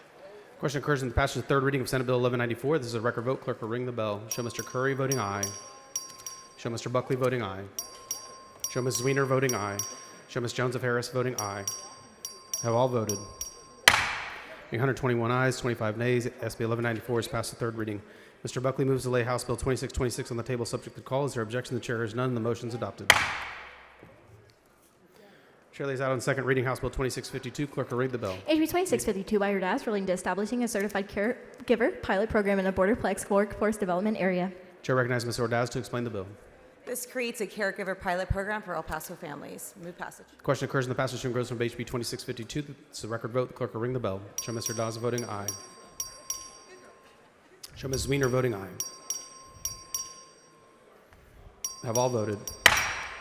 Being 100 ayes, 46 nays, HB 2652 is passed to engrossment. Chair lays out on third reading House Bill 2692. Clerk will read the bill. HB 2692 by Guillen relating to codification and clarification of local laws concerning San Antonio River Authority. Chair recognizes Mr. Guillen to explain the bill. Thank you, Mr. Speaker. This just codifies the local laws governing the San Antonio River Authority and move passage. Question occurs in the passage of engrossment of HB 2692. This is a record vote. Clerk will ring the bell. Show Mr. Guillen voting aye. Show Ms. Weiner voting aye. Show Mr. Alders voting aye. Show Mr. Gerdes voting aye. I'm sorry. Show Mr. Alders voting nay. Have all voted. Being 112 ayes, 35 nays, HB 2692 is passed to engrossment. Chair lays out on second reading House Bill 2842. Clerk will read the bill. HB 2842 by Zwiener relating to the control by lethal means of a white-tailed deer in certain areas. Chair recognizes Ms. Weiner to explain the bill. Mr. Speaker, members, this bill just lets Texas Parks and Wildlife permit local entities to do deer depredation. Only bill you will find me and Representative Fasut on together. I move adoption. Members, the question occurs on the passage to engrossment of HB 2842. This is a record vote. Clerk will ring the bell. Show Mrs. Weiner voting aye.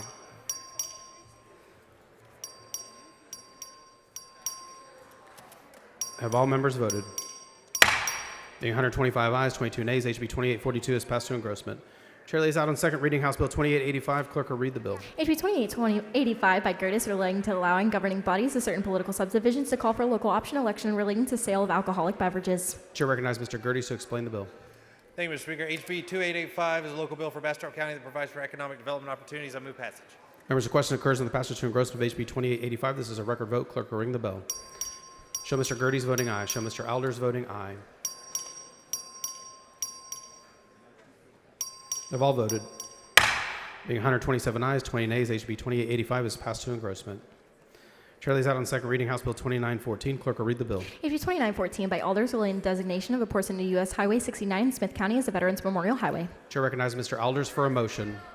Thank you, Mr. Speaker. I move to postpone. The Senate bill is coming over. Further consideration of House Bill 2914 until Monday at 10 a.m. Members, you've heard the motion. Is there any objection? Chair hears none, so ordered. Chair lays out on second reading House Bill 3016. Clerk will read the bill. HB 3016 by Lujan relating to certain circumstances in which a rental company may void a damage waiver for a rental vehicle. Chair recognizes Mr. Lujan to explain the bill. Thank you, Mr. Speaker. This bill closes a dangerous loophole that organized criminal networks are exploiting to steal rental cars. Move passage. Members, the question occurs on the passage to engrossment of HB 3016. This is a record vote. Clerk will ring the bell. Show Mr. Lujan voting aye. Have all voted? Being 143 ayes, 0 nays, HB 3016 is passed to engrossment. Chair lays out in second reading HB 3096. Clerk will read the bill. HB 3096 by Cunningham relating designation of March 17th as Profound Autism Awareness Day. Chair recognizes Mr. Cunningham to explain the bill. Thank you, Mr. Speaker. 3696 designates March 17th as Profound Autism Awareness Day.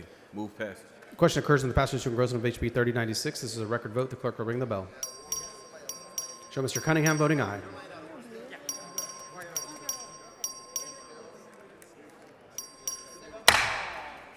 Being 146 ayes, 0 nays, HB 3096 is passed to engrossment. Members, the next bill on the calendar is HB 3129. The Senate companion is over and eligible. The chair lays out on second reading SB 384. The clerk will read the bill. Senate Bill 384 by Flores relating to making a donation of Operation Game Theft Fund when applying for a hunting or fishing license. Chair recognizes Mr. Vasut to explain the bill. Operation Game Thief is Texas Wildlife Crime Stoppers program. This allows them to donate to it. Thank you. Members, you've heard the explanation. I'm sorry. Members, the question occurs in the passage of the third reading of SB 384. As a record vote, clerk will ring the bell. Show Mr. Vasut voting aye.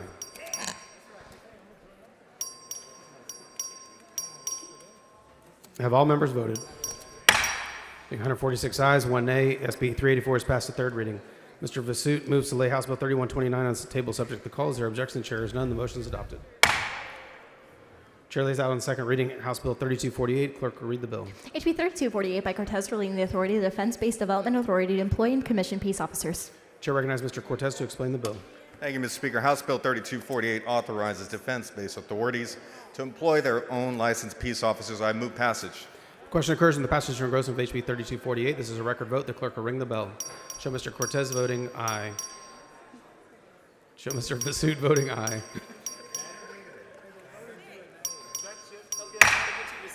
Being 148 ayes, 0 nays, HB 3248 is passed to engrossment. Members, next bill on the calendar is HB 3251. The Senate companion is over and eligible. The chair lays out on second reading SB 1426. Clerk will read the bill. SB 1426 by Huffman relating to operation and management of the First Capital State Historical Site and the replica of the Texas Historical Commission. Chair recognizes Mr. Vasut to explain the bill. This is for Brazoria County. Move passage. Question occurs in the passage of the third reading of SB 1426. This is a record vote. Clerk will ring the bell. Show Mr. Vasut voting aye. Show Mr. Morgan voting aye. Have all voted? Being 147 ayes, 0 nays, SB 1426 passed the third reading. Mr. Vasut moves to lay House Bill 3251 on the table subject to call. Is there objection? Chair is none. The motion is adopted. Chair lays out on second reading House Bill 3255. Clerk will read the bill. HB 3255 by Paul relating the authority of the Development Corporation created by the Gulf Coast Authority to finance certain projects. Chair recognizes Mr. Paul to explain the bill. Bill for financing wastewater projects for chemical plants. Members, you've heard the question occurs in the passage of engrossment of HB 3255. This is a record vote. Clerk will ring the bell. Show Mr. Paul voting aye. Show Mr. Morgan voting aye. Have all voted? Being 128 ayes, 17 nays, HB 3255 is passed to engrossment. Chair lays out on second reading HB 3479. Clerk will read the bill. HB 3479 by Morgan relating to the Rio Grande Vegetative Management Program. Chair recognizes Mr. Morgan to explain his very first bill. Don't all rush to the mic. This bill is. Will the gentleman yield for questions? Mr. Speaker. Mr. Vasut, for what purpose? Will the gentleman yield for questions? Does the gentleman yield for questions? Sure, for questions. It sounds like he will. So, what's your favorite color? I'm sorry, what? What's your favorite color? Blue. And your favorite number? 7. All right. If somebody was to ask the middle name of your mom for a password reset, what would it be? But for real, what is it? What is it? Last 3 of your social. You know what phishing is, right? I do. Well, don't do it. Welcome to the House. Thank you.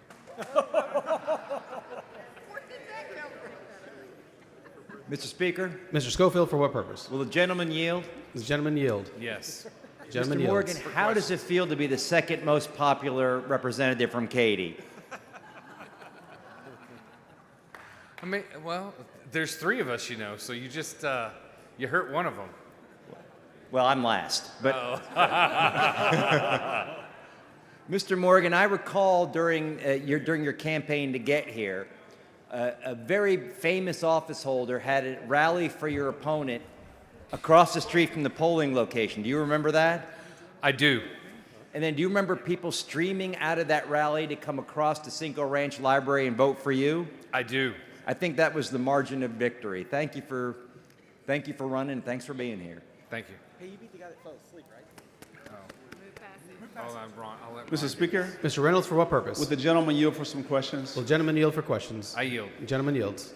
Representative Morgan, you represent the best county in the state, correct? I absolutely do.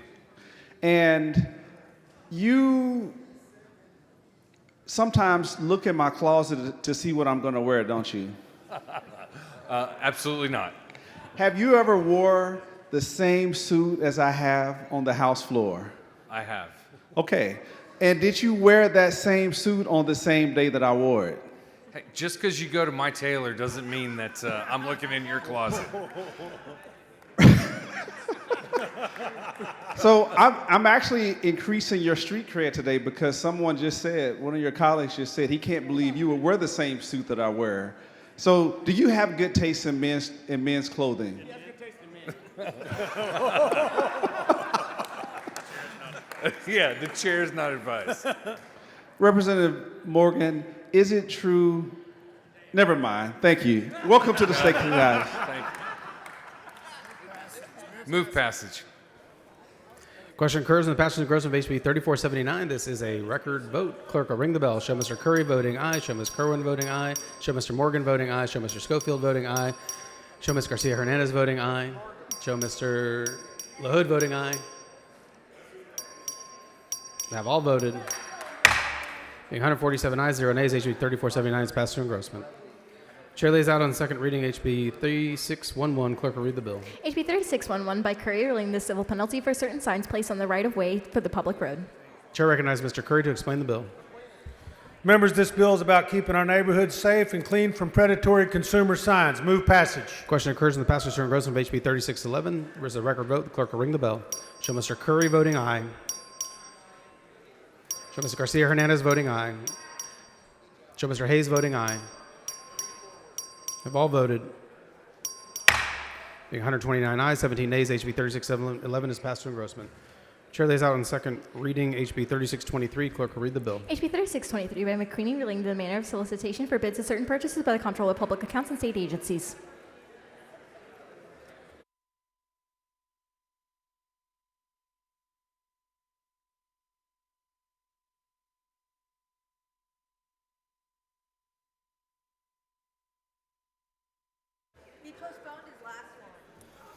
House Bill 36. Excuse me, sir. Sir. The way it works is that I recognize you first. You turned on the light. The chair recognizes Mr. McQueenie on his very first bill. House Bill 3623 removes the word telegraph from the comptroller's means of soliciting bids. Mr. Speaker. I move passage. Mr. Patterson, for what purpose? He used more than 3 words. Will the gentleman... The gentleman yield for questions. Yes. Gentleman yields. Will the gentleman yield the floor? Does the gentleman yield the floor? No. Okay. Mr. Goldman, what kind of shoes do you wear? They're shoes without laces. Those shoes have white on them, and you're wearing them on the House floor. Are you aware of that? I am advised. Okay. Where are you from? Fort Worth. Fort Worth. And you're in the chicken business, is that right? I am in the chicken business. Okay. And what brand of chicken are you in? Chicken Express. Chicken Express. And this is not your first foray into the franchise space, is it? It is not. But you do use too much black pepper. This is on the record. You do use too much black pepper in your mashed potatoes. Is that correct? In your opinion, yes. Have I not asked multiple times for less black pepper in the mashed potatoes? You have. Okay. Welcome to the House. Thank you for being here. Mr. Speaker. Mr. Harris, for what purpose? Will the gentleman yield for... Does the gentleman yield for questions? Yes. The gentleman yields. I didn't say for questions. I yield for questions.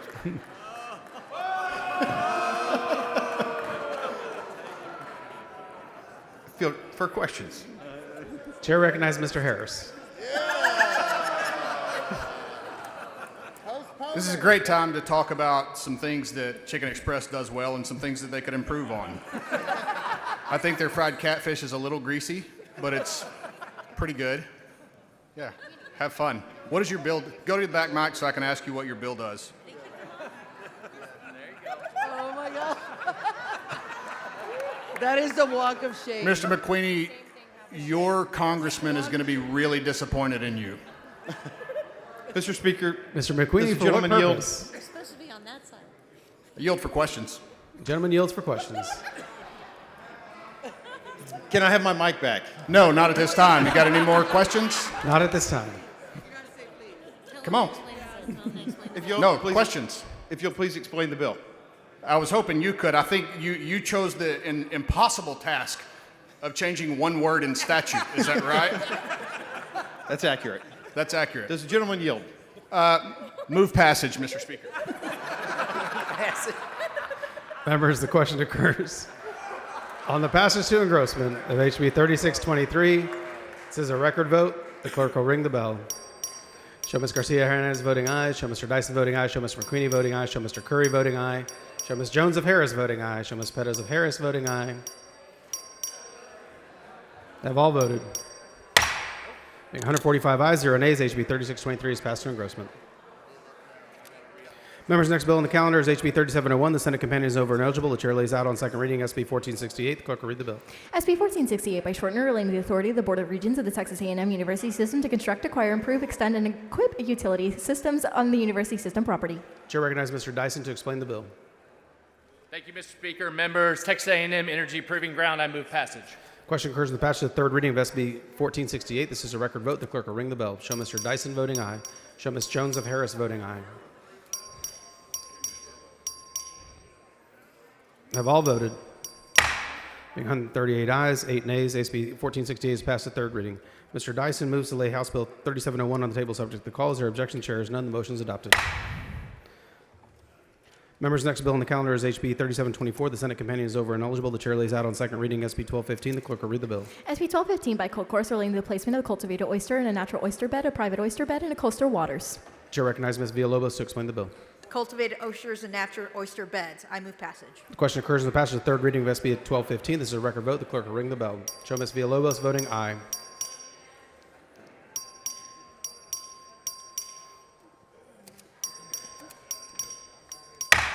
Being 130 ayes, 14 nays, SB 1215 is passed the third reading.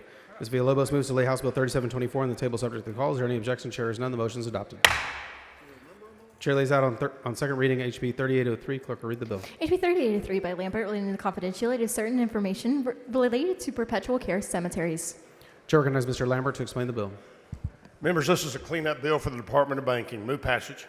Question occurs in the passage of engrossment of HB 3803. This is a record vote. The clerk will ring the bell. Show Mr. Lambert voting aye.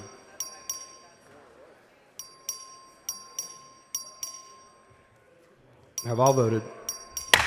Being 142 ayes, 3 nays, HB 3803 is passed to engrossment. Chair lays out on second reading HB 3804. Clerk will read the bill. HB 3804 by Lambert relating to the regulation of state banks. Chair recognizes Mr. Lambert to explain the bill. Members, this is a cleanup bill for the Department of Banking. Question occurs in the passage of engrossment of HB 3804. This is a record vote. Clerk will ring the bell. Show Mr. Lambert voting aye. Show Mr. Alders voting aye.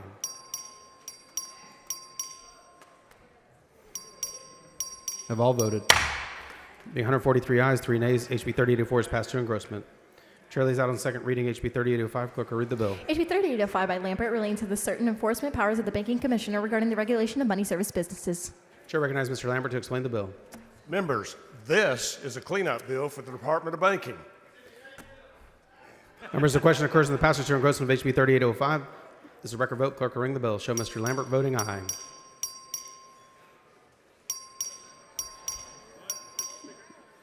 Show Mr. Alders voting aye.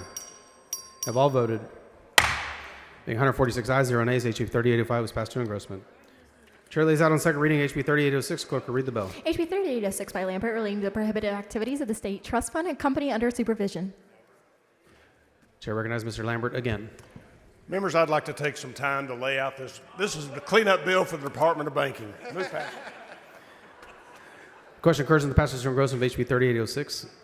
This is a record vote. Clerk will ring the bell. Show Mr. Lambert voting aye. Show Mr. Alders voting aye. Have all voted. Being 144 ayes, 0 nays, HB 3806 is passed to engrossment.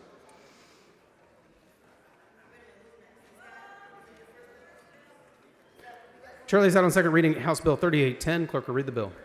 HB 3810 by Alders relating to the dissolution of the Rose City Municipal Utility District. The chair lays out, Mr. Speaker.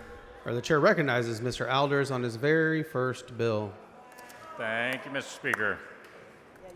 Members, this is a cleanup bill. This is the dissolution of a mud that never Mr. got Speaker? off the ground. Ms. Weiner, for what purpose? Will the gentleman yield for some questions? Will the gentleman yield for questions? I will yield for questions. Gentleman yields for questions. Representative Alders, I have heard concerns that you may have been voting like a Democrat on this floor. Could you address where those rumors may have started? Ms. Weiner, they may have been confused for all the times that I was pressing the button on your desk. Thank you so much for that. Congrats on your first bill. Mr. Speaker. Mr. Kane, for what purpose? Yeah, question for that guy. Does that guy yield for questions? I yield for questions. That guy yields for questions. Have you worked in politics before? I have. Yeah. Who'd you work for? I need the members on this side of the aisle to hear. Who was that? I was the regional director for Senator Cruz in East Texas. Yeah. It's a good thing. It's a good thing. I'm with you. I'm with you. Now, how many siblings did you have? I do have 9 siblings. You have 9. And your spouse, how many siblings? She has 7. And how many children do y'all have? We have 2. So you see the problem. But you didn't like being from a big family? I'll let you talk to my wife about that. All right, I'm out. Move passage. Move passage. No, you're not done yet. Not yet. Mr. Speaker, Mr. Schofield, for what purpose? will the gentleman yield? Does the I yield for gentleman questions, He yields Mr. for Schofield. questions, Mr. Schofield. Good job, Mr. Alders.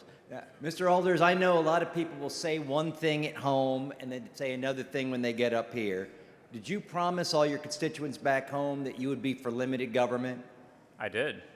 And is your first bill a bill to get rid of a government agency? It is. All right, now, if you're going to be telling the truth all the time, you're not going to make much of a politician, Mr. Alders. I appreciate that, Mr. Schofield. Move passage.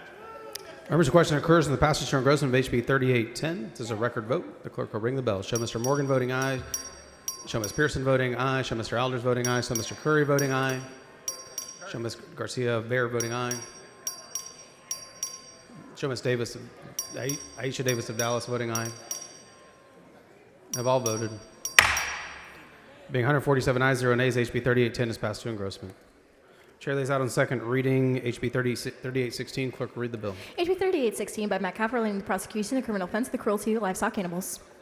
Chair recognizes Mr. Metcalf to explain the bill. Thank you, Mr. Speaker. Members, this bill clarifies that an act administering a penalty Group 1 controlled substance to livestock animals without a valid veterinary prescription is considered torture under cruelty statutes. I do believe there is an amendment. Following amendment, clerk will read the amendment. Amendment by Schatzline. Thank you, Mr. Speaker. Chair Members. hold on. Chair recognizes Mr. Schatzline to explain the amendment. Thank you, Mr. Speaker. Members, this amendment adds mRNA vaccines to the list of controlled substances. It is acceptable to the author, and I move adoption.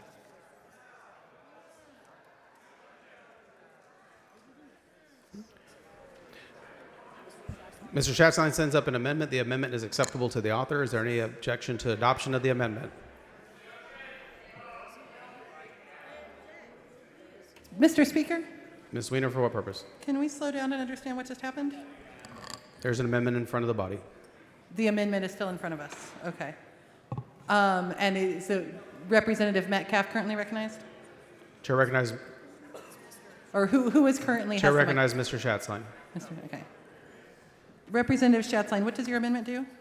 This adds mRNA vaccines to the list of controlled substances. Okay. Mr. Speaker, Ms. Weiner, for what purpose? I rise under a point of order under There it Rule is. 11, Section 12, that the amendment is not germane. Please bring your point of order down front.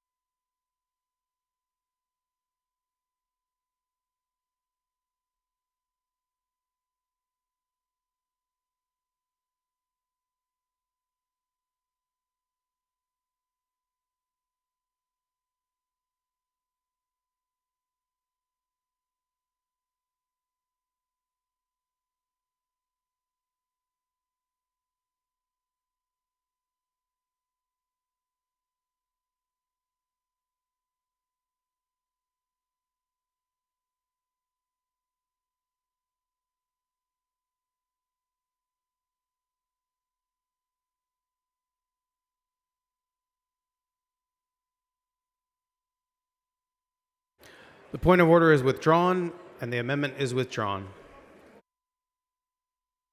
Chair recognizes Mr. Metcalf. Thank you, Mr. Speaker. Members, we're back on this great bill to prevent illegal substances going into our livestock. I move passage.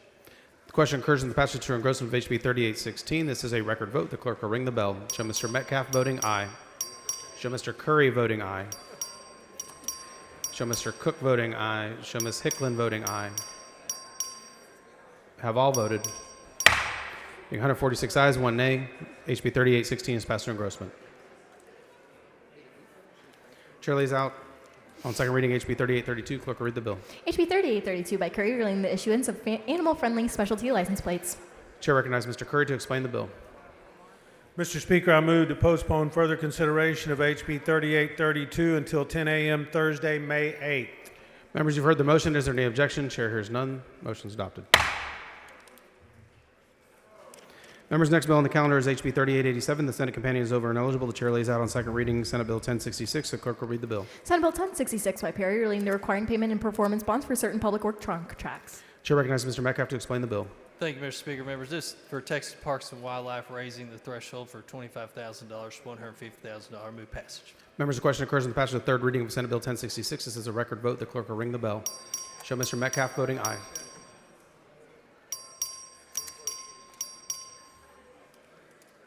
And have all voted. 139 ayes, 0 nays. Senate Bill 1066 is passed third reading. Mr. Metcalf moves to lay House Bill 3887 on the table subject to the call. Is there any objection? Chair is none. The motion is adopted.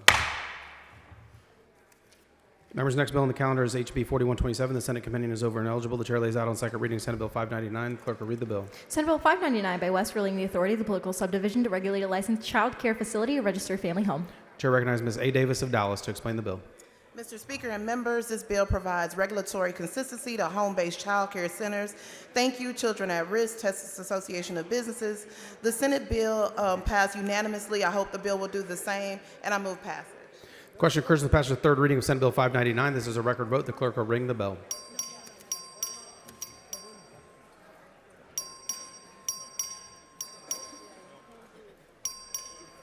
Have all members voted? Being 134 ayes, 11 nays, Senate Bill 599 is passed to third reading. Ms. A. Davis of Dallas moves to lay House Bill 4127 on the table subject to the call. Is there objection? Chair is none. The motion is adopted. Chair lays out on second reading House Bill 4129. Clerk will read the bill. House Bill 4129 by A. Davis of Dallas, relating to contract requirements pertaining to contract between a single source continuum contractor and the Department of Family and Protective Services. Chair recognizes Ms.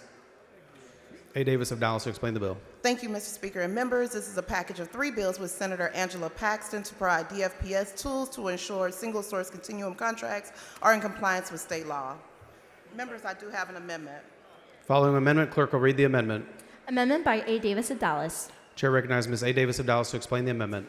Thank you, Mr. Speaker and members. This amendment was requested by the Senate sponsor to strengthen the legislation. It is acceptable to the author. I move adoption. Ms. A. Davis of Dallas sends up an amendment. The amendment is acceptable to the author. Is there any objection to the adoption of the amendment? The chair hears none. The amendment is adopted. Chair recognizes Ms. A. Davis of Dallas to close on the bill. Move passage. Members, the question occurs in the passage and engrossment of HB 4129. This is a record vote. The clerk will ring the bell.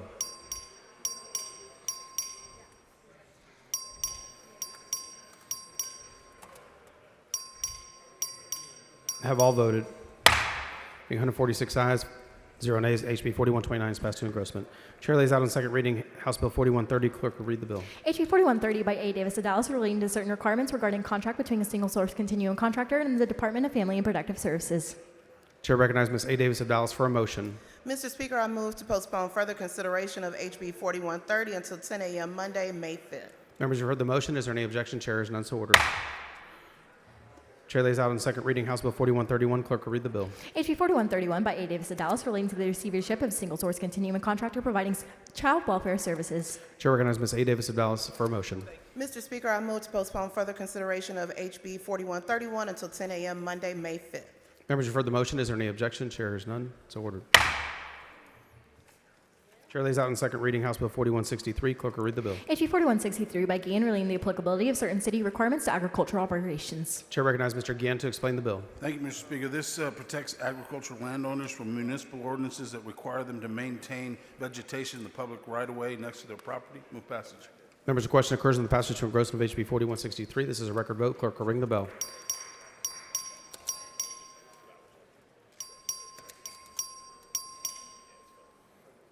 Have all voted? Being 130 ayes, 15 nays, HB 4163 is passed to engrossment. Chair lays out on second reading HB 4187. Clerk will read the bill. HB 4187 by Metcalf, relaying authority and responsibility to the Texas Historical Commission, authorizing fees. Chair recognizes Mr. Metcalf to explain the bill. Thank you, Mr. Speaker. Members, this bill modernizes how revenues from events, exhibits, and gift shops managed to directly benefit state operations. I move passage. Members, the question occurs on the passage to engrossment of HB 4187. This is a record vote. The clerk will ring the bell. Show Mr. Metcalf voting aye.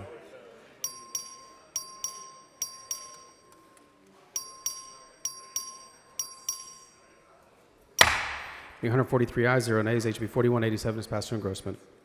Members, next bill on the calendar is HB 4229. The Senate companion is over and eligible. The chair lays out on second reading Senate Bill 1930. Clerk will ring the bell. Read the Senate bill. Bill 1930 by Hinojosa Chewy, relating to the use of procedures from the sale of saltwater fishing stamps issued by the Parks and Wildlife Department. Chair recognizes Mr. Metcalf to explain the bill. Thank you, Mr. Speaker. Members, saltwater fish stamp revenues specifically go to coastal habitat restoration. I move passage. Members, the question occurs in the passage of third reading of Senate Bill 1930. It's a record vote. The clerk will ring the bell. Show Mr. Metcalf voting aye.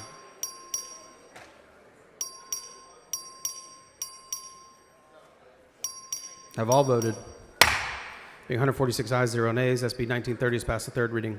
Mr. Metcalf moves to lay House Bill 4229 on the table subject to the call. Is there objection? Chair is none. The motion is adopted. Chair lays out in second reading House Bill 4238. Clerk will read the bill. House Bill 4238 by Meyer, relating the collection of consumer debt incurred by certain individuals as a resident of identity theft. Chair recognizes Mr. Meyer to explain the bill. Thank you, Mr. Speaker. Members, this bill helps victims of coerced debt, and I move passage. Members, the question occurs in the passage to engrossment of HB 4238. This is a record vote. Clerk will ring the bell. Show Mr. Meyer voting aye. Show Mr. Vasut voting aye. Show Mr. DeRazio voting aye. Have all voted? Being 147 ayes, 0 nays, HB 4238 is passed to engrossment. Chair lays out on second reading House Bill 4454. Clerk will read the bill. House Bill 4454 by vote relating the solicitation of patients and other prohibited marketing practices in the establishment of the Task Force on Patient Solicitation, increasing criminal penalties. Chair recognizes Mr. Vo to explain the bill. Thank you, Mr. Speaker. Members, this bill was brought to my office by those in the substance use disorder treatment industry to root out bad actors, update patient brokering laws, and fight fraud, waste, and abuse. I move passage. Question occurs in the passage of engrossment of HB 4454. Is a record vote. Clerk will ring the bell. Show Mr. Vo voting aye. Show Mr. Bernal voting aye.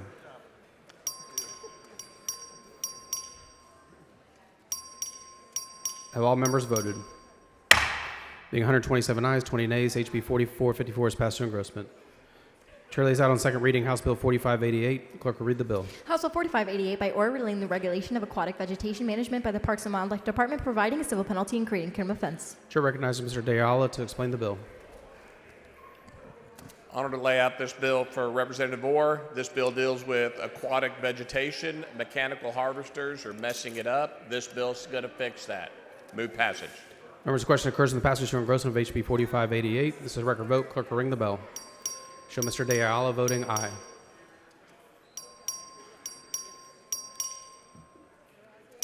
Have all voted? Being 112 ayes, 33 nays, HB 4588 is passed to engrossment. Chair lays out on second reading House Bill 4643. Clerk will read the bill. House Bill 4643 by DeRazio relating the access to criminal history record information for the purpose of the Medicaid program. Chair recognizes Mr. DeRazio to explain the bill. Members, House Bill 4643 will preserve the Office of the Inspector General's access to the FBI criminal history information, which it uses to conduct background checks. I move passage. Members, the question occurs in the passage to engrossment of HB 4643. This is a record vote. Clerk will ring the bell. Show Mr. DeRazio voting aye.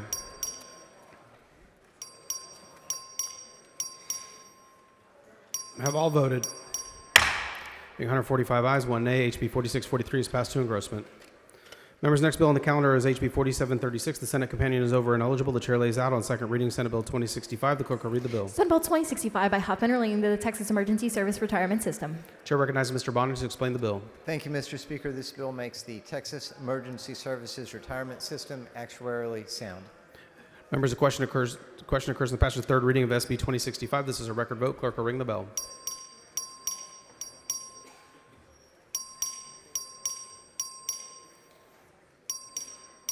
Have all members voted? Being 146 ayes, 1 nay, SB 2065 is passed to third reading. Mr. Bono moves to lay House Bill 4736 on the table subject to call. Is there objection? The chair hears none. The motion is adopted. Chair lays out on second reading House Bill 4738. Clerk will read the bill. House Bill 4738 by Guerin, relating the elimination of a portion of the loan administration fee remitted to the comptroller. Chair recognizes Mr. Guerin to explain the bill. Thank you, Mr. Speaker. Members, this eliminates a portion of the loan administration fee from the comptroller. Members, the question occurs in the passage and engrossment of HB 4738. This is a record vote. Clerk will ring the bell. Show Mr. Guerin voting aye.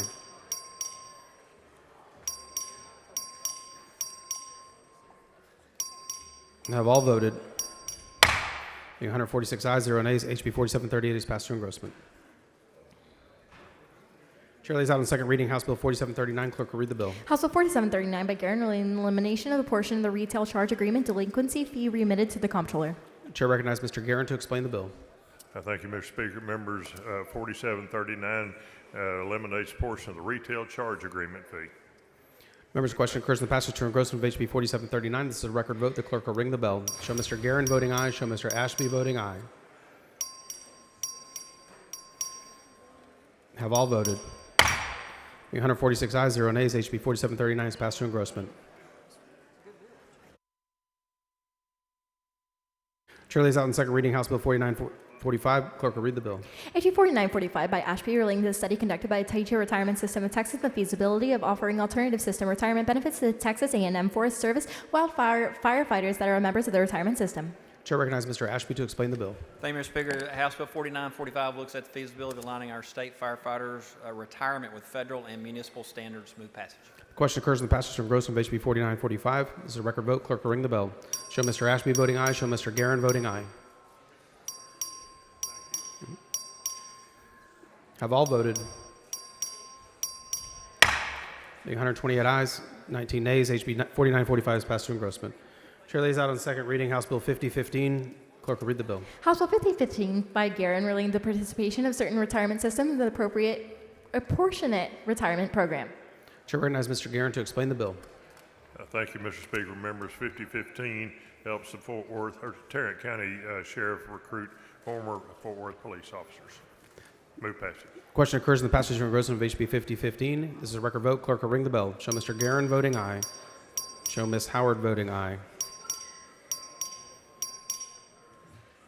Have all voted?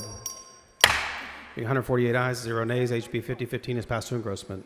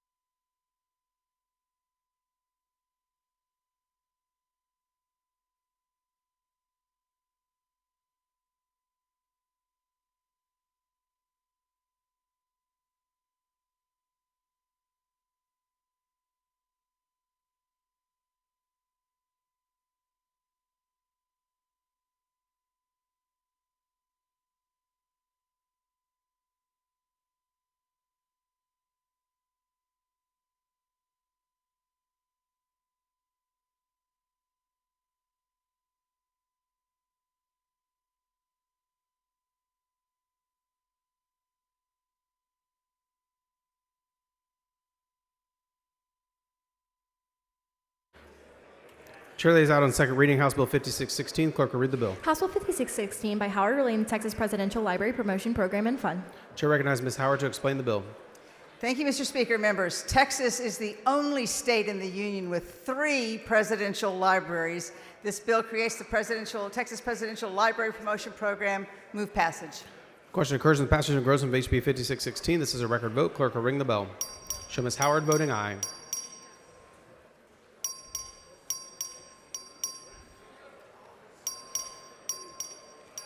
Have all voted. Being 101 ayes, 47 nays, HB 5616 is passed to engrossment. Chair lays out in second reading Senate Bill 767. Clerk will read the bill. Senate Bill 767 by Sparks relating to creating a database of the firefighter equipment in the state available for the use in responding to wildfires.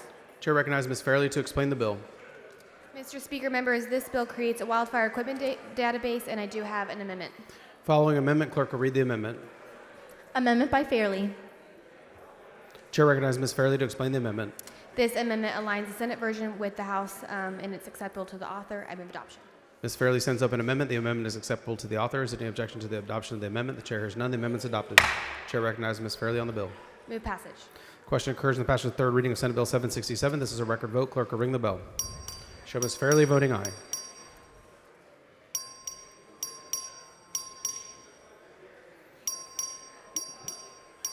Have all members voted? Being 139 ayes, 6 nays, Senate Bill 767 is passed the third reading. Chair lays out on second reading Senate Bill 1619. Clerk will read the bill. Senate Bill 1619 by Zaffarini relating to the use of epinephrine delivery device by certain entities. Chair recognizes Mr. Cortez to explain the bill. Thank you, Mr. Speaker. Members, Senate Bill 1619 gives the option to stock and administer any FDA-approved epinephrine device, not just auto-injectors, and I do have an amendment. The following amendment, clerk will read the amendment.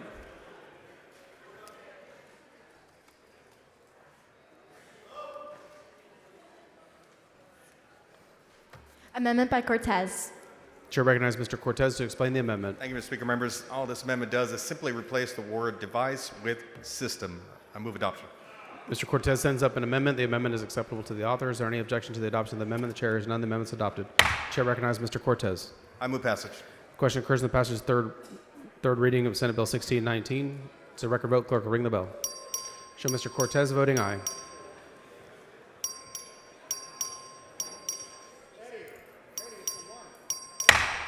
Being 147 ayes, 0 nays, Senate Bill 1619 is passed the third reading. Chair lays out on second reading Senate Bill 1738. Clerk will read the bill. Senate Bill 1738 by Huffman relating to the resumption of services by certain judicial officers under the Judicial Retirement System of Texas Plan 2. Chair recognizes Mr. Bonin to explain the bill. Thank you, Mr. Speaker. Last session, we passed legislation to make JRS2 actuarially sound, and since its passage, we've been informed that we need further statutory clarification with respect to the resumption of service by certain judicial officers under JRS2. I move passage. Members, the question occurs in the passage of the third reading of Senate Bill 738. This is a record vote. Clerk will ring the bell. Show Mr. Longoria voting aye.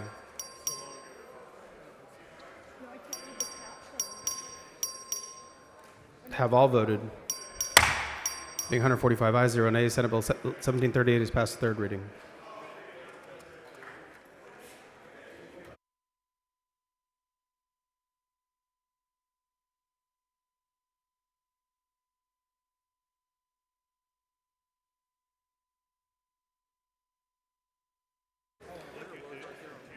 Members, next bill on the calendar is HCR 77. The Senate companion is over and eligible. Chair lays out the committee report for SCR 13. Clerk will read the resolution.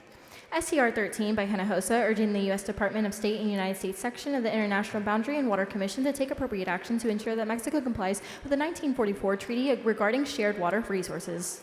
Chair recognizes Mr. Longoria to explain the resolution. Thank you, Mr. Speaker and members. SCR 13 urges the U.S. State Department and the International Boundary and Water Commission to ensure that Mexico honors its obligation under the 1944 Water Treaty. Move passage. Members, the question occurs on the adoption of SCR 13. This is a record vote. Clerk will ring the bell. Show Mr. Longoria voting aye. Show Ms. Garcia Bear voting aye. Show Mr. Turner voting aye. Show Ms. Simmons voting aye. Have all voted? Being 142 ayes, 1 nay, SCR 13 is adopted. Mr. Longoria moves to lay Concurrent Resolution 77 on the table, subject to the call. Is there objection? Chair is none. The motion is adopted. Chair recognizes Mr. Turner for a motion. Thank you, Mr. Speaker. Members, I move to suspend the 5-day posting rule to permit the Committee on Ways and Means Subcommittee on Property Tax Appraisals in a public hearing to be held on Thursday, May 1st, 2025 at 10:30 a.m. or upon final adjournment, recess, or bill referral if permission is granted in room E2.036 to consider SB 2068 by Bettencourt relating to the duty of an appraisal district to keep confidential certain identifying information provided by a property owner, and SB 2073 by Zaffarini relating to the authority of an appraisal district to purchase, finance the purchase of, or lease real property, or construct or finance the construction of improvements to real property. Members, you've heard the motion. Is there any objection? Chair is none, so ordered. Chair recognizes Mr. Metcalf for a motion. Thank you, Mr. Speaker. I move to suspend the 5-day posting rule to permit the Committee on Culture, Recreation, and Tourism in a public hearing on Thursday, May 1, 2025 at 8 a.m. in room E2.028 to consider SCR 6 by Hall designating Rockwall County as the official marriage capital of Texas for a 10-year period ending in 2035. Members, you've heard the motion. Is there any objection? Chair is none, so ordered.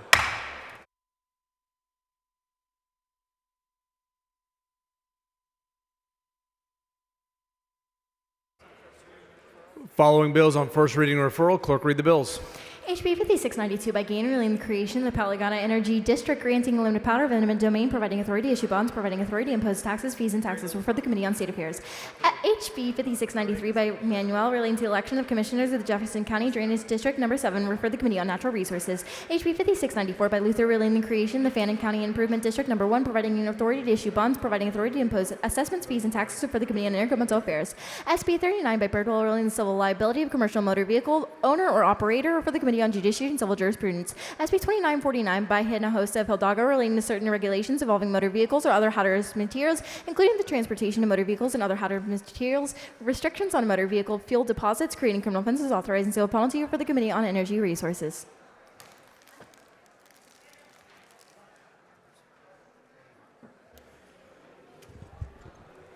Members, the Speaker's desk is clear, but I wanted to thank y'all for a very productive day. Mr. Metcalf moves the House adjourn until 10 a.m. Wednesday. Is there objection? Chair hears none. The House stands adjourned.